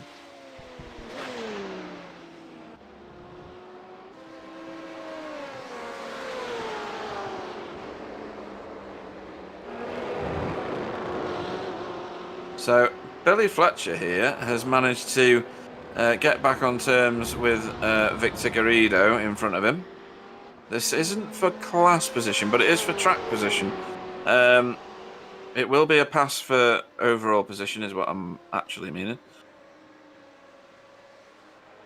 Funny how things happen. There was a long conversation on the chat about the pros and cons of Fanatec hardware, and I've just received an email from Fanatec telling me all about their brand new BMW wheel.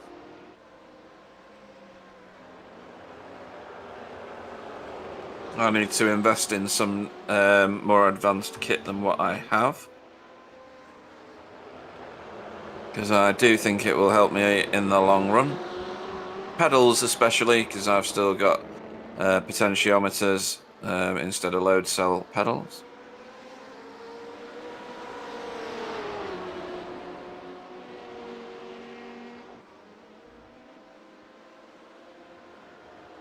I think, to be honest, Pete, the quickest way for you to improve would probably be to get all your gear that you've got at the moment, put it in a box and concentrate on commentating. I knew that was coming. I thought you were going to say throw it in the bin or burn it or something. No, I shall continue to punish myself by trying to race effectively. I got my I rating up to nearly 2,000 not that long ago. Then did a GT endurance race that you watched and laughed at, where I got annihilated. Oh, this is a bit tasty here. Good overtake there. I know it was a lap, but that was very efficient. Or was that an overtake on track? It was an overtake on track, wasn't it? Yeah.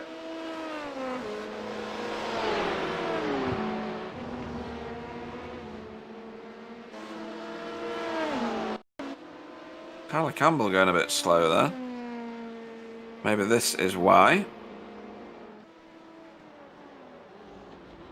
Oh, a lock up. Yeah.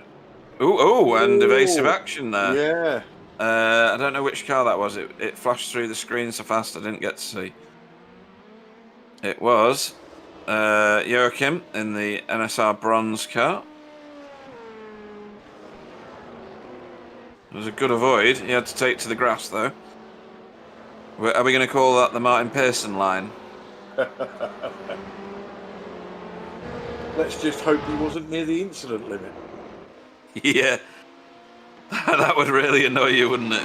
If you were right on the bubble and somebody else's crash forced your decision. So, Tom Voss back in the number one position for P2s. It's bobbing up and down from different drivers at the moment, it has to be said. 26 seconds back to Marian Brabic, which is probably why it keeps bobbing up and down, because if they're not in sequence in terms of pit stops, each one will keep taking the lead, won't they? Yeah, that's what I was trying to do earlier when I was a bit silent. I was trying to work backwards from the end of the race to see what was going on, but I gave up. Right. It's too long to go to be making them sort of calculations.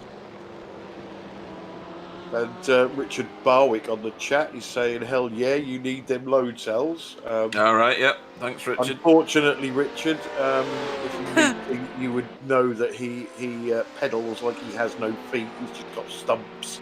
So I don't think it's going to help. Yeah, that's true.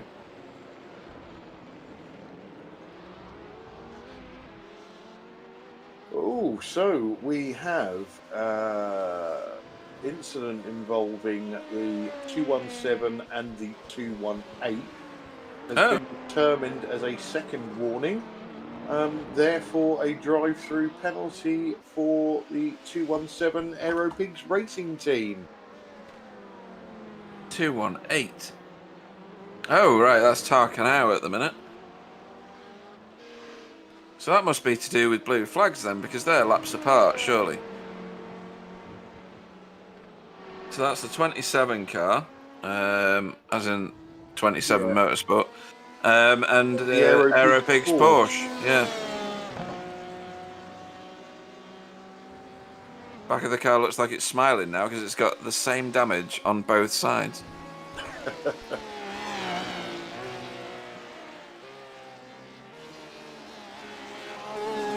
And damage at the front now as well. So, yeah. Maybe it was contact. It looks a bit twisted up the front of that Porsche, doesn't it? Yeah. Oh, definitely, yeah, from that angle. Yeah. Oh. Wrigley and grass and dirt and nearly track and lost control. Oh. Comedy of errors, really, wasn't it? And then the rejoin of shame.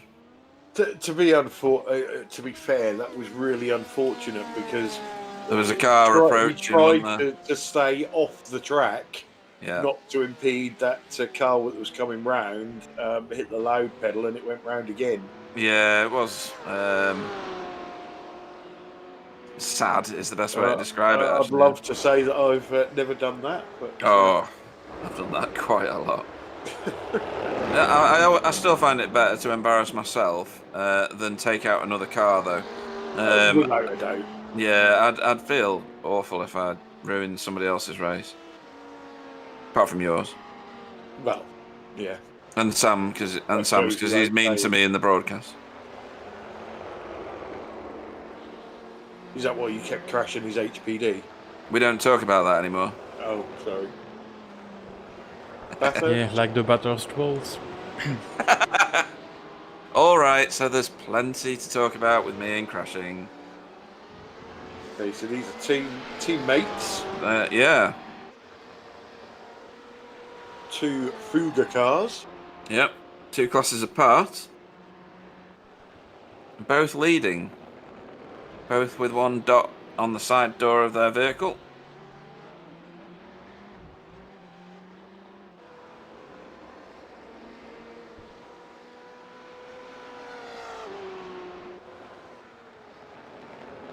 It's going to be a good day for the Fuga Simsport teams if they finish where they do now. Yeah, at the moment there's going to be plenty of virtual champagne splashing about. There is, and that car's got damage on the back, hasn't it? Because the left rear cluster is damaged. So that's had some action.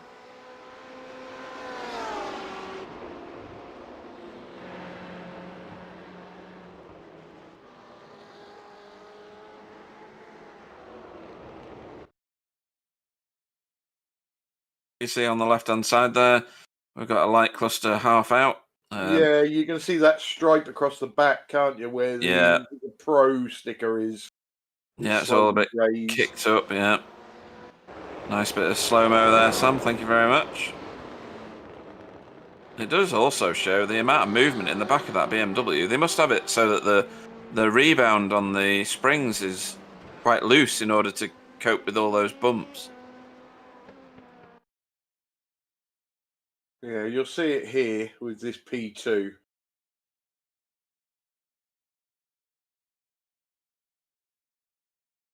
There's hardly any movement in there in that suspension. It's very solid, isn't it? There's just no give in it at all. Until here. Yeah. And then it looks like a jackhammer. P1, yeah, this is Patrick Pelchat. He's got 2 GTEs to pass here. The Corvette of Lithium, and I don't know whose Ferrari that is. It's too dark to see, actually. I can't read the number because it's blurred. So I'm just going to drop a message to Isaac, see if he wants to pop in and have another chat. Sure. So your boy's still awake, huh? Oh, yeah. Good, man. There's a P1 car. Now, there's a fair bit of movement there, but that's because he used the curb. That's Patrick Pelchat at the wheel. It is. I didn't realize he was Canadian. I'll be darned. Oh, guys, just so you know, we've got Toasty waiting for an interview, so I'll drag him in for you, Pete. Tremendous. Toasty, how are you doing? Good afternoon. I'm doing well, yeah. Good stuff. And tell us how your team's getting on at the minute. Everything okay? No, not everything actually. It seems we've got some floor damage in the car. Oof. And iRacing's famous for not being able to fix that damage, isn't it? No, I think we actually the full throttle part after the hairpin, you've got this left hand kink with a high curb on the inside. Yep. We rode that once, and I think we got the damage there. Right. Okay. And have you pitted since that time or not? Yeah, a few times actually. One slightly unscheduled pit stop, which well, it had a different reason though, because I had a sudden call of nature. Let's call it that way. We've all been there. Yeah, you just sometimes have that sudden urge, you know. Yeah, I've had an extra long pit stop from time to time, it has to be said. So, in terms of your team and your sister team, who do you think's doing the best at the minute, the K1s or the K2s? I think the K2 is doing a better job, well, at least relatively, because they are like somewhere in the middle of the pack. Okay, and the cable name, where does that come from? Well, that's a good question. Let's move on to the next one. No, actually, I actually joined this team like half a year ago, and I haven't really thought of looking that up because I'm very busy moving houses and such, so I haven't really had the time to look that up. Life is busy, but teams in general are doing fairly well. So you're second off last. No, you're not, because there's cars like way down the field actually, isn't there? Like behind the GTEs. So you're currently 9th in class. How much time have you got to make up? You've got quite a long way to go to get to Florian's car, haven't you? So it's quite a gap to leap now. Yeah, but not insurmountable. It's a 12-hour race in total. You've got how long's left? I can't figure it out. It's got almost 5 hours, a little over 5 hours left. Yeah, so 5 hours. Plenty of time to get some time back, definitely. And you don't know what else anybody else is going to do. Well, you've kind of got to remember that at some point, Martin Pearson's going to get back in the car in front, and that'll bring him closer to you without a doubt, because he's been off track more than he's been on the tarmac. So, yeah, but our goal is just to stay on track and not make silly spins like we've had like 2 now. So we just try to stay within the lines and just make a profit out of other people making mistakes, really. Yeah, you gotta hang in there. A lot happens in the bewitching hours, I'll tell you. Yeah, it really does. You know, people fall out, they get tired, they get cranky, whatever. And at least I'm getting a good atmosphere in the team, at least from my perspective, because this is the longest I've been driven an endurance for now. I've tried a 24-hour of Le Mans earlier this year, and we finished like after 1.5 hours because someone suddenly went off track and rejoined in. Yep. Well, just when we were approaching. Yeah. I heard you earlier talking about the curbing you went over. I know Sebring very well, and that's the highest one on the whole track that you hit, unfortunately. Yeah, so choose a lower one next time, and you won't get as much damage. I'll tell my teammate because he actually did it. All right, okay, fair enough. That doesn't really make you feel better, but I just thought I'd mention it. No, but it's good to have the drivers come in every so often and talk to us. It gives us a new perspective to view all the activity from and all the actions. So thank you very much for joining us in here.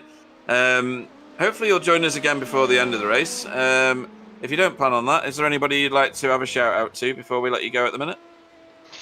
A shout out from me would be to my girlfriend, really, because she actually lets me drive this without any hesitation. Is So she watching? Sorry, say that again. Is she watching?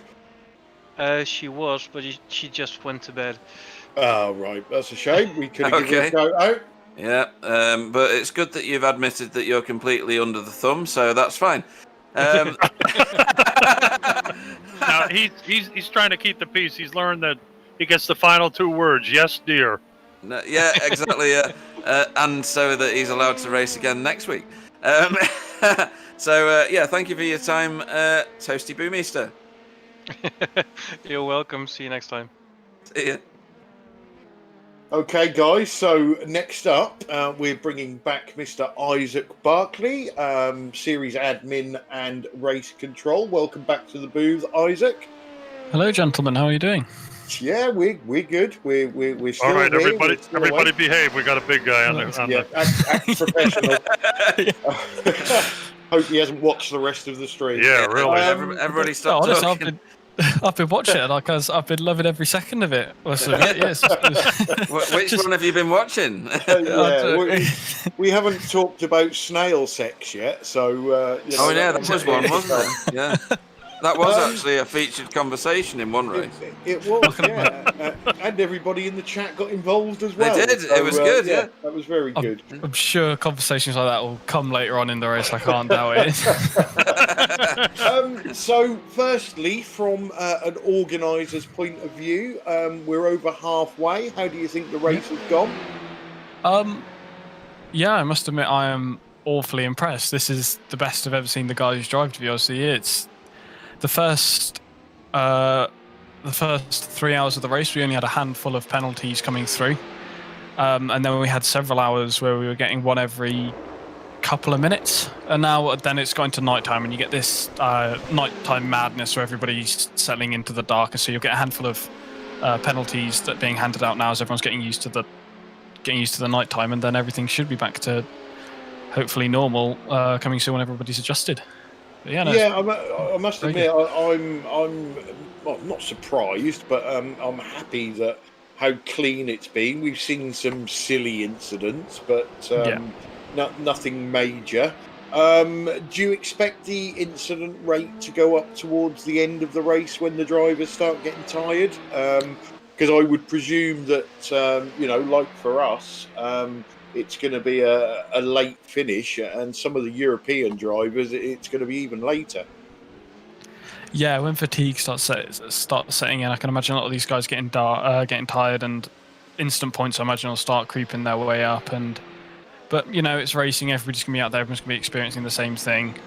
So hopefully everybody will be able to keep it clean and calm and on the dark stuff. Yeah, and just in a message. Oh my goodness! Good chat. So well done, Pete. We'll blame Pete for that one. Get in. I've cursed someone.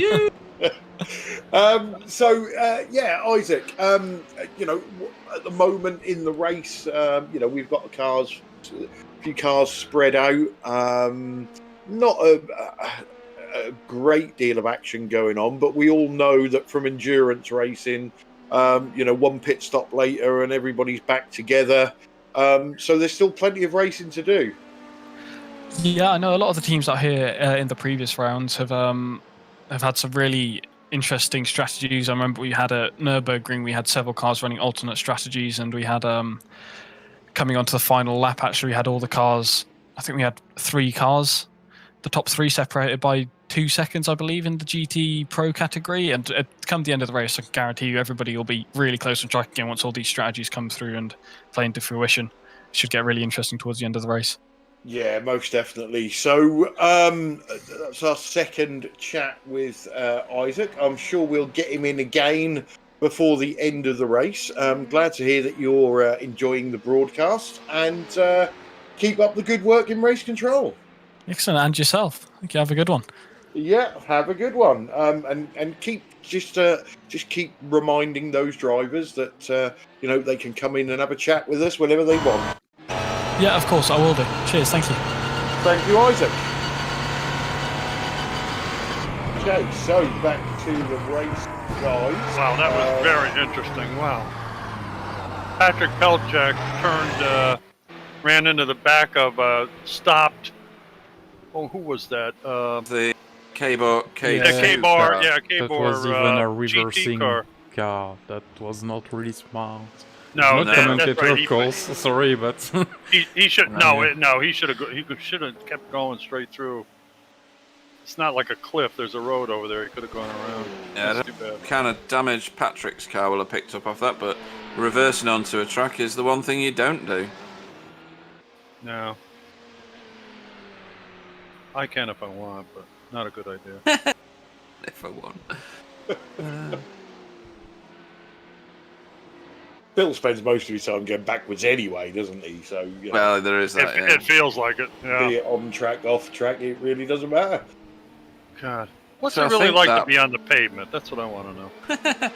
I think that must have been Daniel Weber then, was it? Behind the wheel of the K-Bar K2 car? I'm not sure. yep, it was. Yeah. Okay. I was just trying to figure it out from the timing screen.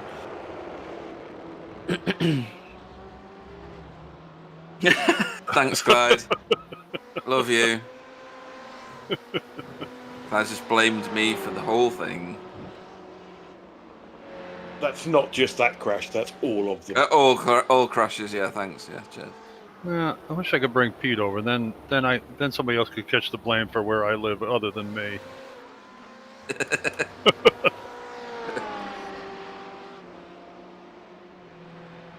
At least I know, Clyde, if he ever does decide to come over to the colonies here, we know somebody we can blame for everything bad.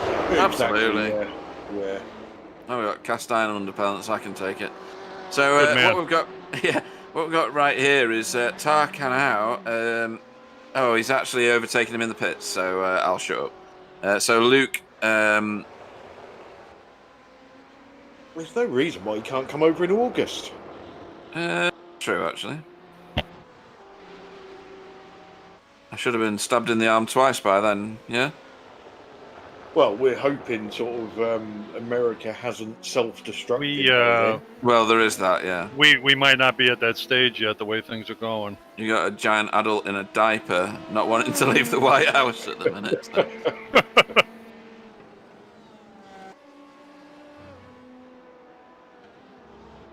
I swear we're going to have another revolution in this country. I swear.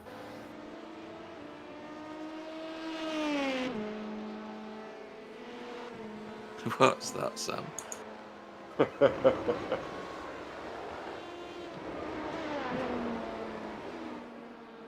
Marius asking if anybody knows where the protest sheet is. And Yeah, I'm not sure he has to protest it. If Race Control watched the broadcast, I think the decision is already made. We might Tom do that Boss without is a in the protest. pits. Yeah. Team DRC Red, who's number 1 in LMP2. Yeah, Tom Voss. They had a good lead as well, and probably still will do by the time they finish. And here comes, So a minute 22 is what they had. Yeah, That's they Marion over Brebeck. half a lap, wasn't it? Yeah, at least. he's going to get out, I think, before Marion Brebeck and the RST racing team gets around. He is. I can't see how many, because my timing screen is a bit funky when it comes to number of pit stops. Whether they're balanced off with this one. I'm guessing they must be.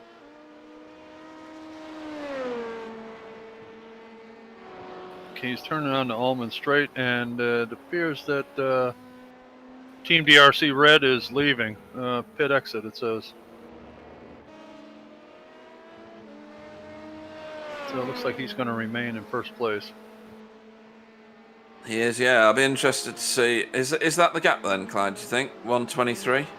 No, maybe. Who knows? You Yeah, tired, Clyde? it is.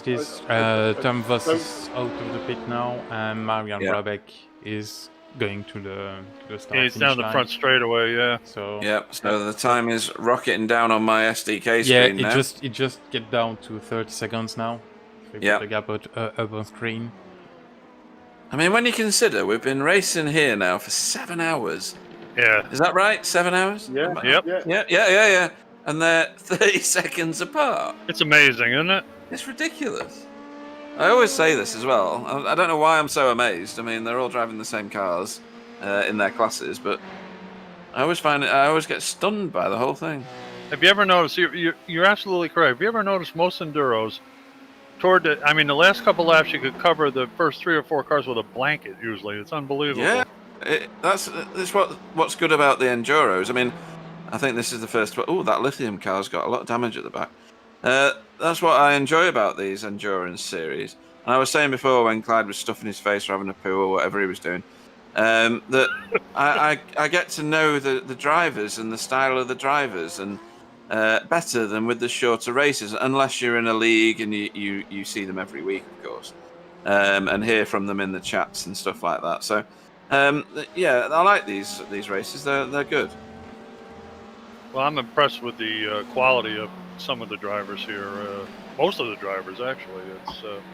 They've done a bang-up job. A couple little idiot things, which, hey, that can happen to any of us, especially me. But, well, that Martin Pearson bloke, he's got some lessons to learn, hasn't he? So. Well, he's kind of filling in. He's a kind of newy at this stuff, you know. So. Yeah. Noob.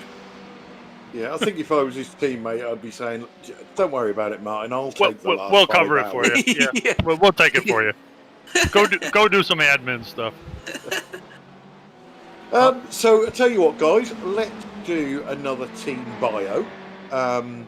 And this time, now that he's back, it's Bill's very own team that's close to his heart, Backmarker Racing. So this team got together with the intention of doing the 24 hours of the Nürburgring in 2019. Why, I have no idea. I'd rather pull my fingernails off with pliers. Me too. It was the coming together of a group of people who cannot do much racing, whether for medical or work reasons. The goal was to have fun and experience endurance racing for the first time.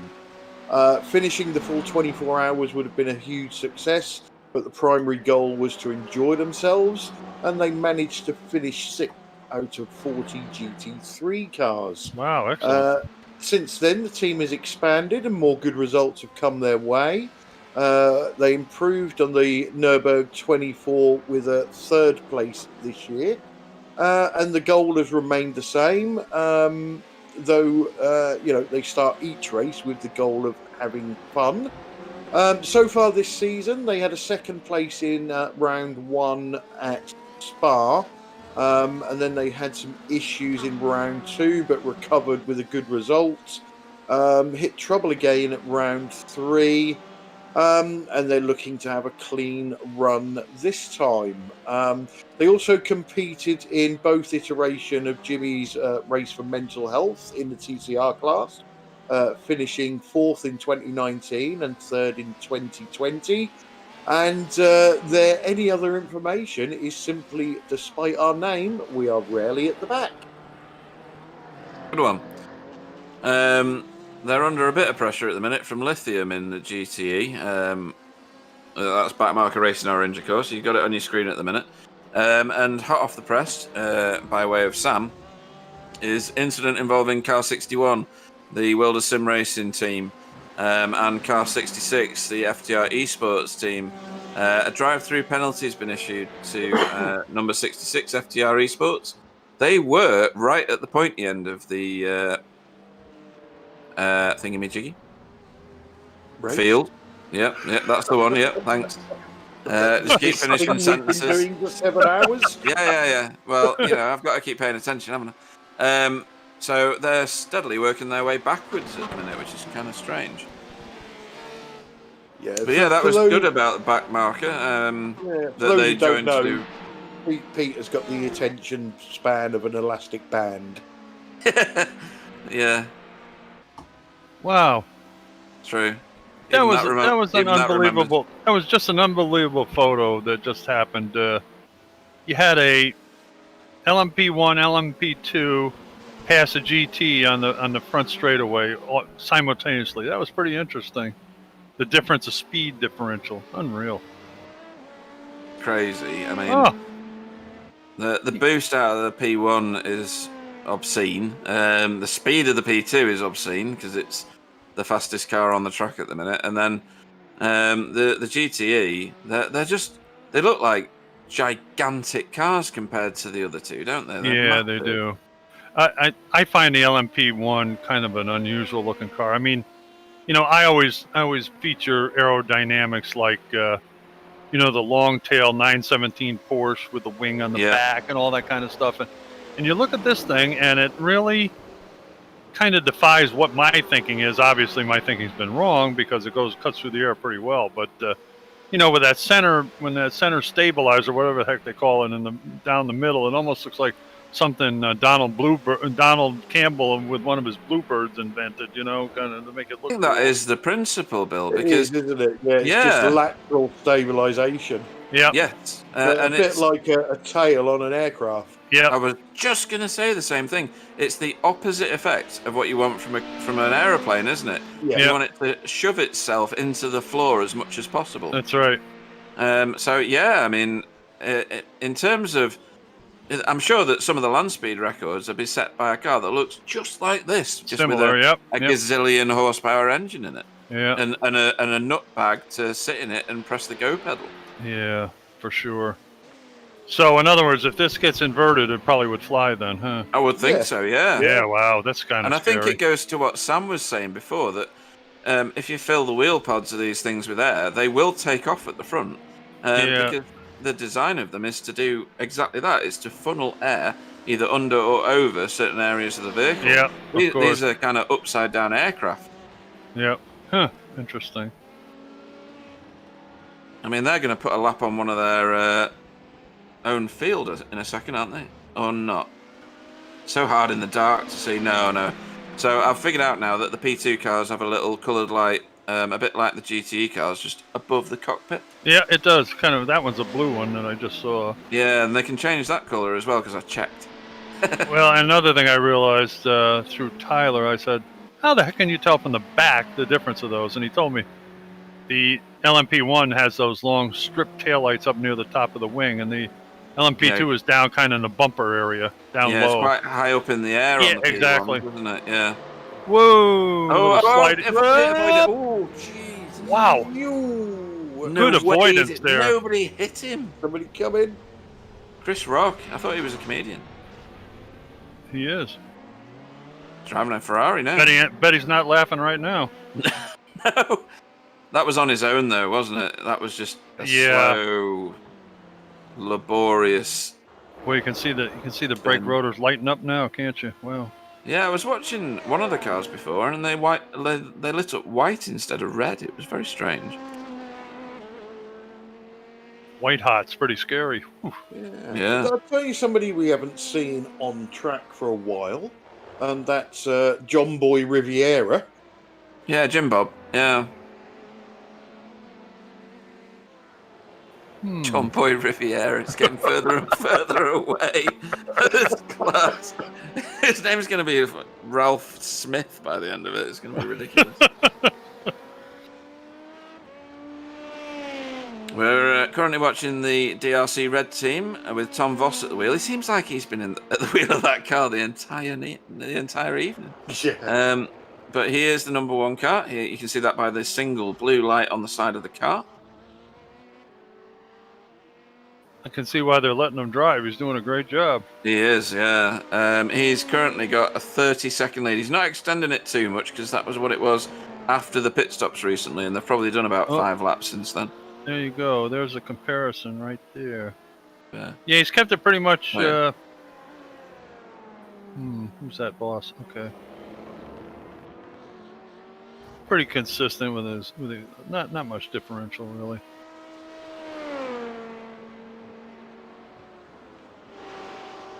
He's obviously a fantastically capable driver. Certainly is. Yeah. And the DRC Blue team, well, Fuga Motorsport in GTEs at the minute have got a full lap ahead of the second car. That's some going, isn't it? That really is. I think they're not actually that far behind properly lapping them. No, that would be right. Yeah, they can't be far off it.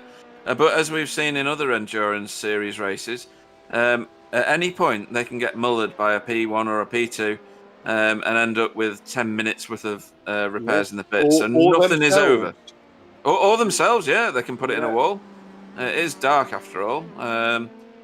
So don't for a minute think that anything's over at the top of that field, because I'll be surprised, and genuinely surprised, if it finishes in the way it's sat right now. And I'll tell you, like, I'm sorry, Claude, Excuse go me, ahead. Bill. Yeah, information from sorry, race Sam. control. Daniel Weber has been disqualified from the race after the backward movement on the hairpin. Oh, yeah. Right, okay, makes sense. Yeah, it wasn't a great move, sadly. Yeah, that was the K2 car. Yeah, it's a so we shame. won't be seeing them back for the right reasons. Reversing onto the track is... Here's a replay of it again, I believe. Yeah, see, he went through, and then, he should have just kept No, going. that was just No, now. that was I just think quitting. Oh, that's when they they- parked the that's car when they- after okay. the decision. Yeah. Okay, sorry. To get back to what I was saying, Pete, when you and I have discussed before that, in a long race like this, it's really hard to concentrate if you've been driving a lot for 5 or 6 hours. And I'm terrible I mean, for it. just for 1 second, like you were saying, it can happen at a moment. You and Clyde were saying that doesn't take much. No, and I'm awful because even in a 90-minute GT endurance race, which I do with Gary Craig every fortnight when we're in the mid-season, I get about 30 laps in, and then I'm thinking, what should I have for dinner tonight? Yeah, how about some black tiger prawns? Yeah, that sort of thing. Yeah. Why is everybody flashing their lights on this screen at the minute? But yeah, I get terribly distracted, and I'm like, oh, did I do that piece of work? Did I lock the front door? Have the cats been out yet? And then all of a sudden, there's a wall, and who put the wall there? And I forget where I am on the track. I'm terrible. I am, as Clyde said, proud to have the attention span of an elastic band. No, I understand better why we were lap downs at the 24 hours when I came back from my sleep. That was because the blue wall at the Porsche curves leapt out in front of me. There was nothing to do with attention span. That was lack of talent, that. Yeah. If only I could blame it on that. But yes, Clyde is absolutely right. I'm not good at endurance racing. It's like a goldfish in a bowl. Every lap is a new lap. What a lovely area. view. Yeah, what a lovely view.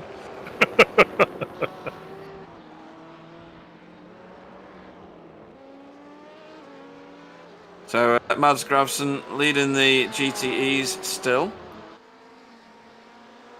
He's got quite a lead. Has he? Yeah, he has as well. He's now lapped the whole field.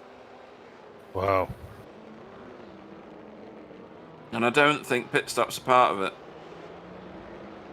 He has genuinely lapped the entire field. So wow, hats off to him. And like we said before, he could get mullered by anybody, so it's not over yet. He still have to pit once. Yeah, he's got to stop once. That's right. They're probably gonna do one pit stop less than all the other guys. Yeah. So, really? Yeah. That's even better. That's even better. Wow. It is. Yeah. There's a minute in the pits or something like that. So after everybody stops for their 8th time and they're out on their 7th time, they got it made in the shade.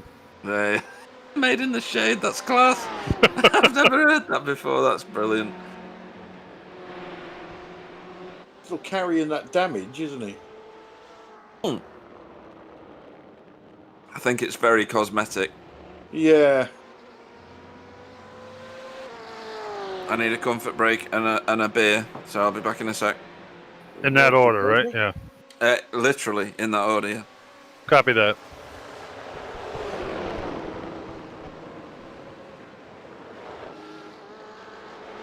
See, Matt's very intelligent to get out of the way of that missile that just came through there, too.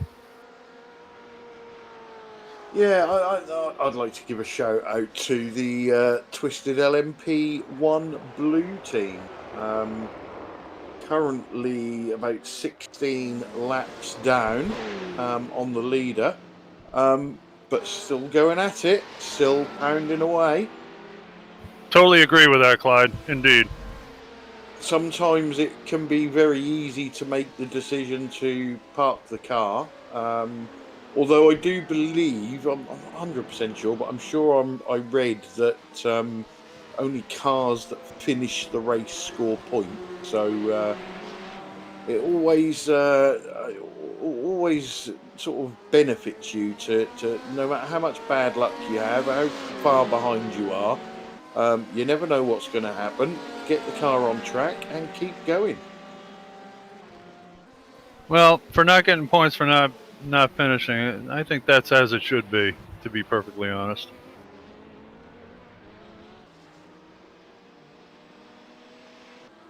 Yeah, it encourages drivers to carry on, doesn't it? That's right, yep. I think when you were either on break or working the cameras, Clyde, I was telling Tyler, and Sam picked up on it too. We were watching whoa! That's our friends Pablo Antequera. And that's the Aero Pigs car. I was telling that one time we were watching another endurance race where there were 2 or 3 LMP1s and both the other ones fell out. And the gentleman was still racing, which is that a couple of the guys that are racing here today. Team, wasn't it? Yep, and they they could have basically started and finished, done 2 or 3 laps and won, but they carried on the whole time with force too, and I thought that was pretty neat. Excuse me. Yeah, and my memories of that race was they wasn't just cruising around either. That's what I'm saying. They had to hammer down. Exactly. Yeah. That's right. Oh, Tarkanau. Good recovery. Oh no! The Ferrari that just went past and went off. That's Christopher Rock. Christopher Rock. Oh, that's your team, Simtards, right? Yeah. While I was away, did you get to talk to Emma by any chance? No. Emma is ignoring us, unfortunately. Okay.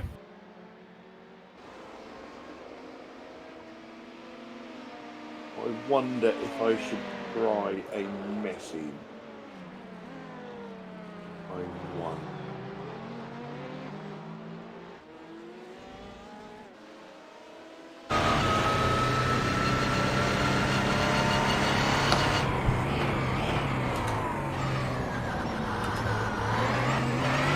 Boy, the closing rate on that car.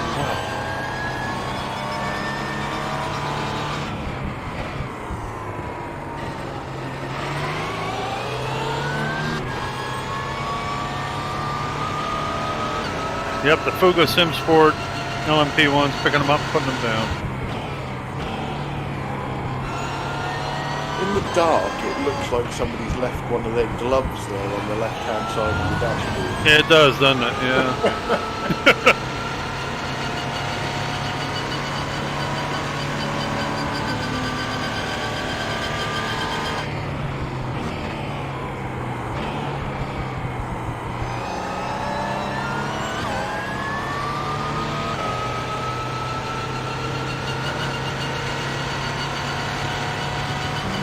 That is in his mirror. Is that what Gary's in? Lot 4? Yeah, it must be his gear shift.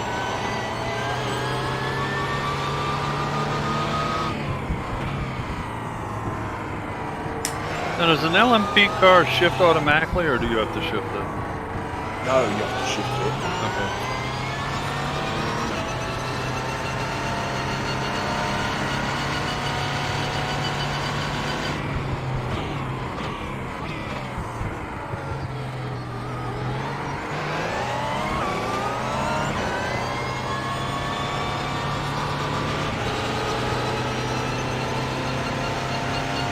The way they flick the wheel in this car to make a turn. If you ever tried that in like a V8 supercar, you'd be off on another planet.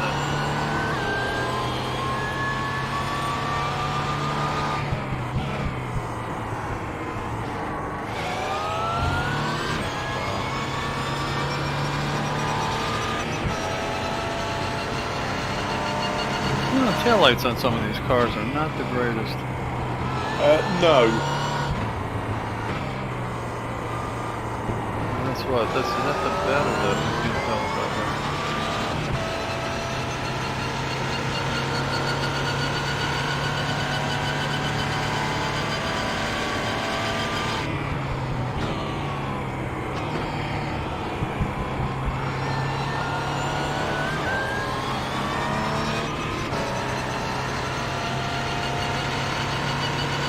Lap with Patrick Pelchat in our leading overall leader and leader in the LMP1.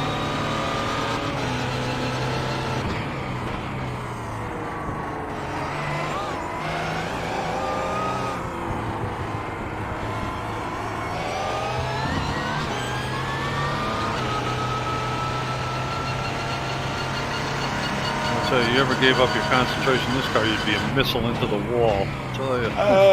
Yes. I suppose, yeah, well, I've never driven it, but on a lot of cars, if you miss your braking thing, you can sometimes get away with it. I don't think you would in this car. This one you'd be in a different zone. I don't think you can do it.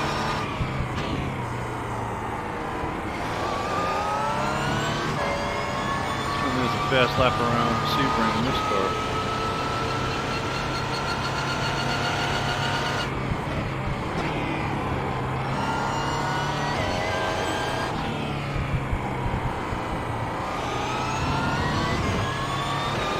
Yeah, so I'll tell you what we'll do now. I know we're on board already with Patrick, but let's give the commentators a rest for 2 minutes and let's do on-board laps with all of your class leaders, and you can hopefully see the differences in what they have to put up with. So enjoy the next few minutes.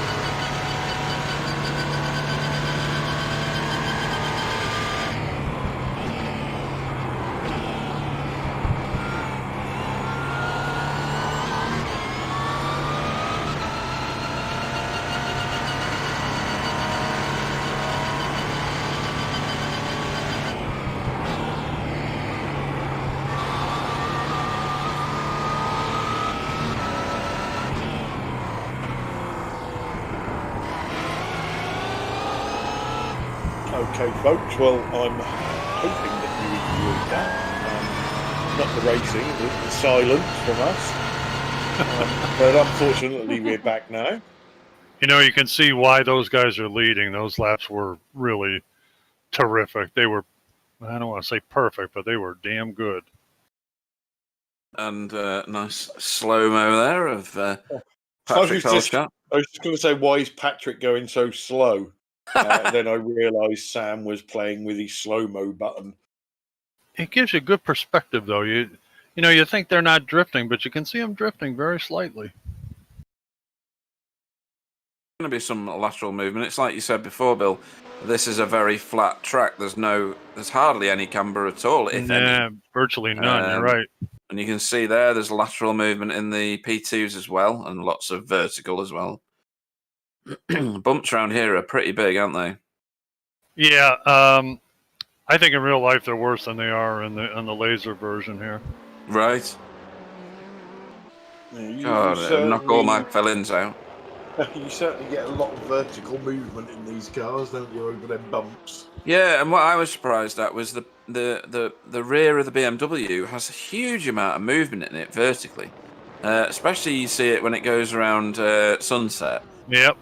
Where the bumps are more pronounced, and that's got to affect the drivability, the controllability of the car, because every time that those wheels pop off the ground, well, it's not the wheel popping off the ground. That's the point, isn't it? It's the body of the car, it's kind of staying where it is, and the wheel dropping into the hollows. Isn't that right? Yep. Yeah. You know, it's amazing. You know, Sunset is not the slowest corner in the world either, and I'll tell you, you come through there, you watch the cars go through there, and in real life you stand there and you can actually listen to the thumping and banging as they're going over that stuff, and it's amazing. It's amazing the wheels stay on the car going over there. God, it's unreal. Yeah, just look at this. Look at the movement in the back of the car. Oh, I know. I wonder what that bouncing. feels like in a motion rig. Oh, I'd be throwing up all over the place. The motion rig would be covered in my bath. I think we'd have Hurl City going on. Yeah. Gary sent me a thing about someone had created one of those like balls which is controlled and you sit inside it and your rig's inside it. Oh yeah. Oh my god, that even watching it made me want to throw up. Oh yeah, that's just punishment. And apparently they're only 150 grand. Whose car is that? Is that DRC Orange that's got a massively mashed up rear end? I don't know who that was. I think it is. I think DRC Orange have got lots of damage at the rear of that car. They've gotten battered a couple times today. Yeah, look. Wait till we get a better shot. It is DRC Orange, you're right. Dan Vanderven. Left-hand side of the rear. It looks like it's had a P2 or something low hit it. It'd be easier to see when it's on the start-finish straight, obviously, because it's lit. Let's say the dark is covering it up pretty well. Hey, look. It looks a little off kilter over there. It does, yeah.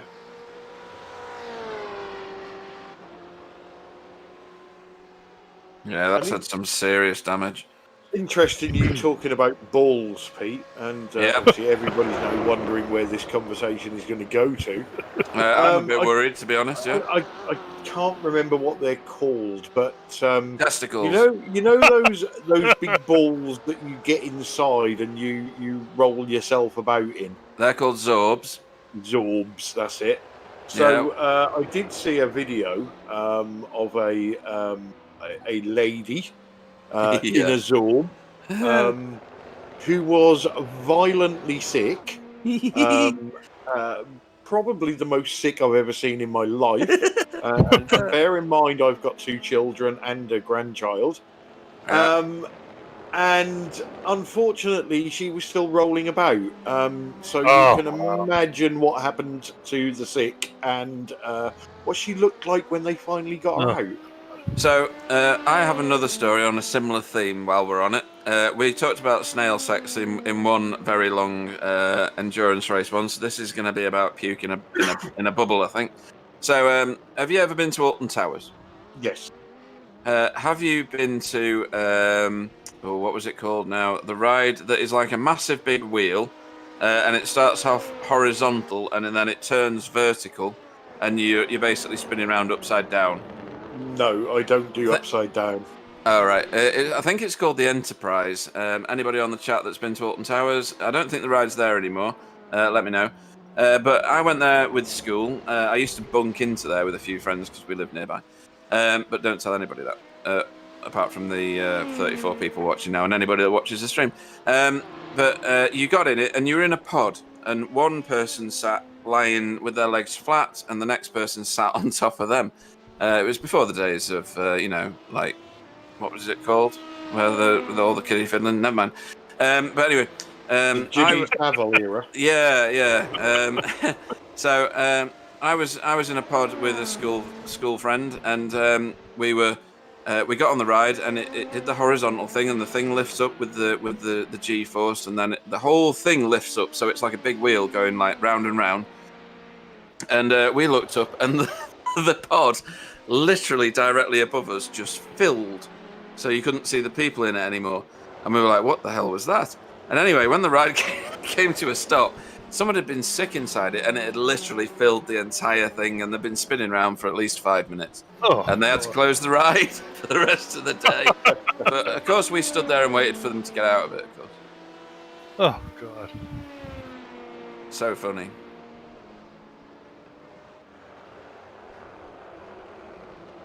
I will not allow myself to hurl, but the only time I hurl is when somebody else does.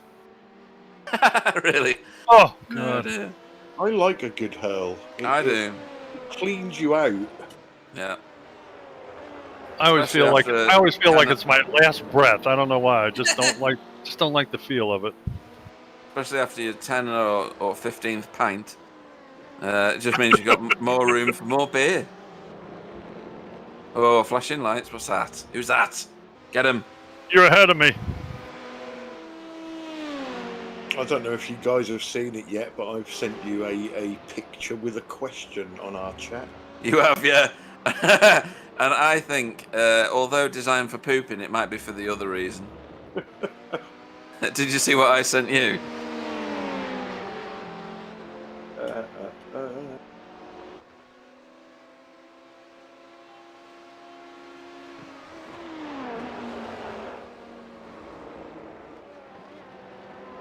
Yeah, I did see that, yeah. With Tyler saying that the BMW grill was massive. It is hideous.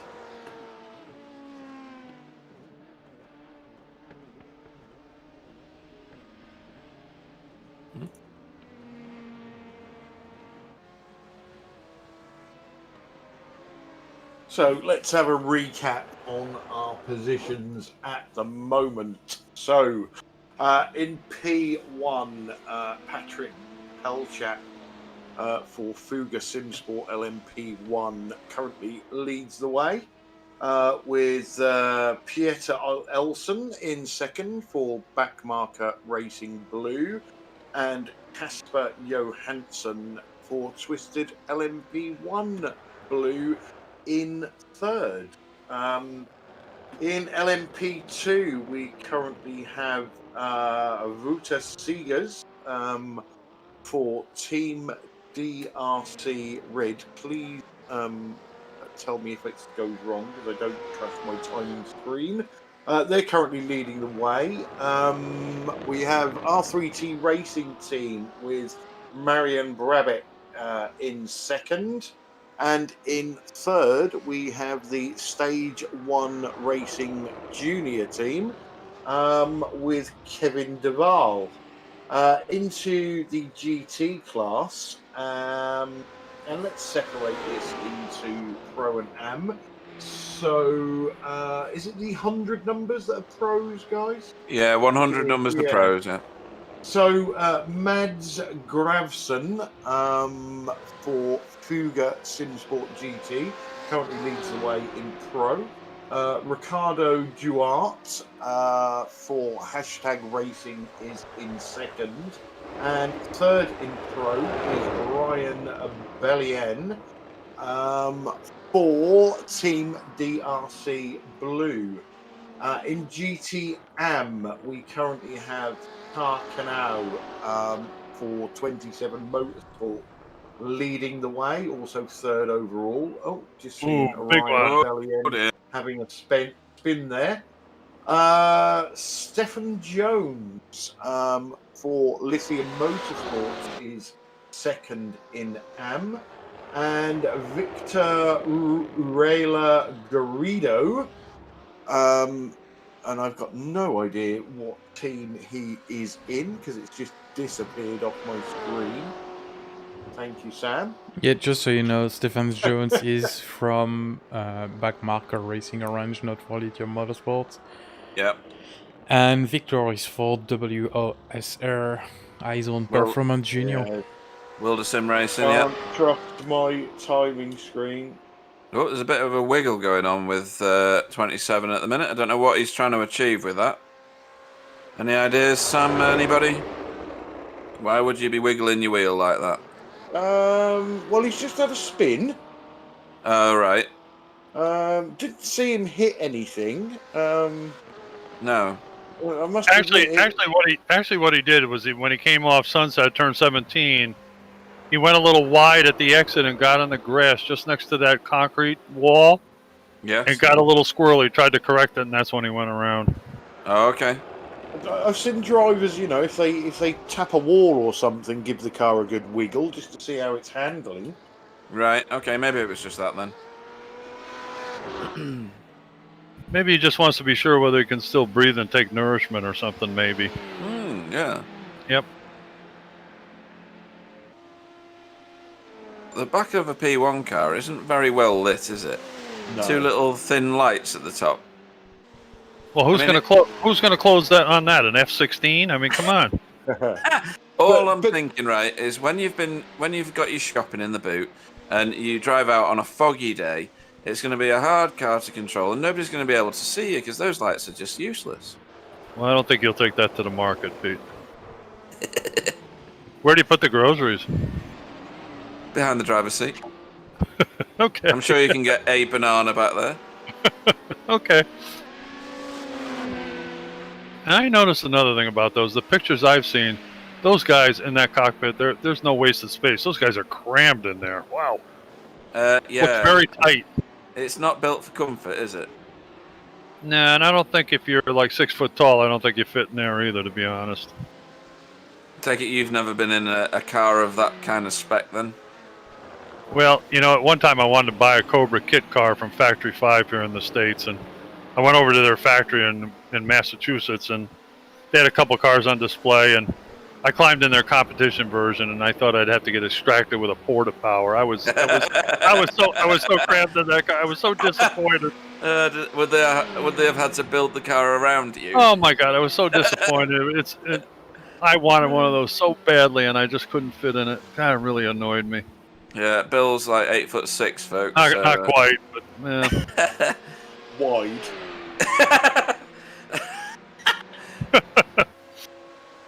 Actually, when I really raced, I had a Datsun Roadster, which is kind of like an MGB if you don't know what it looks like. But anyway, when I set it up for racing, I stripped out the interior and actually had to put the racing seat right back against the package tray they had in the back. Otherwise, I wouldn't have fit in the car.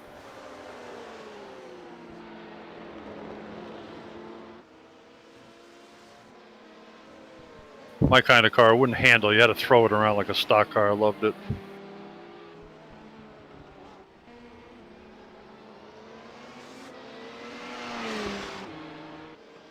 I hadn't noticed.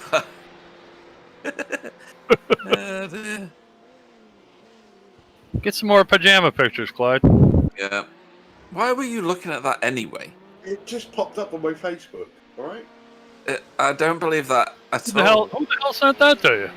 I'm not going to ask. Never mind. You're on the air. No, it was like it's just like an advert. Is it? What's that weird? Wish. Yeah. Do you get them? Yeah. And you look at the pictures and you're like, "What the hell is that?" What the hell is that? Yeah, totally. Wish. Yeah. Don't do it to yourself, Bill. I'm too old. Weird online store that Sell Oh. weird stuff. I'm too old for that.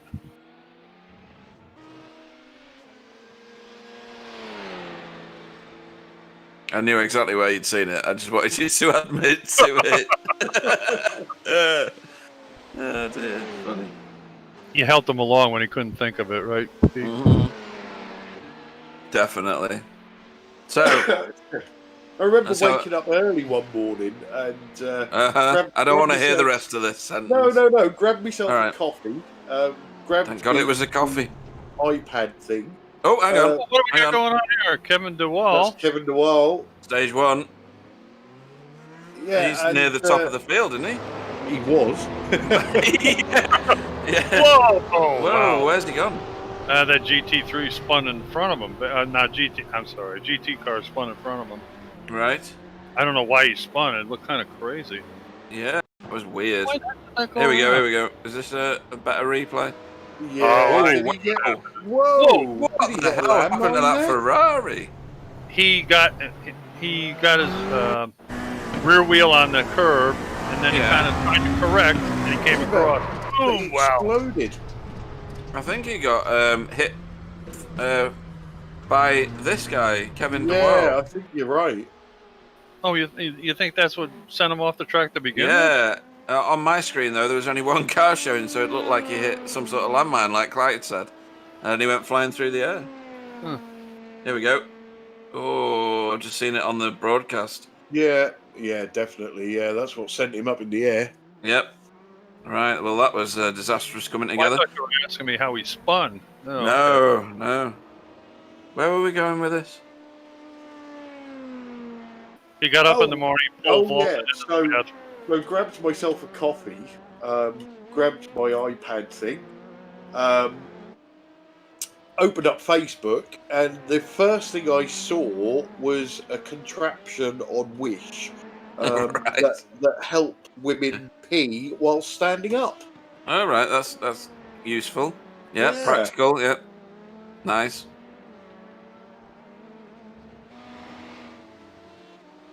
That could come in handy for a woman in some places. Glastonbury Festival, for instance. I don't know what that's like, but it must be wonderful. Yeah, Clyde got up one morning, pole vaulted into the bathroom, then he decided to go and have coffee.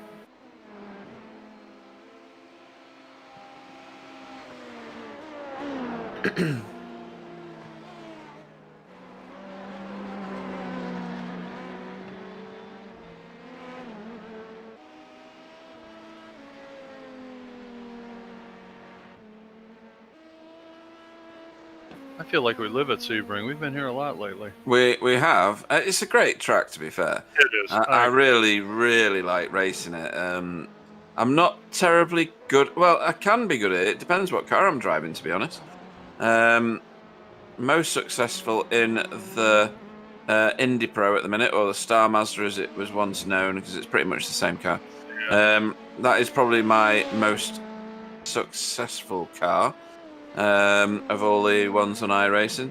And I do like this track with that car. It's a great combination. You can really test that car's limits without it being dangerous. Whereas V8s around here, that's Squirrely that's a at challenge, best. isn't it? Squirrely at best, yeah. How can a car not be dangerous when you're driving it?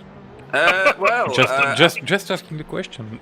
yeah, and I'll answer it. You know when you go bowling, right? And for the real like morons, you can have those little bumper things that come out at the sides.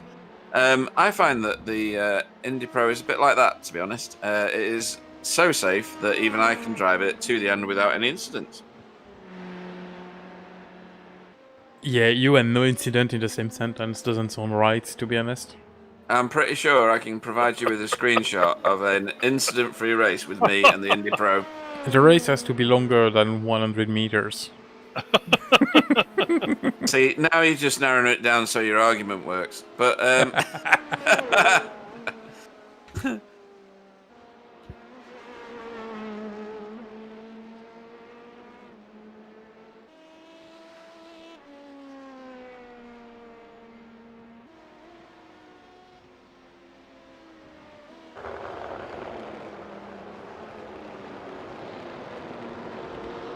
replay here of Wouter Seegers, but I don't That's live. know. Oh dear. So it is. If I press the live button, do you know what happens? It says live at the bottom of the of the iRacing picture. Never mind. There's always next year. You think you're going to get another year? Not anymore. I would say stick to driving, but that doesn't work either. Oh dear.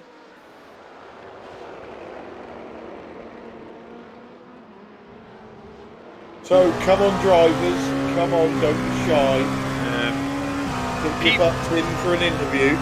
Pete Bingham must have very big shoulders. Boy, I'll tell you, you've been carrying the weight of the world on your shoulders here, Pete. I'm telling you. The way people The pick abuse on I you. take is phenomenal, isn't it? If anybody gives you a compliment, you're going to be very suspicious.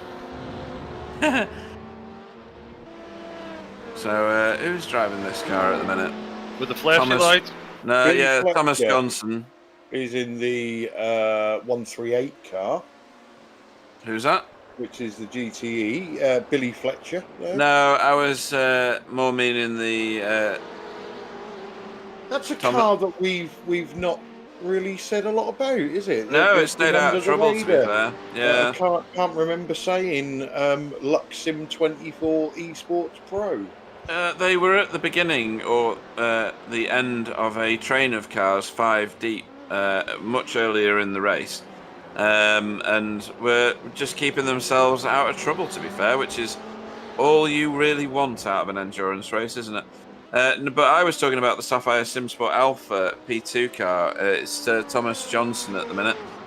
He was busy flashing somebody, wasn't sure why. I think it was just an overtake on a GTE. Okay, so while we've got the Luxim 24 car on track, let's have a look at their bio.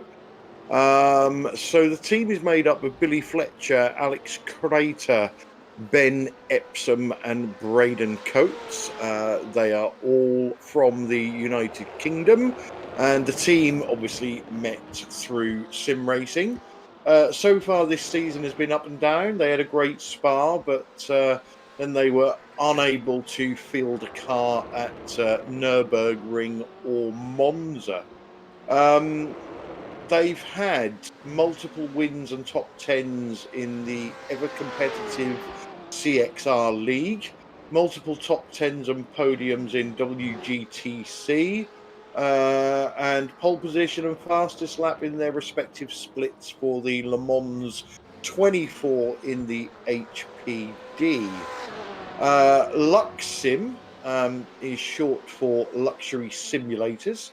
They build full motion rigs and travel around the country with their main motion rig to shows and corporate events. Our colours are based on Lando Norris merch with the yellow, blue and grey. So that's the Luxim 24 Esports Pro team.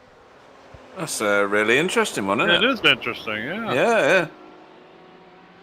That's not to say that the others were boring, but that one was very, very interesting. Well, it's nice they're doing something they can use. They know how. I mean, they have a platform to present their product with now. Yeah, absolutely. I do actually have a bio for Sapphire Simsport, but I'm Go going on to then. leave that for last. Because, Are you really? Have you rewritten it at all? I think we can add a few bits to it. Yeah, I was going to say. I was gonna say. Let's get on it. Sounds like editing by Clyde Whiting. If you can get anything about Flymo in there, that'd be great.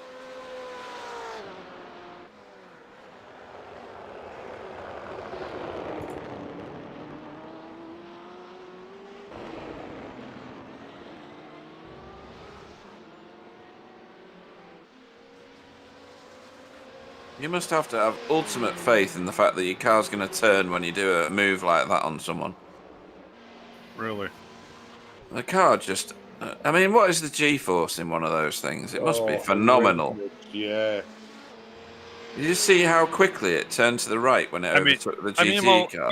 You almost must feel like you're getting Botox or something when you go around a corner with that thing. Yeah, I do like. It's one of the things I enjoy about the F1 coverage, even though I don't enjoy F1. Is they have that little circle thing, don't they, showing the G-forces. Oh, the little the vibrating green dot on the yeah, yeah, and the cornering and the braking is phenomenal.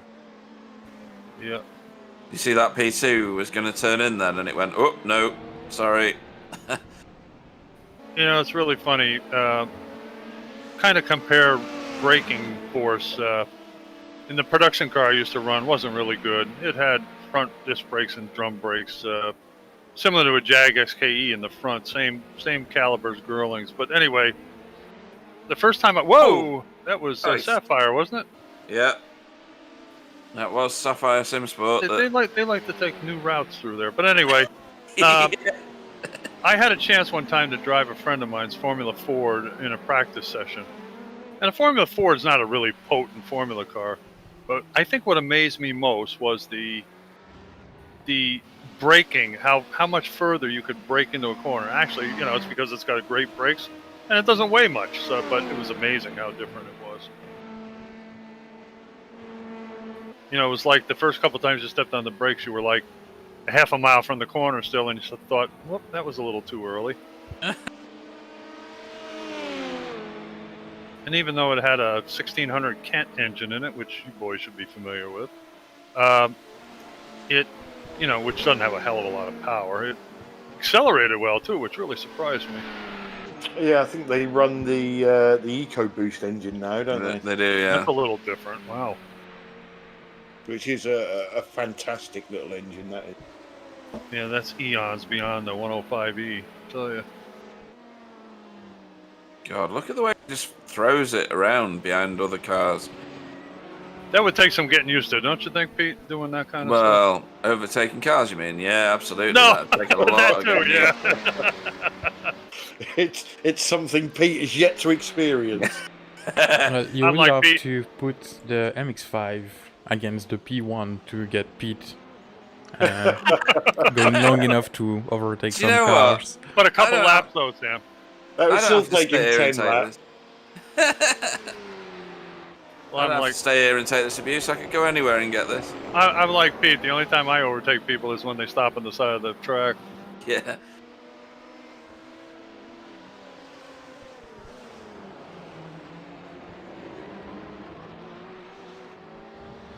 Ooh, Wow. That That could have been close. Slow motion into the corner, yes.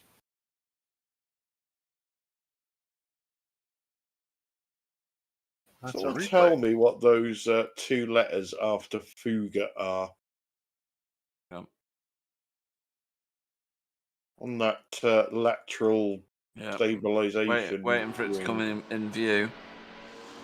HY. Oh, good. Makes no sense, does it? I thought we'd missed a possible Pete sponsor. What was that? I thought it was Fuga KY. Yeah. I've been supporting that one. I think the erectile dysfunction one was quite a good sponsor. It was, wasn't it? Yeah, that was a big hit, yeah. Yeah. I had good fun doing them. I'm sure you did, yeah. Go hard or go home. Yeah, it was good. Like it. Pete, the sad part was, well, it wasn't the sad part, but Clyde, when he first did those, sent all of the 6 of them to me, and I had a hell of a time to keep it from you because I was laughing like crazy.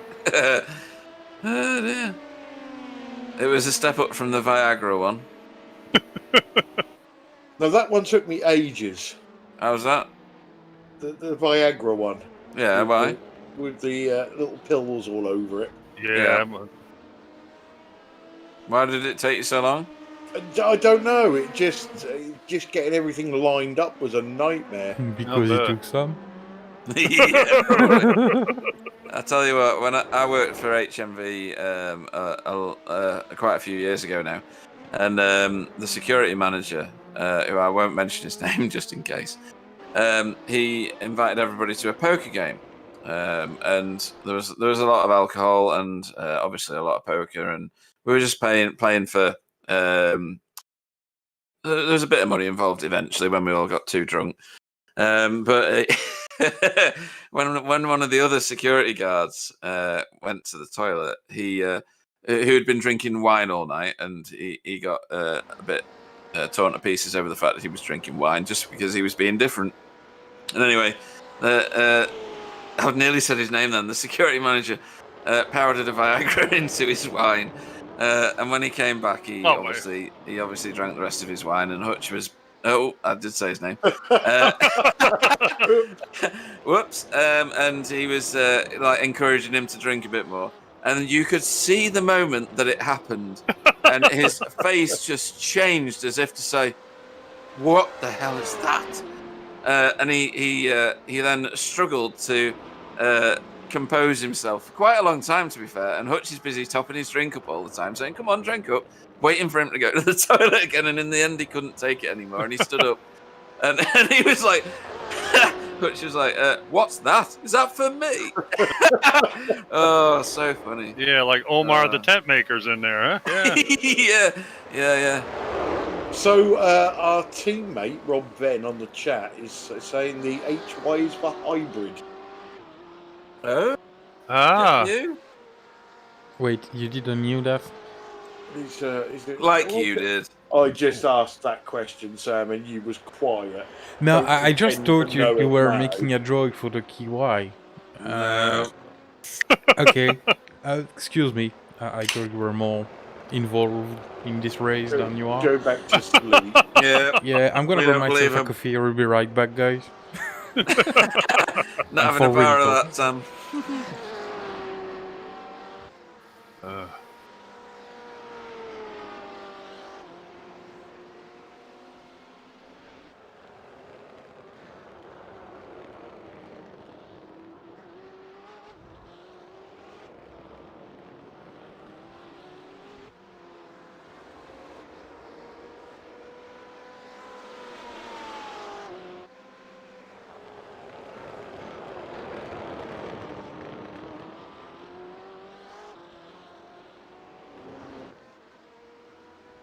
I'll tell you, Mads Kravsen in the Fuga Simsport GT is really doing one hell of a job. He is trotting along. He really is, because he's 1 minute 14 plus a pit stop ahead. Amazing. Yeah, here comes the Exocet missile, Mads. Take, to be fair. Oh, you're meaning the P1. Right, yeah, fair enough. I thought you meant in order for him to lose. No. Stranger things have happened, because it only takes one mistake, and That's right. you're in the pits for a very long time getting Yeah, repairs. you bin it and get some repairs. It's all over, but the trying. Yeah. So he's and we've got a question on the chat from, and I'm going to get closer to this so I can read it. Minimad LP, why is there only one car with a red badge? And then he's answered his own question. Is it because it's the one that's on the screen? Yes. So whichever car we've got highlighted, their colour will change to red. Good man. He answered his own question. That was very good. Figured it out. I didn't know what it was either. Thanks for asking that question.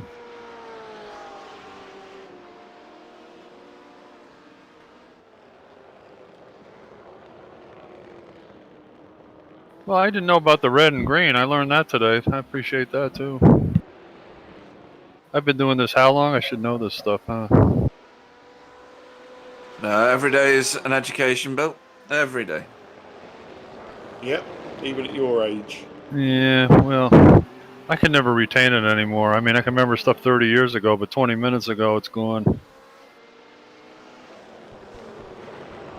Shamefully, I'm exactly the same. Was that Fuga on Fuga? I think it was.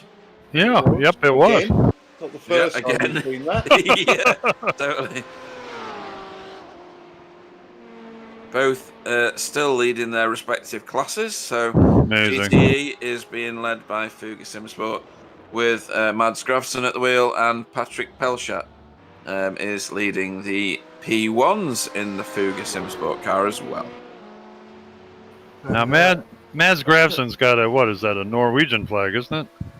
Do you know Or what? is that the Netherlands? I'm not sure. That's a bit of everything flag, I think. I think there's Swedish in there and No, Norway. Swedish is blue and yellow. I know that. Yeah, that's that what one. the inside cross is.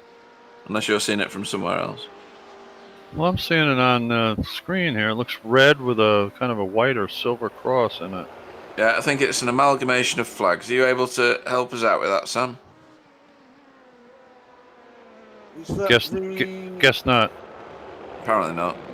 He's not talking to you, Pete. He's in a strop now, isn't he? Because of what I said before. Could be. About the KY and the HY and the hybrid.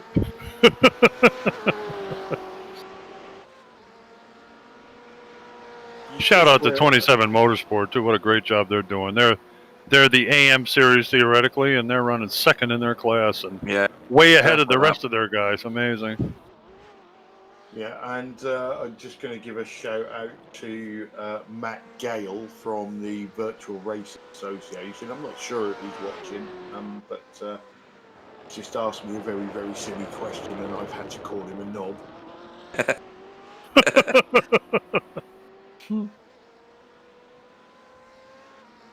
Well, Matt, you're not the first one he's called a knob, so don't feel bad.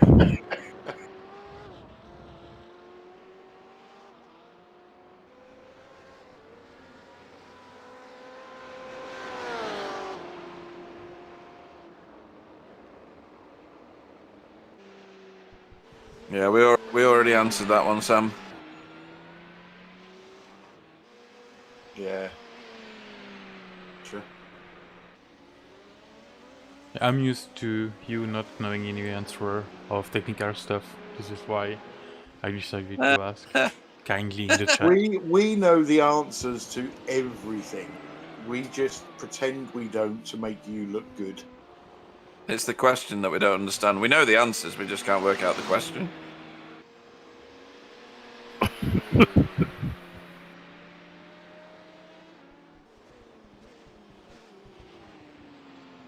What was my question from a minute ago? I can't remember. Well, you have the answer. Tell them what the answer is. We'll figure out what the question is. Well, the answer is 42. Right, okay. Isn't that the universal answer to every question? I can't remember now. What, yeah, knob? So. No, 42.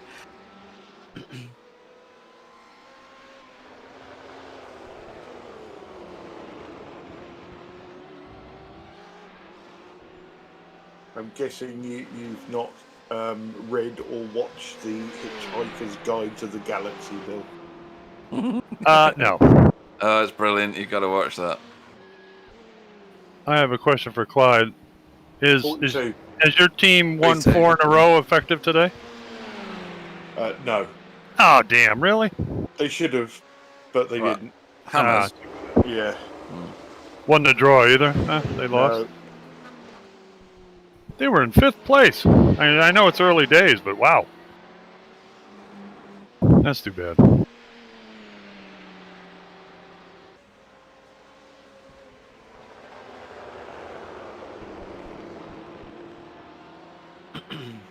So where are we at the moment? We are on lap 289. We are expecting 401 laps, I believe. Yeah, we don't have 111 laps to go, huh? Mm-hmm. Yeah, about a quarter of the time left. So, Pete, I have Mr. Raymond Sheffers that I've just dragged into the booth for an interview. Brilliant. Good day. Good evening, yeah. Good from where I am, anyway. How are you doing? I'm doing fine. What about you? All good. So, tell us about your race. It's been pretty boring, apart from the start. Yeah, I mean, P2 is pretty quick. I think they have some pretty high-rated drivers, if I'm correct. I think I saw someone with 5.5k. There's a few in here that are knocking out some pretty high I ratings. Yeah, I mean Well- the grid's pretty stacked anyway.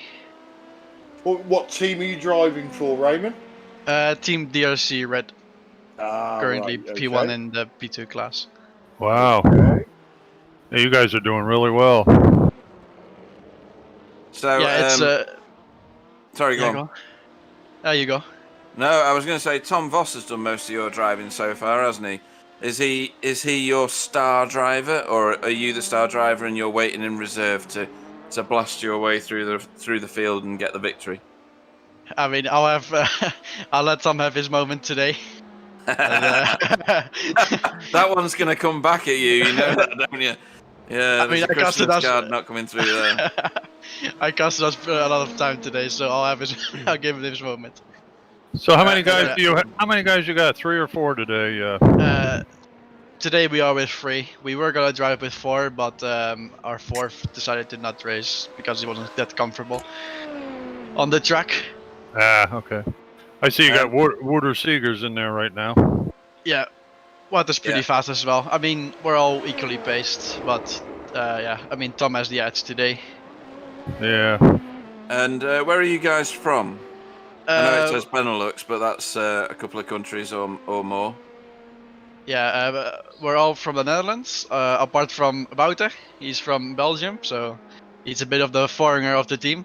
Even though he's We don't like Belgians. even though he speaks the same language. Belgians claim that the whole world of fries, apparently. They claim that Belgian fries are something special and they're just chips. So. Yeah, apparently. You're going to get booted by Sam in a minute. Oh boy! Wait till our director gets a hold of you. Yeah, we've not found the remains of the last one that said that. That's right. Anyway, so where do you expect to end up by the end of the race now? After everything's panned out the way it has so far, do you expect to be winning? Yeah, we're aiming for the win now. I think that's pretty a realistic goal. Yeah, you're 3 minutes ahead, really, aren't you, at the moment? I don't know whether there's a pit stop involved in that. I think there might be.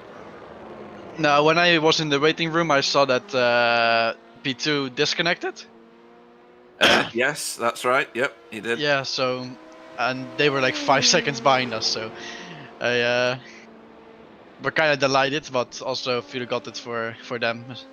We didn't really want to. You kind of want the race, though, don't you? That's why everybody turned up. Yeah, I mean everyone wants to win, but we want to win by battling and having good racing with the others, because that's where we're all for at the end of the day. Yep. You. One thing though, Raymond, you're still a lot of hours to go. You guys got to be really careful. Oh yeah, for sure. Everybody's gunning for you. All it takes is one mistake. You know, it's really. That's the nature of endurance racing, isn't it? Yeah, it's pretty much. Yeah, that's it. Yeah. I mean, I told the other guys like we're not gonna celebrate until we get that checkered flag. Yeah. Because you never know. We could end up disconnecting as well, or something like that. So one of our Hall of Fame baseball players over here in America used to say, "It ain't over till it's over," and that's a lot of truth to that. Exactly. Yeah. So you've got 3 teams in today, haven't you? You've got the DRC Orange in the GTE and DRC Blue in GTE as well. They're currently not far apart from one another in 4th and 5th. Is that a good result for the GTE guys, or are you not sure where they normally perform? From what I know, normally DRC Orange is at the front, a bit more at the front.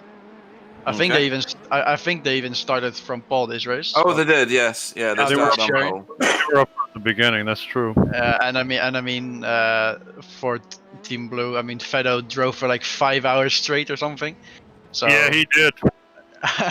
So I mean, that guy needs some new arms, I think. Yeah, totally. And maybe you can answer one of life's biggest mysteries for us. So the P2 car has a passenger seat. Why? For the cameraman, I guess. No, that's the best excuse I've ever heard. Yeah. Pete, I think that's an FI regulation in those cars. FIA regulation, I believe.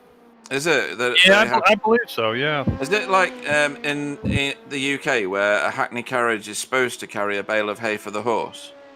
Possibly. No, it's because if they need to give the car a weight penalty, they make Sam as a passenger. Right, there you go. That's it. Or is it just for like a big pile of frozen Belgian fries, which are actually just chips? Well, Pete, the HPD car also supposedly had a passenger seat. If you ever looked at it in real life, you couldn't fit anything in there other than a bunch of bananas. Maybe that was about it. But it was I mean, they considered. look like fries, right? Yeah, there you go. It was considered a seat, though. Yeah. Oh, So dear. Funny stuff. So anybody you want to have a shout out to before we let you go? Yeah, just a quick shout out to Team DRC in general. They're a great bunch of guys. I joined them like 6 months ago, and they gave me a good platform to improve myself as a driver. And Well, yeah, just for the backing. you look like you picked the right team. You're doing a great job. I think so as well. Yep, a good effort. And hopefully a good result. So thank you very much for joining us today, Raymond. And best of luck for the race. Thanks, you guys as well. Yeah, good luck the rest of the way, man. Bye.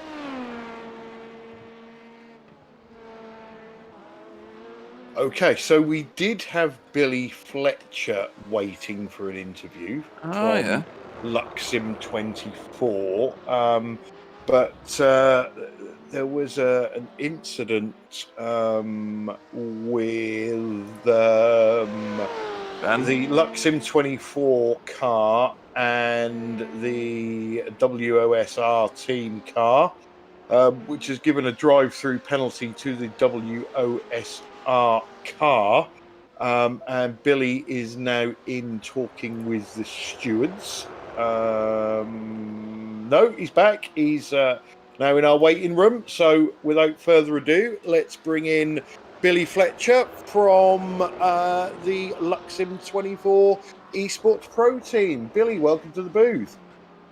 Thank you for having me. Well, I mean this in the nicest possible way, but we'll have anybody. So with a bit of leftovers, are we? It's a fact as well. Yeah. So we're not fussy. Everybody knows that. So tell us about your race. How's it been going so far? It's been okay. We've got currently Ben Ebson's in the car now. He's only just got back after being away for 5 months in America on a yacht that he does. He's a yacht engineer, and he's been on a yacht for the last 5 months in the Caribbean and in Orlando. How terrible! That poor man. I know. But he hasn't driven. Tough life, isn't it? Tough life. He hasn't driven for 5 months, bless him, and we've kind of chucked him in at the deep end. So he's struggling a little bit, but he's got a lot more pace this stint. He seems to have got his head a bit more around it with the cooler track temperatures as well. But it's been all right, to be fair. I mean, we fell backwards. I think we underestimated the track temperatures as well. And at the start, by the end of the second stint on the tyres, we were really struggling quite badly. And we just we plummeted down the order at one point from 6th, I think it was 12th at some point. You're currently sitting in 8th. Do you think you'll be able to move forward in the last 100 or so laps of this race? Not sure. I mean, Ben's quite aware that he's not quite got the pace at the moment, but Braden, our American friend, will be back in the car once Ben's finished, and he had some really good pace in the stint before me. So fingers crossed we can try and get something back, but I think unless really something goes wrong, we're a bit too far back.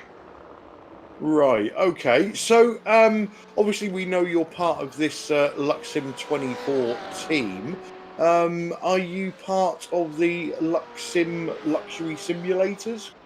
Correct. So I basically, the Luxim 24 company, I run their esports team.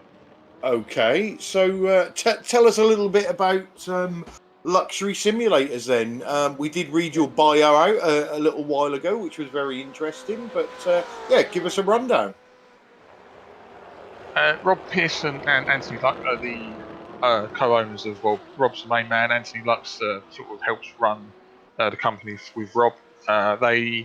We have a full motion rig that we basically take to different shows, different sort of events, etc., corporate events and such. We don't do the sort of standard rigs as such. So they're not Addy extrusion rigs. They're it's all Addy tubing, like Addy base plates, etc. It's a bit different to the normal sort of what you get. I have my rig that I have and I run is called a Luxim 24 AM rig. It's made of 8mm sheet alley, very very sturdy bit of kit, and it's a lot different to the normal sort of rigs that you see. It's not been the best year for the company due to obviously COVID. We were due to be one of our brand ambassadors is Daniel Rowbottom, the British touring car driver from last season. Yeah, and he basically was due to go to each British touring car event as a stand with them, and obviously it all got cancelled, and we kind of left us in the dark a little bit. So we're hoping that things clear up and we can get back to it next year, start getting back to events with the motion rig and start showing what we can kind of do, kind of thing. It's been a bit of a quiet year for us.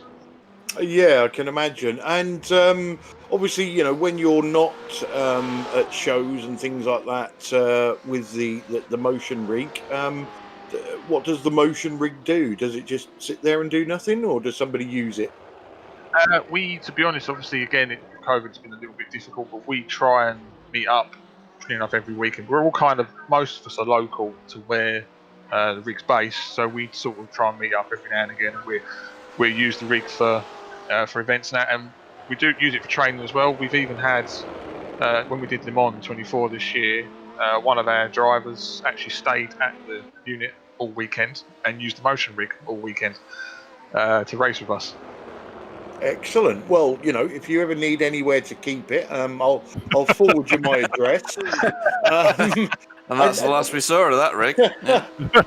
It wouldn't be me. You have to convince it's Rob's baby. That is. He loves that thing. That's a lot of kit. But it's, I mean, we take it to Autosport. It's been to Autosport the last 3 years, and it always gets a massive crowd around it because it doesn't look like the normal rig that you kind of see everywhere. It always gets a bit of attention. Okay. Billy, So what simulator program do you use on that, by the way?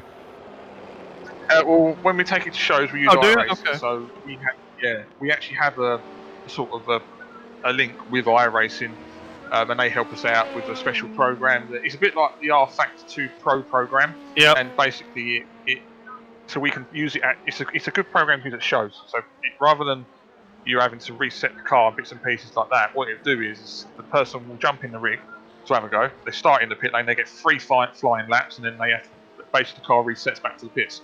Yeah. And the next person can get in, drive the 3 laps, and the car resets back. Gotcha. Which is a really nice little bit of programming, to be fair, that helps us out at the shows. Do you do any dealings with manufacturers in England and Europe by any chance?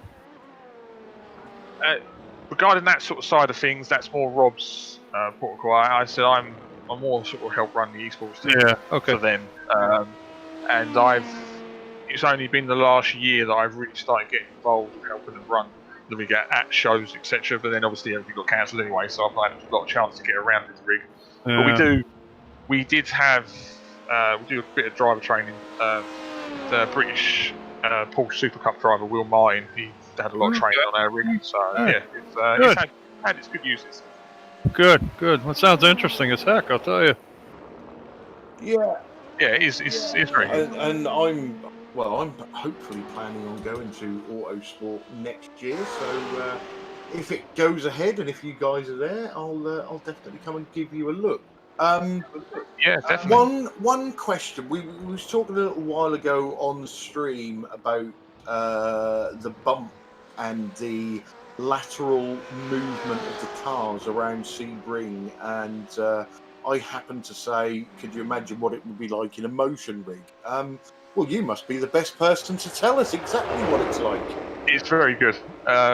It's when I remember the first ever time I got to have a go at a rig, and we were running at Spa, and the way the rig moves through Eau Rouge and Radio and etc. is awesome. And I said you get to drive around Sebring with the rig, and you do feel everything, and it's good because it helps, it kind of puts your brain into interaction with the brake pedal. So you might find yourself you feel a bump through the rig, and you come off the brake pedal a little bit, bits and pieces like that. So it does really help.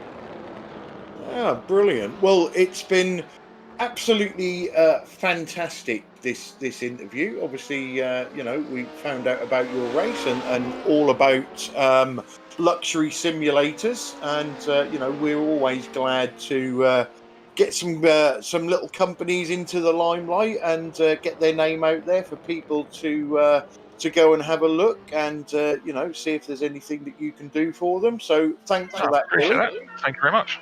And good luck on the rest of the race. And let's wait and see whether your team comes home in P1. Thank you for. Well, we don't know about that, but we'll try our best. Okie dokie, my friend. Thank you guys. so much. Thank you very much for having Catch me. you later. Nice chat with you, mate. So that was a very interesting. It really was. Wow, yeah.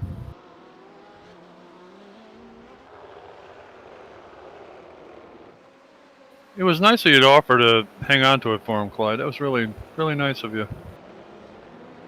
Well, it's all I Helping out your fellow competitors, huh? Yeah. Well, I think all these little companies that do things, especially for sim racing, they struggle sometimes with advertising and getting their name out there. And anything we can do to help is brilliant. Jimmy Ray just spun. He's turning around in the paddock area. Look at that. Pretty good. That was funny. God, poor guy. This is when all those kind of boo-boos happen, too. You got to be really... he clipped the grass there, didn't he? Managed not to hit anything, which was good. That was amazing. I thought that was the gent that we just talked to in what was it? Team DRC Red. Looked like the same car. I thought, oh god, we cursed them. Yeah, did you see that the R3T team had a electricity cut? I was literally, I was reading that halfway through that interview there with Billy about their bad luck continuing. 7 laps to pit, second place, driver gets an electricity cut off. And the driver who was waiting to swap got a lost connection. And then this morning in ILMS they blew an engine. So yeah, they're not having a very good day, are they? Not really, no. And we are on exactly 100 laps to go. Ooh, wow. So we are, yeah. For the P1s at least, obviously. So for R3T, what's next? Like an assault on them or something, or what? Yeah, maybe. My goodness, by armed police or what? Yeah, just don't stand too close to them because you don't know, it might be catching. Yeah, if lightning strikes, you're going to get killed. That's right. Wow. When it rains, it pours, doesn't it? Unreal. Seems to on some. That's why I've given up picking a leader. I get a complex, but it's no wonder. I mean, every time that happens, somebody they have a problem. Unreal. Car spontaneously combusts on the screen. Yeah, that too. Yep. Anything's possible. Funniest thing though, when Mark Heron sent me a message not to pick him again, I thought that was hilarious. Yeah. You are Dr. Doom, Bill. Yeah. Captain Curse. Yeah. It's true. It's true. So we have cameras on Patrick Pelchat. Here's your race leader still, after all these hours, 8.5 hours in now nearly, and he still leads. I'm not sure how much he leads by because my timing screen won't tell me. 4 laps at the very least. Yeah. Just out of interest, has anybody had Deliveroo knock on their door in the last hour? No. No, didn't think so. Deliveroo? Are you waiting for his dinner or something? No. Stacey's out for a meal, filling her face, and I thought she might, be really nice and send us all something, but not to be. No. I might have a dress on tonight, Stacey. If that turns you on. Oh God. That was like really creepy. Wasn't it great? That was like scary. Yeah, I've been practicing. Yeah. Where have you been practicing? In the playground? I haven't got any Werther's originals. Or as we used to call them at school, pedo pills. Yeah, that's what we used to call pedo pellets. Pedo pellets, yeah. So that was a word from our sponsor, Pete Saville. That Harley rides by here one more time. I'm going to go out and ask him if I can ride the damn thing. I doubt you'd be able to get on it. Yeah, well, with a series of well-positioned cranes, I reckon that's possible. I could probably get on it. The problem is, can I stay on it? I'm not sure. Well, it don't matter. It's not yours. Oh, well, yeah. One thing in the Harley camp, usually you don't let anybody ride your bikes. Just that simple. Would never ask. Ever seen the fascination in them myself? Well, it's a kind. I'm not a bike person anyway, so. Well, I was a re-entry bike rider, and but the last year I haven't ridden since 2019, and I have to tell you that the last couple of times I rode, I didn't feel real comfortable. I wasn't scared, I wasn't nervous, but it just didn't feel right. So I decided it was time to quit. I'm trying to work out what a rear-entry bike rider is. I also re-entry. I didn't see rear end. I gave myself whiplash, turning back towards my microphone, thinking, "What the hell did I just hear?" Re-entry. Right. It means that when I was younger, I rode. Then when I got married, I had a family. See, we're back to the pajamas. Yeah, there was me thinking it was some sort of, special bikers club where they ride really close together. Yeah. Yeah, it's really intimate. Yeah.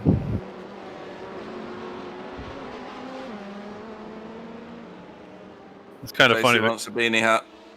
It's kind of funny. Yeah, the only news we've got on them, Stacey, to be fair, is we are currently trying to get a deal sorted out with somebody else. They've had the logo, they've done a test print, and we're just waiting to hear how that came out before we can get our shop set up.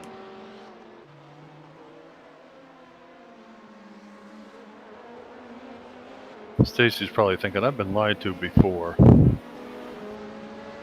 Well, the first debacle was Pete's fault. It kind of was, yeah. I went with somebody that didn't respond for a long time, and the reason they didn't respond is because they were shut down because of coronavirus. And then however, we are recovering the situation, or I'm not, but everybody else is. There is a silver lining to it because the next lot of merch is going to be a lot more professional and also a lot bigger range. So, we will be into t-shirts, race shirts, hoodies, beanies, gloves, boots. You name it, we can get it. Oh no, Stacey is sending me pictures on Facebook. I'm worried. Is it Martin in a dress? It's going to be food, isn't it? It's going to be. I know it is. It is. It's food. I must admit, it looks nice, but there is a but. Oh, that one's got Brussels sprouts on it. Ooh, don't even go there. Brussels sprouts, you freak. Yeah, the burger looks nice. Although, no, here we go. Here's another one of my pet hates, right? This burger that I'm looking at, and it's got like a burger with a stick on the top with some onion rings in it and a little thing on the side with chips on it. You can't make burger and chips look posh. It's not supposed to look posh. It's a slab of cow with some chips. Yep. Just serve it as burger and chips restaurants. Clyde, you can deep fry the Brussels sprouts or put melted cheddar cheese on. You'll never know the difference. I don't care, mate. They would still go out the window.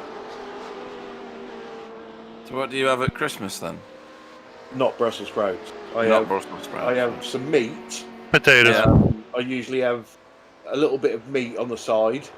Yeah. And for pudding? Some meat. Yep. We're sort of lucky. So, well, Stacey said hers was Christmas dinner, so that makes it worse now. So it's got Brussels sprouts on it. Yeah, good effort. Other greenery that should never be eaten. Turkey, don't like turkey either. Yeah. Do you not like turkey because it doesn't go moo? You need a giant meatball for. No, people say, "Oh, it's how you cook it. It's how you cook it." I don't care how you cook it. Turkey is dry. Yeah, I'm going to pause this because Flavio Saturnino is about to pull a move on Tarkanau and take second place in GTE. Whilst There that it isn't is. Wow. for class honours, it is definitely for position on track. Nice. Now all he's got to do is hopefully his car talks to him and is called Kit, because he needs to press the turbo boost button in order to cover the 1 minute 27 seconds he needs to get to the top spot.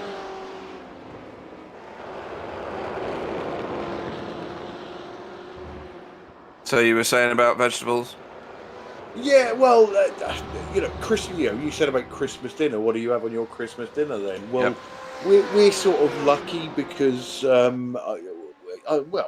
we may be the same as everybody else. I've always been brought up, and we carry it on now that Christmas dinner, there's a choice of sort of 4 or 5 different meats. And by the time I've loaded my plate with meat and pigs in blankets and Yorkshire puddings and a bit of mash and smothered it in gravy, there isn't any room for vegetables. 4 meats, how posh are you? We've always done it. Some of the family like turkey, so we usually have a turkey crown, but I don't touch that. We'll have a lump of pork, a lump of salt beef.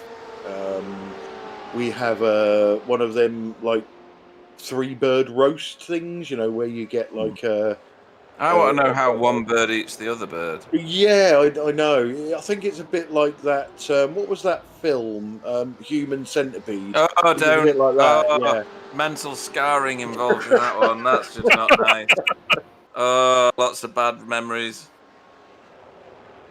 What's been seen cannot be unseen. It's not good. But yeah, that tends to be my Christmas dinner. Plus we have a big breakfast. We have a starter and a main, and a bag of Rennie. Usually miss pudding because I'm too full. Put my bottom in the armchair and fall asleep watching a Christmas film. What about cake? That's usually later on because I've ate too much dinner. But you do have cake. Yeah. So, remind me and everybody else, when is our Race of Champions this Christmas? It is next Saturday. Aha. Right, okay. Are we racing? I can't remember what we said last time. Yes, we are. So who's broadcasting? We are. Well, that's not going to work, is it? 4 races. For the best of times, I'm not going to be able to commentate and drive. No. 4 races, and we're all doing 1 race each.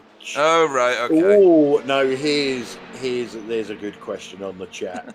Tom Voss, do you like sushi? Oh, yes. I like sushi. Sushi's excellent. Nope, they gotta cook my fish.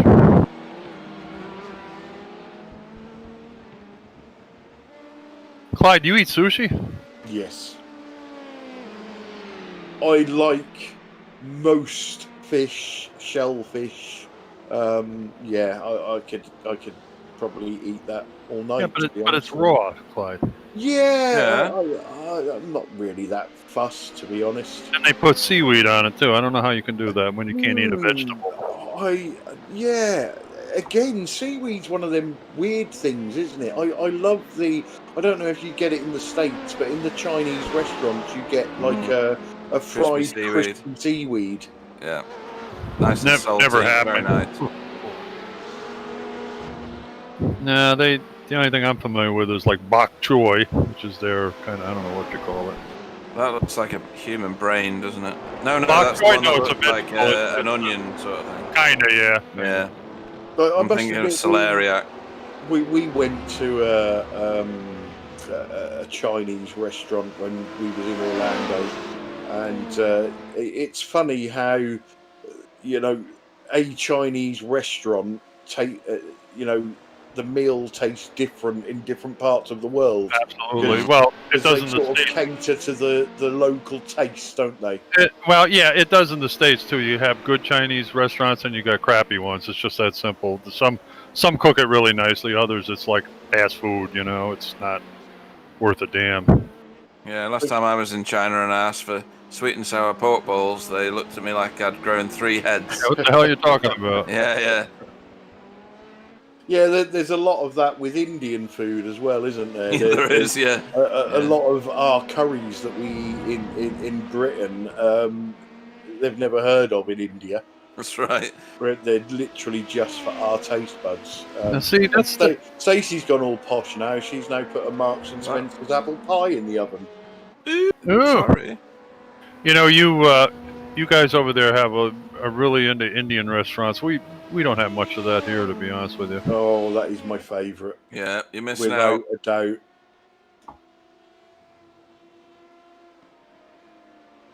The garlic naan the same size as the kitchen table. I like the keema naan. You do like your meat, don't you? Yeah. Good grief.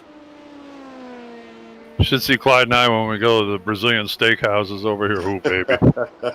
Oh, God. Is that when you just get a very thin piece of beef? The guy comes out with a skewer with like a leg of lamb on it or something, and he slices you off some, and then he'll come back with all kinds of, I don't know what, but 4 or 5 different kinds of meats, and then he'll bring out something that's ridiculous, and Clyde goes, "Now bring meat back, please." You remember last time when the guy said to me, "Would you like a piece of my sausage?" I said, "Excuse me." Oh, and the minute he heard your accent, he says, "I was in London," he says. "I've been in London." Good for you. Bring the stuff out, will you? Yeah. Less of the small talk. Bring out the food. That's a cracking little restaurant, though, that is. It is. Really Stacey's good. also having custard, but because it's probably from M&S, it's probably that vanilla pod scented stuff that costs 10 times what it should. So, where are we at in terms of the race? We're currently watching Nicholas Oh, is there a Reeves. race going on? That's right. Apparently, yeah. We're talking about food. I'll tell you what, while you do a summary, I'm just going to go and grab myself another drink. Yeah, do it. So we have in in P1s, Fuga Simsport still leading by a massive margin. Patrick Pelchat at the wheel. In second place is Backmarker Racing Blue, not marking the back of anything at the moment. They're in the middle of the field with Sean Collins at the wheel there. James Pierce is in third with the twisted LMP1 blue car.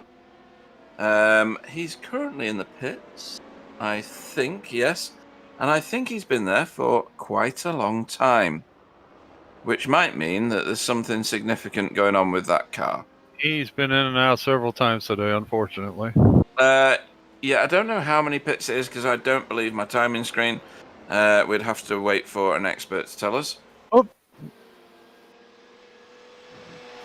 Here's James Pierce now. Let's see what happened. Unfortunately, I can't see it until it comes on the stream because... Oh, he spun it around. He whacked into the wall. Okay. All right, there you go then. Where he's at, though. I'm trying to figure out... Wait a minute. Let's see what part of the track he's on. Is it a dark bit? Yeah, well, it's dark there, yeah.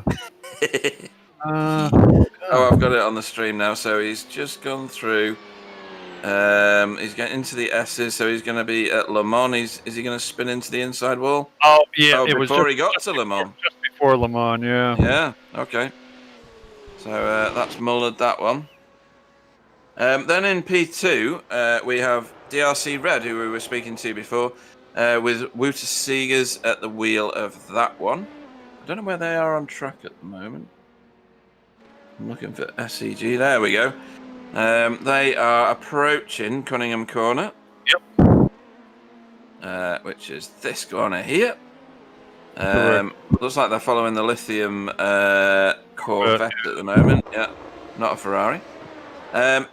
Second in the class is Stage 1 Racing Juniors 72 car with Hendrik van der Peer at the wheel of that one. And then in third in class is the 61 car driven by Iker Estefania of World of Sim Racing Team Junior. Then in fourth, we've got Stage 1 Racing Senior 83 with Hans Blancart driving that one. Followed by in fifth, 66 car, Jimmy Bob Rivetti for FTR Esports. They're doing pretty well considering they've been in a lot of little incidents today, but they're still in fifth place. Good for them. Yep. Sorry, Pete. Yeah, I don't know what's on the chat at the minute, but I'm going to hide my track map so I can see. Very random. Anyway, R3T Racing is in sixth at the moment, with Daniel Stimon at the wheel. In seventh is Thomas Johnson from Sapphire Simsport Alpha, trying to make his way back up the field again. He's being followed 2 minutes back down the road by Michael Fellinger in the 78 car with Rita Engineering. K-Bort K1 is in ninth with Toasty Boomeister, and then we round out the field with Nicholas Reeves in the 54 car for Verve Racing Team Black. And they're not far behind them, to be fair. They are on them like a bad rush at the minute. Okay, we got a race control incident involving. Spin. Oh, that's the replay, isn't it? Yeah. Who is that? That is Thomas Johnson. Yeah, that's Twisted Sister, I think, or whatever the name of that team is. Sapphire Simsport. Oh, 3 into 1 doesn't go.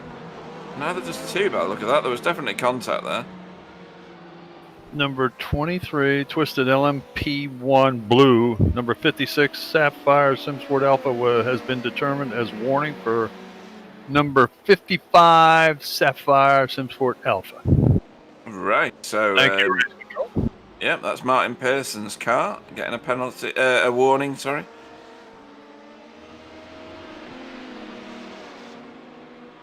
Nice to see they don't play favorites here. That's good. Definitely, yeah. They were probably giggling when they were issuing that one. So on to GTE. Mads Gravson is currently leading that class, the pro class, of course, with the Fuga Simsport GT BMW. There's a few BMWs at the front here. Second in class is Flavio Saturnino in the 111 car, which is the hashtag racing car. There it is on the screen now. Relatively damage-free, I think. He's got a purple time next to him too. That's pretty decent. Yeah, that is good.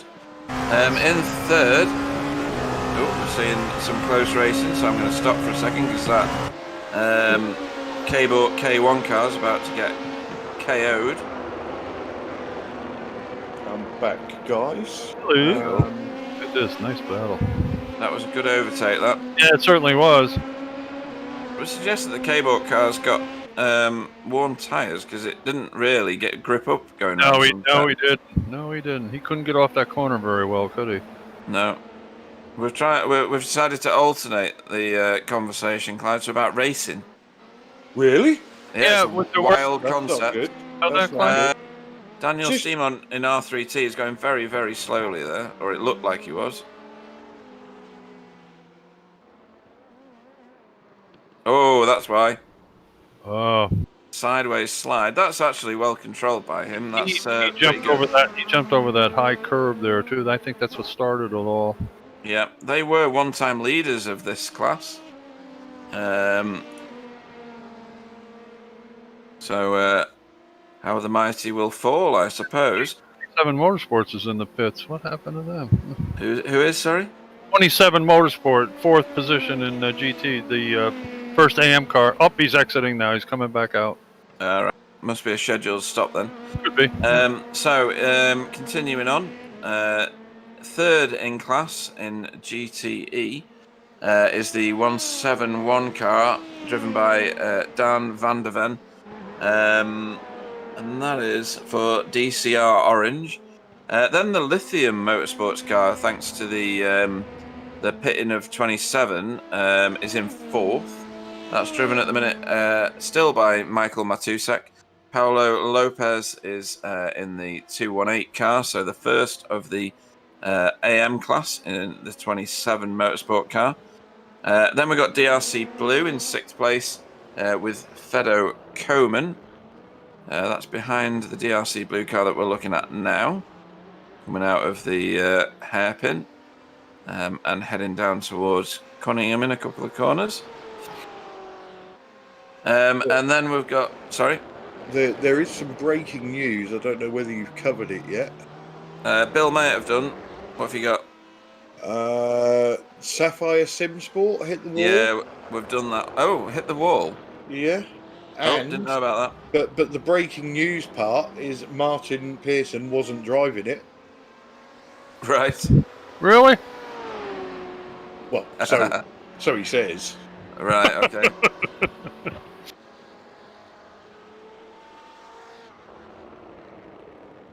Tom's hit the wall again. Oops. Where was I up to? Yeah, so 7th in GTE is the AM class car, the 221 of Ed Cookstus, who is the backmarker racing orange car. And then we got the Luxim car of Ben Empson. We were talking to his teammate earlier in the 138 car in 8th place. 9th is Jesus Montiel in the 251 AM car, which is the World of Sim Racing. Yeah, happy birthday soon. In the World of Sim Racing iZone Performance Junior. Core Motorsports 2, but with Hugo Mendes at the wheel, is in 10th in the 114 car, and that's your top 10. So just had a message that the Cable K1 has floor damage, so lacking all-round speed. Yeah, we knew that from the interview. Yeah. So thanks for that regurgitation of known information. That was from Adam Pearce.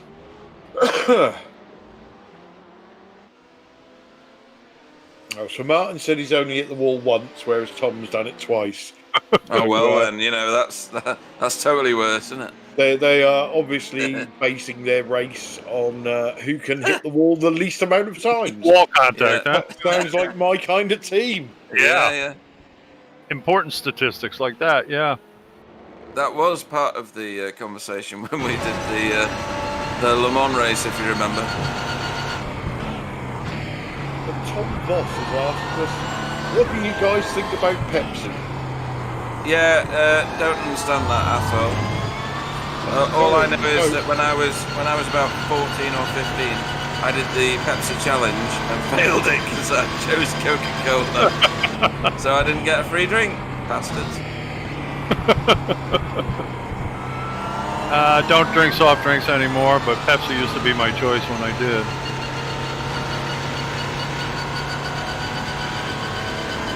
On board with Patrick Pelcher in the Fuga Simsport LMP1 car, leading by several weeks now, and driving it like he's in a rush, really. You know, yeah, I know he's in a race. Still driving like he's burning or he's on fire, or what's the other thing? Bleeding, yeah. Yeah, basically it's a hire car. It does. It is exactly that, isn't it? Drive it like you nicked it. So you a Coke or a Pepsi fan, Clyde? Pepsi. Pepsi. You're all weird. I find Coke too gassy. That makes sense. No.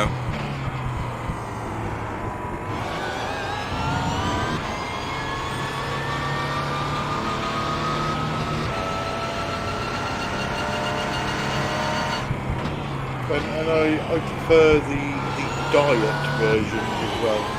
Not that they work, but I was gonna say loaded with caffeine. thought I'd get that in before you did. Yeah. Kind of funny you mentioned that. When I was working for BMW, there was this big guy, big heavy-set guy that we worked with, and three of us went to lunch one day in one of these kind of burger joints, and somebody's coming in the pits. That's Patrick. Yeah, Patrick. Yep. So anyway, so we go up there, and Pete, the guy's name was Pete, and Pete says, "I have 3 hamburgers, double cheese, 2 extra load of fries, and a diet Pepsi." I tell you, I about dropped on the floor laughing. I'm thinking, "Oh my god!" He looked at me, and goes, "What?" I said, "Jesus, at that point, Pete, why bother?" He says, "Well," he says, "you got to start somewhere." I said, "Yeah."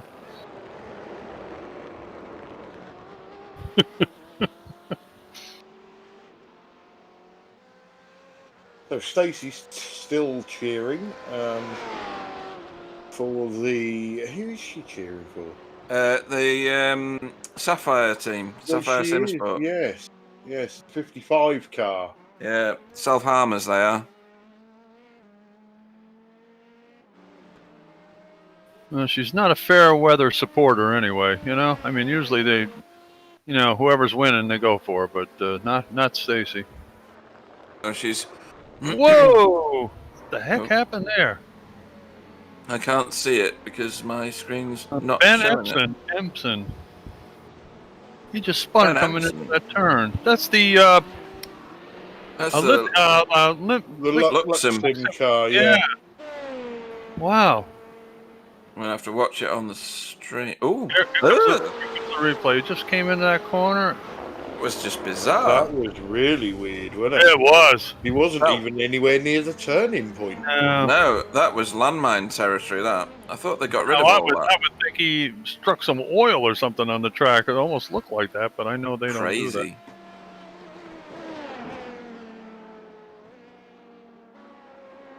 See, Well, that's what 5 months on a yacht does to you. Yep, totally. Poor Well, guy. I'm jealous I or feel anything. sorry for him, you know. Probably all the foie gras and caviar that he was eating. It's clogged up his margaritas and chi-chis all day long with loosely clad women. Wow. Yeah, I don't want to do that. No. And on water that you can see the bottom when it's 40 feet deep. My God. Yeah. Really too bad, you know? Tom's onto the hard stuff now. What do you think about vodka? Are you drinking Pepsi and vodka, Tom, by any chance? he might be. I'm not a big vodka person. No, I can't touch this stuff. Looking at the fact he spelled what 2 times wrong and 2 Yeah, times he's the done same that way, twice. probably a fan of vodka here.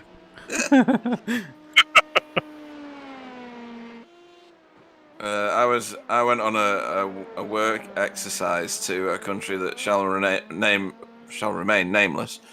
You'd think that I'd been drinking the vodka, and for breakfast they brought you a shot of vodka. I was like, what? What's this? The only thing I liked about vodka was when I was younger and too young to drink legally, it didn't have an odor, so you could kind of get it on you and you didn't smell like a brewery. Has no odor to it at all. For a few, you still dribbled when you talk. Oh dear. What? So Stacey sent me a picture of Marks and Spencer's apple pie and custard, and it's one of them like proper gay ones with the lattice pastry on the top. Wow. She's been cheated out of some pastry there, hasn't she? Yeah. A lot of work. I just saw Tyler Newitt. He was on the stream not stream. He sent a message, something about what kind of tartan do you want? He must be talking to Scott Malcolm. Surely it should be the question being asked the other way round. What? No, he's asking. Evidently, Scott asked what kind of tartan, or he wanted a tartan painted on his car or something. And Tyler said, "You got to send me a picture or something of it." Scottish get all very tetchy when they start talking about tartan because we're all clan colours and things like that. Exactly. It's not 1280 anymore. It's the year 2020. Yeah, there's only one man around here that wears skirts, and they're Pete. Yeah. Oh yes. Oh, It's there it is. a real man to wear a dress.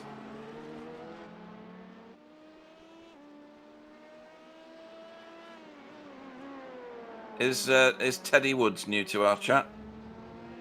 I don't think we've heard from him yet. Till now, anyway. Yeah. Good evening, Teddy Woods.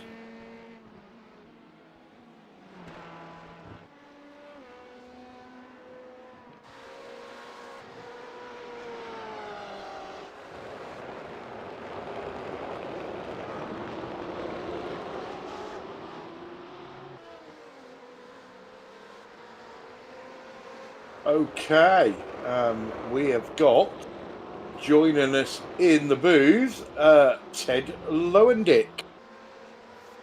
Good evening, gentlemen. Good evening. How are you? Doing all right. I've been listening to you guys talk about beverages of choice on the stream. Thought I'd jump in. Yeah, sometimes our right chats now. do go off on a tangent. Well, whereabouts are you in the world, Ted? I'm in Ohio right now.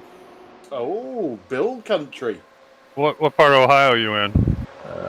Columbus. So right smack dab in the middle of. Yep, I know where Columbus is. I live. I have another place up in near Mansfield, Ohio, which is north of you a little bit, about 40 miles. I think there's a really nice skiing area in there someplace. Oh, it's called Snow Trails, I think. That's it. That's right. I don't ski, but that's the name of it. You're right. Yeah, that sounds far too energetic. I don't go to Ohio in the winter. The heck Don't do any of that. That's why we're sim racers. We don't go outside. Yeah. How's your race going? It was going really well until 3 hours ago, and then we got punted by an LMP1 leaving Le Mans, and got a 12-minute meatball, and we're 12th now. So just logging laps and trying to better our fastest laps that we've done. So just wait until the end. Yeah, you've only got 3 laps to the next car, so that's not too far. Plenty of time, right? Yeah. Well, at least you're still soldiering on. Good for you. Yeah, so apart from that little incident, everything was going well. Where was you before you got punted? I think we were in 8th or 9th overall, but we were battling for P3 in the AM class, GTE. So our pace is good. The Corvette's a tank. It's been hit so many times it somehow still has the pace that it had at the beginning of the race when we started. So, I don't know. Yeah, we're just kind of bummed because we look at the timing and we're like, oh yeah, we're right there if we just didn't have 9 laps to make up.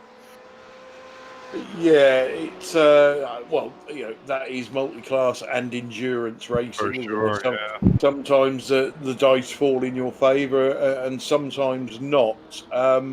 But good to see that you're still going. It wasn't a terminal meatball, which I've been on the end of a few times, especially sharing a car with Pete. That happens more often than not. Here we go. I'm so offended.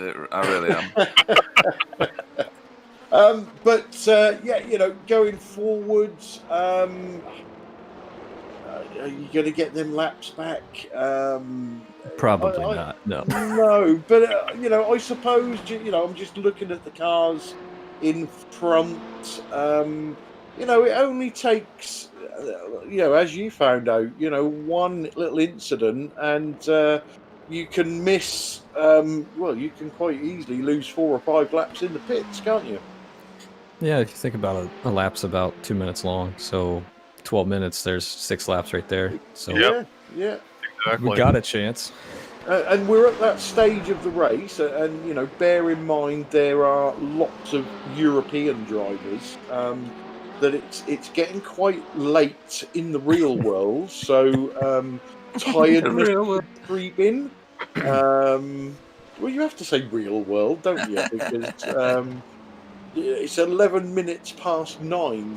No, sorry, I'm sorry. It's 21 minutes past 11 sim time. We're at 10:15 in the UK. But there's drivers there that are going to be 2 or 3 hours in front of us as well. So already creeping into the early hours of the morning. So we've seen it before, haven't we? When tiredness sets in. Yeah, the last I was going to say the last hour is kind of the bewitching hour in endurance racing. A lot of things happen. A lot of people, especially the ones that Mikhail's gone. Pardon me. Almost a collision. Anyway, that's the Sapphire car behind him now.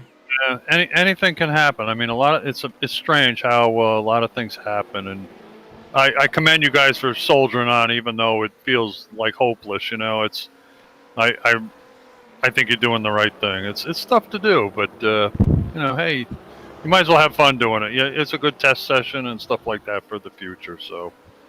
And the other thing is, we're just filling in for the people that normally race the car in the series, so we feel really bad about it.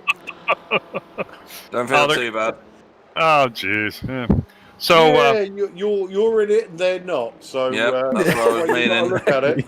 So, how many pieces of Ohio State clothing do you own? Oh man, in my current closet, 0. Oh, really? Growing up, probably had like 10 or 12. Yeah, that's rare. Most of those people up there, I mean, they don't own anything. But if you own a sweatshirt and a hat and a pair of pants, you can go anywhere. Just only say Ohio State on them.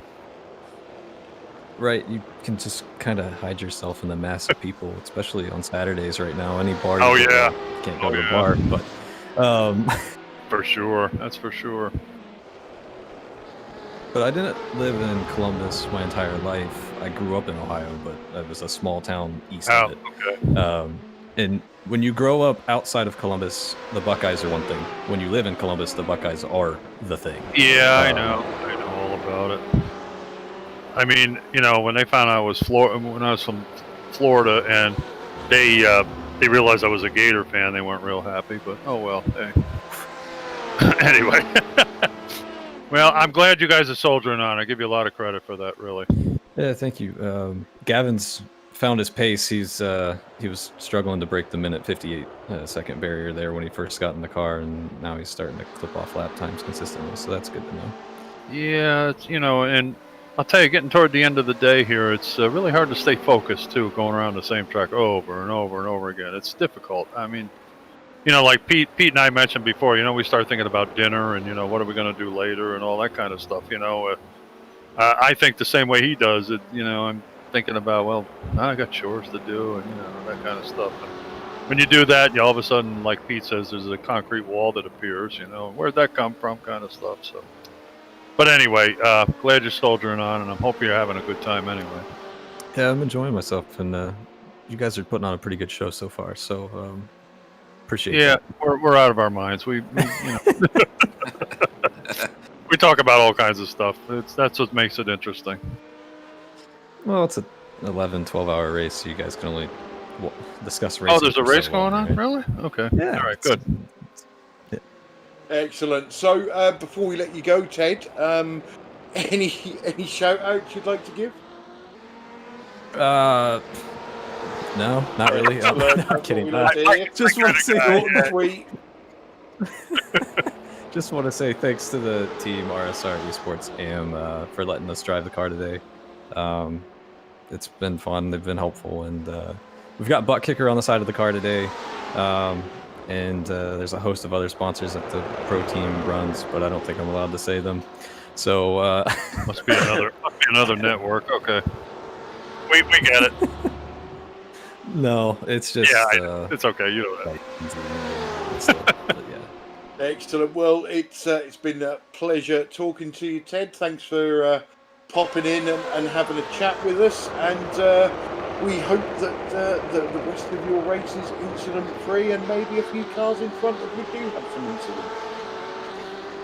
I say yes to both of those. And thanks for having me, guys. Yeah. Not a problem. Thanks for dropping in.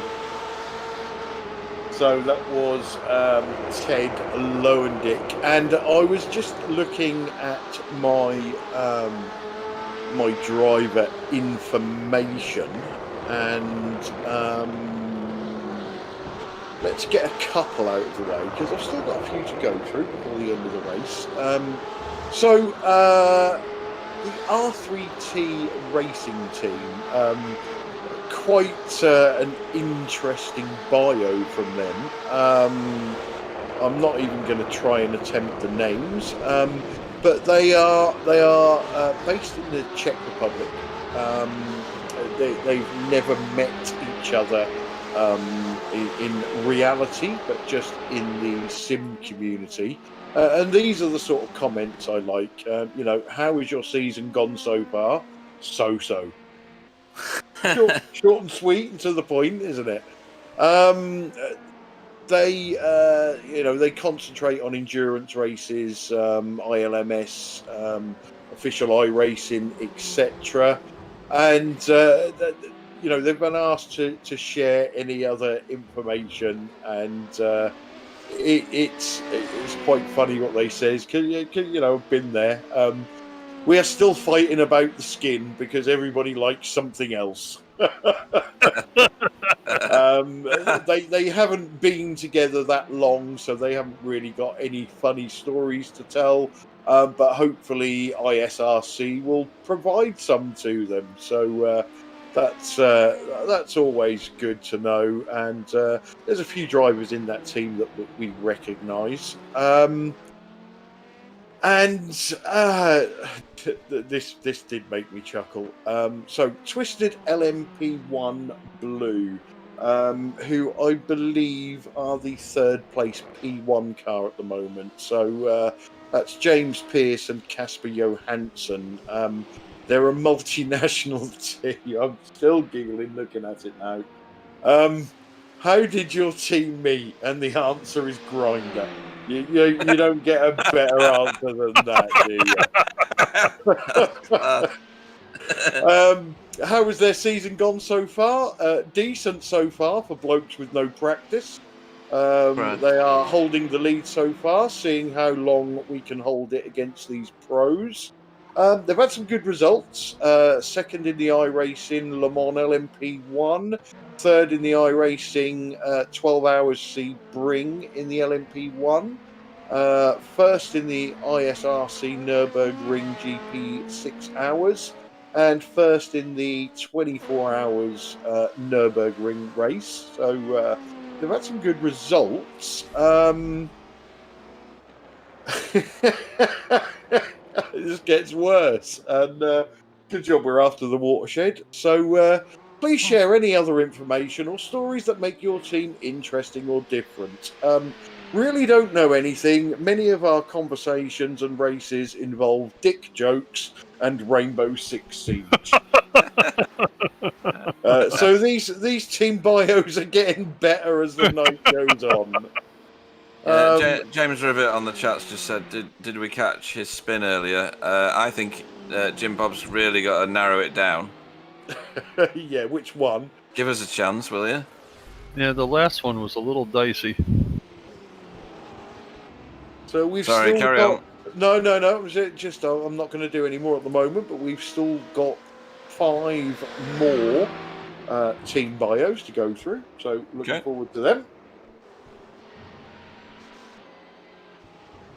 Well, we're 9.25 hours in, and 328 laps done by the P1s now. So we're well inside 100 laps to go, and there's still quite a lot of action on track. There's a lot of gaps now in between the cars. No more so than in the P1s. They are. Looks like, excuse me, Pete, NSR Bronze has gotten a drive-through penalty for an incident with Simtards number 98. Yeah, leave the Simtards team alone. It's a second warning. That's why. Yeah. Yeah. Okay. Stacey won't be happy. That's the girl power car. Sorry, I didn't mean to interrupt you, Pete. No, that's fine. I'm only talking nonsense. Now, James Pierce just jumped over that curb. That's how you hurt that car. Whew. Yeah. That was close. Best not to put any of these high downforce cars over any of the curbs, really. Yeah, well, these aren't too bad, but there's a few that are really high here. The other ones are partially in a sinkhole now. That's why they don't stick up too far. And sorry, Stacey, but no, Clyde didn't get an interview with Emma because she'd seen him on Crime Watch.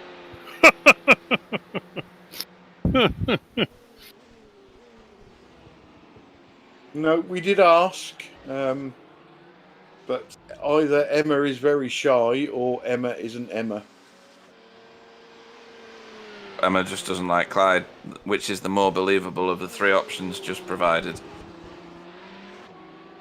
Yeah, the Australian driver, Claire Mason, always thought it was a woman. And when I saw a picture, the guy looked like an Australian rules football player. Yeah.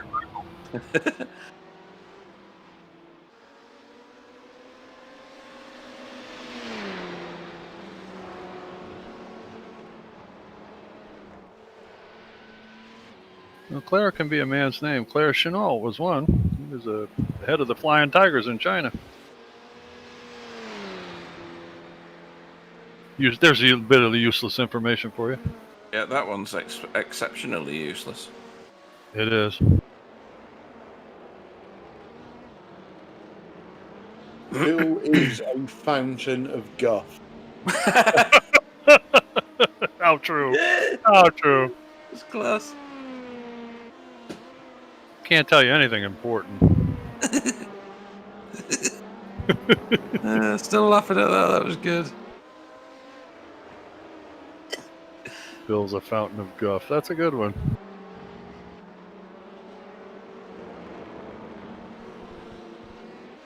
Just seen your message on the Discord. That's funny. Let's try some predictions here. What battles are we going to get towards the end of this race? The P1 battle is done and dusted, barring a catastrophe. Have iRacing brought in earthquakes yet or not? No, not yet. No. Oh, what's going on here? That's the NSR bronze car, isn't it? Yeah, there's a good battle by the looks of it. You're going to lose it coming out of Sunset. Yeah. And that's so easily done. I'm surprised we've not seen more of that, to be honest. Don't reverse. And that, when that happens to me, I end up with an unforced pit stop. Yeah, just do the pit stop because you're 90% of the way in the lane anyway. Yeah. Yeah. Oh dear. Funny stuff. Sorry, what were you saying? Yeah, I'm just like I say, just trying to pick some close battles on track. This one that Sam has just put on the screen is for position, I believe. Not that one, but no, I was going to say Hans Blancois is chasing Iker Estefania. That is for position. I see we have the famous tumbleweed GIF on Discord. Yeah.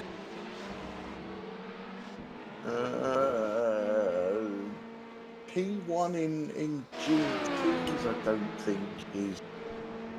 Is it done and done? Yes, it is, isn't it? Because Mads is over a lap ahead of everybody else. Okay, they are one lap apart. And Blancard and Iker. I was going to say is at the point to put a lap, so it's not really for position.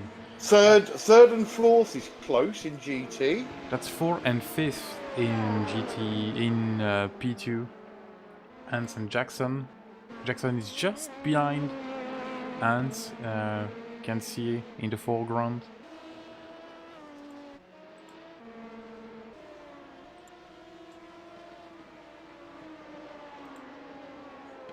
half a second now and closing quickly, actually.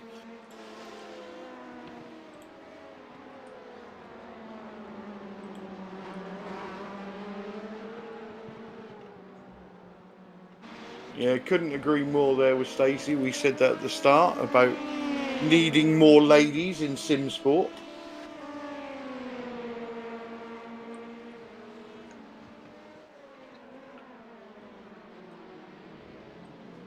We used to have a pretty good Aussie lady visit us in ESC League there. She was Yeah, damn Katie good. Taranto. Yeah. Yeah. I also had a lady teammate for a while in some of the series I ran with. I can't for the life of me remember what her surname was. Her first name was Laura. Oh yeah. She was a very good driver. Well, there's one over in Australia too that races with the Scops really up there in like the top 10. Her name's Emily. Emily, I forget, but anyway, there's a lot of good ladies in this, really. Not a lot. There's a few. Should be more. I agree with Stacy also.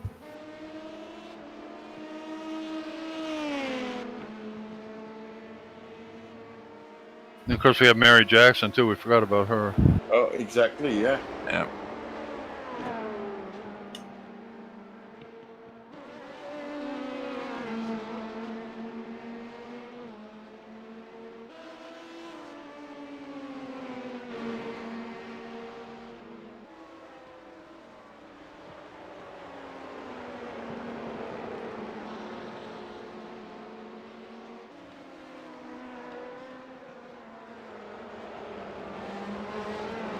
Well, there's a Ford GT GIF on there for you now, Pete. Is there?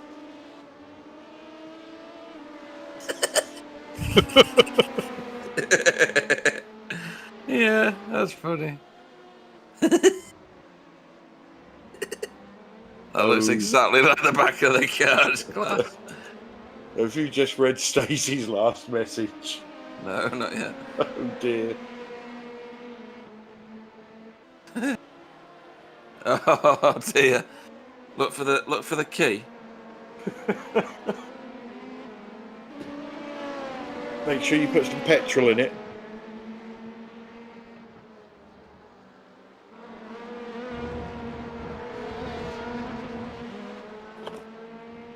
Right, I'm going to spend a few minutes feeding the cats before they destroy some more furniture. So I'll be back shortly. Roger. Cheers. Okay, incident involving 218, 27 Motorsports 78. I missed it. Yeah, that's a warning for the 78. Ah. I was going to say, 27 Motorsports been doing a darn good job. I'm surprised if they were at fault. They've been running a really great race all day. I've just seen flash up on iRacing that Thomas Johnson has manually disconnected, which can mean only one thing. Martin Pearson is back in the car. How did you know, Cly? Because I'm special. He's going to bring it home, kind of.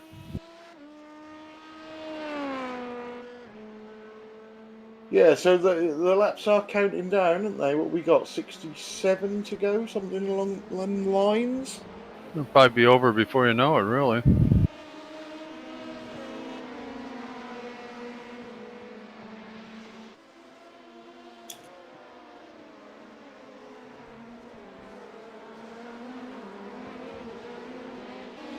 This is the closest battle on track at the moment.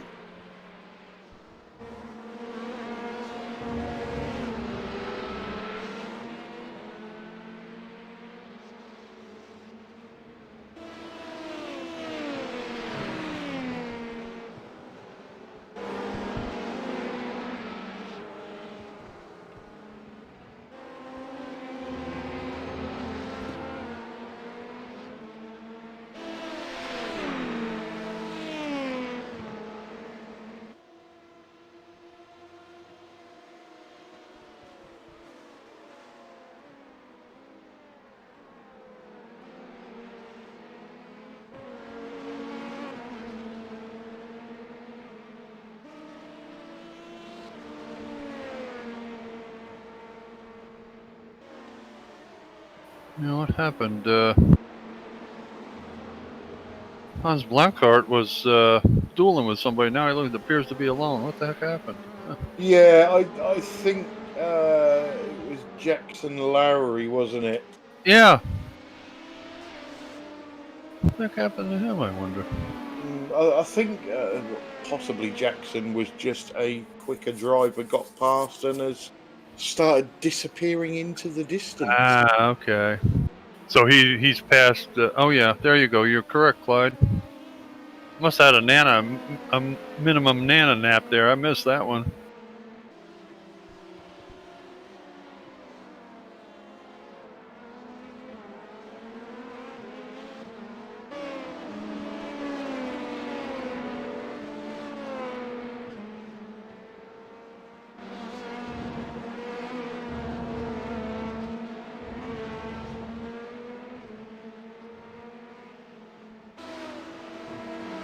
Now, is that World of Sim Racing team right ahead? No, it's not. He's a lap ahead, isn't he? Yeah.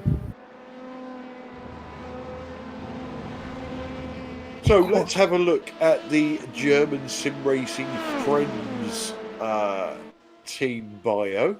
The team is from all over Germany. They started when they were searching for drivers for the ISIA GTE AM series. And these four stayed together and decided to start a team. Excuse me, just having a bit of dying. They missed the first race. They still have a few problems with LMP, but overall they are happy. They got a second place in their first league event in the ESIA Championship, and they say they have a lot of fun whilst racing, but so far no big storylines. So that was the German Sim Racing Friends.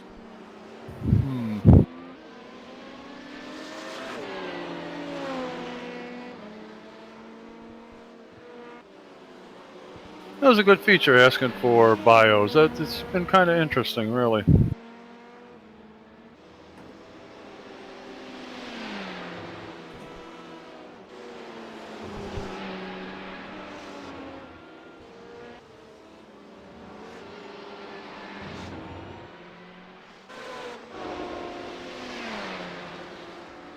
So Marius Danhausen back in the P1. Somebody that we've seen in other leagues lead many laps.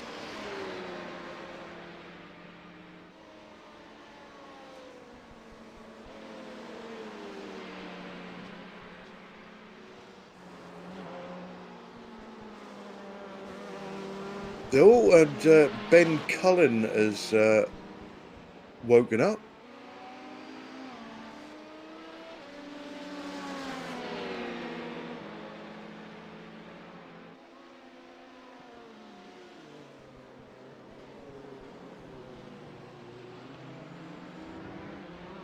So much easier to type.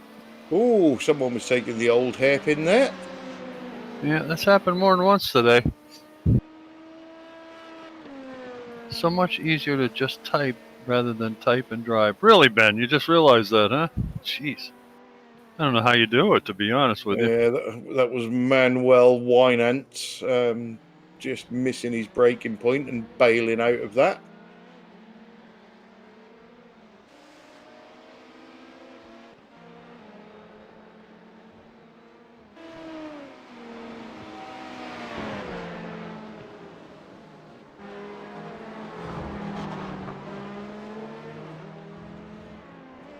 I said in Discord, Clyde, there's a picture of you laying down on a stool when you were a kid, huh? I won't tell about the rest of the picture. That's me right now. Is it? Okay.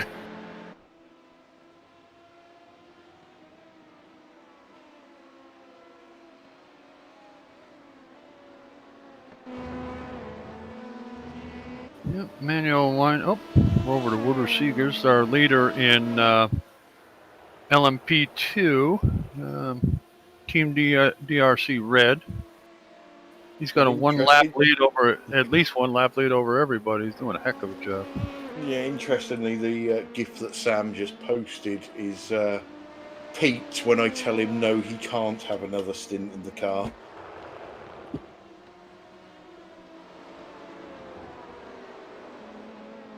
Yeah, that's whining personified right there.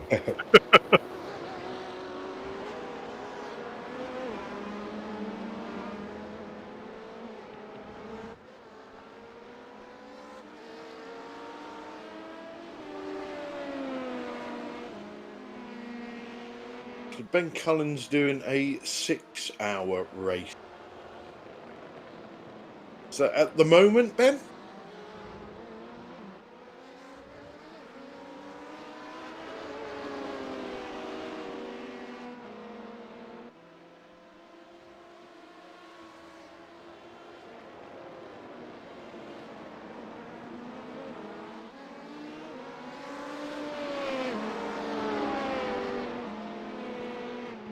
No. Thought that there was going to be an incident there, but they managed to get out of that quite well.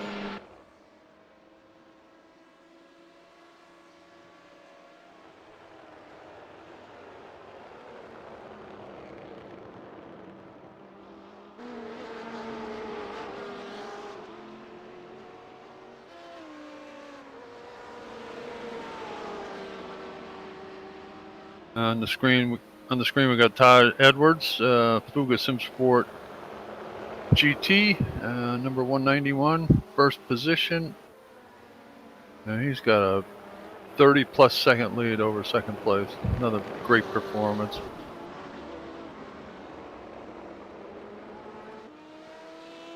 Yeah, the moment Fuga Simsport are cleaning up, aren't they, in the classes that they're in? Yep, 2 out of 3 classes, pretty good.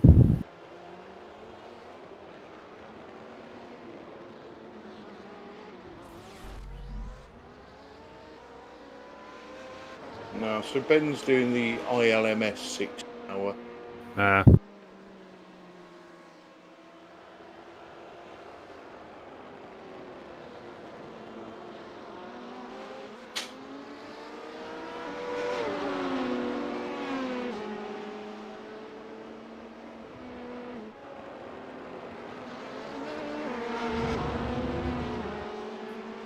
IMSA series or not?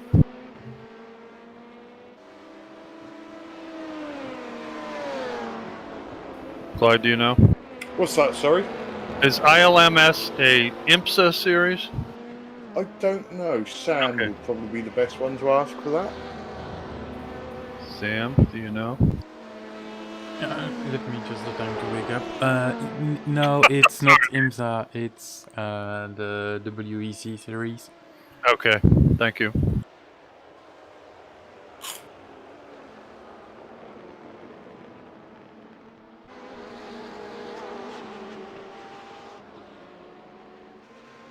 Oh, somebody's in the pits. Who just pulled in? LMP. Oh, it's Verve Racing Team Black. And also, could be Team DRC Red. He's in the pits. That's the leader of LMP2.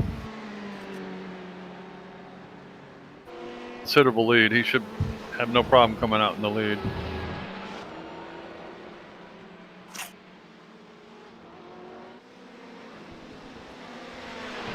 He could come out and win next year's race at this rate. Really? Marius Danhausen's back at the helm in the Fuga Simsport LMP1.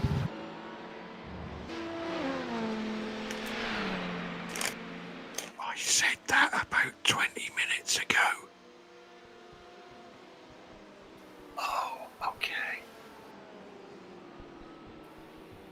Thanks a lot, Knob. At least nobody knows that you got it wrong because we're whispering.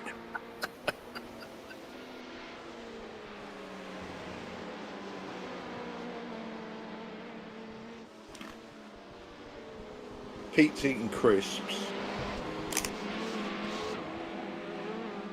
He just made it even louder now that you said that.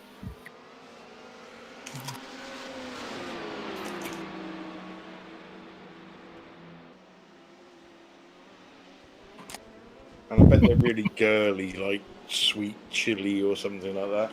Nope. Barbecue taste. I bet they're not manly crisps like roast beef Monster Munch. No, they are onion flavored onion rings. You know the wheat snack things. No. Like Wotsits, but round and taste of onion, not cheese. So nothing like Wotsits then. Very dissimilar, actually. Yeah.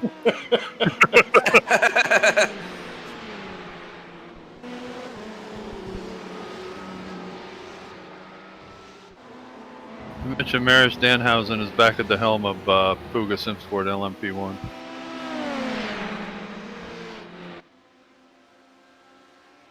So, in the Race of Champions, which race have I ended up with? I can't remember. I'll have to look at the sheet. Right. Is When the I'm sheet alive. public knowledge or not? Don't think so. And Marius is in the pits.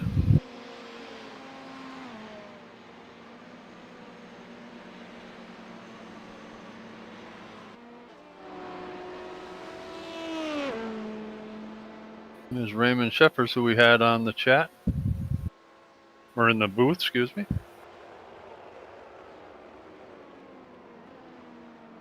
He's taking over in Team DRC Red.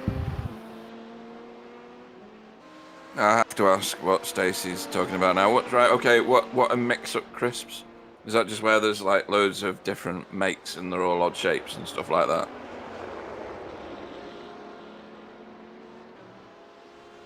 Maybe like trail mix, but chips, crisps. Can't call them chips because you'll think they're something else. Yeah, and Sam will boot you. It's probably Belgian chips as well.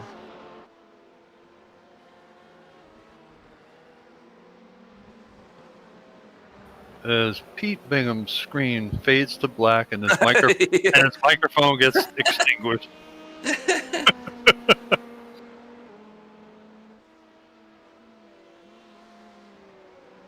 I saw a bottle of pop in the shop today, and I was on the phone to my mother at the same time, and I said, do you remember drinking this stuff? And she was like, oh yeah, I used to love it.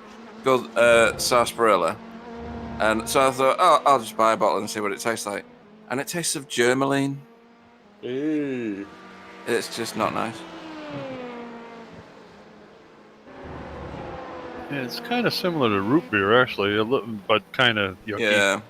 Yeah, I don't like root beer either. Yucky. I quite like root beer. It's fake, isn't it? It's not beer. Well, obviously. So why put beer in the name? How about Bach beer? What's that? I've never heard of that. Yeah. It's kind of a mixture between beer and something else. I don't know what it is. Either drink beer or don't drink beer, period. A couple of pop flavours, as we're talking about drink. I used to enjoy as a kid that you don't see much of these days.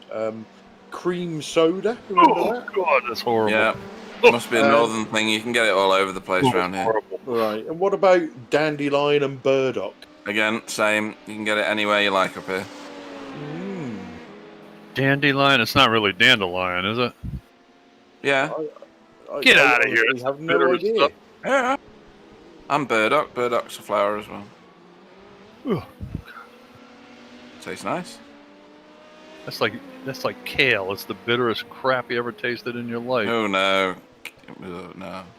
There you go. Stacey's answered your crisp question. What's its Monster Munch, French fries and Doritos in one bag? I could do that. I'm not a Yeah, I lover of could do that. Doritos, to be honest. Why? I don't know. You need to justify that because Doritos are one of the best crisps ever created by a human hand. No. That's Monster Munch. Monster Munch are the class act. And the things I'm eating at the minute are Monster Munch, but round and not Monster Munch.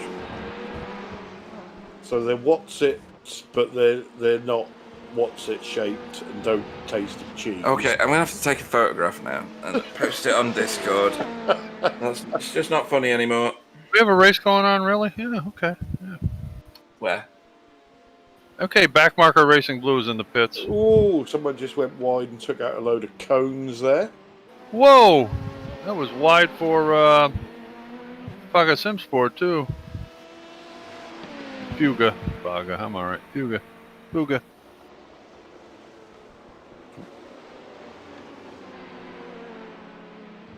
And Ben has just said go to B&M, and I can get those things. Unfortunately, that sounds a bit too much like shopping.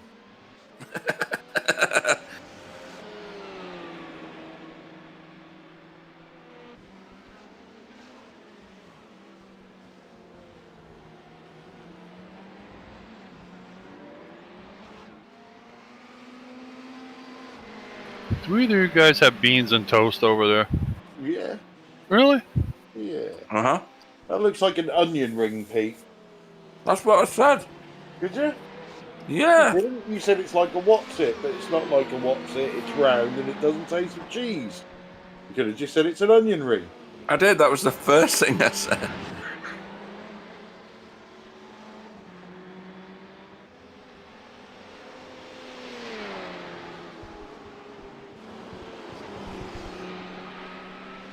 When Clyde was over here in America, he scooped down about 100 onion rings over here.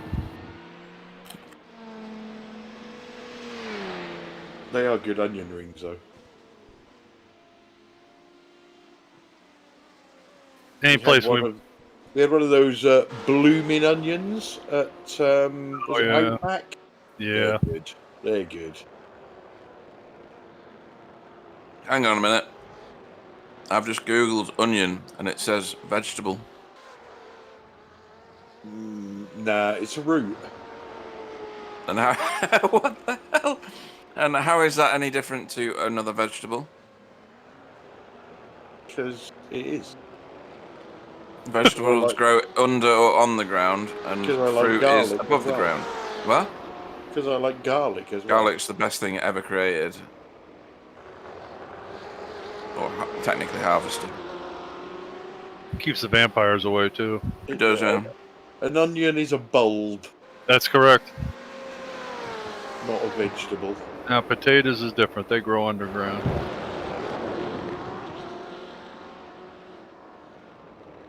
We weren't talking about potatoes, but oh well.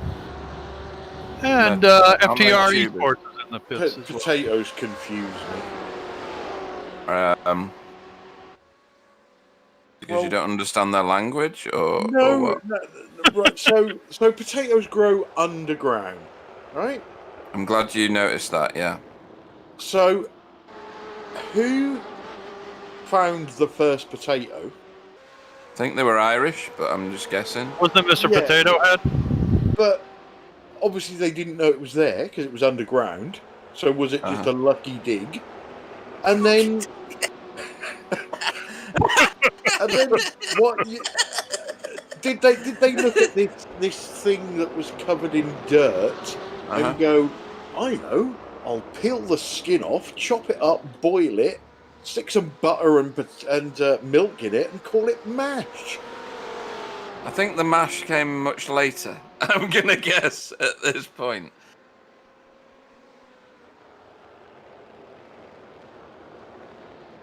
You're expecting them to have milked cow and churned butter, but only just discovered potato. I think your chronology of what's going on at the moment is very, very misaligned. And then who decided that they could chip them? Mr. McCain. That's why I don't understand vegetables, because they're hidden. Apart from things that are not. But most of them are, aren't they? Most of them grow underground. I'd say about 50%. Let's forget the vegetable part of it. Let's just say anything that grows underground. Uh-huh. Who found the first one and decided to eat it. Very, very hungry human. Sam, can you answer that? See, it has a face.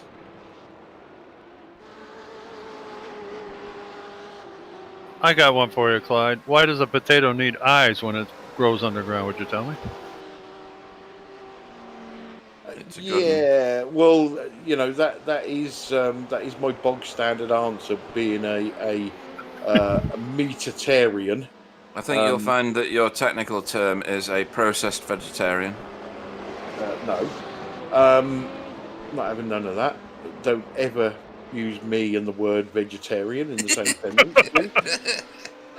However, there are a few things that are classed as vegetables that I like chips and mash.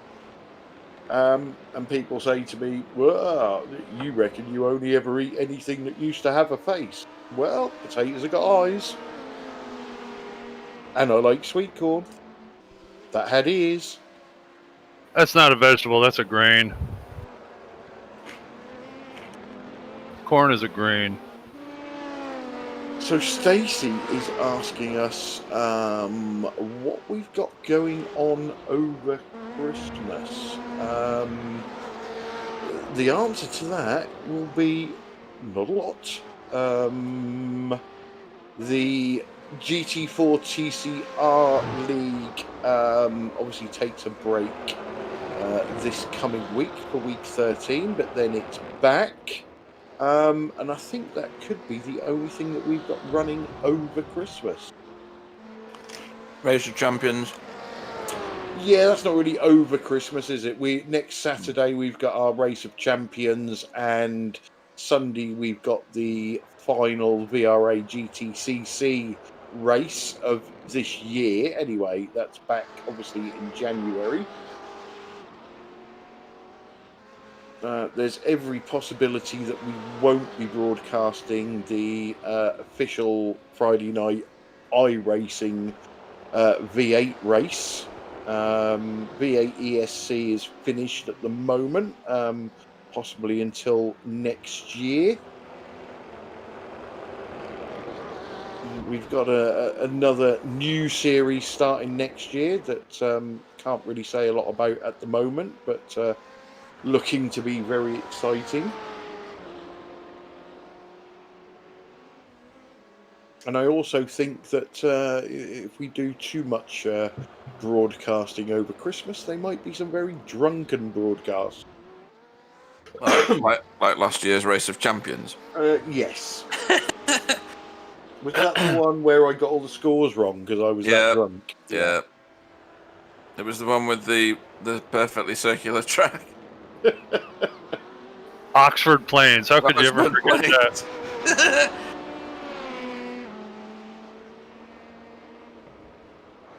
It breaks out in.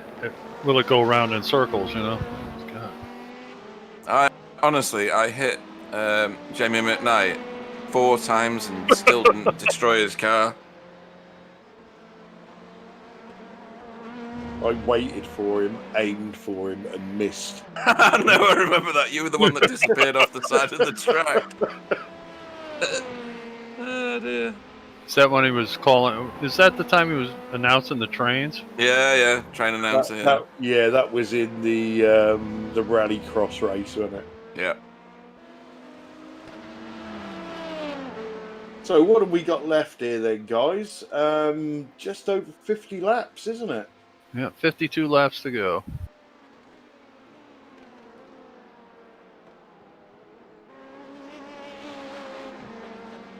We've been circulating for 9 hours and almost 50 minutes.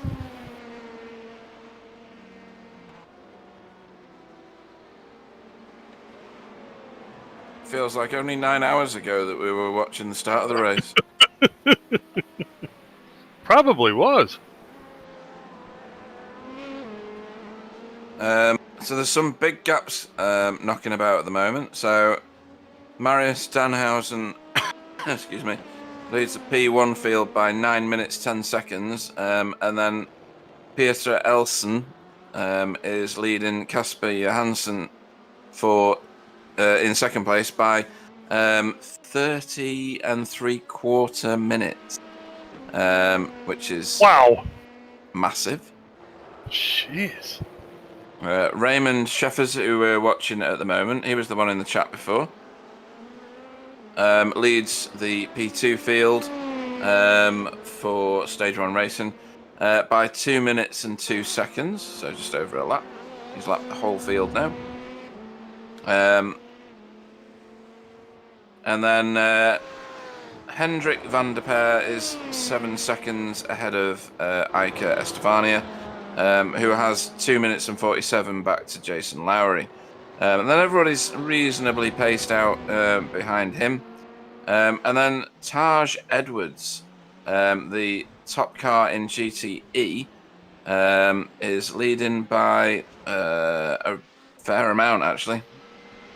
A good 30 seconds, is it 20 seconds or something like that? He's about 27 miles north of everybody else right now. Yeah.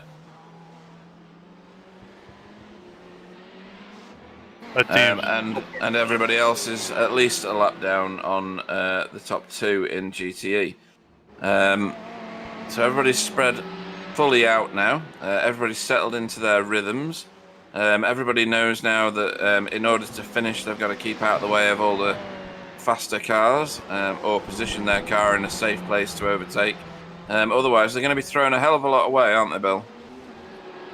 Yeah, after all this time, you want to finish. You want to cross that finish line and say, I did it, no matter where you are.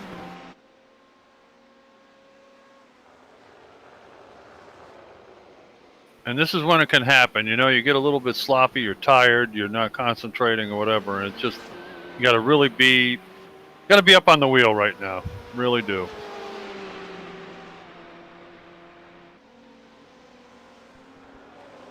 Yeah, I always find the hardest part of an endurance race is the last hour. Isn't that the truth?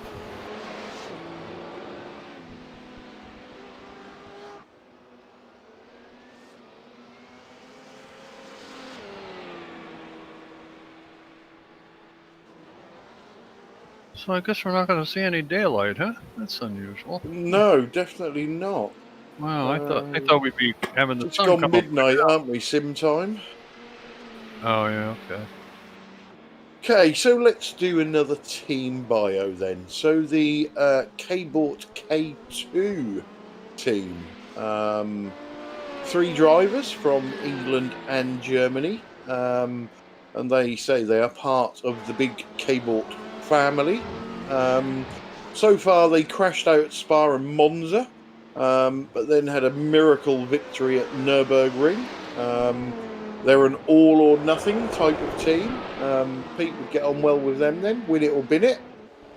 True facts. And they're not going to get much out of this one, seeing as they're already disqualified. They had a great victory this year in ELMS in the Corvette. And they say the name K-Bort, this is interesting, the name K-Bort is a complete mystery. The original founders have now left, so there is no way of finding out how it came to be. So that's interesting. The highlighter yellow was originally an attempt to be more visible at night, and so stopped being taken out. So, unfortunately, they are not with us anymore. But there's a little bit about them anyway. Well, and Team DRC Orange GT is in the pits, and Simtards was in the pits, but he's coming out at this time. And Team DRC Orange is still in 5th, 1 lap down, and Simtards 11th, 7 laps down.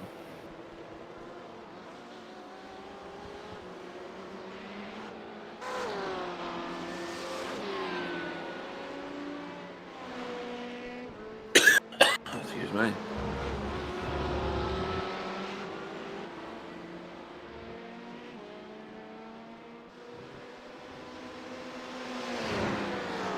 So I think we've lost Sebring 7 cars from the original starting lineup.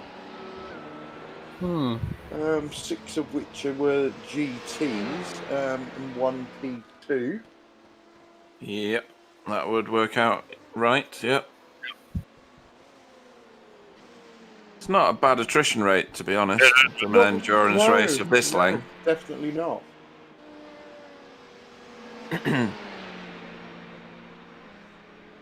Although the attrition is possibly not yet over.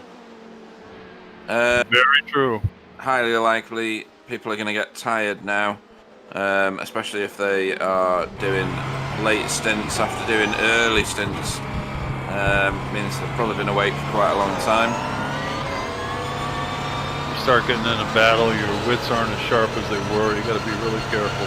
Yep. And while the cars are as spread out as they are, and you're meeting less of them in the lap, or rather, you're not racing competitively. You're just trying to stay alive. You'll lose a bit of the edge, won't you? And I've always found that once you're not pushing, at least a little bit, you take crappy lines through corners and make more accidents out of nothing at all, which you could really do without. How many times have you seen in a real motor race when they tell somebody that's way far ahead to back down? That's when they start having problems. Yeah, absolutely. It's like when we were talking about fuel saving before. Not that that's ever worked well, has it, Clyde? But it's the same principle. Go slower, even though you're in a race, and you end up making more mistakes. And with these cars like we're driving with Marius at the minute, the faster you go, the more stable the car is. So just keep going quickly, and you'll stand less chance of crashing.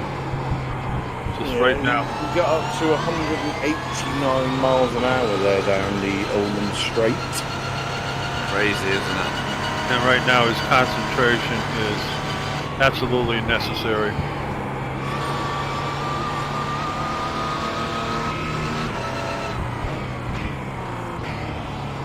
It's honestly like someone's fast forwarded a race. Yeah, really.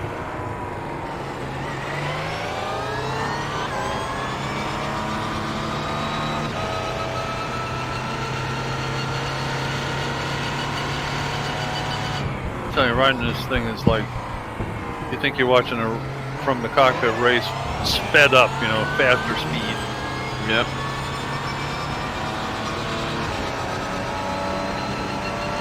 He seems to be able to put the car exactly where he wants it. You know, even going offline to go past other cars, it just doesn't seem to affect the car. It's irritating, isn't it? Because if I got in it, I'd be all over the bleeding place. Well, we know that he's pretty confident. We've seen him race before. We have, yeah. He's highly capable. Absolutely. Well, the E button up on his thing, overhead console is either eject or emergency. I know it's emergency.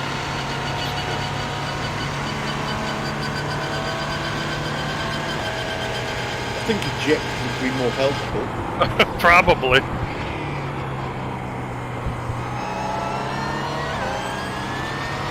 It's actually taking Sunset at 100 miles an hour, more or less. Yeah, it's hard to believe he's going around there that fast.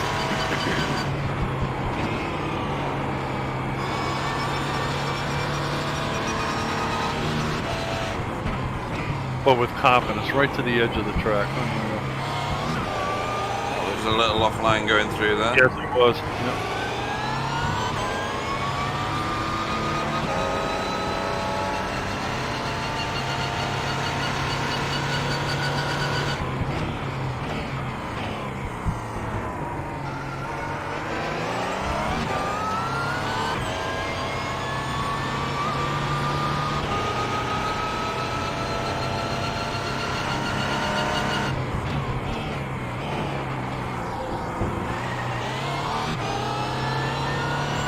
You know where the hairpin is. There's the old hairpin, the kind of loop corner that's blocked off. I don't know if you guys have ever seen that. There's a YouTube film out about this guy in a Corvette one time was racing some kind of club race there, and he lost his brakes or something. Went straight down through there, and of course there's an escape road that goes further down.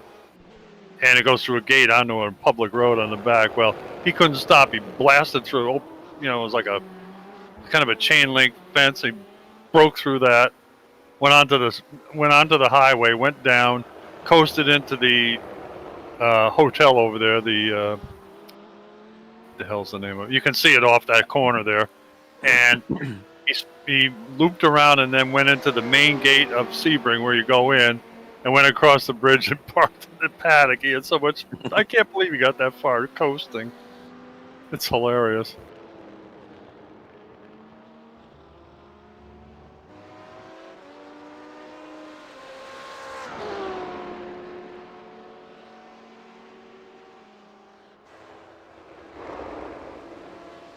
Wow, look at that. Gaps come way down. Which gap are you talking about? No, it's number 2. Hashtag racing. And who else is it? Who's it comparing against? It's first and second in GT. The hashtag racing second, and the Fuga Simsport GT in first place. Oh, okay. Gap came down from 32 seconds to 21. Okay. Mid-stint.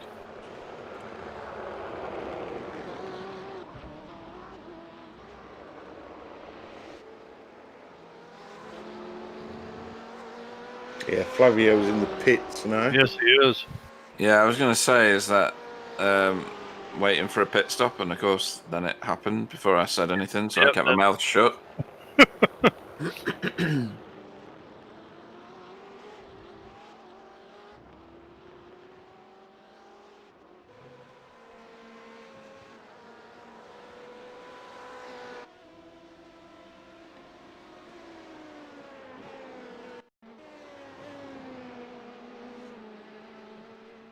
So I think that car is off, or either that one or the leader is off sequence from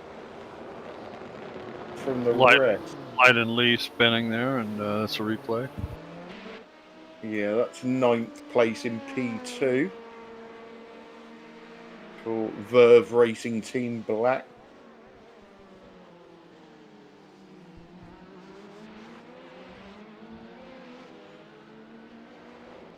Yeah. Can now. Okay.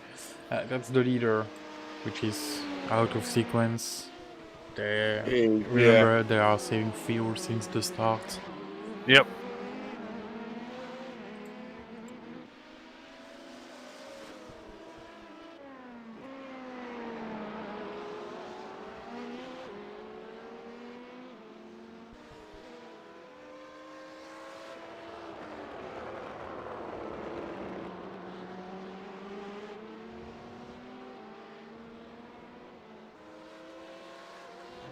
Didn't actually realise strip clubs were open on a Sunday morning.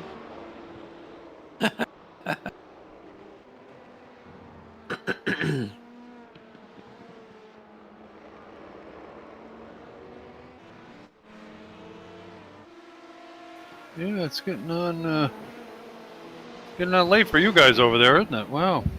Yeah, it's way past my bedtime. I should be Mr. Grumpy tomorrow.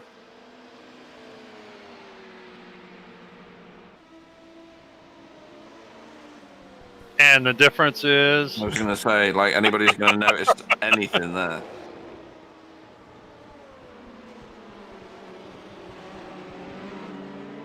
Marius Danhausen puts another lap on the board and tries to navigate his way past these P2 cars here.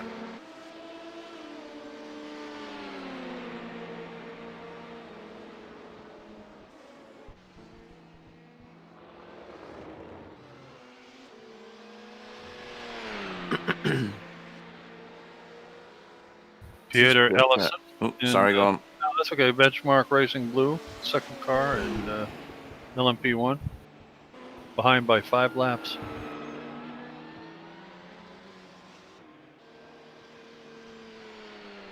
Yeah, it's definitely been a display from the Fuga Simsport LMP1, and the GT car.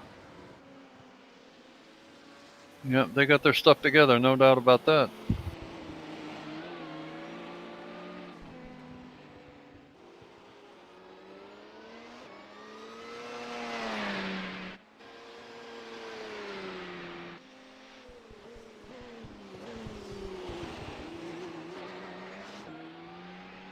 And then we have Casper Johansson, who is in the Twisted LMP1 blue car, 12 laps behind.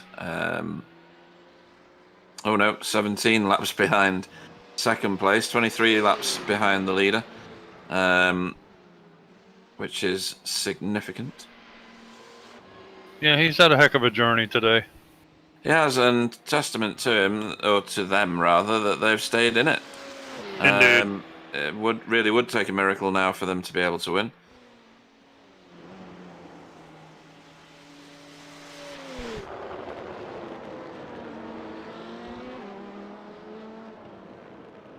There's Raymond Sheffers in the Team DRC Red LMP2, who we had in the booth here chatting. He's still in command of first place.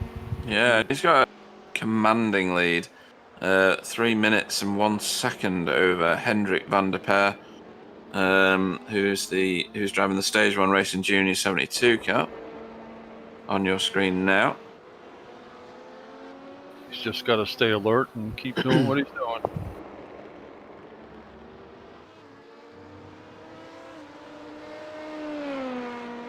In turn, he's got a reasonably comfortable 25-second lead over Victor Abellon in World of Sim Racing P2 car. Yeah, things have kind of stretched out, haven't they, over the last few hours? Yeah, this car we saw going door to door with quite a few other cars throughout the day. That's true. Still fine at the minute. We've got an on-track 4-position pass coming on here. So this is Daniel Stimon passing Manuel Winant. It's like that one was done and dusted. Yeah, that's the R3T Racing car passing the Stage 1 Racing Senior 83 car.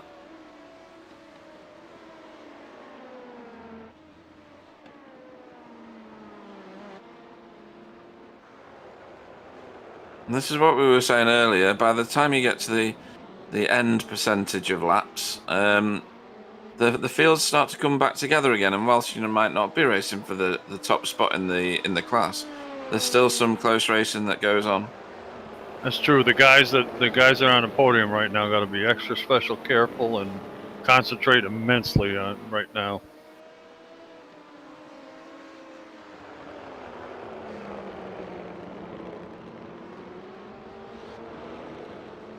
There's still 41 laps. That's not a walk in the park by any means. No, definitely not.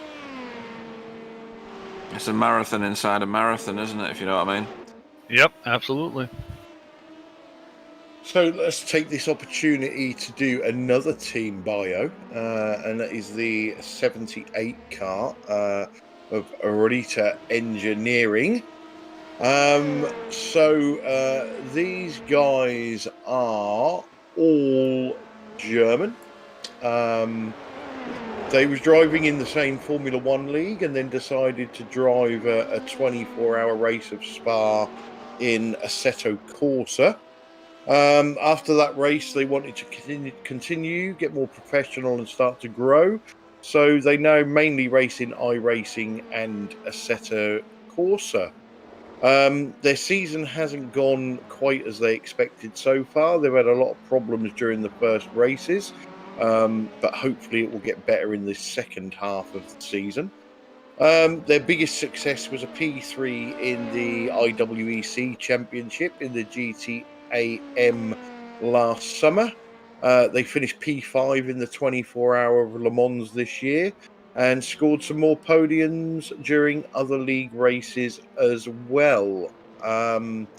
They started as a small group of friends to create the team, and since early 2020, they're partnered, as we said before, with Rita Engineering, the manufacturer of the KTM Crossbow GT4 and the KTM Crossbow GTX, which is GT2 SPX. So that is Rita Engineering with currently Florian Apazella in the car. Thanks for that. There was another P2 off track as we were watching that. It was this one here, Hendrik van der Peer, Stage 1 Racing 72. Currently in second place, so and missed it. Excellent. So he didn't hit anything, so all good there. That really did smack of someone who thought they were on a different turn on the track to what they were on.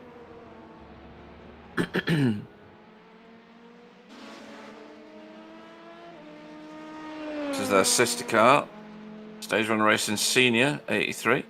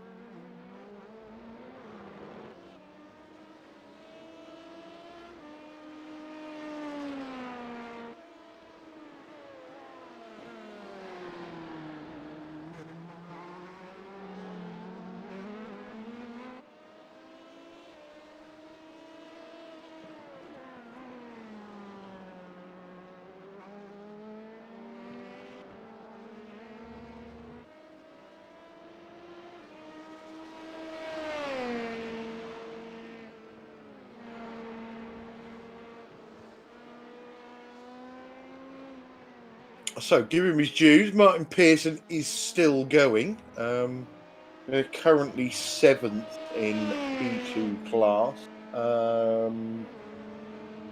They are quite a way behind P6. And quite a way, over a lap ahead of P8. I'll tell you, it kind of makes me feel good. I've seen a car that's been off the road more than I usually am. That made me feel better too. Yeah, I think there's a seat there for you, Bill. I don't know.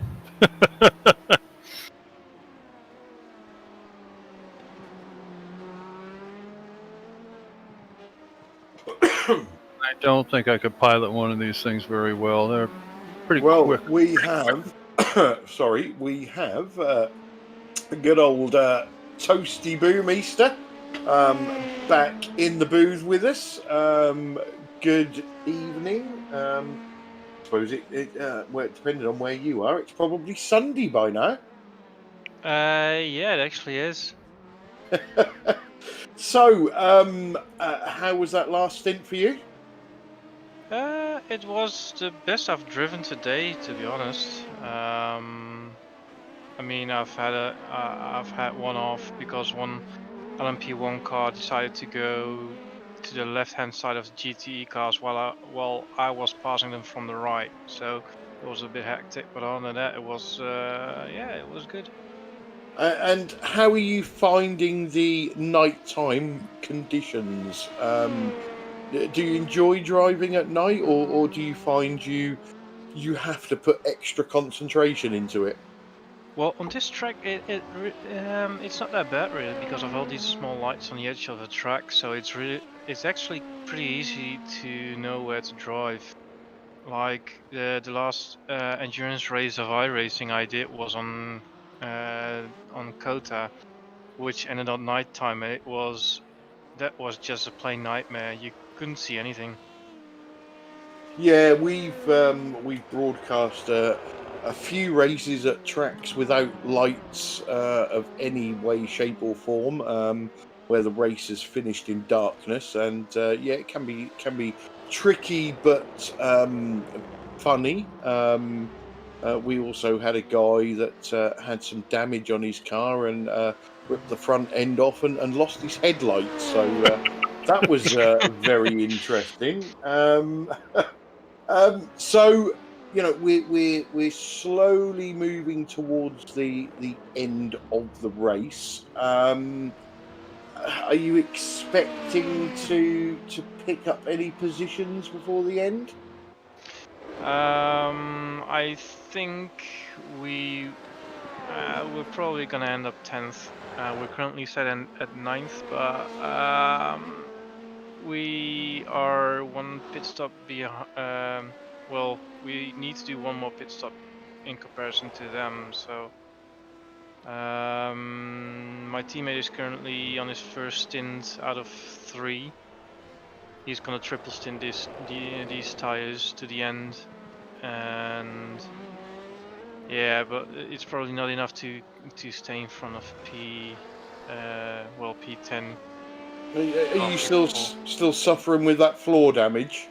Yeah, definitely. When I was practicing in night time, I did on a fuel tank or gas. I was able to do at least a second faster than what I did just now, so that definitely hurts us. And how many laps are you getting out of a tank of fuel in this Dallara? If you do a little bit of fuel saving, you can get 21, but there's no real gain of doing 21 laps. When we were doing our calculations, so we are just doing 20 laps and not considering any fuel saving, so just keep our head straight on the track and keep it clean. So you'll be getting what, 20 laps out of a tank then if you're going as quick as possible? Yeah.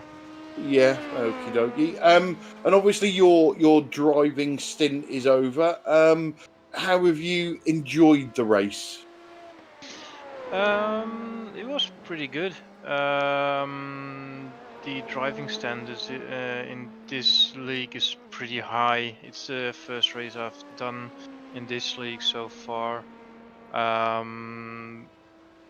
There are some drivers who I think could still use a little more brain, if I can say it like that. But yeah, overall it's really good.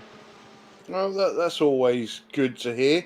And what are you going to do now? Are you going to stay up till the wee hours and encourage your teammate to finish, or are you going to go? Well, that's my bit done. I'm off to bed. See you later. Nah, if I'm doing a team effort, I'm staying to the end as far as I can stay awake. Our third teammate actually had to go, so I'm alone with my teammate Pierce right now. So I actually have to stay here in case something happens, and I might need to step in still. So. Well, that's fair enough. It's possibly the last time we're going to speak to you this morning, unless you're going to pop in for an interview after the race. So, any other shout outs you'd like to give before we let you go? Our team, Cabot Motorsport, is I've been there for like a half a year now, and they're doing a really good job in organizing these kind of events, or at least setting up teams to drive, and I really enjoy the company of them. So I really want to thank them for this opportunity at least. I haven't done too much races with them so far, but that's just because of my current situation. So. Okay, what do you normally drive then? What's your weapon of choice? On a usual race day. On a casual race day, I do the VRS Sprint Series on the Audi R8, which I also drive in a Assetto Corsa on a different league. So usually I drive that, which I really enjoy to drive. But lately I'm driving the LMP2 as well, as you might have noticed today. So I'm probably gonna do some more IMSA with the LMP2 and the Le Mans series and such. Oh well, that's good to hear because Pete dabbles with IMSA, so you'll always be able to find somebody to crash into to stop your car if you get in trouble. Yeah, I don't really see myself doing that quite often, but yeah, it's an option. Excellent. Well, you've joined us in the booth a few times tonight, so thanks for that. That's really appreciated. And we'll let you get back to your teammate and keep them awake till the end of the race. All right. Thanks for doing this, guys. I've been watching this stream every now and then, and you guys are doing a really good job. Excellent. Well, that's always good to hear, and we thank you for that. So, like I say, go and keep your teammate awake. We're creeping towards the end. All right. Thank you very much, Toasty. See, I think he likes that name now. I think so. It's stuck now. He's got no choice. He'll always be known as Toasty. Yeah, Diego Vasquez Duenas is catching Hugo Mendes. This is for position. It's not for class position, but it is for on-track position. And he's been slowly reeling him in. I think there's a pit stop involved here somewhere as well. Yeah, or have you seen their last lap time? It was absolutely it 2 hours identical. or something? Oh, right. Oh, no, they were. 157.39 each. So to say they're well matched is ridiculous, really, isn't it? They are on the same bit of tarmac.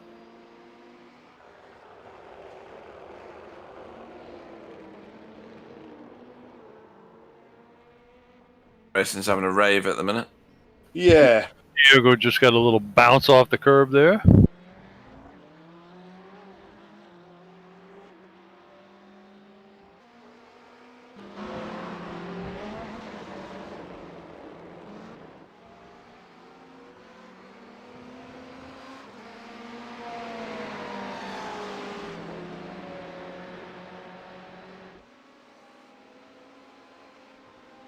It's all gone very quiet on the stream chat, so many people must have fallen asleep. Well, there was about 44 watching until recently. We're down to 37. We've been as high as, I think, 58 is one of the highest ones I saw.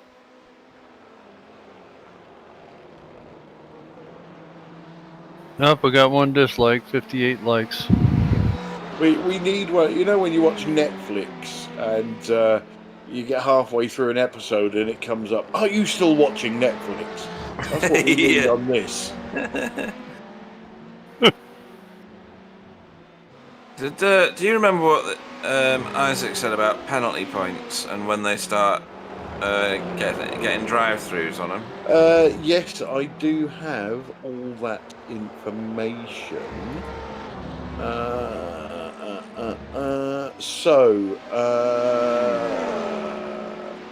Obviously, for incidents, there's a number of penalties that can be dished out. The harshest is a 10-minute stop and hold. But for every second warning, they get a drive-through. And if they get a third, they get a pit lane penalty. And then, what's this? If they get 5, it's a race ban for the next round. Interesting. And in terms of incident points accrued, do they get penalties for drive-through penalties for a number of those? Yeah, there's I don't know what word I'm looking for here. A thing that they use. Can't think of any better word than thing. Okay. And I think it worked out at something like, Sam will correct me here, 5 incidents per hour. Was that right, Sam? If he's awake? This is what is written in the rules, but I think Isaac told us earlier today that it's a bit more for this one. I've in mind 135 incidents limits, and then a drive-through, and then every 35 incidents. I think, if I remember correctly, it was 12 hours ago, so... So at Not quite sure. 135, at 135 you do your first drive-through, yeah? Ish. Yeah, it's what I have in mind. Yeah, so I've only got one team showing over that number at the moment. That's NSR Bronze. Well, yeah, I just found back the message from it was Martin, not Isaac. Oh, was it Martin? Right, Yeah, sorry. 130 incident point for drive-through, and then 35 each. Right, okay. So yeah, NSR Bronze, the only car on a number even close to that, to be honest. So they must have already done a drive-through. Where are they on here at the minute? Oh, they're right down. I don't even know that they're circulating anymore.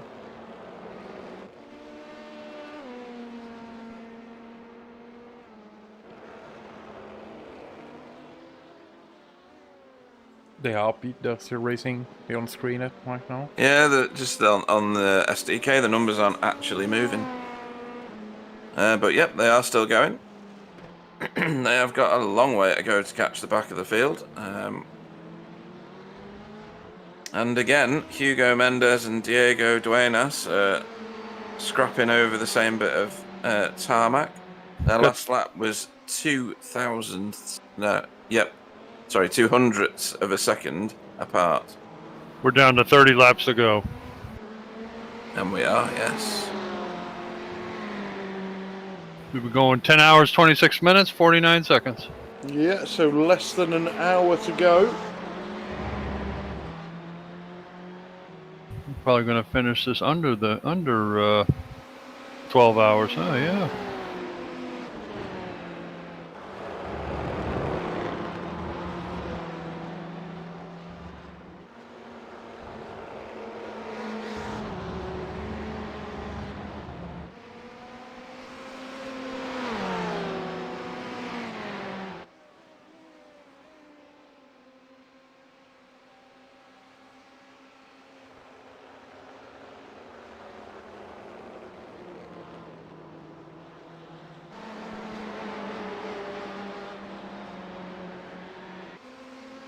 So where do we think this move will take place? Because it's been follow the leader for a while, hasn't it? It has. Well, it's a BMW on a Ferrari, so the BMW's got the grunt and the top speed, I think. When you look at the standings for GTE, the first 5 cars are BMW. This is a high-speed track. So my gut feeling is that they'll lose ground to the Ferrari through the turns, which we're going through at the moment, and then haul them in on the 2 big straights. So I think into turn 1.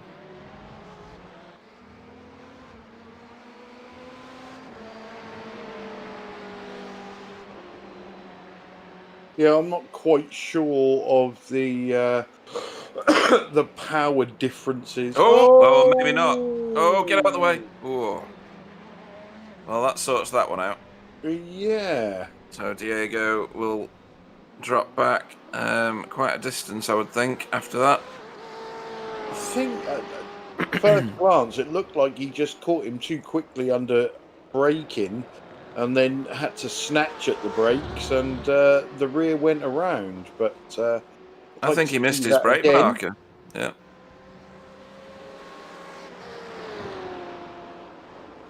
And this is what we were saying about driving at night. Your brake markers are hard to spot.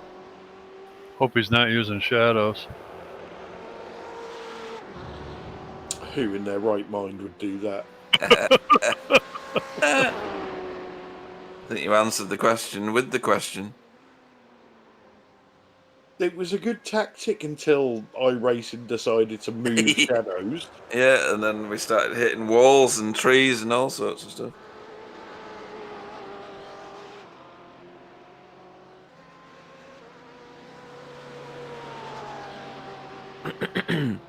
So, what did that do to the gap between these two? Well, I think one of them's in the pits now, so... Yeah, Hugo Mendes has pitted, hasn't he? Yeah.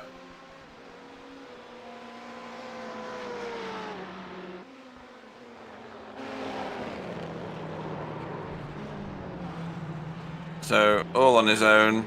Yeah. It didn't look like he missed his brake marker, did it? Didn't, did it? No. Just one of those slow, lazy spins, wasn't it? Yeah. But what you mentioned before, like he was a little hard and came a little too close to the guy in front, got on the brakes hard and went around on him. Actually, he did miss his brake marker. You see how he gained on that Ferrari? Okay, so we've got a drive-through penalty for the 72 Stage 1 Racing Junior car. What's that for? Yeah, it looks like they're doing that right now. It was involved in an incident with the Simsport 72. Driving stage. Right, that's in another class. So. Okay, they're back out. They just served their penalty. Yep. So that must have been a lapping incident. I'm just Was it right there? trying to have a look at the steward's report. Ran into the back of him.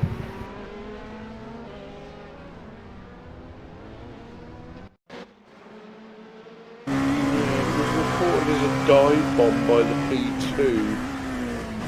Not so much a dive bomb, just as a bad bit of driving.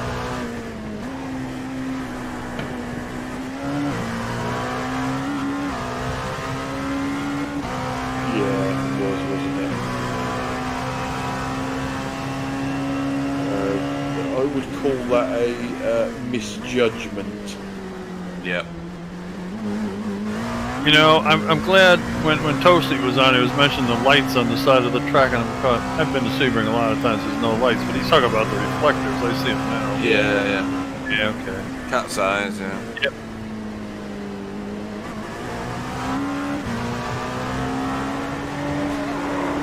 Whoa. Yeah.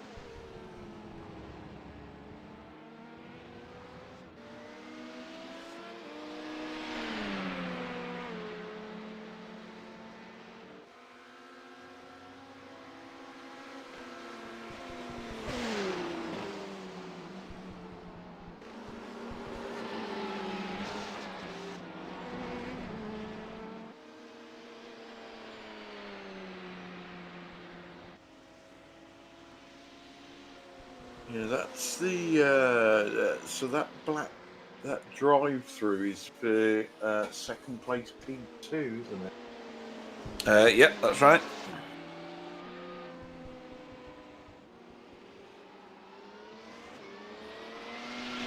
Did somebody see? Have they already done that drive-through? Well, I saw. Yeah, I think they've done it. He drove through. Yeah. Yeah, we saw that a minute ago. So that must have then got Victor Abelan interested in third. So it obviously closed that gap up.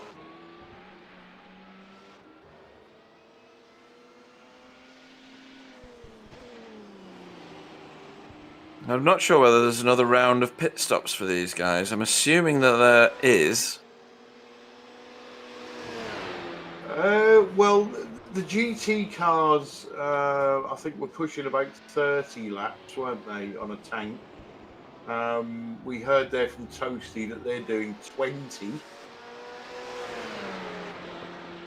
Well, when Darius comes across this line this time, we got 26 laps to go, so that could possibly be another splash and dash or something for some of the people. So I'm guessing any of the GT cars that pit now are going to be able to make it to the end. Yeah. Probably another 5 or 6 laps before the P2s can make it to the end. Yep.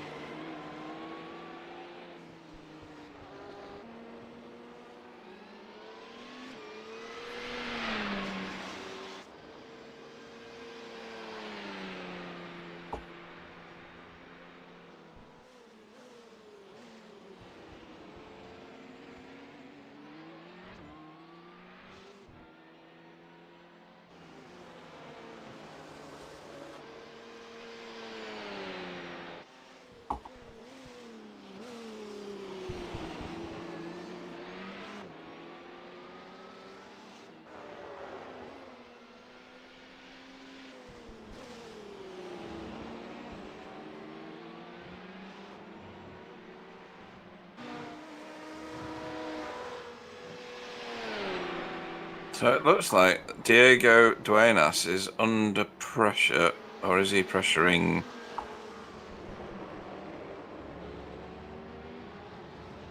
And Rasmus, right, okay. So it's Rasmus Nielsen making his way back through the field, I think. Also saw inter-team DRC orange past DRC blue.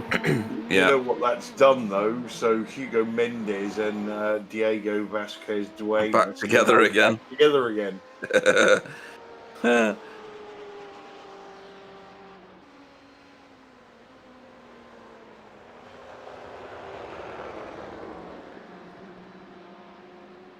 I mean, these aren't for shabby positions. This is 9th and 10th in GTE. All right, it's not for class honours, but you still want to beat as many cars as you can, right? Absolutely. You know, it's not like we got 2 or 3 laps to go. We've got basically another stint to go, so... Yeah, we've got a standard official race. Yep, exactly. Still to do.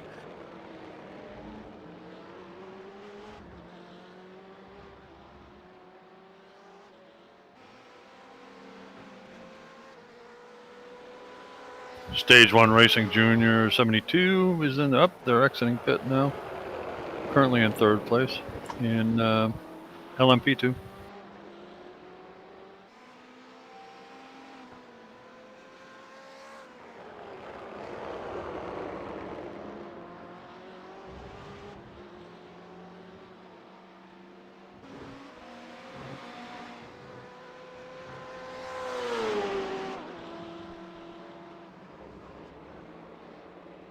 So let's do our final team bio, and that is the number 55 Sapphire Simsport Alpha.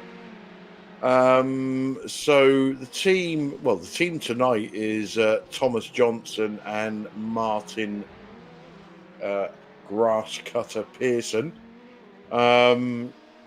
Their team met through doing fun hosted races on iRacing during lockdown, and they're now all best of mate. So can we have a big No. Okay.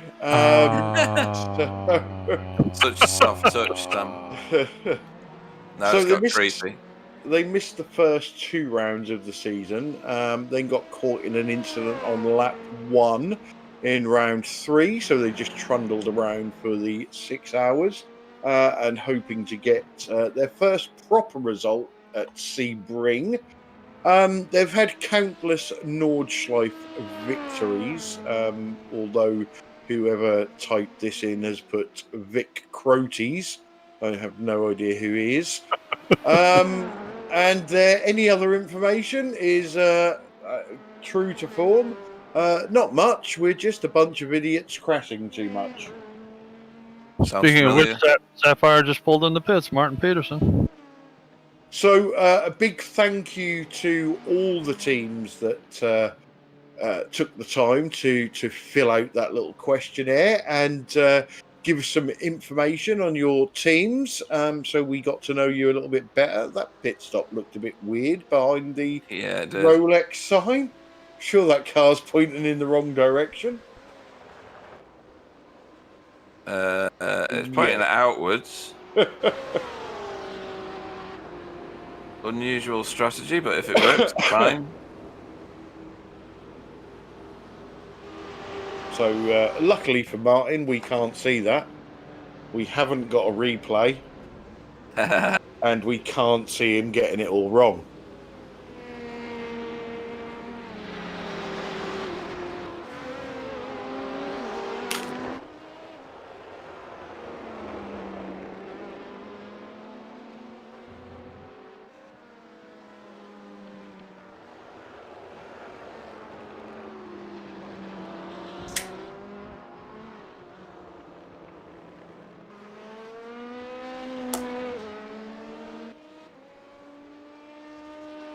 So very shortly, we will see if we can get Isaac Barkley back in the booth. Mm-hmm. for a final report from race control before the end of the race.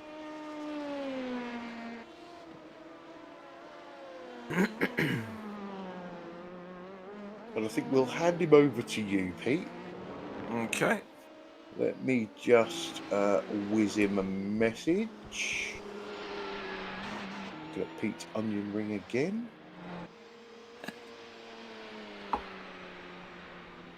Not a euphemism.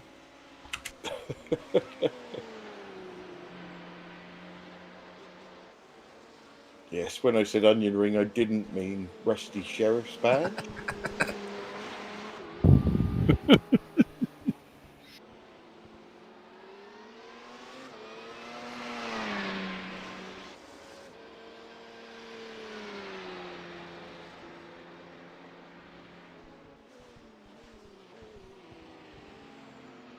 Now, if it holds true to what Raymond told us before, we should be